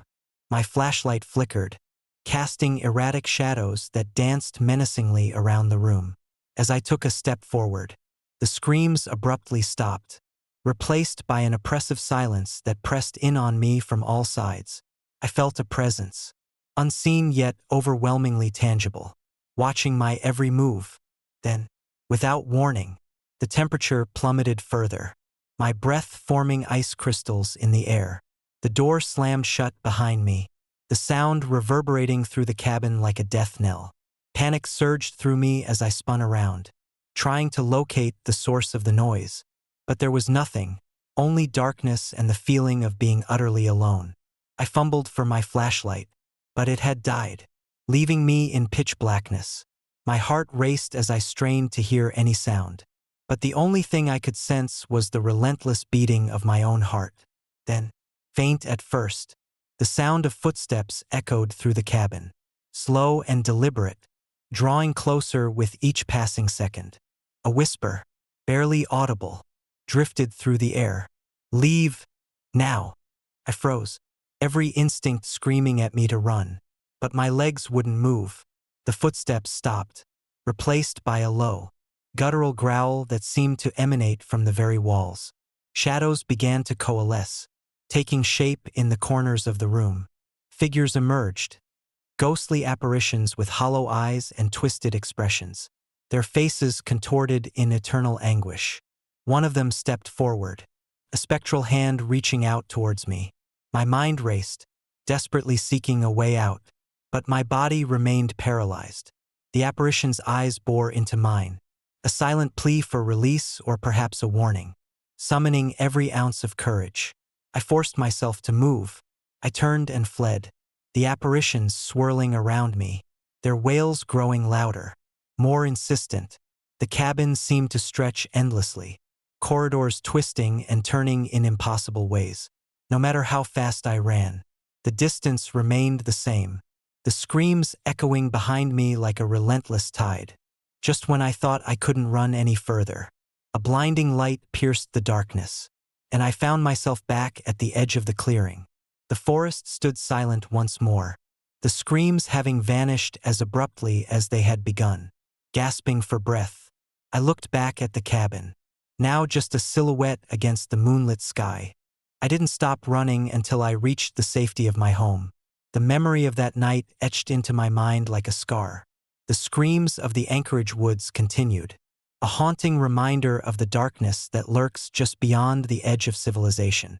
I often find myself staring into the night, wondering what truly lies within those frozen woods, whether it's lost souls seeking redemption or something far more sinister, forever hunting in the shadows. Years have passed since that fateful night, but the echoes of the Anchorage woods still resonate in my dreams.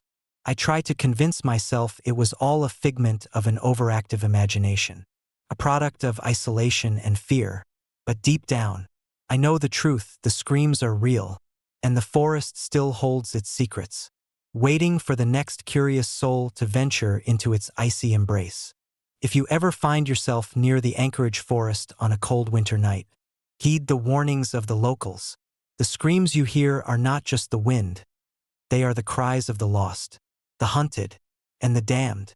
And once you enter, you may never leave, swallowed by the very darkness you sought to uncover. Story number 51. Shadows over the Alaska Triangle. The sun had barely risen over the rugged peaks of the Alaska Triangle, casting long shadows across the dense pine forests and snow-covered valleys. I had always been drawn to mysteries, the unsolved cases that lingered in the corners of human curiosity.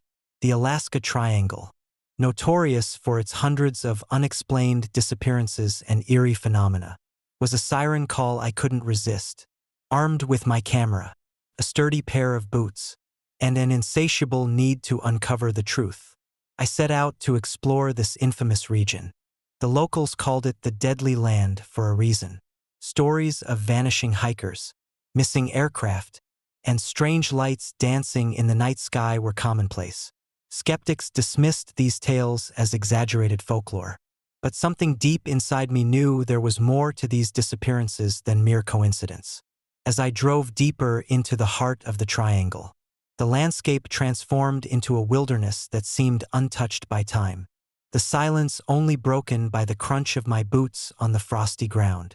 My first night was spent at a small, abandoned cabin that looked like something out of a horror movie. The windows were shattered, and the door hung crookedly on its hinges.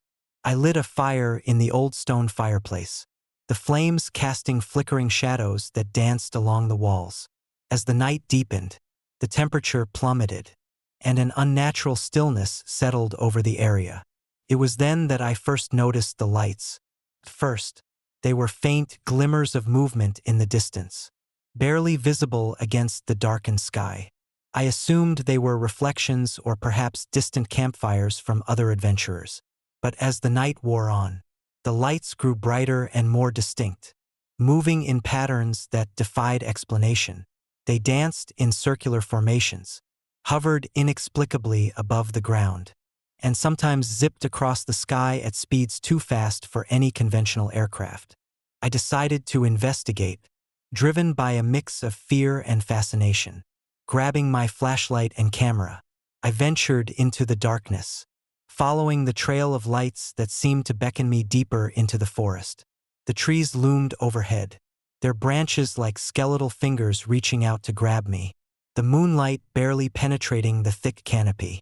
Every crack of a twig underfoot echoed ominously, and the cold air seemed to carry whispers that made my skin crawl. After what felt like hours, I stumbled upon a clearing illuminated by an ethereal glow.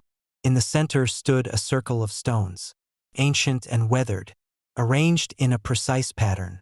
The lights converged here, pulsating with an otherworldly energy that made my heart race. I raised my camera, trying to capture the phenomenon, but as I did, the lights intensified, swirling around me in a mesmerizing yet terrifying display. A sudden chill enveloped me, and the whispers grew louder, forming words that sent shivers down my spine. "Leave now!" Panic surged through me as I realized I was not alone. Shadows began to materialize at the edge of the clearing, figures cloaked in darkness that moved with unnatural grace. Their eyes glowed with a malevolent light, fixed intently on me as if I were an intruder in their sacred space. I turned to run, but the forest seemed to shift around me, the trees rearranging themselves to block my path. The lights followed, their pulsating glow casting eerie patterns that disoriented me further. Every direction I took led me deeper into the labyrinthine woods, the sounds of my own frantic breathing and pounding heart the only things keeping me grounded in reality. Desperation clawed at my mind as I struggled to find an exit. But the forest was relentless, the shadows closing in with every step. I could hear the faint cries of those who had disappeared before me, their voices blending with the whispers that now screamed in my ears. The temperature continued to drop, frost forming on my eyelashes and freezing my breath in midair. Just as I felt I couldn't take another step, a faint light appeared in the distance, a beacon of hope amidst the darkness. I sprinted toward it, the oppressive weight of the forest lifting with each stride. As I broke through the tree line, I found myself back at the abandoned cabin, the first light of dawn breaking over the horizon. The lights had vanished, and the shadows receded, as if the night's horrors had never existed. Exhausted and shaken, I collapsed onto the frozen ground, my mind reeling from the experience. I reviewed the photos on my camera, hoping to find some logical explanation, but all I saw were blurred images of light and shadow, no proof of the supernatural events that had transpired. Determined to uncover the truth, I decided to delve deeper into the history of the Alaska Triangle. Local archives and old newspapers painted a grim picture. The area had long been a hotspot for unexplained phenomena, with reports dating back decades. Theories ranged from magnetic anomalies disrupting navigational instruments, to secret government experiments, and even extraterrestrial activity. But none of these explanations fully accounted for the sheer number of disappearances and the consistency of witness reports describing similar experiences. One name kept recurring in the accounts: the Shadow Keepers. According to legend, they were ancient beings tasked with guarding the secrets of the Alaska Triangle, punishing those who dared to uncover their mysteries. Some believed they were spirits of the land. Others thought they were interdimensional entities. Whatever the truth, it was clear that the Shadow Keepers were not to be trifled with. Determined to document my findings, I returned to the Alaska Triangle armed with better equipment and a network of local guides who had lost loved ones to the mysterious disappearances. We set up a base camp near the clearing where I had first encountered the lights, hoping to capture concrete evidence of the phenomena. Days turned into weeks, and our efforts yielded little until the second night. The same sequence of events unfolded: strange lights, the whispers, and the appearance of the Shadow Keepers. This time, however, I was prepared. My team and I had fortified our camp, setting up cameras and sensors to monitor the activity.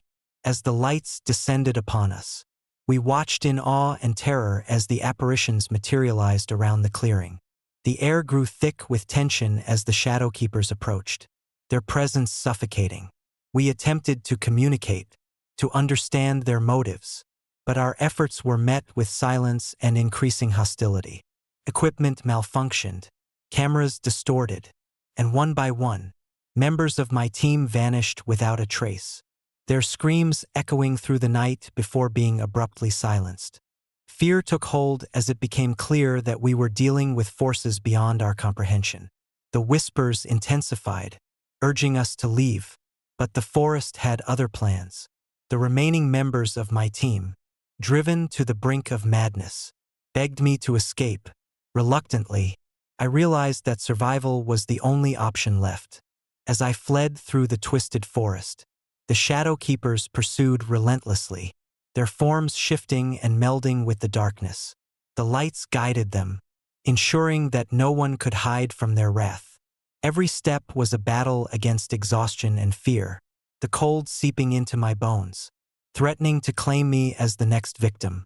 Just when I thought I couldn't go on, the first light of dawn broke through the trees, and the forest released its grip on me. I stumbled out of the Alaska Triangle, gasping for air, the horrors of the night still fresh in my mind. The shadows receded, the lights vanished, and silence reclaimed the land. In the aftermath, I shared my story with the world, hoping to shed light on the darkness that shrouded the Alaska Triangle. But the more I spoke, the more I realized that some mysteries are best left unsolved. The Shadow Keepers remained a silent testament to the unknown, a reminder that humanity is not always meant to uncover every secret. Years have passed since that harrowing experience, but the memories linger like a ghostly echo. I still wake in the dead of night, hearing the faint whispers carried on the wind, a chilling reminder of the darkness that lies just beyond the veil of our understanding. The Alaska Triangle remains a place of fear and fascination, its secrets guarded by the enigmatic Shadow Keepers, waiting for the next soul brave or foolish enough to seek the truth. If you ever find yourself near the Alaska Triangle, heed the warnings of those who have gone before. The lights you see in the sky are not just celestial phenomena. They are beacons guiding the Shadow Keepers to their next victim. And once you enter, you may never leave, swallowed by the very darkness you sought to uncover. Epilogue. In the quiet moments before sleep, I often reflect on that night in the Alaska Triangle. The line between reality and nightmare has blurred, leaving me to question what is real and what is merely a figment of a traumatized mind. My career as an investigator was cut short, the dangers too great to ignore the warnings any longer. Yet, the allure of the unknown still tugs at me, a haunting whisper that I can't entirely silence. Perhaps the Alaska Triangle holds truths that humanity isn't ready to comprehend, guarded by entities that thrive on our fear and curiosity. Or maybe it's a place where the fabric of reality is thin, allowing the supernatural to seep through and reclaim what was once theirs. Whatever the case, the shadows over the Alaska Triangle remain, a perpetual reminder that some mysteries are meant to stay in the dark. So, if you find yourself drawn to the deadly land, remember my story, respect the legends, heed the warnings, and tread carefully, for in the heart of the Alaska Triangle, the shadows are always watching, and the lights are never what they seem. Story number 52. The Cursed Snow House. The winter in Nome was unforgiving.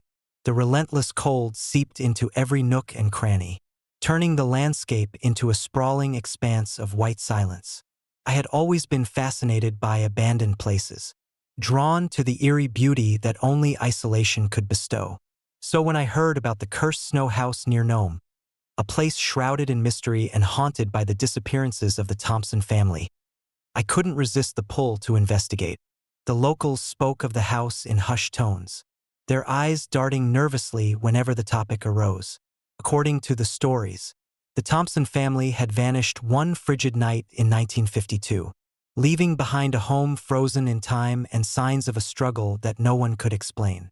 Since then, the house stood abandoned, a silent sentinel in the wilderness. But it wasn't the absence of the family that unnerved people. It was the sounds that emanated from the house after dark. Laughter and screams echoed through the night, as if the house itself was alive with the torment of its lost inhabitants. Determined to uncover the truth, I equipped myself with a sturdy 4x4 vehicle, a reliable camera, a heavy-duty flashlight, and an ample supply of food and warm clothing.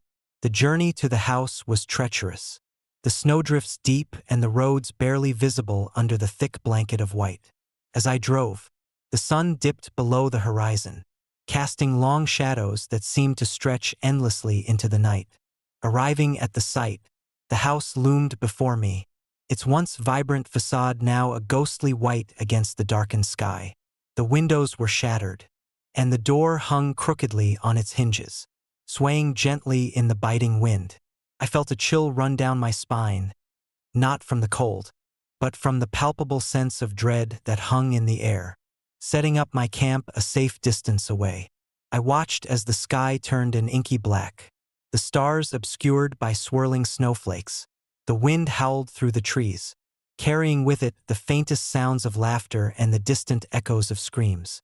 I tried to shake off the unease, telling myself it was just the wind playing tricks on my mind. But deep down, I knew there was something more sinister at play. As midnight approached, I decided to explore the house. The snow muffled my footsteps, each step crunching softly against the icy ground. Pushing the door open, creaked ominously, revealing the interior of the house. The air inside was thick with the scent of mildew and decay. Dust motes danced in the beam of my flashlight, illuminating the remnants of a life abruptly abandoned. The living room was cluttered with remnants of the past, furniture covered in white sheets, picture frames shattered on the floor, and a grand fireplace that had long since gone cold. As I moved deeper into the house, the sounds grew louder. The laughter was light, almost playful, but the screams were raw and filled with anguish. They seemed to come from all around me, bouncing off the walls and merging into a cacophony of despair. I reached the staircase, the steps slick with ice. Each step I took echoed unnervingly, amplifying the sounds that surrounded me. At the top of the stairs, I found a hallway lined with doors.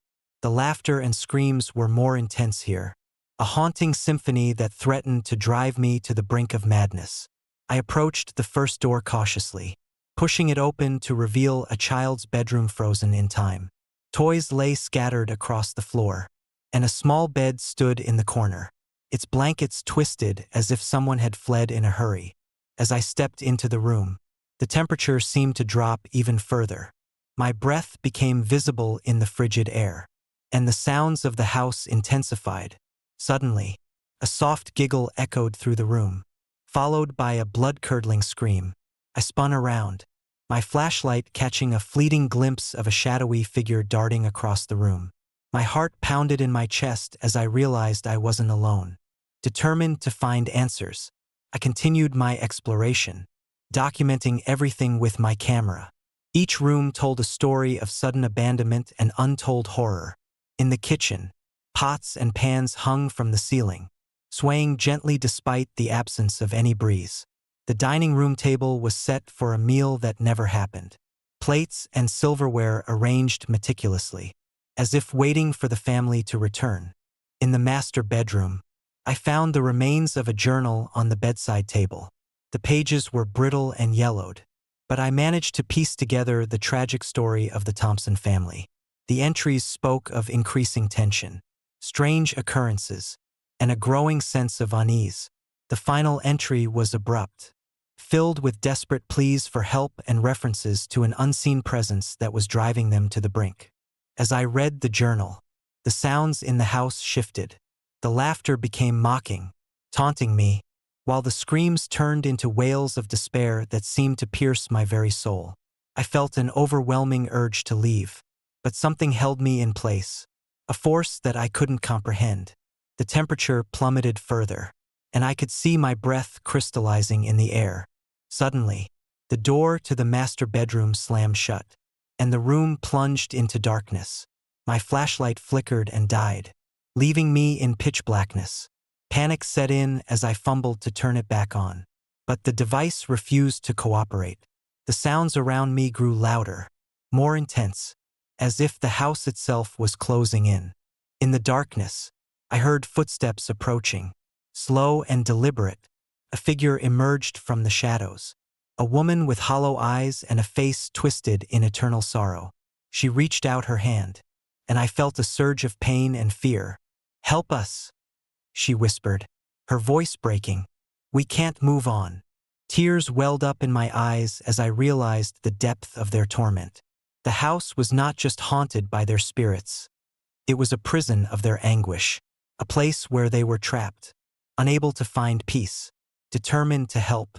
I began searching for a way to free them, to break the curse that bound them to this forsaken place. I revisited the journal, searching for clues. It mentioned a ritual, an ancient ceremony meant to release the trapped souls. Armed with this knowledge, I gathered the necessary items: candles, salt, and symbols of protection. The house seemed to resist my efforts, the air thick with malevolence, but I pressed on, driven by a need to bring peace to the tortured spirits. As I performed the ritual in the living room, the house reacted violently. The temperature soared. Flames ignited spontaneously from the fireplace, and the sounds of the house reaching a fever pitch. The spirits of the Thompson family appeared around me, their forms wavering between the physical and the ethereal. With each incantation, the atmosphere shifted, the screams softened, the laughter became a harmonious melody, and the oppressive darkness began to lift. The spirits reached out, their faces now serene, gratitude evident in their eyes. One by one, they began to fade, their forms dissolving into the light that now filled the room. As the last of the spirits disappeared, the house settled into a peaceful silence. The oppressive weight that had held me captive was gone, replaced by a sense of accomplishment and relief. I knew that the Thompson family's souls had finally found the peace they had long been denied. Exhausted but victorious, I made my way out of the house, the first light of dawn breaking through the snow-covered landscape. The cursed snow house stood silent and still, no longer a place of torment but a monument to the power of compassion and determination.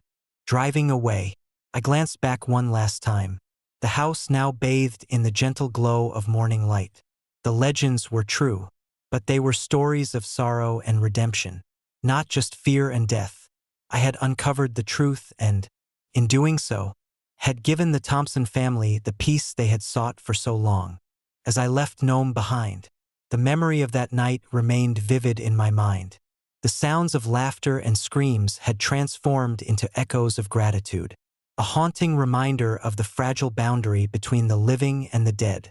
The cursed snow house was no longer a place of fear but a testament to the enduring human spirit and the power of empathy in the face of the unknown. Story number 53. Whispers in the Blizzard. The snowstorm hit Anchorage without warning. One moment, the sky was clear, and the next, thick white curtains descended, swallowing the city in an impenetrable blanket of white. I had always loved winter, the crisp air, the serene silence, the way the world seemed to pause under a layer of snow. But that night, the storm was different. It was relentless, unforgiving, and it brought with it a haunting presence that I couldn't shake. I was driving home after a long shift at the local hospital. The roads were slick, and visibility was nearly zero. Anchorage's streets, usually bustling with activity, were eerily quiet, the usual sounds muffled by the heavy snowfall. My car's heater struggled against the biting cold, and the wipers barely kept up with the incessant flurries. I glanced at the clock, just past midnight. I should have been home hours ago. But the storm had made everything take longer than usual. As I navigated the familiar route through the outskirts of the city, the landscape transformed. The trees, usually vibrant with winter's embrace, stood as dark, skeletal figures against the storm's fury.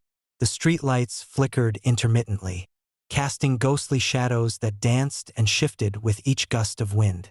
My headlights cut through the darkness, revealing nothing but endless white.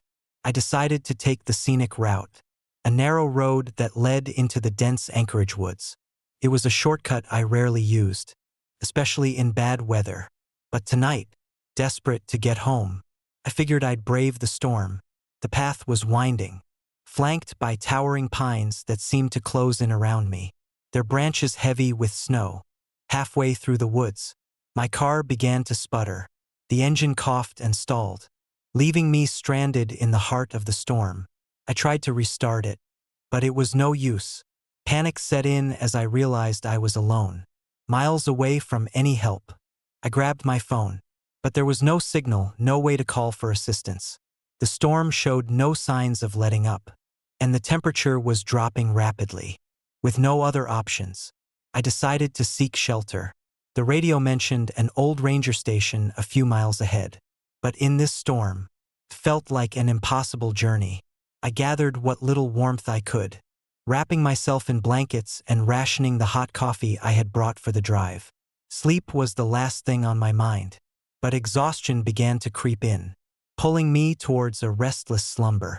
That's when I saw her, a faint figure in the distance, barely visible through the blinding snow. At first, I thought it was a trick of the light, a mirage born from exhaustion and isolation. But as I squinted, the figure became more defined. She was a woman, dressed in a long, flowing white coat that fluttered in the wind. Her hair was loose, cascading down her back, and her face was pale, almost translucent against the snow. "Help me," she whispered, her voice barely audible over the howling wind. I froze, my heart pounding in my chest. The woman stood motionless, staring directly at me with eyes that seemed to pierce through my very soul. There was something undeniably tragic about her, a sorrow that emanated from her presence. Despite the danger and the storm, I felt an inexplicable urge to reach out to her. "Are you okay?" I called out, my voice trembling. She didn't respond. Instead, she began to move towards me, her steps slow and deliberate, leaving no footprints in the snow. As she approached, the temperature seemed to drop even further, an icy chill enveloping me. My breath became visible, each exhale a ghostly mist in the frigid air. "Please," she whispered again, her voice more urgent this time. "Help me find my way." I wanted to ask who she was, how she ended up here, but the words caught in my throat. Fear battled with compassion, creating a storm of emotions within me. I took a cautious step forward, the snow crunching beneath my boots. The woman reached out her hand, and I felt a strange pull, a magnetic force drawing me towards her. As I approached, the snowstorm seemed to intensify, the wind howling louder, almost angrily. The woman's face became clearer, and I could see the pain etched into her features. Her eyes, once so pleading, now held a desperate fear. "Don't leave me here," she begged, her voice cracking. "I can't survive the storm." I reached out to touch her hand, but my fingers passed through her like mist. She recoiled, a look of anguish replacing her initial sorrow. "Please," she repeated, tears forming in her ghostly eyes. "I need help." The storm reached a crescendo, and suddenly, the woman was gone. I stood there, trembling, the silence that followed deafening. My mind raced, trying to process what had just happened. Was she a ghost? A hallucination brought on by exhaustion and isolation? Or was there something more sinister at play in these woods? Determined to find shelter, I forced myself to move. The path ahead was obscured by the relentless snow, but I pressed on, driven by a mix of fear and the lingering desire to help the mysterious woman. The forest around me seemed alive, the trees twisting and contorting in unnatural ways, their branches clawing at the sky. After what felt like an eternity, I spotted the faint outline of the ranger station through the blinding white. Relief washed over me, but it was short-lived as I noticed the building was in disrepair, windows boarded up and the door hanging ajar. I hesitated, the memory of the woman's desperate plea echoing in my mind. Summoning my courage, I pushed the door open and stepped inside. The interior was cold and damp, the remnants of a once functional space now abandoned and decayed. I lit a flashlight, the beam cutting through the darkness, revealing broken furniture and old equipment scattered about. As I made my way deeper into the station, I heard a faint sound, whispers, carried on the wind, mingling with the howling storm outside. The words were indistinct at first, but gradually, I began to make out the desperate plea. "Help me!" I followed the sound to a small office at the end of a narrow hallway. The whispers grew louder, more insistent, pulling me towards a cluttered desk. Papers were strewn about, and an old, faded map of the Anchorage woods lay open, marked with various symbols and notes. One particular mark caught my eye, a symbol I had seen before in local legends, associated with lost souls and tragic deaths. Suddenly, the room plunged into darkness as the storm outside intensified. My flashlight flickered and died, leaving me in pitch blackness. Panic surged through me as I fumbled for my phone. But it was dead, drained of whatever power it had left. The whispers became a cacophony of voices, all chanting the same plea. "Help me! Help me!" A cold breeze swept through the room, and I felt a presence behind me. I turned slowly, heart racing, to face the woman from earlier. Her form was more solid now, her eyes filled with a sorrow that seemed to reach into the depths of my soul. "Please," she whispered, her voice echoing in the confined space. "I can't survive the storm. I need your help." I wanted to help her, to reach out and offer comfort, but my body wouldn't respond. Fear held me captive as she stepped closer, her eyes locking onto mine. The temperature around us plummeted, and I could see my breath in the air, each exhale a visible testament to the freezing cold. "Follow me," she urged, her hand reaching out once more. "I can lead you to safety." Desperation overcame me. I forced myself to move, grabbing her hand as she guided me through the darkness. The storm raged outside, the howling wind pressing against the walls of the ranger station like an angry beast. We moved in silence, the only sounds our footsteps and the relentless storm. Suddenly, we burst through the door and into the blinding white outside. The snowstorm had not abated. If anything, it had grown fiercer. The woman led me down a narrow path through the woods, her presence a comforting anchor amidst the chaos. But as we walked, I began to notice something unsettling. The path seemed to loop back on itself, leading us deeper into the heart of the storm. "Where are we going?" I managed to ask, my voice barely audible over the wind. She paused, her eyes meeting mine. "To safety," she replied, but her voice held a hint of sorrow that made my skin crawl. We continued walking, but the path remained unchanged, the storm showing no signs of letting up.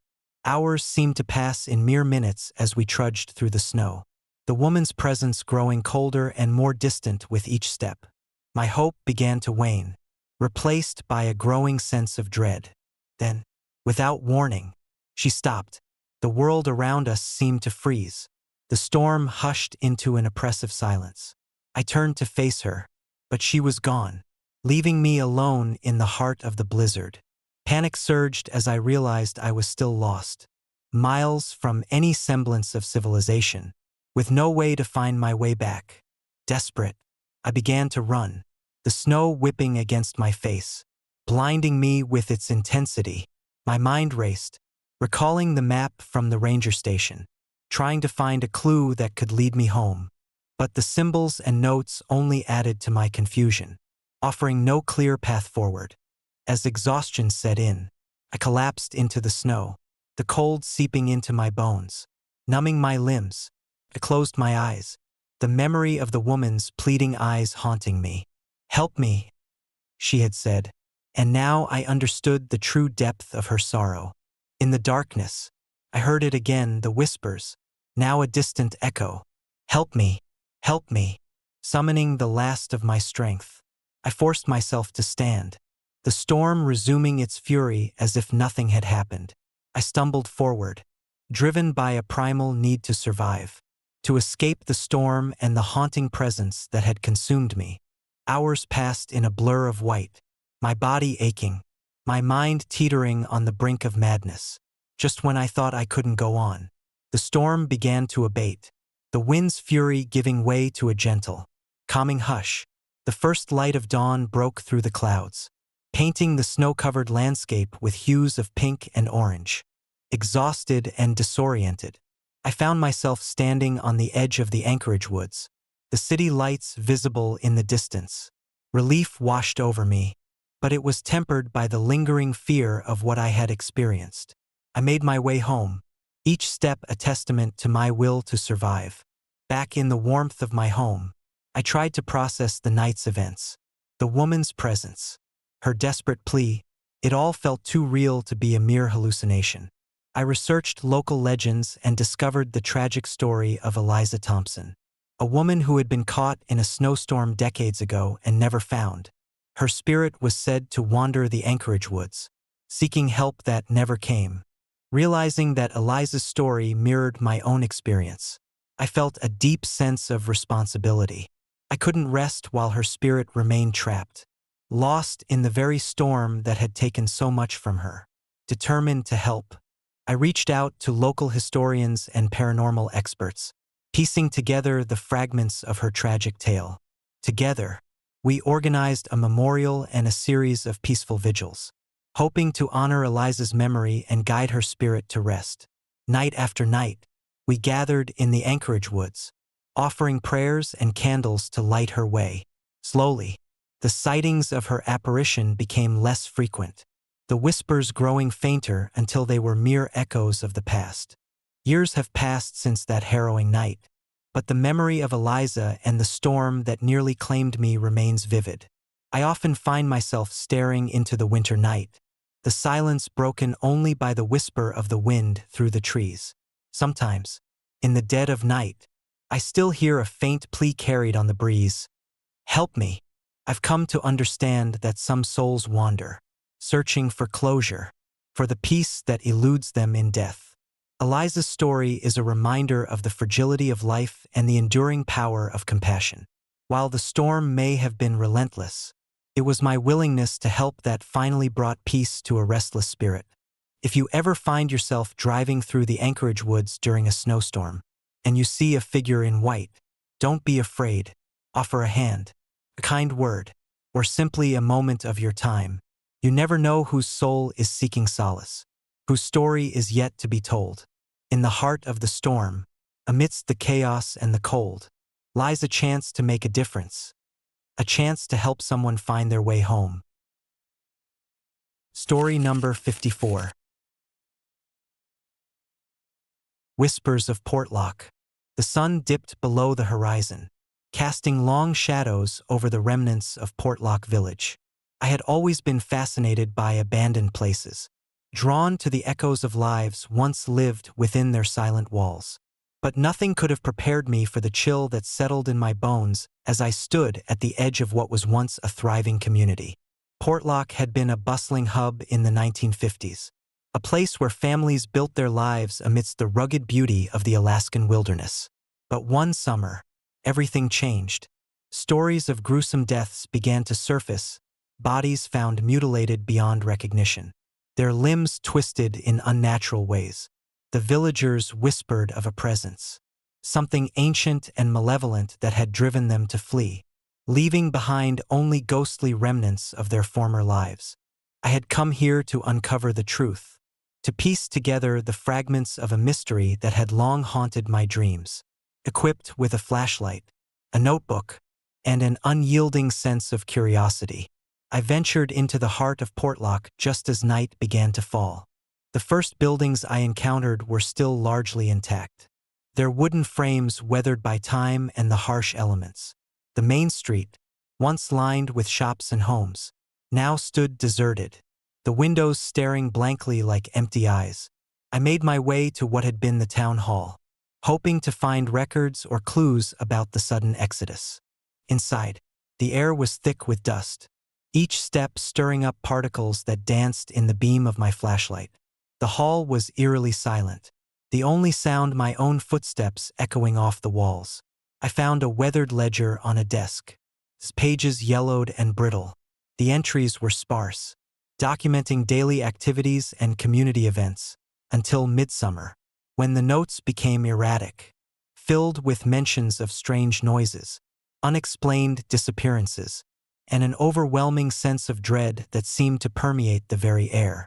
A sudden gust of wind slammed the door shut behind me, plunging the room into darkness. My heart raced as I fumbled for my flashlight, the beam flickering before stabilizing.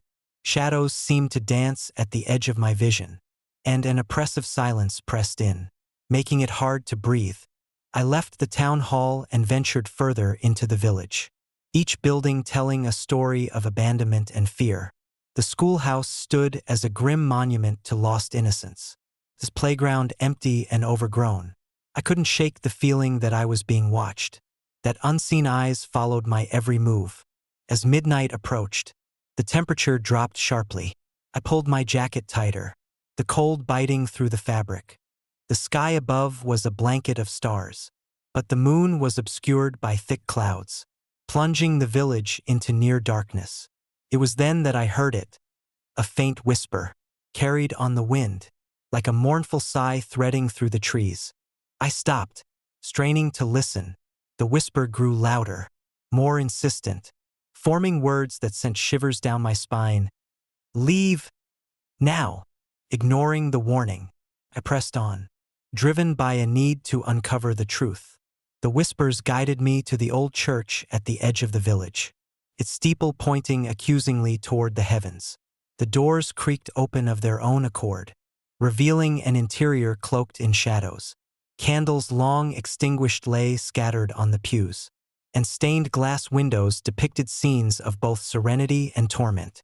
In the center of the nave stood an altar, its surface marred by dark stains that hinted at violence and sacrifice. My flashlight flickered, casting grotesque shadows that twisted and contorted the space around me. As I approached the altar, the temperature plummeted further, my breath visible in the icy air. A sudden movement caught my eye, a figure at the far end of the church, barely visible in the dim light. My heart pounded as I took a cautious step forward, the floorboards groaning under my weight. The figure turned, revealing a visage twisted by agony and despair, eyes hollow and pleading. "Why did you leave us?" the apparition whispered, its voice a haunting echo of the past. "The darkness. It consumes everything." I stumbled back, tripping over a fallen pew, and scrambled to my feet. The figure began to move toward me, each step deliberate and heavy, the air around it growing colder with every passing second.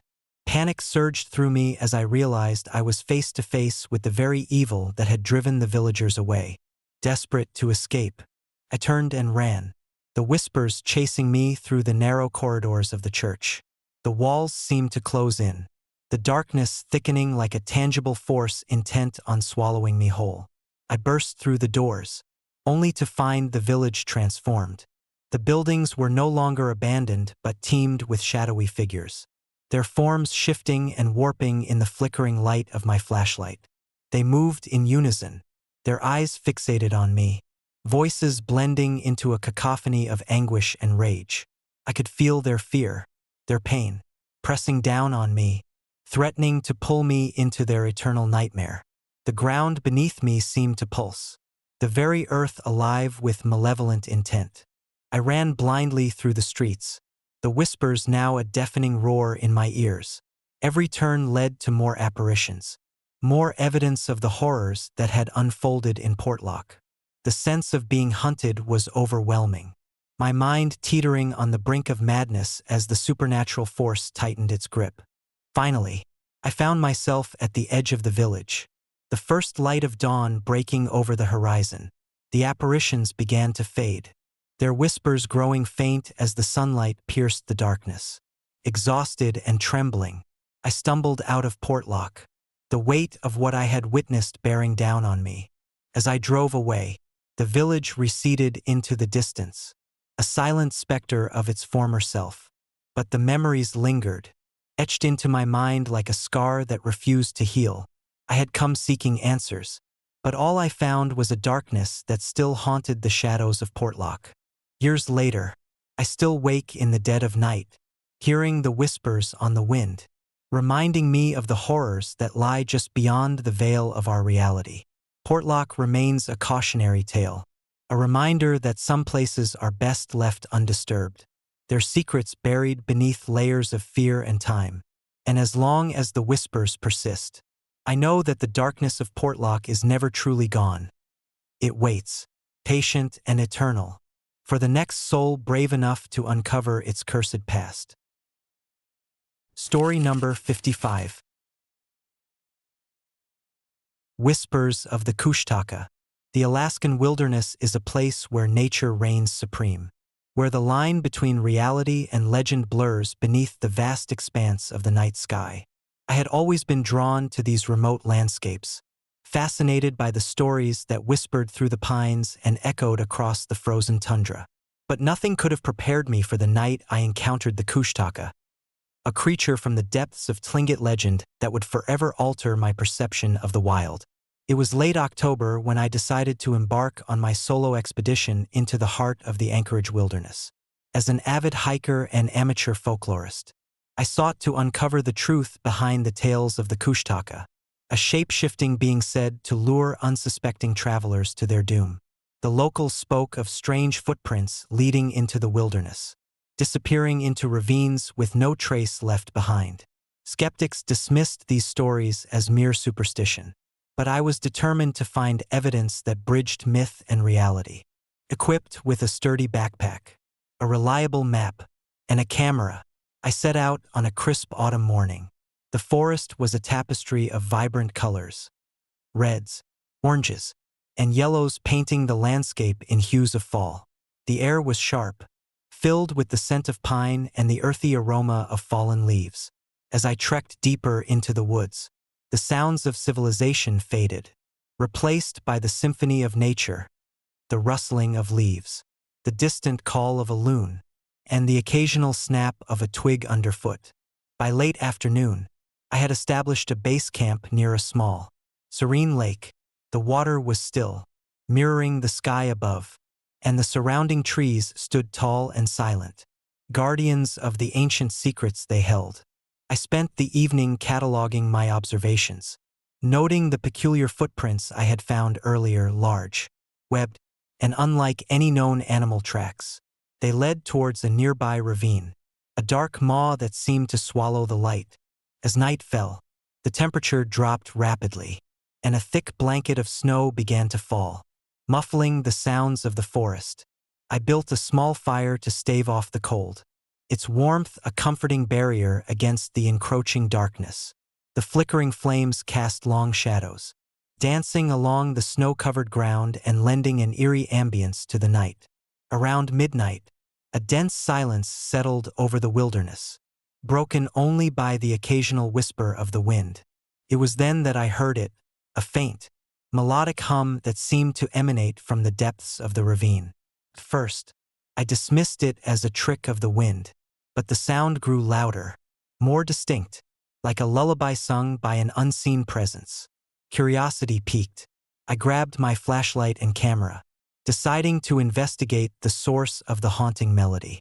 The footprints led me to the edge of the ravine, where the snow had piled high, obscuring the ground below.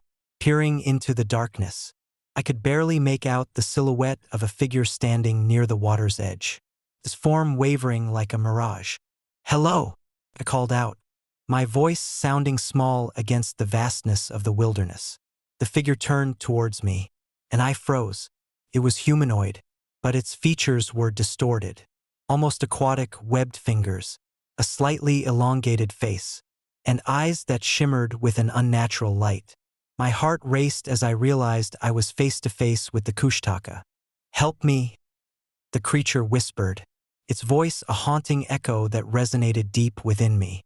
I took a hesitant step forward, trying to steady my nerves. "Who are you?" I asked, my voice barely above a whisper. The Kushtaka took another step, its movements graceful yet unsettling. "Lost? Need to return," it replied, gesturing towards the ravine. "Follow the lights." Before I could respond, the creature began to fade, its form dissolving into the night air like mist under the morning sun. Panic surged through me as I realized I was alone once more, the footprints leading into the ravine disappearing as abruptly as they had appeared. determined to uncover the truth. I decided to follow the path the Kushtaka had indicated. The snow intensified, each flake a sharp reminder of the cold that now enveloped me. The forest seemed to close in, the trees towering above like silent sentinels watching my every move. My flashlight flickered, casting erratic beams that danced across the snow, revealing glimpses of movement in the shadows. As I approached the ravine, the temperature plummeted further, my breath visible in the frigid air. The ground beneath me was slick with ice, making each step treacherous. The footprints ended at the edge of the ravine, where a faint glow emanated from below. I peered over the edge, trying to discern the source of the light, but the darkness below was impenetrable. A soft, ethereal glow began to materialize, forming into small, luminescent orbs that floated gracefully above the snow. They moved in a mesmerizing pattern, weaving in and out of the shadows. Drawn by their beauty and the lingering presence of the Kushtaka, I felt an irresistible urge to follow them. Taking a deep breath, I began to descend the ravine, the orbs leading the way with their gentle luminescence. The walls of the ravine were slick with ice, and the sound of my footsteps echoed off the stone, creating an unsettling symphony of silence and sound. The orbs floated effortlessly, guiding me deeper into the abyss. After what felt like an eternity, the path opened up into a hidden valley, untouched by time and untouched by man. The snow here was pristine, unblemished, and the air was thick with an otherworldly stillness. In the center of the valley stood a crystalline lake, its surface shimmering under the pale light of the moon. The orbs hovered above the water, their glow reflecting off the ice and creating an ethereal dance of light and shadow. There, standing at the water's edge, was another Kushtaka. This one was more defined, its features clearer in the moonlight, turned towards me, and I felt a profound sense of sorrow emanating from its presence. "Why are you here?" I asked, my voice cracking under the weight of emotion. The Kushtaka sighed, a sound that seemed to carry the weight of countless lost souls. Trapped, unable to move on, bound to the land by sorrow and loss. I stepped closer, feeling a deep empathy for this tragic creature. "Is there a way to help you?" The Kushtaka's eyes met mine, filled with an ancient pain. "Release us. Break the chains that bind us." I searched the valley, looking for any clues that might help unravel the mystery. In the center of the lake stood a stone altar, etched with symbols that matched the ones I had seen in local legends. My mind raced, piecing together the fragments of stories I had read and heard from the locals. The Kushtaka were guardians of these sacred grounds, their spirits bound to protect the land from those who sought to exploit its secrets. Realization dawned upon me. I needed to perform a ritual to release the Kushtaka from their eternal vigil. Gathering my courage, I approached the altar, feeling the weight of history and sorrow pressing down on me. The air was thick with the presence of countless spirits, their whispers a haunting melody that filled the valley. I began to recite the incantations I had painstakingly researched, my voice steady despite the chill that enveloped me.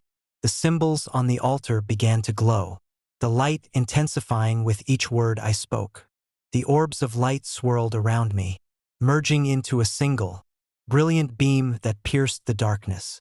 As I continued the ritual, the Kushtaka gathered around the altar, their forms becoming more defined, their sorrowful eyes fixed upon me. The energy in the valley was palpable, a tangible force that resonated with the ancient magic of the land. With a final, heartfelt plea, I completed the incantation, feeling a surge of power that reverberated through my very being. A blinding light enveloped the valley, and I shielded my eyes from its intensity. When the light subsided, the valley was transformed. The snow glistened with a newfound brilliance, and the air was filled with a sense of peace and release. The Kushtaka stood before me, their forms now radiant with an ethereal glow. "Thank you," they whispered in unison, their voices a harmonious blend of gratitude and relief. "We are free." One by one, the Kushtaka began to fade, their spirits rising like mist into the night sky. The orbs of light dissolved, leaving behind a serene stillness that blanketed the valley. I stood alone, the weight of what I had accomplished sinking in. The legends were true, but they were stories of sorrow and redemption, not just fear and death. As dawn broke, painting the sky with hues of pink and gold, I made my way back to my base camp, the path now clear and welcoming. The footprints in the snow had vanished, replaced by the pristine beauty of the untouched wilderness. The Kushtaka had been released, their spirits finally at peace. Months have passed since that fateful night, but the memory of the Kushtaka and the valley where I freed them remains vivid in my mind. The Anchorage wilderness holds countless secrets, each one a testament to the delicate balance between man and nature. The legends are not just tales to frighten, but stories of respect, understanding, and the enduring power of compassion. If you ever find yourself trekking through the Alaskan wilderness on a cold autumn night, remember the whispers of the land. Listen to the stories carried by the wind, and honor the spirits that guard these sacred grounds. The Kushtaka are a reminder that every legend has a truth, and every truth carries the weight of history and heartache. Story number 56. Whispers on Dalton Highway. The sun had long since surrendered to the horizon, and Dalton Highway lay cloaked in the obsidian embrace of night. I had always heard the tales, the stories whispered among truckers and lone travelers about the spectral figures that haunted this desolate stretch. Tonight, with only the hum of my engine and the rhythmic clatter of tires on asphalt, I decided to see for myself if the legends held any truth. My truck was my sanctuary, a steel beast that roared defiantly against the silence of the Alaskan wilderness. The dashboard lights cast a dim glow, painting the interior with hues of amber and red. I adjusted my rearview mirror, catching a fleeting glimpse of the road behind me. But nothing seemed out of the ordinary. The vast expanse of snow-covered terrain stretched endlessly, broken only by the occasional signpost and the distant outline of the Denali Range. As I drove deeper into the night, the isolation began to weigh on me. The radio played soft rock classics, a stark contrast to the eerie stillness outside. My mind wandered to the stories I had dismissed as mere folklore. They spoke of apparitions, drivers clad in heavy winter gear, their faces obscured by shadows, standing motionless on the roadside. Some claimed these spirits reached out for a ride, only to vanish when approached, leaving a chill that lingered long after the truck had passed. A cold draft brushed against my window, causing me to shiver despite the warmth of the cabin. I glanced outside, half expecting to see one of those ghostly figures. The darkness seemed to press in, making it hard to discern shapes against the white expanse. I shook off the unease, attributing it to the isolation and the endless night. Minutes turned into hours, and the road remained unbroken, a stark ribbon of black cutting through the snowy wilderness. My thoughts drifted to my family, waiting back home, their faces blurred by time and distance. The loneliness of the highway gnawed at me, each mile marker a reminder of the vastness surrounding me. Then, through the windshield, a figure appeared. At first, I thought it was a trick of the light, a mirage born from fatigue. But as I drew nearer, the shape became more defined. There stood a person, motionless, dressed in layers of winter clothing. They were waving, a silent plea for help etched into their stance. My heart pounded in my chest as I approached, headlights illuminating their form. "Hey there," I called out, slowing the truck to a stop. The figure didn't respond, merely continued to wave, eyes seemingly fixed on me. I rolled down the window, the cold biting against my skin as I tried to make sense of what I was seeing. "Do you need a ride?" I asked, my voice wavering slightly. The figure remained silent, the wind howling around us. I reached for the door handle, intending to offer assistance, but something stopped me. A sense of dread settled over me, thick and suffocating. Before I could react, the figure began to fade, their outline dissolving into the night air as if they were never there. My window frame wobbled slightly, the remnants of the apparition leaving behind a lingering chill. Heart racing, I sat back in my seat, trying to rationalize what I had just witnessed. The radio crackled, snapping me back to reality. I decided to press on, eager to put the encounter behind me. But as I accelerated, the road seemed to warp, stretching into an infinite loop where darkness enveloped everything. Another figure appeared, this one slightly closer. I glanced in the rearview mirror, and there they were again, standing just outside my truck. Eyes locked onto mine. Panic surged through me as I realized I wasn't alone on this stretch of Dalton Highway. I turned the steering wheel, swerving to avoid the apparition. But the road offered no escape. It was as if I was trapped in a nightmarish loop, the highway stretching endlessly in every direction.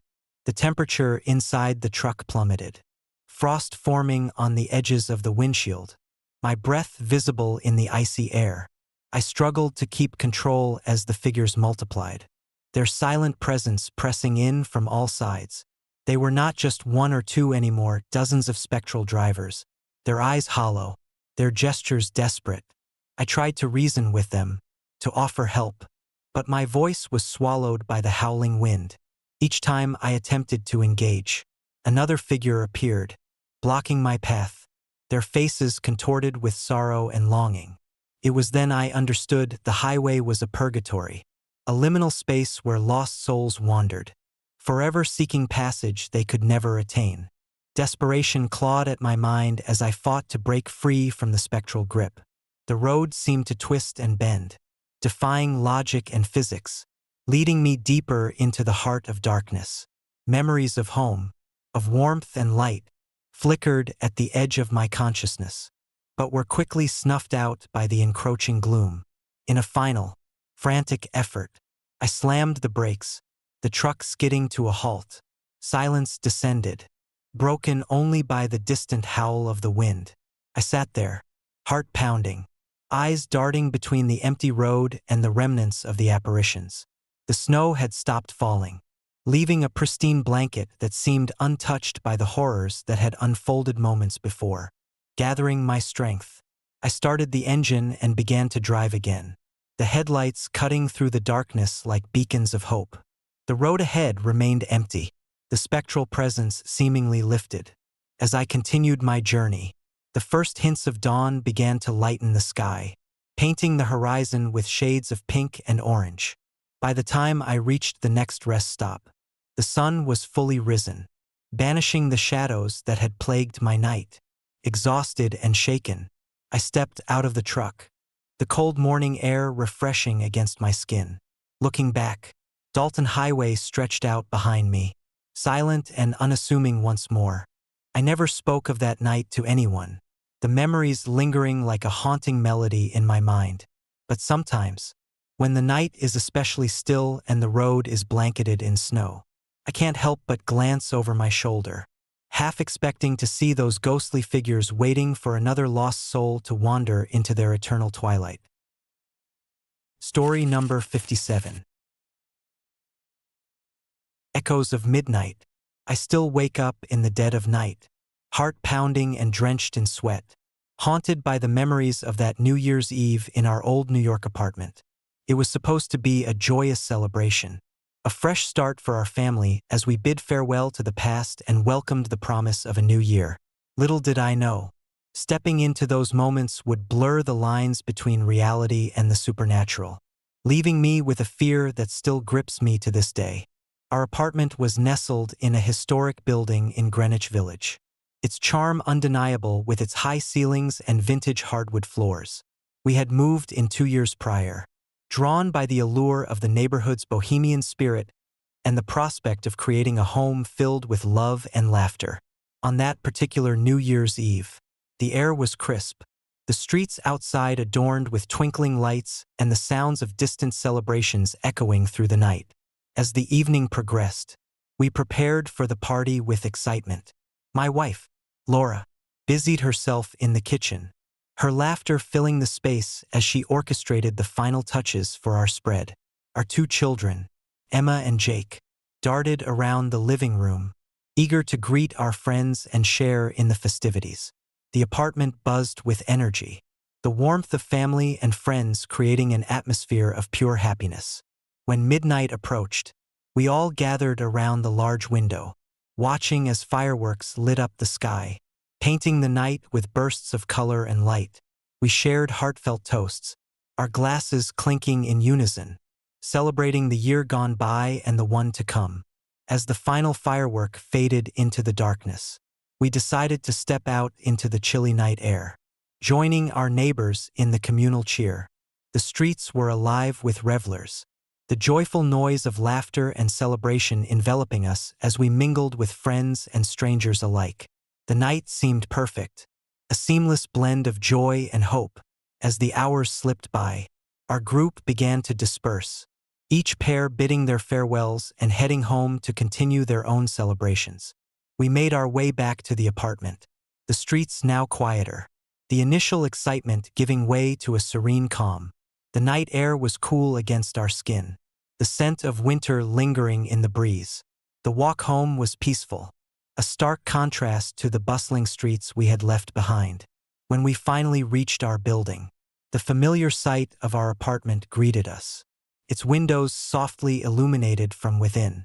Stepping inside, we were met with an unusual stillness. The warmth of the party had dissipated, replaced by an unsettling silence that hung heavy in the air. Laura noticed it first, her brow furrowing in confusion. "Did you guys feel that?" she asked, her voice tinged with unease. Before we could respond, I noticed something odd. The living room furniture had been rearranged. The coffee table was now facing the opposite direction, and the chairs had been moved closer together, forming a tight circle around the fireplace. Emma and Jake stood frozen, their expressions mirroring our confusion and growing fear. "That's strange," Jake whispered, his voice barely audible. "We didn't move anything." Laura walked over to the window, her gaze scanning the now empty streets.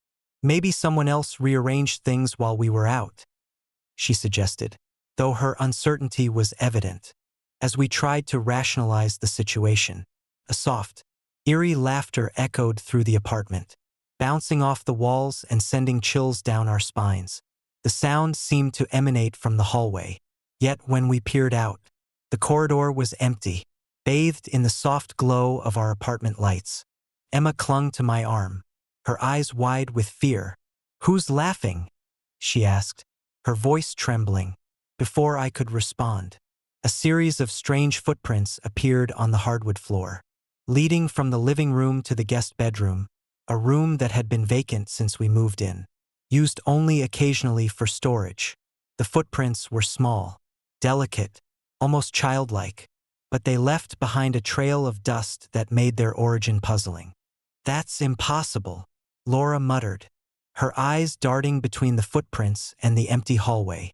"We didn't have anyone else here." Determined to uncover the source of these inexplicable events, I approached the guest bedroom, my flashlight casting long shadows across the room. The door stood slightly ajar, creaking softly as a cold draft wafted through. Taking a deep breath, I pushed the door open further, revealing an empty room bathed in moonlight filtering through the curtains. As I stepped inside, the temperature seemed to drop even further, my breath visible in the frigid air. The room felt heavy, the atmosphere thick with an unspoken sorrow. Suddenly, I heard a faint tapping sound, like someone gently knocking on the window. My heart raced as I turned towards the source, but the window was shut tight, the glass reflecting nothing but the pale moonlight. "Is someone there?" I called out, my voice barely above a whisper. No response came, only the persistent tapping that seemed to echo my own fear. I reached out to touch the glass, the cold surface sending shivers through my entire body. As my fingers brushed the window pane, a shadowy figure materialized behind me, a woman dressed in flowing black, her eyes glowing a deep, unsettling red. She stood motionless, her presence both mesmerizing and terrifying. "Who are you?" I demanded, taking a step back, my heart pounding in my chest. The woman didn't respond. Instead, She began to move towards me, her steps silent yet filled with an unearthly grace. As she drew closer, the room seemed to warp around her, the walls bending and twisting as if reacting to her presence. I could feel an oppressive force pressing down on me, making it difficult to breathe, as the shadows around us deepened and swirled with malevolent intent. Laura and the children watched from the living room, their fear mirrored in their eyes. "Dad, what's happening?" Emma cried, her voice breaking the tense silence. I couldn't find the words, my mind racing to comprehend the impossible scene unfolding before me. The woman in black reached out a hand, her fingers inches from my face, and I felt a cold touch brush against my skin, sending a jolt of fear through my entire body. Her presence was suffocating, her sorrow palpable as if she carried the weight of countless tragedies within her. "Please, leave us alone," Laura pleaded, stepping towards me, her eyes locked on the spectral figure. But the woman didn't heed our plea. Instead, she began to fade, her form dissolving into the shadows as the room returned to its normal state. The temperature rose slightly, the oppressive atmosphere lifting, but the fear remained, lingering like a ghostly echo in our minds. We stood there in stunned silence, the reality of what had just transpired slowly sinking in. The footprints on the floor and the laughter that had echoed through our home were undeniable signs that something beyond our understanding had taken residence in our apartment. Determined to find answers, we spent the next few days researching the history of our building and the surrounding area. What we uncovered only deepened our sense of unease.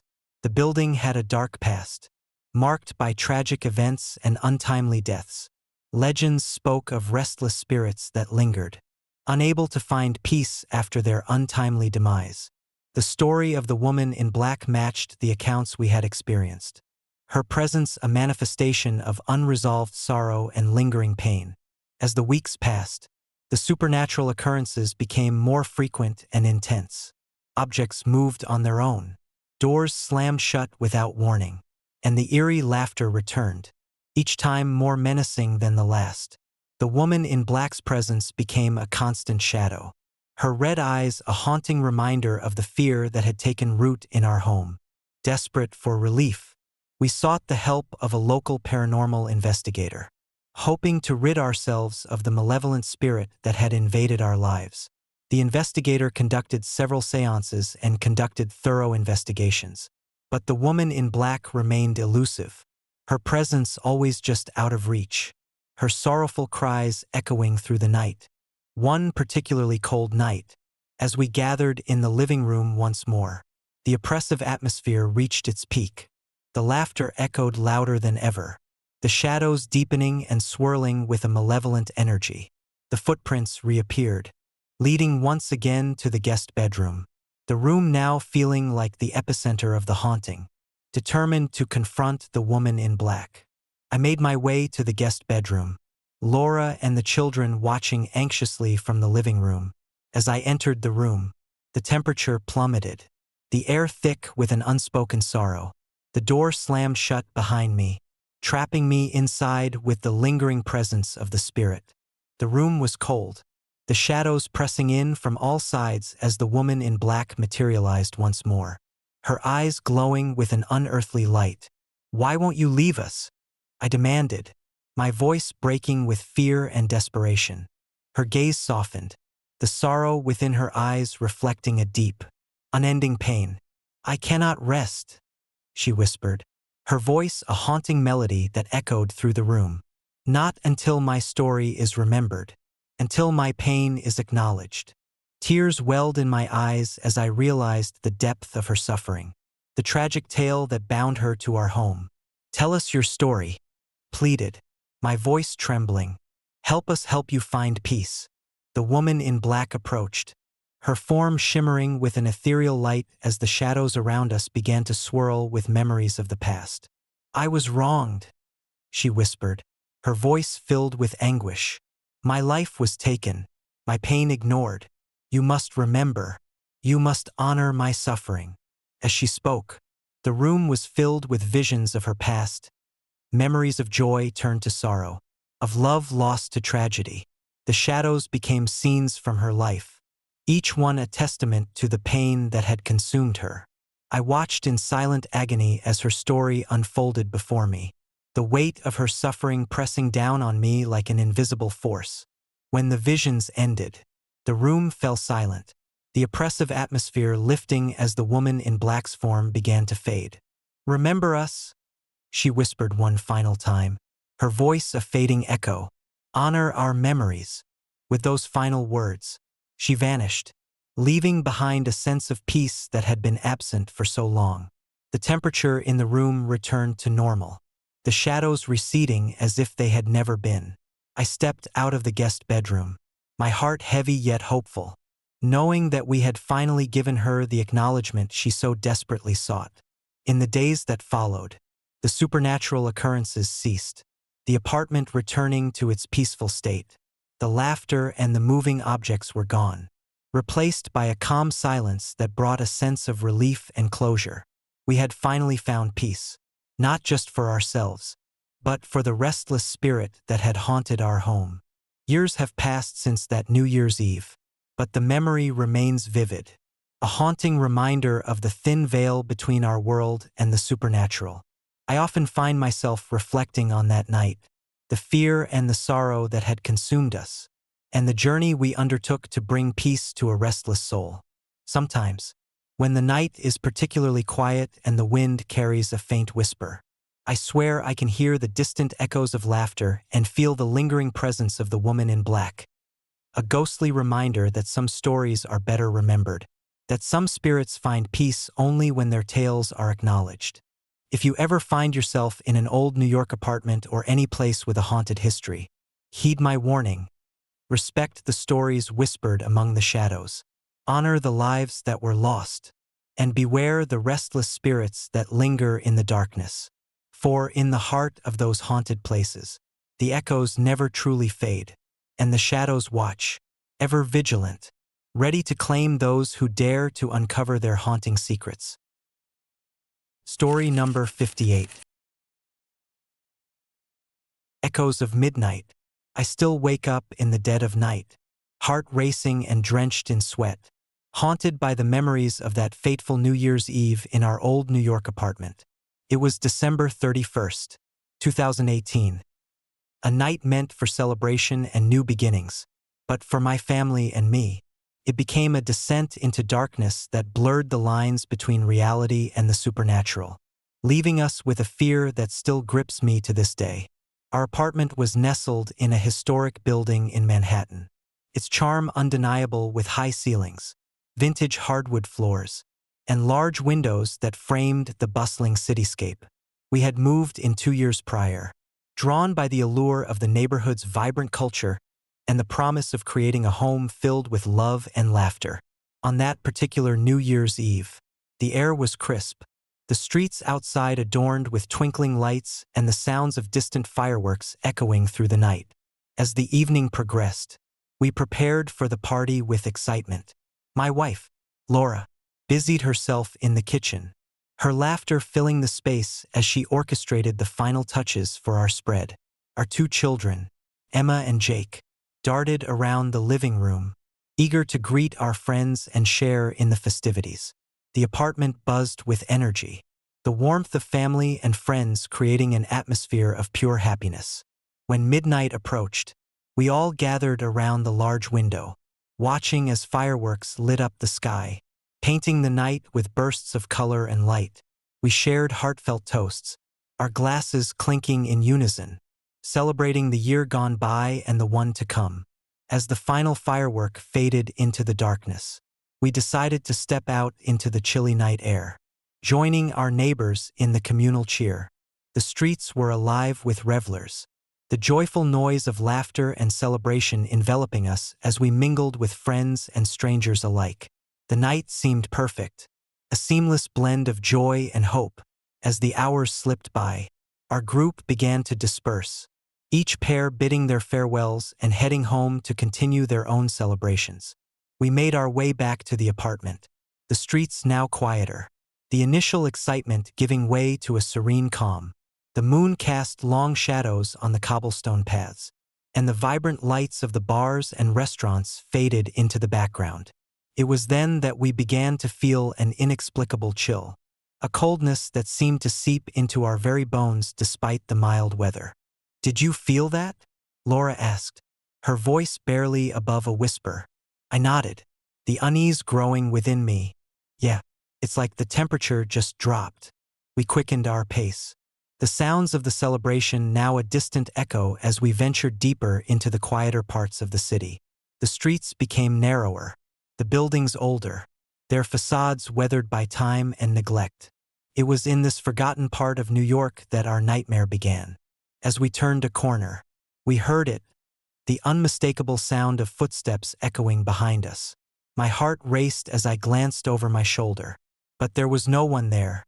The street was empty, shrouded in darkness, the only light coming from the faint glow of street lamps casting eerie shadows. "Did you hear that?"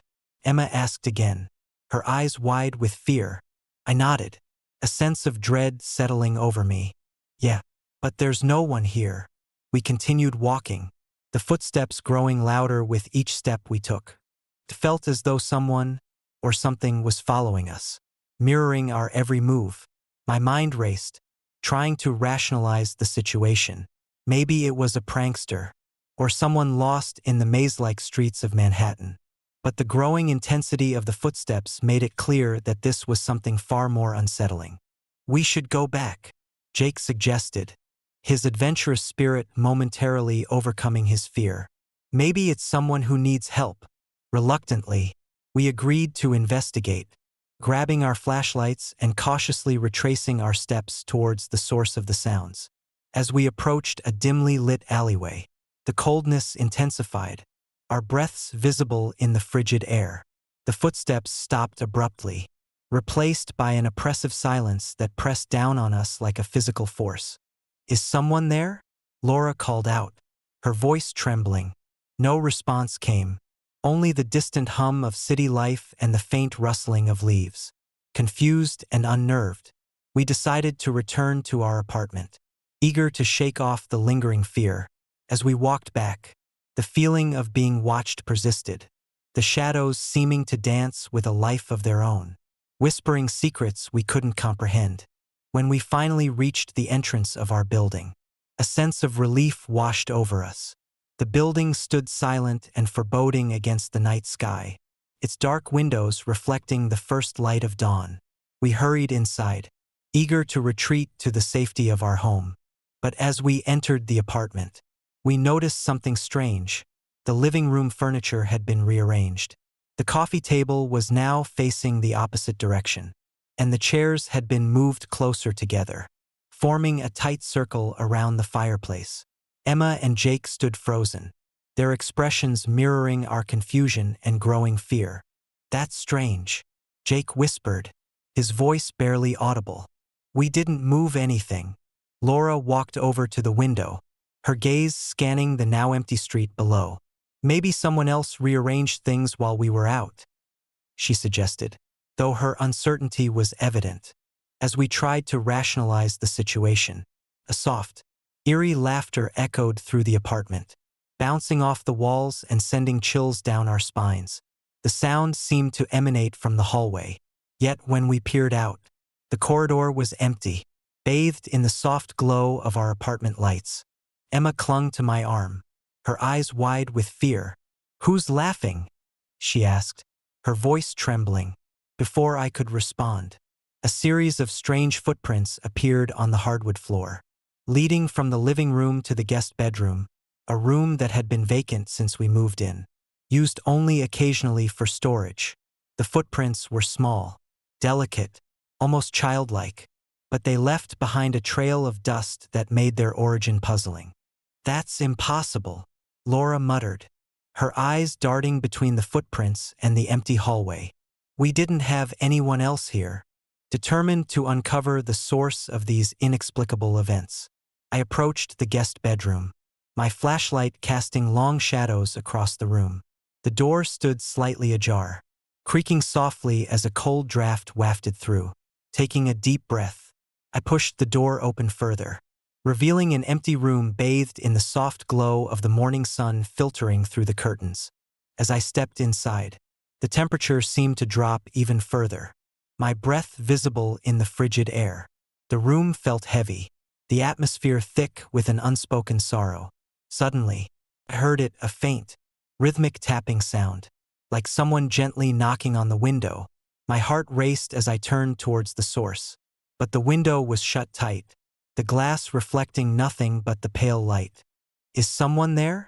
I called out, my voice barely above a whisper. No response came, only the persistent tapping that seemed to echo my own fear. I reached out to touch the glass, the cold surface sending shivers through my entire body.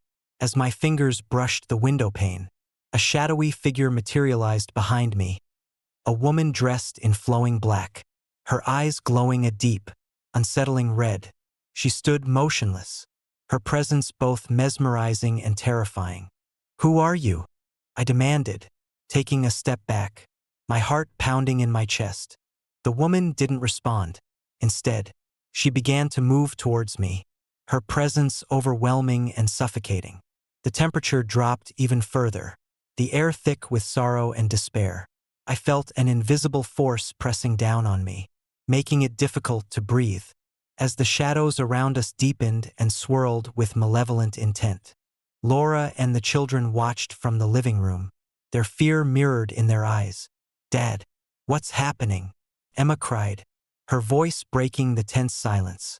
I couldn't find the words, my mind racing to comprehend the impossible scene unfolding before me.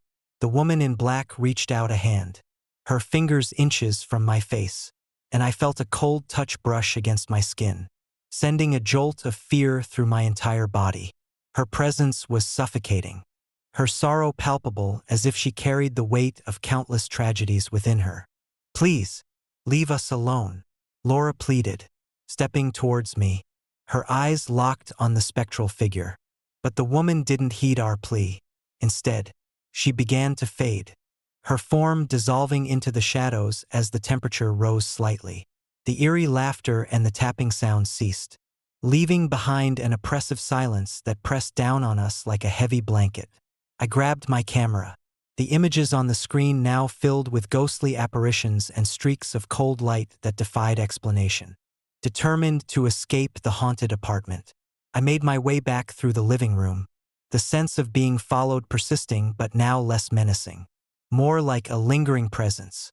Every shadow seemed to hide a fragment of the past, every corner a reminder of the lives lost within those walls. As I reached the entrance, the first light of dawn began to break over the horizon, casting a hopeful glow that seemed to dispel the darkness. Breathing heavily, we stepped out into the cool morning air, the apartment standing silent and foreboding behind us. The experience had left an indelible mark on our family, a haunting reminder of the thin veil between our world and the restless spirits of the past. We decided to leave the apartment, unwilling to face the lingering presence that had invaded our lives. In the days that followed, we tried to rationalize what had happened, attributing it to stress, lack of sleep, and the eerie atmosphere of New York City. But deep down, we knew the truth: we had encountered something beyond our understanding. A restless spirit bound to the apartment by unresolved pain and a desire for remembrance. We sought the help of a local paranormal investigator, hoping to rid ourselves of the malevolent presence that had taken residence in our home. The investigator conducted several seances and used various tools to detect spiritual activity. But the woman in black remained elusive, her presence always just out of reach, her sorrowful cries echoing through the night. One particularly cold night, as we gathered in the living room once more, the oppressive atmosphere reached its peak. The eerie laughter echoed louder than ever, the shadows deepening and swirling with a malevolent energy. The footprints on the floor reappeared, leading once again to the guest bedroom, the room now feeling like the epicenter of the haunting. Determined to confront the woman in black, I made my way to the guest bedroom, Laura and the children watching anxiously from the living room. As I entered the room, the temperature plummeted, the air thick with an unspoken sorrow. The door slammed shut behind me, trapping me inside with the lingering presence of the spirit. The room was cold, the shadows pressing in from all sides as the woman in black materialized once more, her eyes glowing with an unearthly light. "Why won't you leave us?" I demanded, my voice breaking with fear and desperation. Her gaze softened, the sorrow within her eyes reflecting a deep, unending pain. "I cannot rest," she whispered, her voice a haunting melody that echoed through the room. "Not until my story is remembered, until my pain is acknowledged." "Tell us your story," pleaded, my voice trembling. "Help us help you find peace." The woman in black began to recount her tragic tale, her voice filled with anguish as she spoke of the loss that had consumed her life. The room seemed to fill with visions of her past, memories of joy shattered by tragedy, love lost to despair. The shadows danced around us, the very walls echoing her pain and sorrow. As she spoke, the oppressive atmosphere began to lift, the shadows receding as if released by her confession. The woman in black's form softened, her presence no longer suffocating but filled with a sense of longing and hope. "Remember us," she whispered one final time, her voice fading into the night. "Honor our memories." With those final words, she vanished, leaving behind a sense of peace that had been absent for so long. The temperature in the room returned to normal, the shadows receding as if they had never been. I stepped out of the guest bedroom, my heart heavy yet hopeful, knowing that we had finally given her the acknowledgement she so desperately sought. In the days that followed, the supernatural occurrences ceased, the apartment returning to its peaceful state. The laughter and the moving objects were gone, replaced by a calm silence that brought a sense of relief and closure. We had finally found peace, not just for ourselves, but for the restless spirit that had haunted our home. Years have passed since that New Year's Eve, but the memory remains vivid, a haunting reminder of the thin veil between our world and the supernatural. I often find myself reflecting on that night, the fear and the sorrow that had consumed us, and the journey we undertook to bring peace to a restless soul. Sometimes, when the night is particularly quiet and the wind carries a faint whisper, I swear I can hear the distant echoes of laughter and feel the lingering presence of the woman in black. A ghostly reminder that some stories are better remembered, that some spirits find peace only when their tales are acknowledged. If you ever find yourself in an old New York apartment or any place with a haunted history, heed my warning. Respect the stories whispered among the shadows. Honor the lives that were lost, and beware the restless spirits that linger in the darkness. For in the heart of those haunted places, the echoes never truly fade, and the shadows watch, ever vigilant, ready to claim those who dare to uncover their haunting secrets. Story number 59. Shadows of the Crescent City. I still wake up in the dead of night, heart racing and drenched in sweat, haunted by the memories of that fateful New Year's Eve in New Orleans. It was December 31st, 2019. A night meant for celebration and new beginnings, but for my friend Emma and me, it became a descent into darkness that blurred the lines between reality and the supernatural, leaving us with a fear that still grips me to this day. New Orleans has always held a special place in my heart. The vibrant culture, the haunting melodies of jazz, and the labyrinthine streets of the French Quarter were irresistible to me. As the new year approached, Emma and I decided to embrace the city's infamous nightlife, eager to experience the magic and mystery that only New Orleans could offer. Little did we know, our adventure would lead us into the heart of something far more sinister. The evening began like any other, a bustling celebration with friends, the sounds of laughter and music filling the air. We danced to live bands, sampled exotic cuisines, and soaked in the electric atmosphere that New Year's Eve in the Big Easy promised. As midnight approached, the anticipation of fireworks and the promise of a fresh start filled our hearts. When the clock struck 12, we joined the throngs of revelers outside Bourbon Street, watching as the sky exploded in a cascade of colors.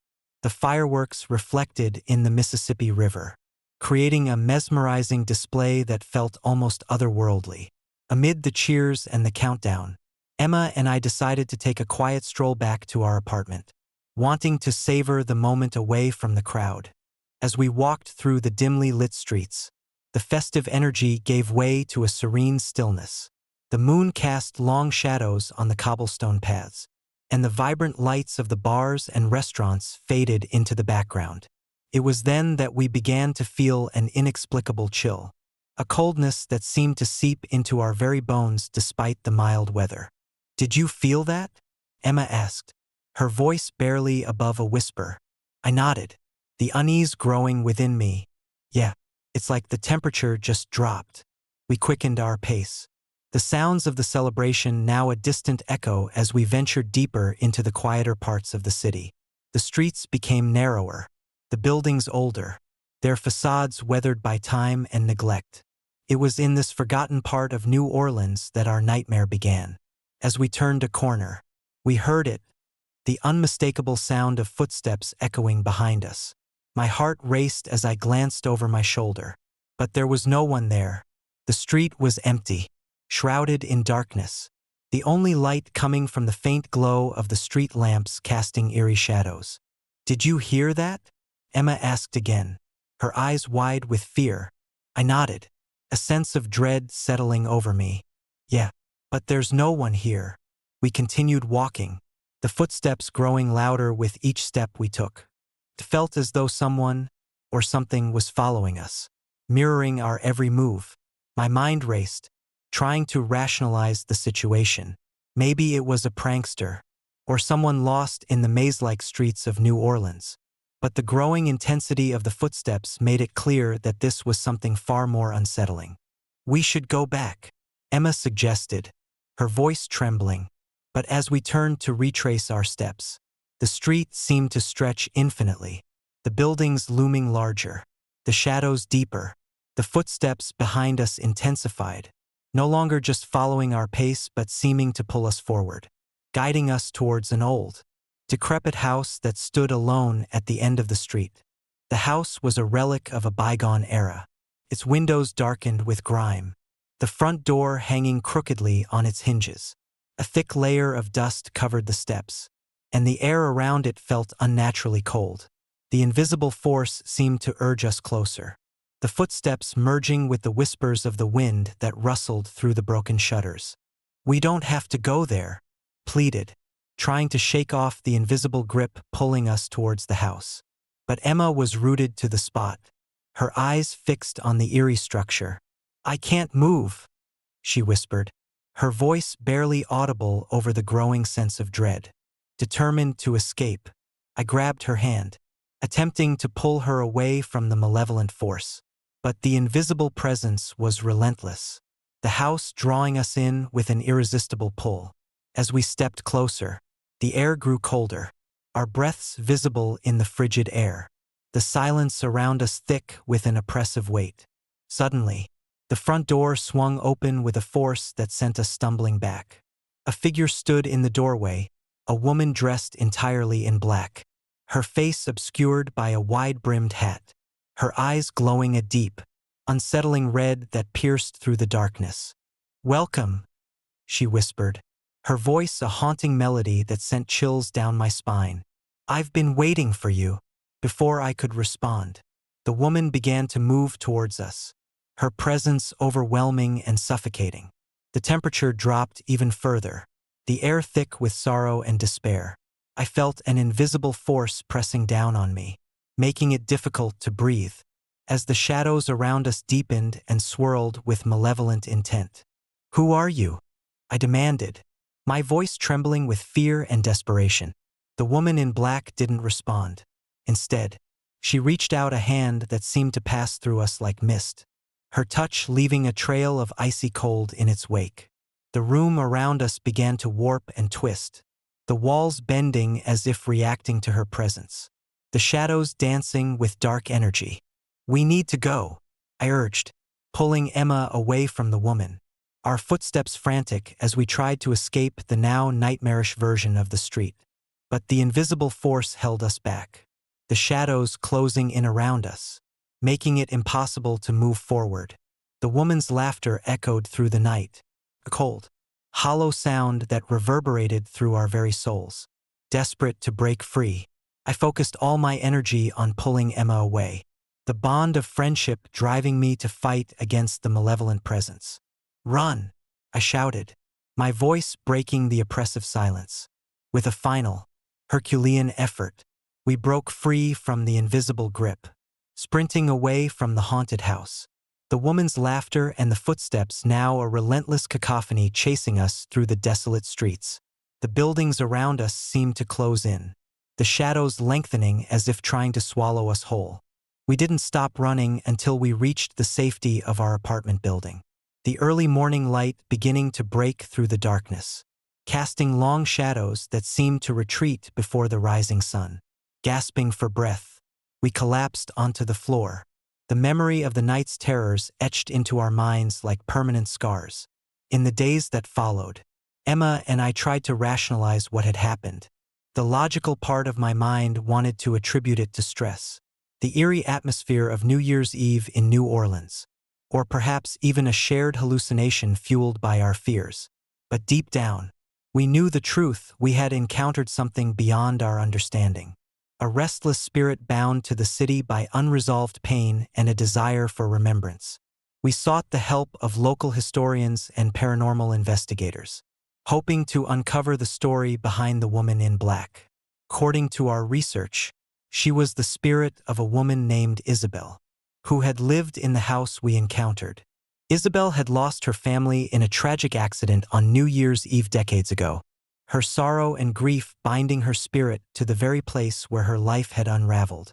Over the years, her presence had been felt by many, her story a cautionary tale of love, loss, and the thin veil between life and death. Determined to find closure, Emma and I returned to the haunted house with the help of a paranormal expert. Armed with recording equipment, cameras, and a deep sense of purpose, we set out to communicate with Isabel, to help her find peace and finally let go of her lingering anguish. As we approached the house, the air grew colder once more, the shadows deepening around us. The front door creaked open, and the same woman in black stood before us, her eyes glowing red with sorrow. "Why won't you leave us?" I asked, my voice trembling with a mix of fear and compassion. Isabel's form began to shimmer, the sorrow within her eyes reflecting a deep, unending pain. "I cannot rest," she whispered, her voice a haunting melody that echoed through the night. "Not until my story is remembered, until my pain is acknowledged. We're here to help you," Emma said softly, her eyes filled with empathy. "Tell us your story." Isabel began to recount her tragic tale, her voice filled with anguish as she spoke of the loss that had consumed her life. The room seemed to fill with visions of her past, memories of happiness shattered by tragedy, love lost to despair. The shadows danced around us, the very walls echoing her pain and sorrow. As she spoke, the oppressive atmosphere began to lift, the shadows receding as if released by her confession. Isabel's form softened, her presence no longer suffocating but filled with a sense of longing and hope. "Remember us," she whispered one final time, her voice fading into the night. "Honor our memories." With those final words, Isabel's spirit dissolved into the darkness, the coldness lifting as the first light of dawn began to break. Emma and I felt a profound sense of relief, the weight of the night's terrors lifting as we realized we had helped a restless spirit find peace. As we left the haunted house, the early morning sun casting a warm glow over. Story number 60. Shadows on Iron Road. I still wake up in the dead of night, heart pounding and drenched in sweat, haunted by the memories of that chilling New Year's Eve drive through the deserted stretches of Iron Road in Michigan. It was December 31st, 2015, a night meant for celebration and new beginnings, but for me, it became a descent into darkness that blurred the lines between reality and the supernatural, leaving me with a fear that still grips me to this day. Iron Road was a long, forgotten stretch of highway that cut through the heart of Michigan's vast, snow-covered wilderness. As a freelance journalist, I was always on the lookout for stories that others overlooked, and the legends surrounding Iron Road had piqued my curiosity. Tales of eerie lights, unexplained disappearances, and ghostly apparitions had circulated among locals for years, but I dismissed them as mere folklore until that fateful night. The evening had begun like any other. I had wrapped myself in layers of warm clothing, the chill of the approaching winter seeping through my jacket as I set out to capture the essence of rural Michigan. My car, an old but reliable sedan, was packed with cameras, notebooks, and a thermos of strong coffee to keep me going through the long hours ahead. The sky was clear, the stars twinkling like distant beacons guiding me through the darkness. As midnight approached, I found myself driving along Iron Road, the highway eerily quiet, the only sounds being the crunch of snow under my tires and the occasional rustle of leaves from the barren trees lining the roadside. The moon hung low, casting a silvery glow that made the snowflakes shimmer like tiny diamonds. Despite the serene beauty, an unsettling feeling gnawed at the edges of my consciousness. A sense of being watched, of something lurking just beyond the periphery of my vision. I decided to take a break at a small, abandoned rest stop, a relic from a bygone era. Now overgrown with weeds and forgotten by time. The building was dilapidated, its windows shattered, the once bright sign now faded and peeling. I stepped out of the car, stretching my legs and gazing into the inky blackness that surrounded me. The air was crisp, each breath a visible puff that dissipated into the night. As I sipped my coffee, I noticed something unusual, a faint, flickering light in the distance, moving swiftly along the road behind me. My heart skipped a beat as I glanced into the rearview mirror, trying to spot the source. There it was again, a car, its headlights bright and piercing, rapidly gaining speed until it seemed to vanish into thin air. My skepticism wavered. This was no ordinary driver. I rubbed my eyes, the eerie phenomenon challenging my rational mind. Shaken, I decided to resume my journey, eager to leave the unsettling experience behind. But as I drove deeper into the night, the feeling of being followed intensified. The deserted road seemed to stretch endlessly, the landscape a monotonous expanse of snow and darkness. The car behind me was gone, yet the sensation of eyes watching me persisted, a heavy weight pressing down on my chest. Suddenly, a pair of headlights emerged from the darkness, their glare cutting through the night like a blade. My pulse quickened as another car appeared, its presence unnerving in its suddenness. Without warning, the vehicle sped towards me, forcing me to slam on the brakes to avoid a collision. My heart raced as I brought my car to a halt, the silence that followed deafening in its intensity. Gathering my courage, I decided to step out and investigate. As I reached the driver's side door, the cold air bit into my skin, and an inexplicable sense of dread washed over me. I approached the other vehicle, my flashlight cutting through the darkness. But there was no one inside. The car was identical to mine, same make, same model, but utterly empty. Confusion and fear mingled within me as I circled the car, searching for any sign of the mysterious driver. Just as suddenly as it had appeared, the car vanished, leaving behind only the faint outline where it had been. I stumbled back to my vehicle, my mind racing to make sense of the impossible sight. Was it a trick of the light? A hallucination brought on by isolation and fatigue? Or something far more sinister? Determined to leave the unsettling encounter behind, I returned to my car, the engine humming quietly as I prepared to drive away. But as I looked up, a shadow loomed at the edge of the road, a dark, indistinct figure standing silently, watching me with an intensity that sent chills down my spine. Before I could react, the shadow dissolved into the night, leaving me alone with my racing thoughts and a lingering sense of unease. The rest of the drive home was a blur of fear and exhaustion. I couldn't shake the feeling that something was wrong, that I had somehow disturbed forces beyond my understanding. When I finally reached my house, the The safety of its familiar walls offered little comfort. The night had left an indelible mark on me, a reminder that some roads lead not just through space, but through the very fabric of our fears and the unknown. The next morning, still trembling from the previous night's events, I decided to delve deeper into the history of Iron Road. What I discovered was a tragic story that sent shivers down my spine. Years ago, on a New Year's Eve much like the one I had experienced, a devastating accident had claimed the lives of several drivers on that very stretch of road. The accident was shrouded in mystery, with survivors reporting strange lights and unexplainable phenomena before the crash.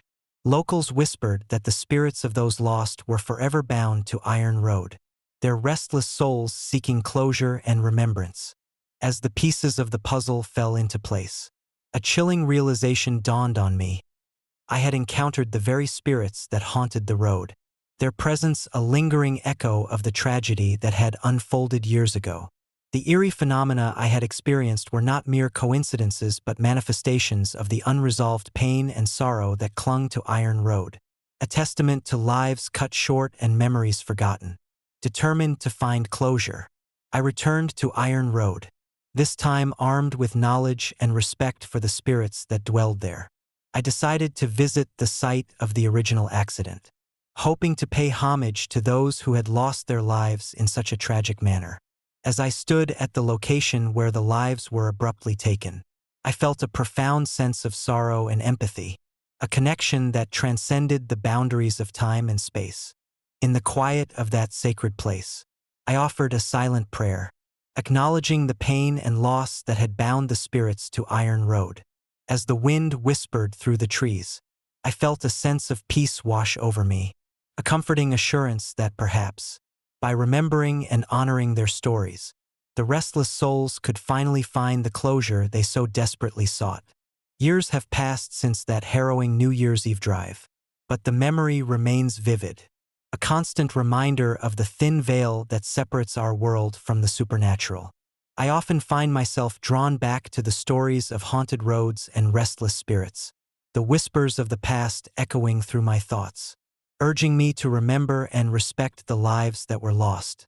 Sometimes, when the night is particularly quiet and the wind carries the faintest hint of sorrowful whispers, I swear I can hear the distant echoes of those tragic moments, a haunting reminder that some places hold secrets better left undisturbed. The shadows of Iron Road continue to resonate within me, urging me to honor the memories of those who can no longer speak for themselves and to respect the boundaries between our world and the supernatural. If you ever find yourself driving down a deserted road on a cold winter night, heed my warning. Respect the stories whispered among the shadows, honor the lives that were lost, and beware the restless spirits that linger in the darkness. For in the heart of those haunted places, the echoes never truly fade, and the shadows watch, ever vigilant, ready to claim those who dare to uncover their haunting secrets. Story number 61. Whispers in the Belfry. I still wake up in the dead of night, heart racing and drenched in sweat, haunted by the memories of that fateful New Year's Eve at the old St. Elmo's Church in rural Texas. It was December 31st, 2017, a night meant for celebration and new beginnings, but for my friends and me, it became a descent into darkness that blurred the lines between reality and the supernatural, leaving us with fears that linger to this day. Our group of 5, Emma, Jake, Sarah, Mike, and me, had always been drawn to the eerie and the unknown. Living in the heart of Texas, we were no strangers to ghost stories and local legends, but the allure of exploring an abandoned church on New Year's Eve was irresistible. St. Elmo's had stood empty for decades, its once majestic spire now a crumbling relic overshadowed by overgrown weeds and the relentless march of time. The town's elders whispered tales of hauntings and unexplained phenomena, but we dismissed them as mere folklore until that night. We decided to meet at Jake's house around 8 p.m., the excitement palpable as we prepared for our midnight adventure. Equipped with flashlights, cameras, and a sense of youthful bravado, we set out just as the sun began to dip below the horizon. casting long shadows across the deserted roads. The drive to St. Elmo's was uneventful. The quiet countryside illuminated by the soft glow of streetlights and the occasional flicker of a distant barn. As we approached the church, the first signs of decay became evident. The stained glass windows were shattered, their fragments glittering like broken dreams in the fading light. The heavy wooden doors stood ajar, creaking ominously with each gust of wind. The air was thick with the scent of mildew and rust, a testament to years of neglect. Despite the chill that settled in the pit of my stomach, we pressed forward, eager to capture the haunting beauty of the forsaken sanctuary. Inside, the temperature dropped noticeably, our breaths visible in the beam of our flashlights. The grand foyer was vast, the once opulent decor now reduced to dust-covered pews and shattered chandeliers. As we moved deeper into the church, the oppressive silence was broken only by the distant sound of dripping water and the occasional rustle of dry leaves from broken windows. "Guys, do you hear that?" Emma whispered, her voice barely audible over the silence. I strained my ears, trying to discern the source of the sound. At first, it was just a faint echo, but gradually, it grew louder, a rhythmic tapping that seemed to emanate from the belfry above. Jake, ever the skeptic, laughed nervously. "Probably just a rat or something," he said, though his voice lacked conviction. But then, out of nowhere, a soft, sorrowful melody filled the air, the unmistakable sound of a hymn being sung. Our flashlights flickered as we exchanged uneasy glances.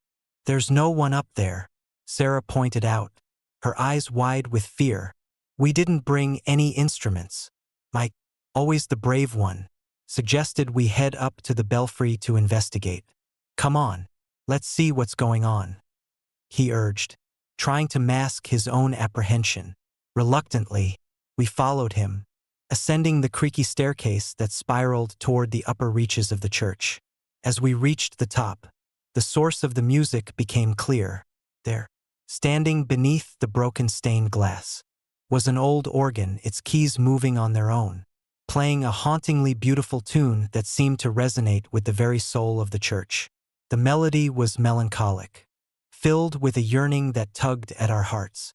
"That's impossible," Jake muttered, his skepticism wavering. "There's no one here." Suddenly, the room plunged into darkness as the power seemed to cut out, our flashlights flickering and dimming. The temperature dropped further, a coldness that gnawed at our bones. In the pitch black, we could hear footsteps, slow, deliberate steps echoing around us. Panic set in as we fumbled to turn our lights back on. But the darkness remained impenetrable. "Stay calm," I tried to reassure them, though my voice quivered with fear. "We need to stick together." The sound of footsteps grew louder, more insistent, as if someone or something was approaching. My heart pounded in my chest as I felt a presence looming over us, the air thick with an unspoken sorrow. Out of the darkness, a figure began to materialize, a woman clad in a flowing black dress, her face obscured by shadows, her eyes glowing a faint, otherworldly light. "Why are you here?" she whispered, her voice echoing through the confined space. We just wanted to explore," Emma stammered, her bravado melting away in the face of the spectral apparition. The woman raised her hand, pointing towards the main floor of the church. "Leave now," she urged, her voice filled with a sorrow that resonated deep within us. "This place is not meant for the living." Before we could respond, the room began to shake, the walls cracking and groaning under an unseen force. The organ's haunting melody intensified, the keys moving faster as if driven by a frantic energy. Desperate to escape, we turned to flee, but the staircase had vanished, replaced by solid walls that closed in around us. "What's happening?" Jake cried, his fear turning to sheer terror. The footsteps returned, surrounding us, their presence suffocating. We huddled together, our backs pressed against each other, as the woman in black moved closer, her form becoming more defined with each step. "Remember us," she whispered, her eyes pleading with a sadness that pierced through us. Honor our memories. With a final, sorrowful glance, she faded into the darkness, leaving us in stunned silence. The temperature rose abruptly, the oppressive chill lifting as the power returned. Our flashlights illuminating the devastated belfry. The old organ lay broken, its keys still, the haunting melody silenced. Breathing heavily, we regrouped, the reality of what had just transpired sinking in. "We need to get out of here," I urged, my voice shaky but resolute.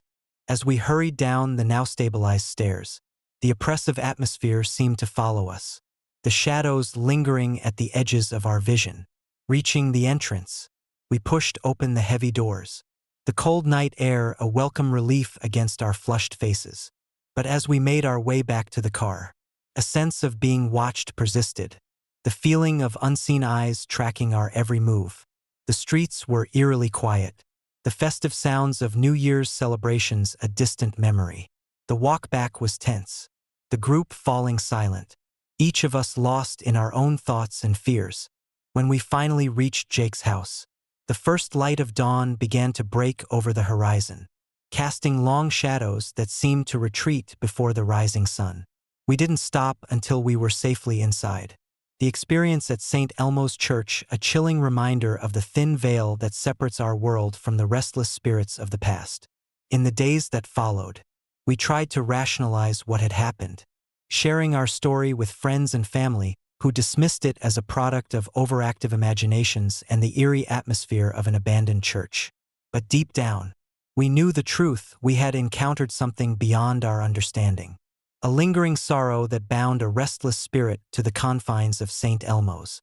Years have passed since that New Year's Eve, but the memory remains vivid, a constant shadow that follows me wherever I go. I often find myself drawn back to stories of haunted places and the whispers of the past. The echoes of our experience at St. Elmo's, a testament to the enduring power of sorrow and the supernatural.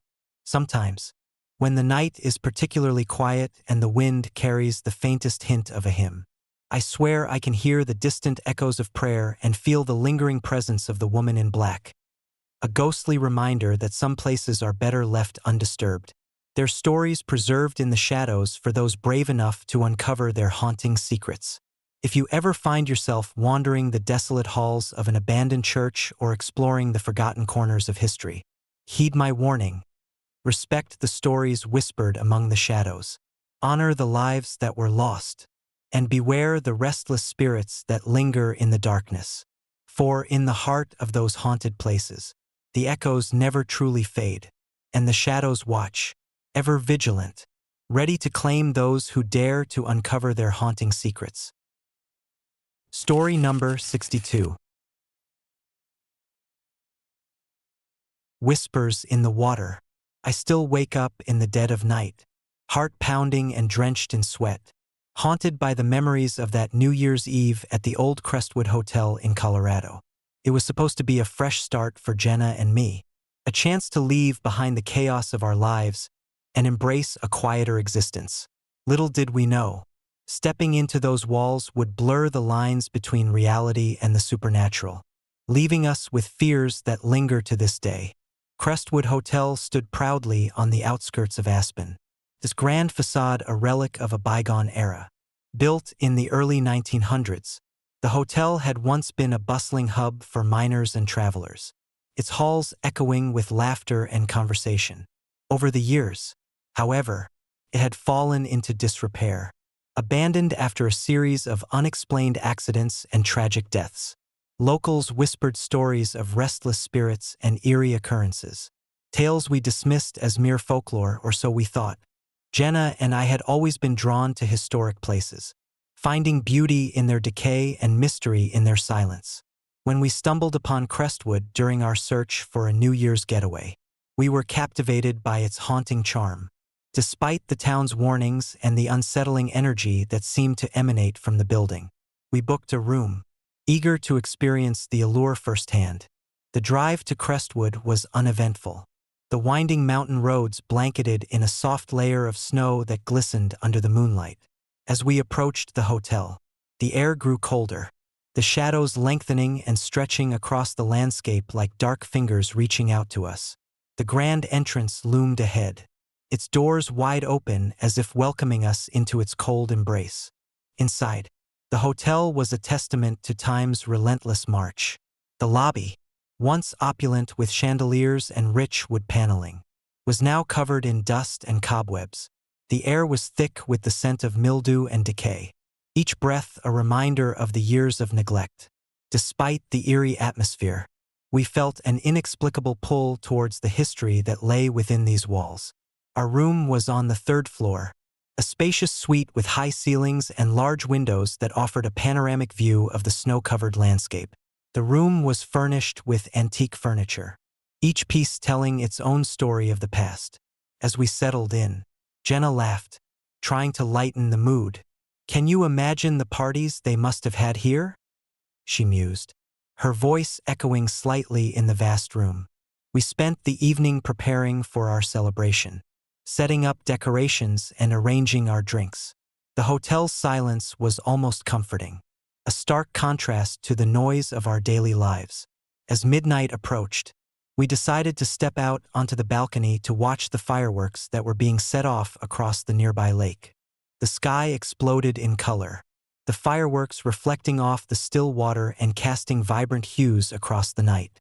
We toasted to the new year, the sound of popping fireworks mingling with our laughter. But as the last firework faded into the darkness, an uneasy feeling settled over us, a chill that seemed to seep into our bones despite the warmth of our embrace. "Did you feel that?" Jenna asked, her eyes scanning the darkened landscape. I nodded, the hairs on the back of my neck standing on end. "Yeah, it's like the temperature just dropped." Before we could dwell on it, a sudden gust of wind swept through the balcony, extinguishing the candles we had lit for ambience. The room plunged into darkness, the only light coming from the fading fireworks in the distance. We quickly relit the candles, the flickering flames casting long shadows that danced across the walls. As we turned to head back inside, Jenna paused, a concerned expression on her face. "Did you hear that?" I strained my ears, trying to discern the source of the sound. At first, there was nothing, just the soft crackling of the fireplace and the distant sounds of celebration.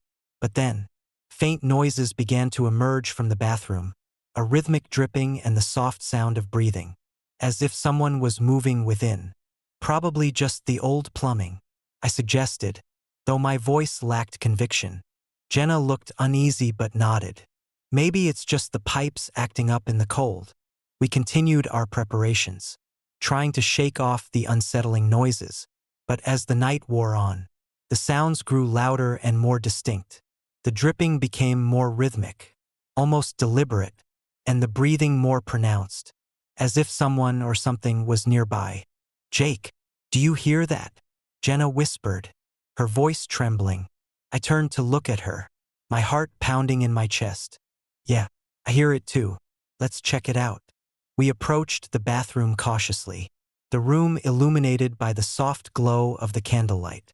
As we entered, the sound became clearer, a steady drip, followed by a soft, ragged breath. I reached for the light switch, but it didn't work, the darkness swallowing us as the candles flickered. "Maybe it's just the pipes," I said, trying to keep my voice steady. But as we looked around, we noticed something strange.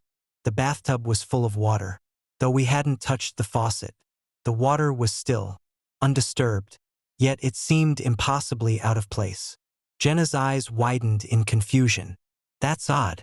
We didn't turn on the water." Suddenly, the room grew colder, the temperature plummeting as a shadowy figure materialized in the corner of the bathroom.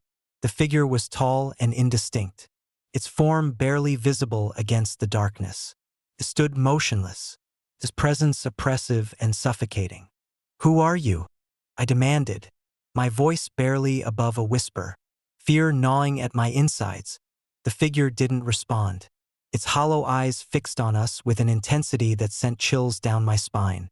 Jenna and I backed away slowly, our fear escalating as the figure began to move towards us, each step deliberate and heavy. "We need to get out of here," Jenna urged, grabbing my arm and pulling me towards the door.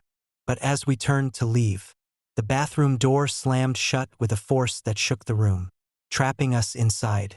The shadowy figure advanced, its presence growing more menacing with each step. The sounds of dripping water and ragged breathing intensified, the air thick with a sense of despair and sorrow. Desperate to escape, I reached for the door handle, but it wouldn't budge.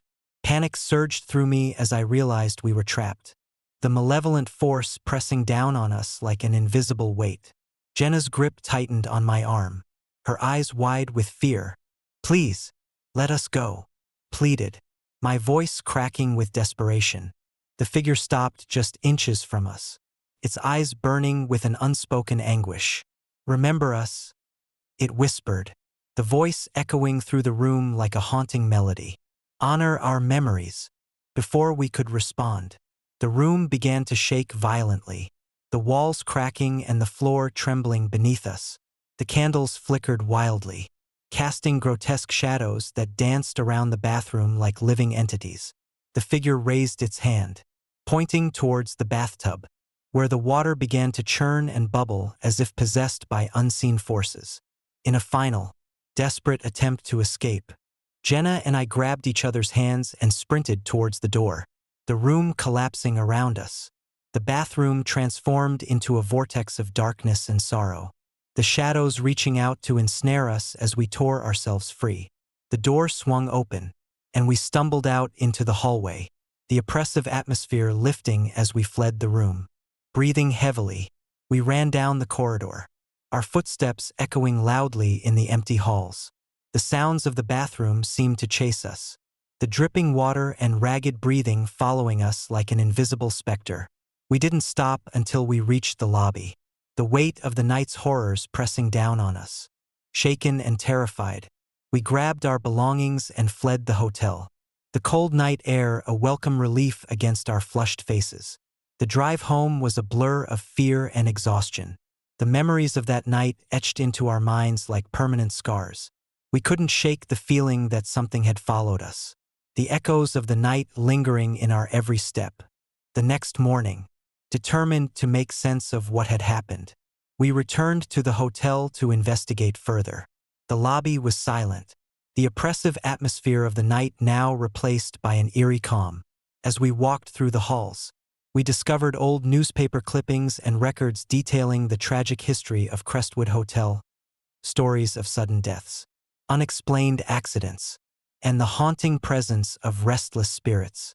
According to the records, the hotel had been the site of numerous tragedies over the decades, each incident leaving behind a lingering sorrow that bound the spirits to the building. The woman in black, as the locals called her, was said to be the spirit of a bride who had perished on her wedding night, her grief and despair trapping her within the walls of Crestwood. Realizing that we had encountered something far beyond our understanding, we decided to seek the help of a local paranormal investigator. Together, we conducted several seances and used various tools to detect spiritual activity. But the woman in black remained elusive, her presence always just out of reach, her sorrowful cries echoing through the night. One particularly cold night, as we gathered in the lobby once more, the oppressive atmosphere reached its peak. The sounds of dripping water and ragged breathing returned, the shadows deepening and swirling with malevolent energy. The footprints appeared again, leading once more to the bathroom, the room now feeling like the epicenter of the haunting. Determined to confront the woman in black, we made our way to the bathroom, armed with our recording equipment and a newfound resolve to help the restless spirit find peace. As we entered the room, the temperature plummeted, the air thick with an unspoken sorrow. The bathtub was once again full of water, the liquid still and unnaturally clear despite our efforts to dry it. "We need to help her," Jenna said softly, her voice filled with empathy. "She's trapped here by her own pain." I nodded, stepping closer to the bathtub, my flashlight cutting through the darkness. "We're here to help you find peace. Please, let us help." As if responding to our plea, the room began to shimmer with a soft, ethereal light, The shadowy figure of the woman in black materialized once more. Her eyes now softer, filled with a sorrowful longing rather than menace. "Why can't you leave?" she whispered, her voice carrying the weight of countless tragedies. "I'm trapped by my own sorrow, unable to move on." Jenna stepped forward, her eyes filled with compassion. "We understand your pain. Tell us what happened. Let us help you find peace." The woman in black began to recount her tragic story, her voice a haunting melody that echoed through the room. She spoke of love lost, of a night filled with joy that turned to horror as disaster struck, leaving her alone with her grief and sorrow. The shadows around us seemed to dance with her memories, the room filling with the echoes of her past. As she spoke, the oppressive atmosphere began to lift, the shadows receding as if released by her confession. The water in the bathtub began to drain slowly, the room warming with a sense of release and peace. "Remember us?" she whispered one final time, her voice filled with gratitude. "Honor our memories." With those final words, her spirit began to fade, the soft light enveloping her as she found the peace she so desperately sought. The temperature in the room returned to normal, the oppressive weight lifting as the shadows dissipated into the ether. Breathing a sigh of relief, we stood in the now peaceful bathroom, the echoes of the night's horrors finally fading away. The woman in black had found her peace, and with it, our fears were lifted, replaced by a sense of accomplishment and closure. As we left Crestwood Hotel that night, the first light of dawn breaking over the horizon, we felt a profound sense of peace. The horrors of that night had been faced and overcome, the restless spirit finally free from her torment. The memory of that night remains vivid, a haunting reminder of the thin veil that separates our world from the supernatural. Years have passed since that New Year's Eve, but the memory of Crestwood Hotel lingers in my mind, a testament to the power of empathy and the importance of honoring the stories whispered among the shadows. Sometimes, when the night is particularly quiet and the wind carries the faintest hint of sorrowful whispers, I swear I can hear the distant echoes of that tragic night, a ghostly reminder that some spirits find peace only when their tales are acknowledged and remembered. If you ever find yourself wandering the halls of an abandoned hotel or exploring the forgotten corners of history, heed my warning. Respect the stories whispered among the shadows. Honor the lives that were lost, and beware the restless spirits that linger in the darkness. For in the heart of those haunted places, the echoes never truly fade, and the shadows watch, ever vigilant, ready to claim those who dare to uncover their haunting secrets. Story number 63. Whispers of Midnight Manor. I still wake up in the dead of night, heart pounding and drenched in sweat, haunted by the memories of that eerie New Year's Eve at Midnight Manor.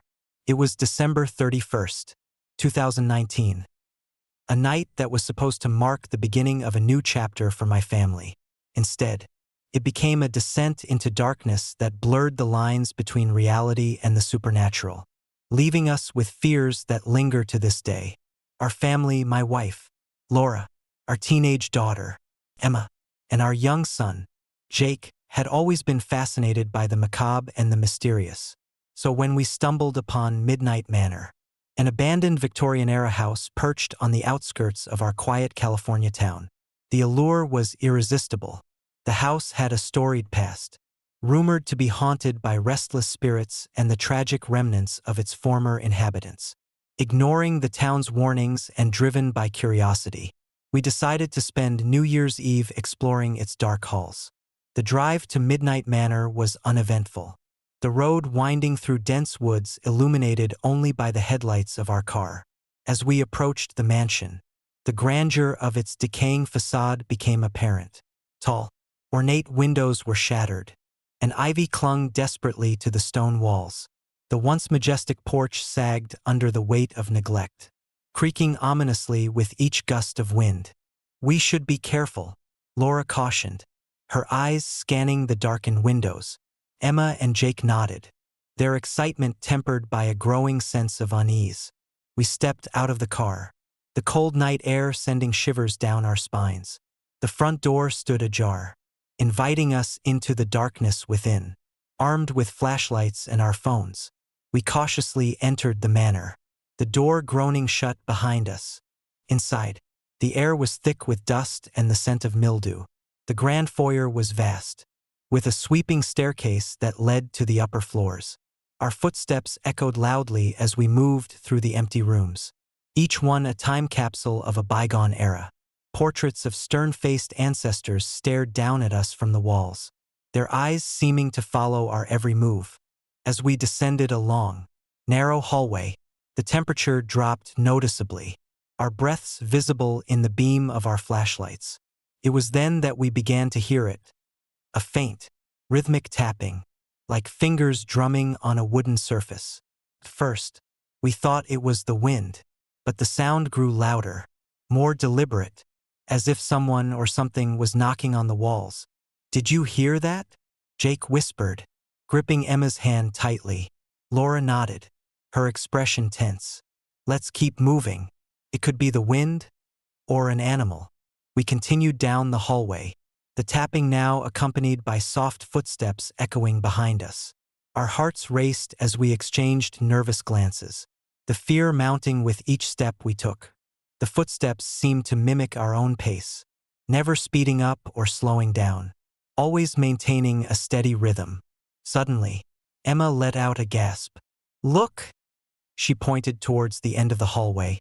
There, standing in the shadows, was a dark figure. It was tall and indistinct, its form barely visible against the dimly lit corridor. Our flashlights flickered as we tried to make out its features. But in the blink of an eye, the figure vanished, leaving us standing in stunned silence. "Did you see that?" Jake asked, his voice shaking. "Yeah," Laura replied, her voice barely above a whisper. "But there's no one here."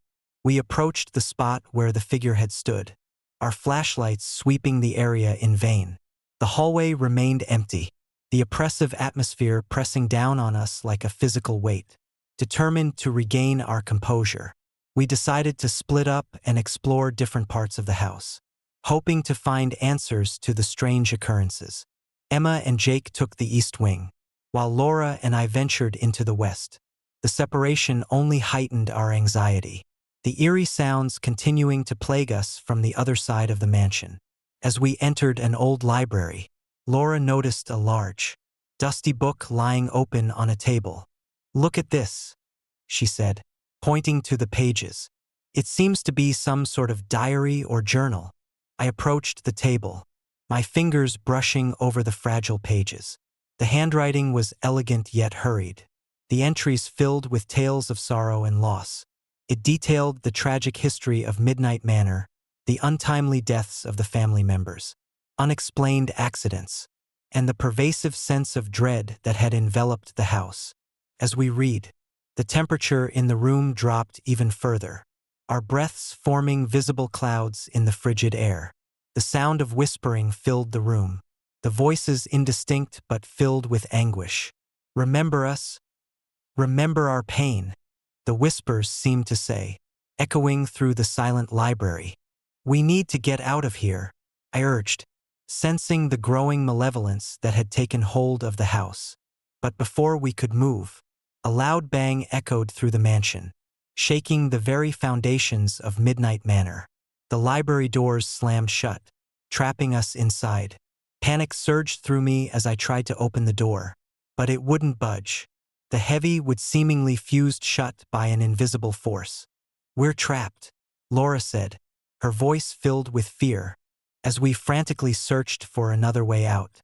The whispers grew louder, the voices now a chorus of despair that seemed to permeate every corner of the room.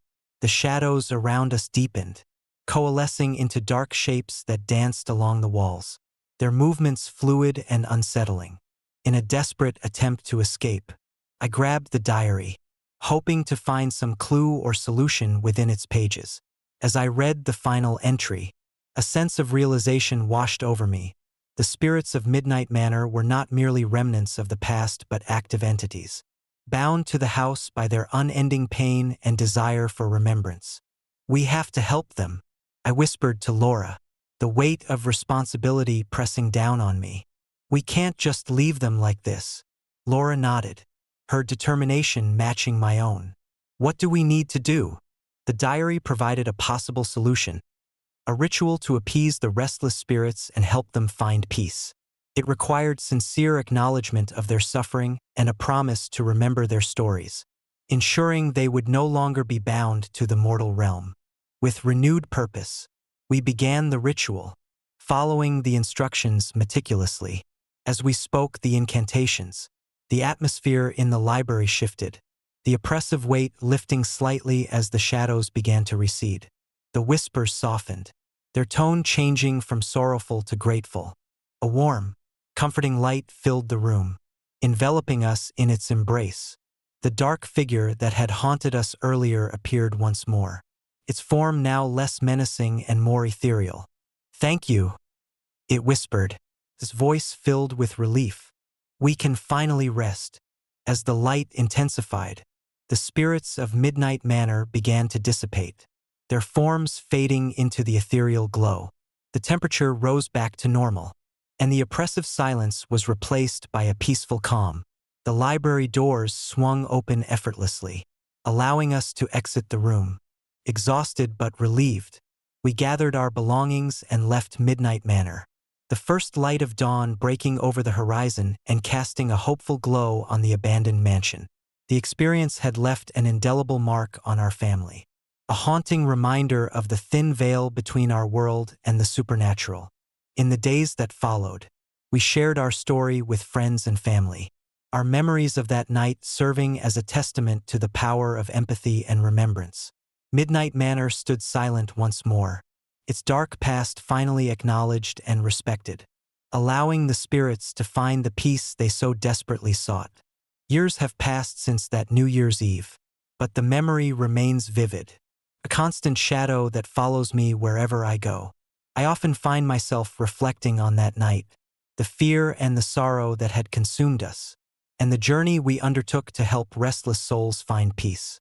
The lessons learned at Midnight Manor resonate deeply within me, reminding me of the importance of honoring the past and respecting the stories whispered among the shadows. Sometimes, when the night is particularly quiet and the wind carries the faintest hint of sorrowful whispers, I swear I can hear the distant echoes of laughter and the soft footsteps of a woman in black, a ghostly reminder that some spirits find peace only when their tales are acknowledged and remembered.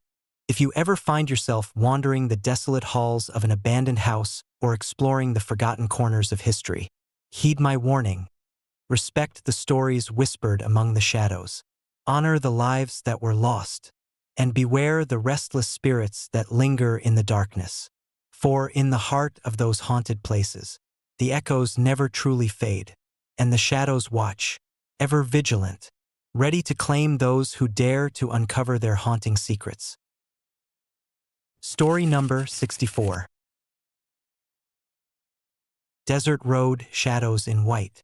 I've always found solace in the open road, the endless stretch of highway cutting through the vast expanse of Texas desert. There's something meditative about the monotony of driving, the rhythmic hum of the engine, and the distant silhouette of mountains fading into the horizon. But one night on Desert Road, what was meant to be another solitary journey turned into an experience that would haunt me forever. It was late October, the air crisp with the hint of an impending winter. I was driving home after a long shift at the gas station, my truck laden with supplies for the upcoming season. Desert Road was one of those forgotten stretches of highway, rarely traversed except by the occasional trucker or the odd traveler seeking solitude. The moon was high, casting a silvery glow over the barren landscape, and the stars blinked intermittently through the thin veil of clouds. Around midnight, as I cruised past mile marker 112, the familiar solitude began to weigh heavily on me. The desert was eerily quiet, the only sounds being the distant howl of a coyote and the soft rustle of tumbleweeds caught in the night breeze. My thoughts wandered to the stories I'd heard from fellow drivers, tales of strange apparitions and unexplained phenomena that seemed to plague this desolate stretch of road. That's when I saw her. First, It was just a faint figure standing by the roadside, barely discernible against the darkness. As I drew closer, the shape became clearer, an elderly woman dressed in a flowing white dress, her hair cascading down her back like a silken waterfall. She stood motionless, her eyes fixed on me with an intensity that sent a shiver down my spine. There was something otherworldly about her presence, an unsettling stillness that made my skin crawl. I slowed down, the headlights illuminating her pale form. My heart pounded in my chest as I debated whether to stop or keep driving. The stories echoed in my mind. Drivers who had offered her a ride only to have her vanish without a trace, leaving behind an inexplicable chill that lingered long after they were gone. Against my better judgment, I pulled over, the truck's engine idling as I rolled down the window. "Can I help you?" I asked, my voice betraying a hint of nervousness. She didn't respond. Instead, she raised her hand, palm open in a silent plea. Her eyes bore into mine, filled with a sorrow that seemed too deep for words. I hesitated, the unease gnawing at me, but something in her gaze compelled me to offer assistance. "Where are you headed?" I ventured, trying to keep my voice steady. Still, she remained silent, her hand moving in a slow, deliberate motion as if beckoning me to come closer. I glanced around, half expecting to see someone else lurking in the shadows. But the desert was as empty as ever. Taking a deep breath, I opened the passenger door and gestured for her to enter. She stepped forward, her movements graceful yet tinged with an unnatural rigidity. As she climbed into the truck, I couldn't shake the feeling that there was something sinister beneath her serene exterior. The interior was cold, the air heavy with an inexplicable chill that seemed to seep into my bones. I reached for the heater, but it was unresponsive, the temperature inside dropping despite the warm night outside. "Do you need to get somewhere?" I asked again, trying to mask my growing anxiety. She shook her head slowly, her eyes never leaving mine. "I just need a ride," she finally murmured, her voice barely above a whisper. It was devoid of emotion, haunting in its emptiness. I nodded, pulling back onto desert road, the truck's headlights casting long shadows that danced eerily in the fog that had begun to settle. The desert seemed to close in around us, the vastness now feeling claustrophobic. As we drove, she remained silent, her gaze fixed on the road ahead, as if searching for something or someone. After what felt like an eternity, I decided to break the silence. "Is everything all right? You seem troubled."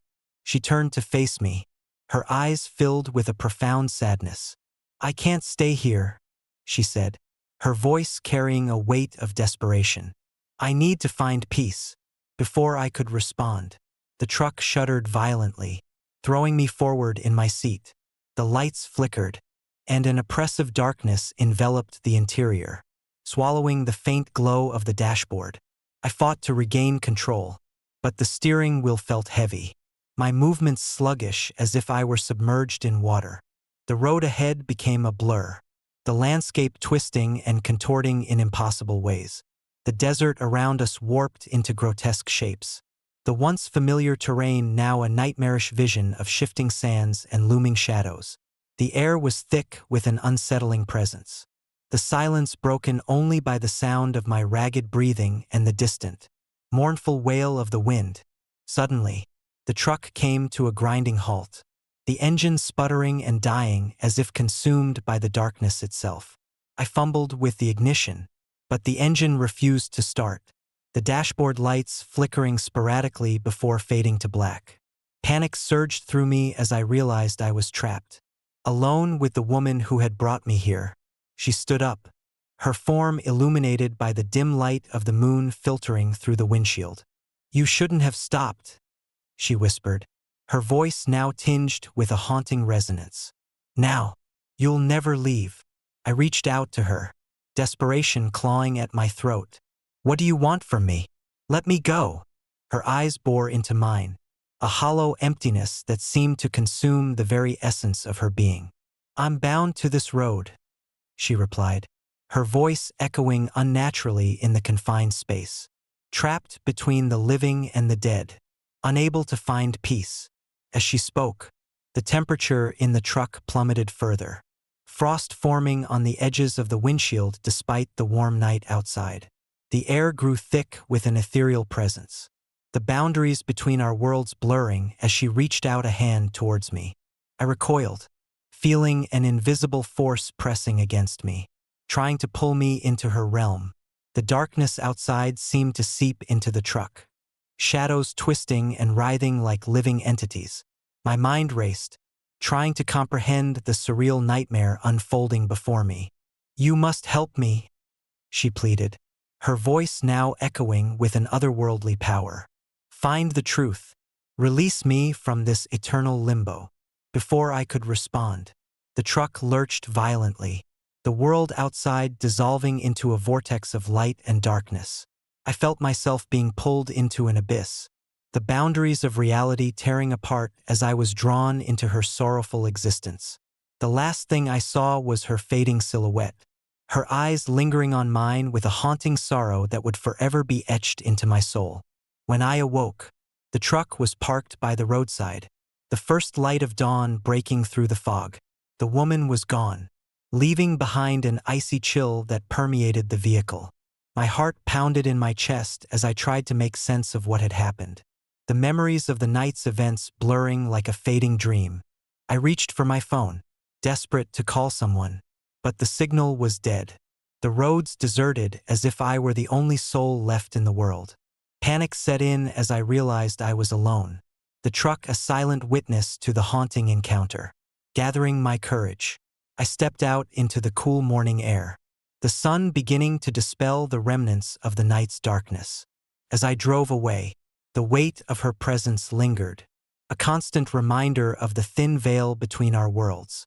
The desert stretched out before me, the vastness now feeling oppressive, the shadows of the night still clinging to my mind. I couldn't shake the image of her sorrowful eyes, the haunting plea for peace that had bound us together on that lonely stretch of road. In the days that followed, strange things began to happen. I would catch glimpses of her standing by the roadside, her figure shimmering in the moonlight, watching me as I passed. The air around me grew colder, the scent of her presence lingering like a forgotten memory. My nights were plagued by restless sleep, haunted by dreams of desert road and the woman in white, her voice echoing in my mind, a constant reminder of the night I couldn't escape. Determined to understand, I delved into the history of Desert Road, uncovering stories of tragedies and lost souls that had been left to wander the highways in search of peace. One story stood out, a young woman named Emily, whose life had been cut short in a horrific accident on this very stretch of road. Rumors spoke of her restless spirit, forever seeking closure, her presence a beacon for those lost between worlds. Armed with this knowledge, I knew what I had to do. I returned to Desert Road on a clear night, the moon casting a gentle glow over the desert landscape. The truck was parked by the roadside, the air calm yet filled with an underlying tension. I set up a small shrine, placing a candle and a photo I had found of Emily, her smiling face a stark contrast to the darkness that had consumed her. I sat in the truck, the engine running softly, and began to speak, recounting her story and acknowledging her pain. "Emily, I know what happened to you. I'm here to help you find peace." The air grew thick with anticipation, the silence broken only by the soft flicker of the candle's flame. The shadows around me began to shift, coalescing into the familiar figure of Emily, her eyes now filled with gratitude rather than sorrow. She stepped forward, her presence no longer menacing but serene, a sense of calm enveloping her spirit. "Thank you," she whispered, her voice now gentle and filled with relief. "You've helped me find my way." As she spoke, the temperature in the truck warmed, the oppressive chill lifting like a veil. The shadows around me dissolved, leaving behind only the soft glow of the candle and the peaceful aura of her spirit. Emily smiled, a genuine expression of gratitude, before fading into the morning light, her presence finally at rest. I felt a profound sense of fulfillment, knowing that I had honored her memory and helped a lost soul find peace. The haunting presence that had once plagued Desert Road had been lifted, replaced by a serene stillness that felt like a promise kept. Driving away from Desert Road that morning, the first rays of dawn breaking over the horizon, I felt a sense of closure I hadn't anticipated. The highway, once a place of fear and uncertainty, now stood as a testament to the enduring power of compassion and understanding. The memories of that night would forever be etched in my mind, a reminder of the thin line between the living and the dead, and the importance of helping those who are lost find their way home. Highway I-35 in Texas remains a place of legend and mystery, a testament to the stories that linger long after the echoes of the past have faded. My journey there taught me that some roads hold more than just asphalt and pavement. They hold the memories and spirits of those who have walked them before us, their voices whispering through the darkness, yearning to be heard and remembered. If you ever find yourself traveling down Desert Road on Route 66 on a foggy Texas night, remember the tale of the silent passenger in the blood-stained backpack. Approach with respect and empathy, for the spirits that linger still are not just figments of imagination but echoes of lives once lived, yearning to share their stories and find the peace they so desperately seek. Story number 65. Highway 281 whispers in the dark. I've always been a night owl, finding solace in the quiet hours when the world slows down and the chaos of the day fades into shadows. As a long-haul trucker, my life revolves around the endless stretches of highway, the hum of the engine, and the solitude that comes with the open road. Highway 281 in Texas was one of my favorite routes, a seemingly endless ribbon of asphalt cutting through the heart of the Lone Star State. But one night, that highway revealed a darkness I couldn't have imagined.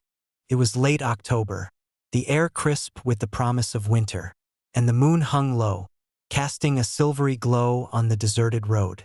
I had been driving for hours, the rhythmic thrum of my truck's engine lulling me into a state of weary contentment. The radio played a mix of classic rock and country tunes, but I had long ago stopped paying attention to the songs, too focused on the road ahead. As I approached mile marker 281, a dense fog began to roll in, enveloping the highway in a blanket of mist. Visibility dropped rapidly, the once clear road now a labyrinth of shadows and uncertainty. I slowed down, the headlights cutting through the gloom, revealing only fleeting glimpses of the darkened landscape.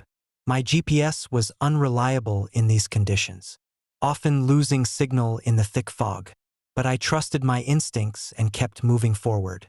Around 2 a.m., just as my eyelids began to droop, I noticed a faint light ahead, a solitary figure standing by the roadside, illuminated by the dim glow of her cell phone. My heart skipped a beat. It wasn't uncommon to see hitchhikers or stranded motorists on these stretches, but something about her presence felt off. She was a young girl, no older than 17, dressed in a tattered dress that fluttered in the cool night breeze. Her hair was long and disheveled, cascading over her shoulders like dark waves. I pulled over, the truck's engine whining to a halt. Rolling down the window, I offered her a ride. Her eyes met mine, wide and pleading, but there was an emptiness there that sent a chill down my spine. She didn't say a word, just stood there, silently watching me with an intensity that felt almost otherworldly. "Need a ride somewhere?" I asked, my voice wavering slightly. She nodded slowly, stepping forward to climb into the truck. The door shut with a definitive thud, sealing her inside. I glanced at the passenger seat, expecting to hear her speak, but all I heard was the soft rustling of her dress and the distant sound of my own breathing. I tried to shake off the unease, attributing it to the isolation and the eerie silence of the night. As I resumed driving, the fog thickened, swallowing the highway in an impenetrable veil. The girl remained silent, staring out the window with vacant eyes. My mind raced, trying to piece together why she was alone out here at this hour. My thoughts were interrupted by a sudden jolt. My truck had hit something. I swerved, barely maintaining control as the vehicle lurched sideways, the tires screeching against the asphalt. I pulled over once more, heart pounding, and turned off the engine. The fog seemed to press in closer, the darkness more suffocating than before. Stepping out, I grabbed a flashlight from the glove compartment, its beam cutting through the mist. The girl was gone, vanished without a trace. Panic surged through me as I scanned the roadside, the only sound the distant howl of a lone coyote. I rushed back to the truck, but she was nowhere to be found. My mind raced, trying to rationalize the disappearance. Had I imagined her? Had she slipped away unnoticed in the thick fog? As I fumbled to start the engine, a soft, sorrowful wail echoed through the night, sending shivers down my spine. It sounded like a child crying, a haunting melody that seemed to emanate from the very ground beneath me. Determined to leave the area, I put the truck back in gear and pressed on, the fog still swirling around me like a restless spirit. The highway stretched out endlessly, the darkness pressing in from all sides. I glanced in the rearview mirror, half expecting to see her standing there. But there was nothing, just the empty expanse of the night. As the hours dragged on, I couldn't shake the feeling that something was watching me, following me through the fog. Every time I glanced out the window, I saw fleeting shadows darting between the trees. Just beyond the reach of my headlights, the radio crackled with static, the usual sounds of the road drowned out by an oppressive silence that weighed heavily on my chest. Around 5 a.m., as the first hints of dawn began to pierce the darkness, I finally saw the city lights of Dallas in the distance. Relief washed over me, the promise of safety and civilization guiding me forward. But just as I was beginning to relax, I felt a sudden, overwhelming presence in the truck, a weight on my chest, making it hard to breathe. The air grew thick, and the temperature dropped sharply, frost forming on the inside of the windshield despite the rising sun. I turned around, my flashlight beam revealing nothing but darkness. The girl was back, standing in the passenger seat, her eyes empty and hollow. Panic surged through me as I slammed my foot on the accelerator, desperate to escape her presence. The truck lurched forward, the engine roaring as I sped down the highway, the fog beginning to lift with the arrival of daylight. But no matter how fast I drove, the feeling of being watched never left me. I couldn't shake the image of her silent, sorrowful gaze, the haunting wail that still echoed in my mind. Reaching Dallas, I pulled into a busy truck stop, the bright lights and bustling activity a stark contrast to the darkness I had left behind. As I stepped out of the truck, the chill in the air seemed to follow me, a lingering reminder of the night's terror. In the days that followed, I couldn't forget the encounter on Highway 281. Friends and fellow truckers listened in disbelief as I recounted the story, their skeptical eyes offering no comfort. Some believed it was a trick of the mind, a hallucination brought on by fatigue and isolation. Others whispered about the legends of Highway 281, the tales of a restless spirit searching for something lost, forever wandering the misty roads in search of peace. One evening, driven by a mix of curiosity and a desire for closure, I decided to return to Highway 281, equipped with better equipment and a renewed sense of purpose. I set out under the cover of darkness, the highway stretching out before me like an endless ribbon of shadows. The fog rolled in once more, thick and impenetrable, but this time I felt prepared for whatever lay ahead.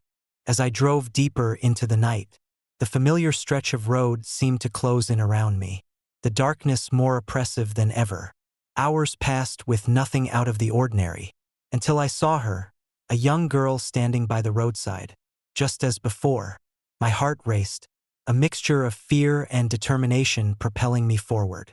I pulled over, my hands trembling as I offered her a ride once more. This time, she didn't hesitate, climbing into the truck. She sat silently, staring out the window with the same empty eyes. I felt a chill run down my spine, but something inside me refused to back down. I decided to communicate, to reach out to whatever spirit she might be. "Are you okay?" I asked gently, my voice steady despite the fear gnawing at me. She didn't respond, just continued to watch me with those hollow eyes. As we drove, I spoke softly, recounting the stories I had heard, acknowledging her presence, and offering her a way to find peace. The atmosphere in the truck grew heavy, the air thick with unspoken emotions. Reaching the spot where we had met before, I turned to look at her. The fog began to lift, revealing the broken landscape around us bathed in the soft light of dawn. She stood up, her form shimmering in the fading darkness. For a moment, there was a flicker of recognition in her eyes, a silent understanding that transcended words. "Thank you," she whispered, her voice barely audible, carrying a sense of relief and gratitude that touched something deep within me. With that, she vanished, leaving behind a sense of calm and closure. The oppressive weight lifted from the truck, replaced by a serene stillness that felt like a promise kept.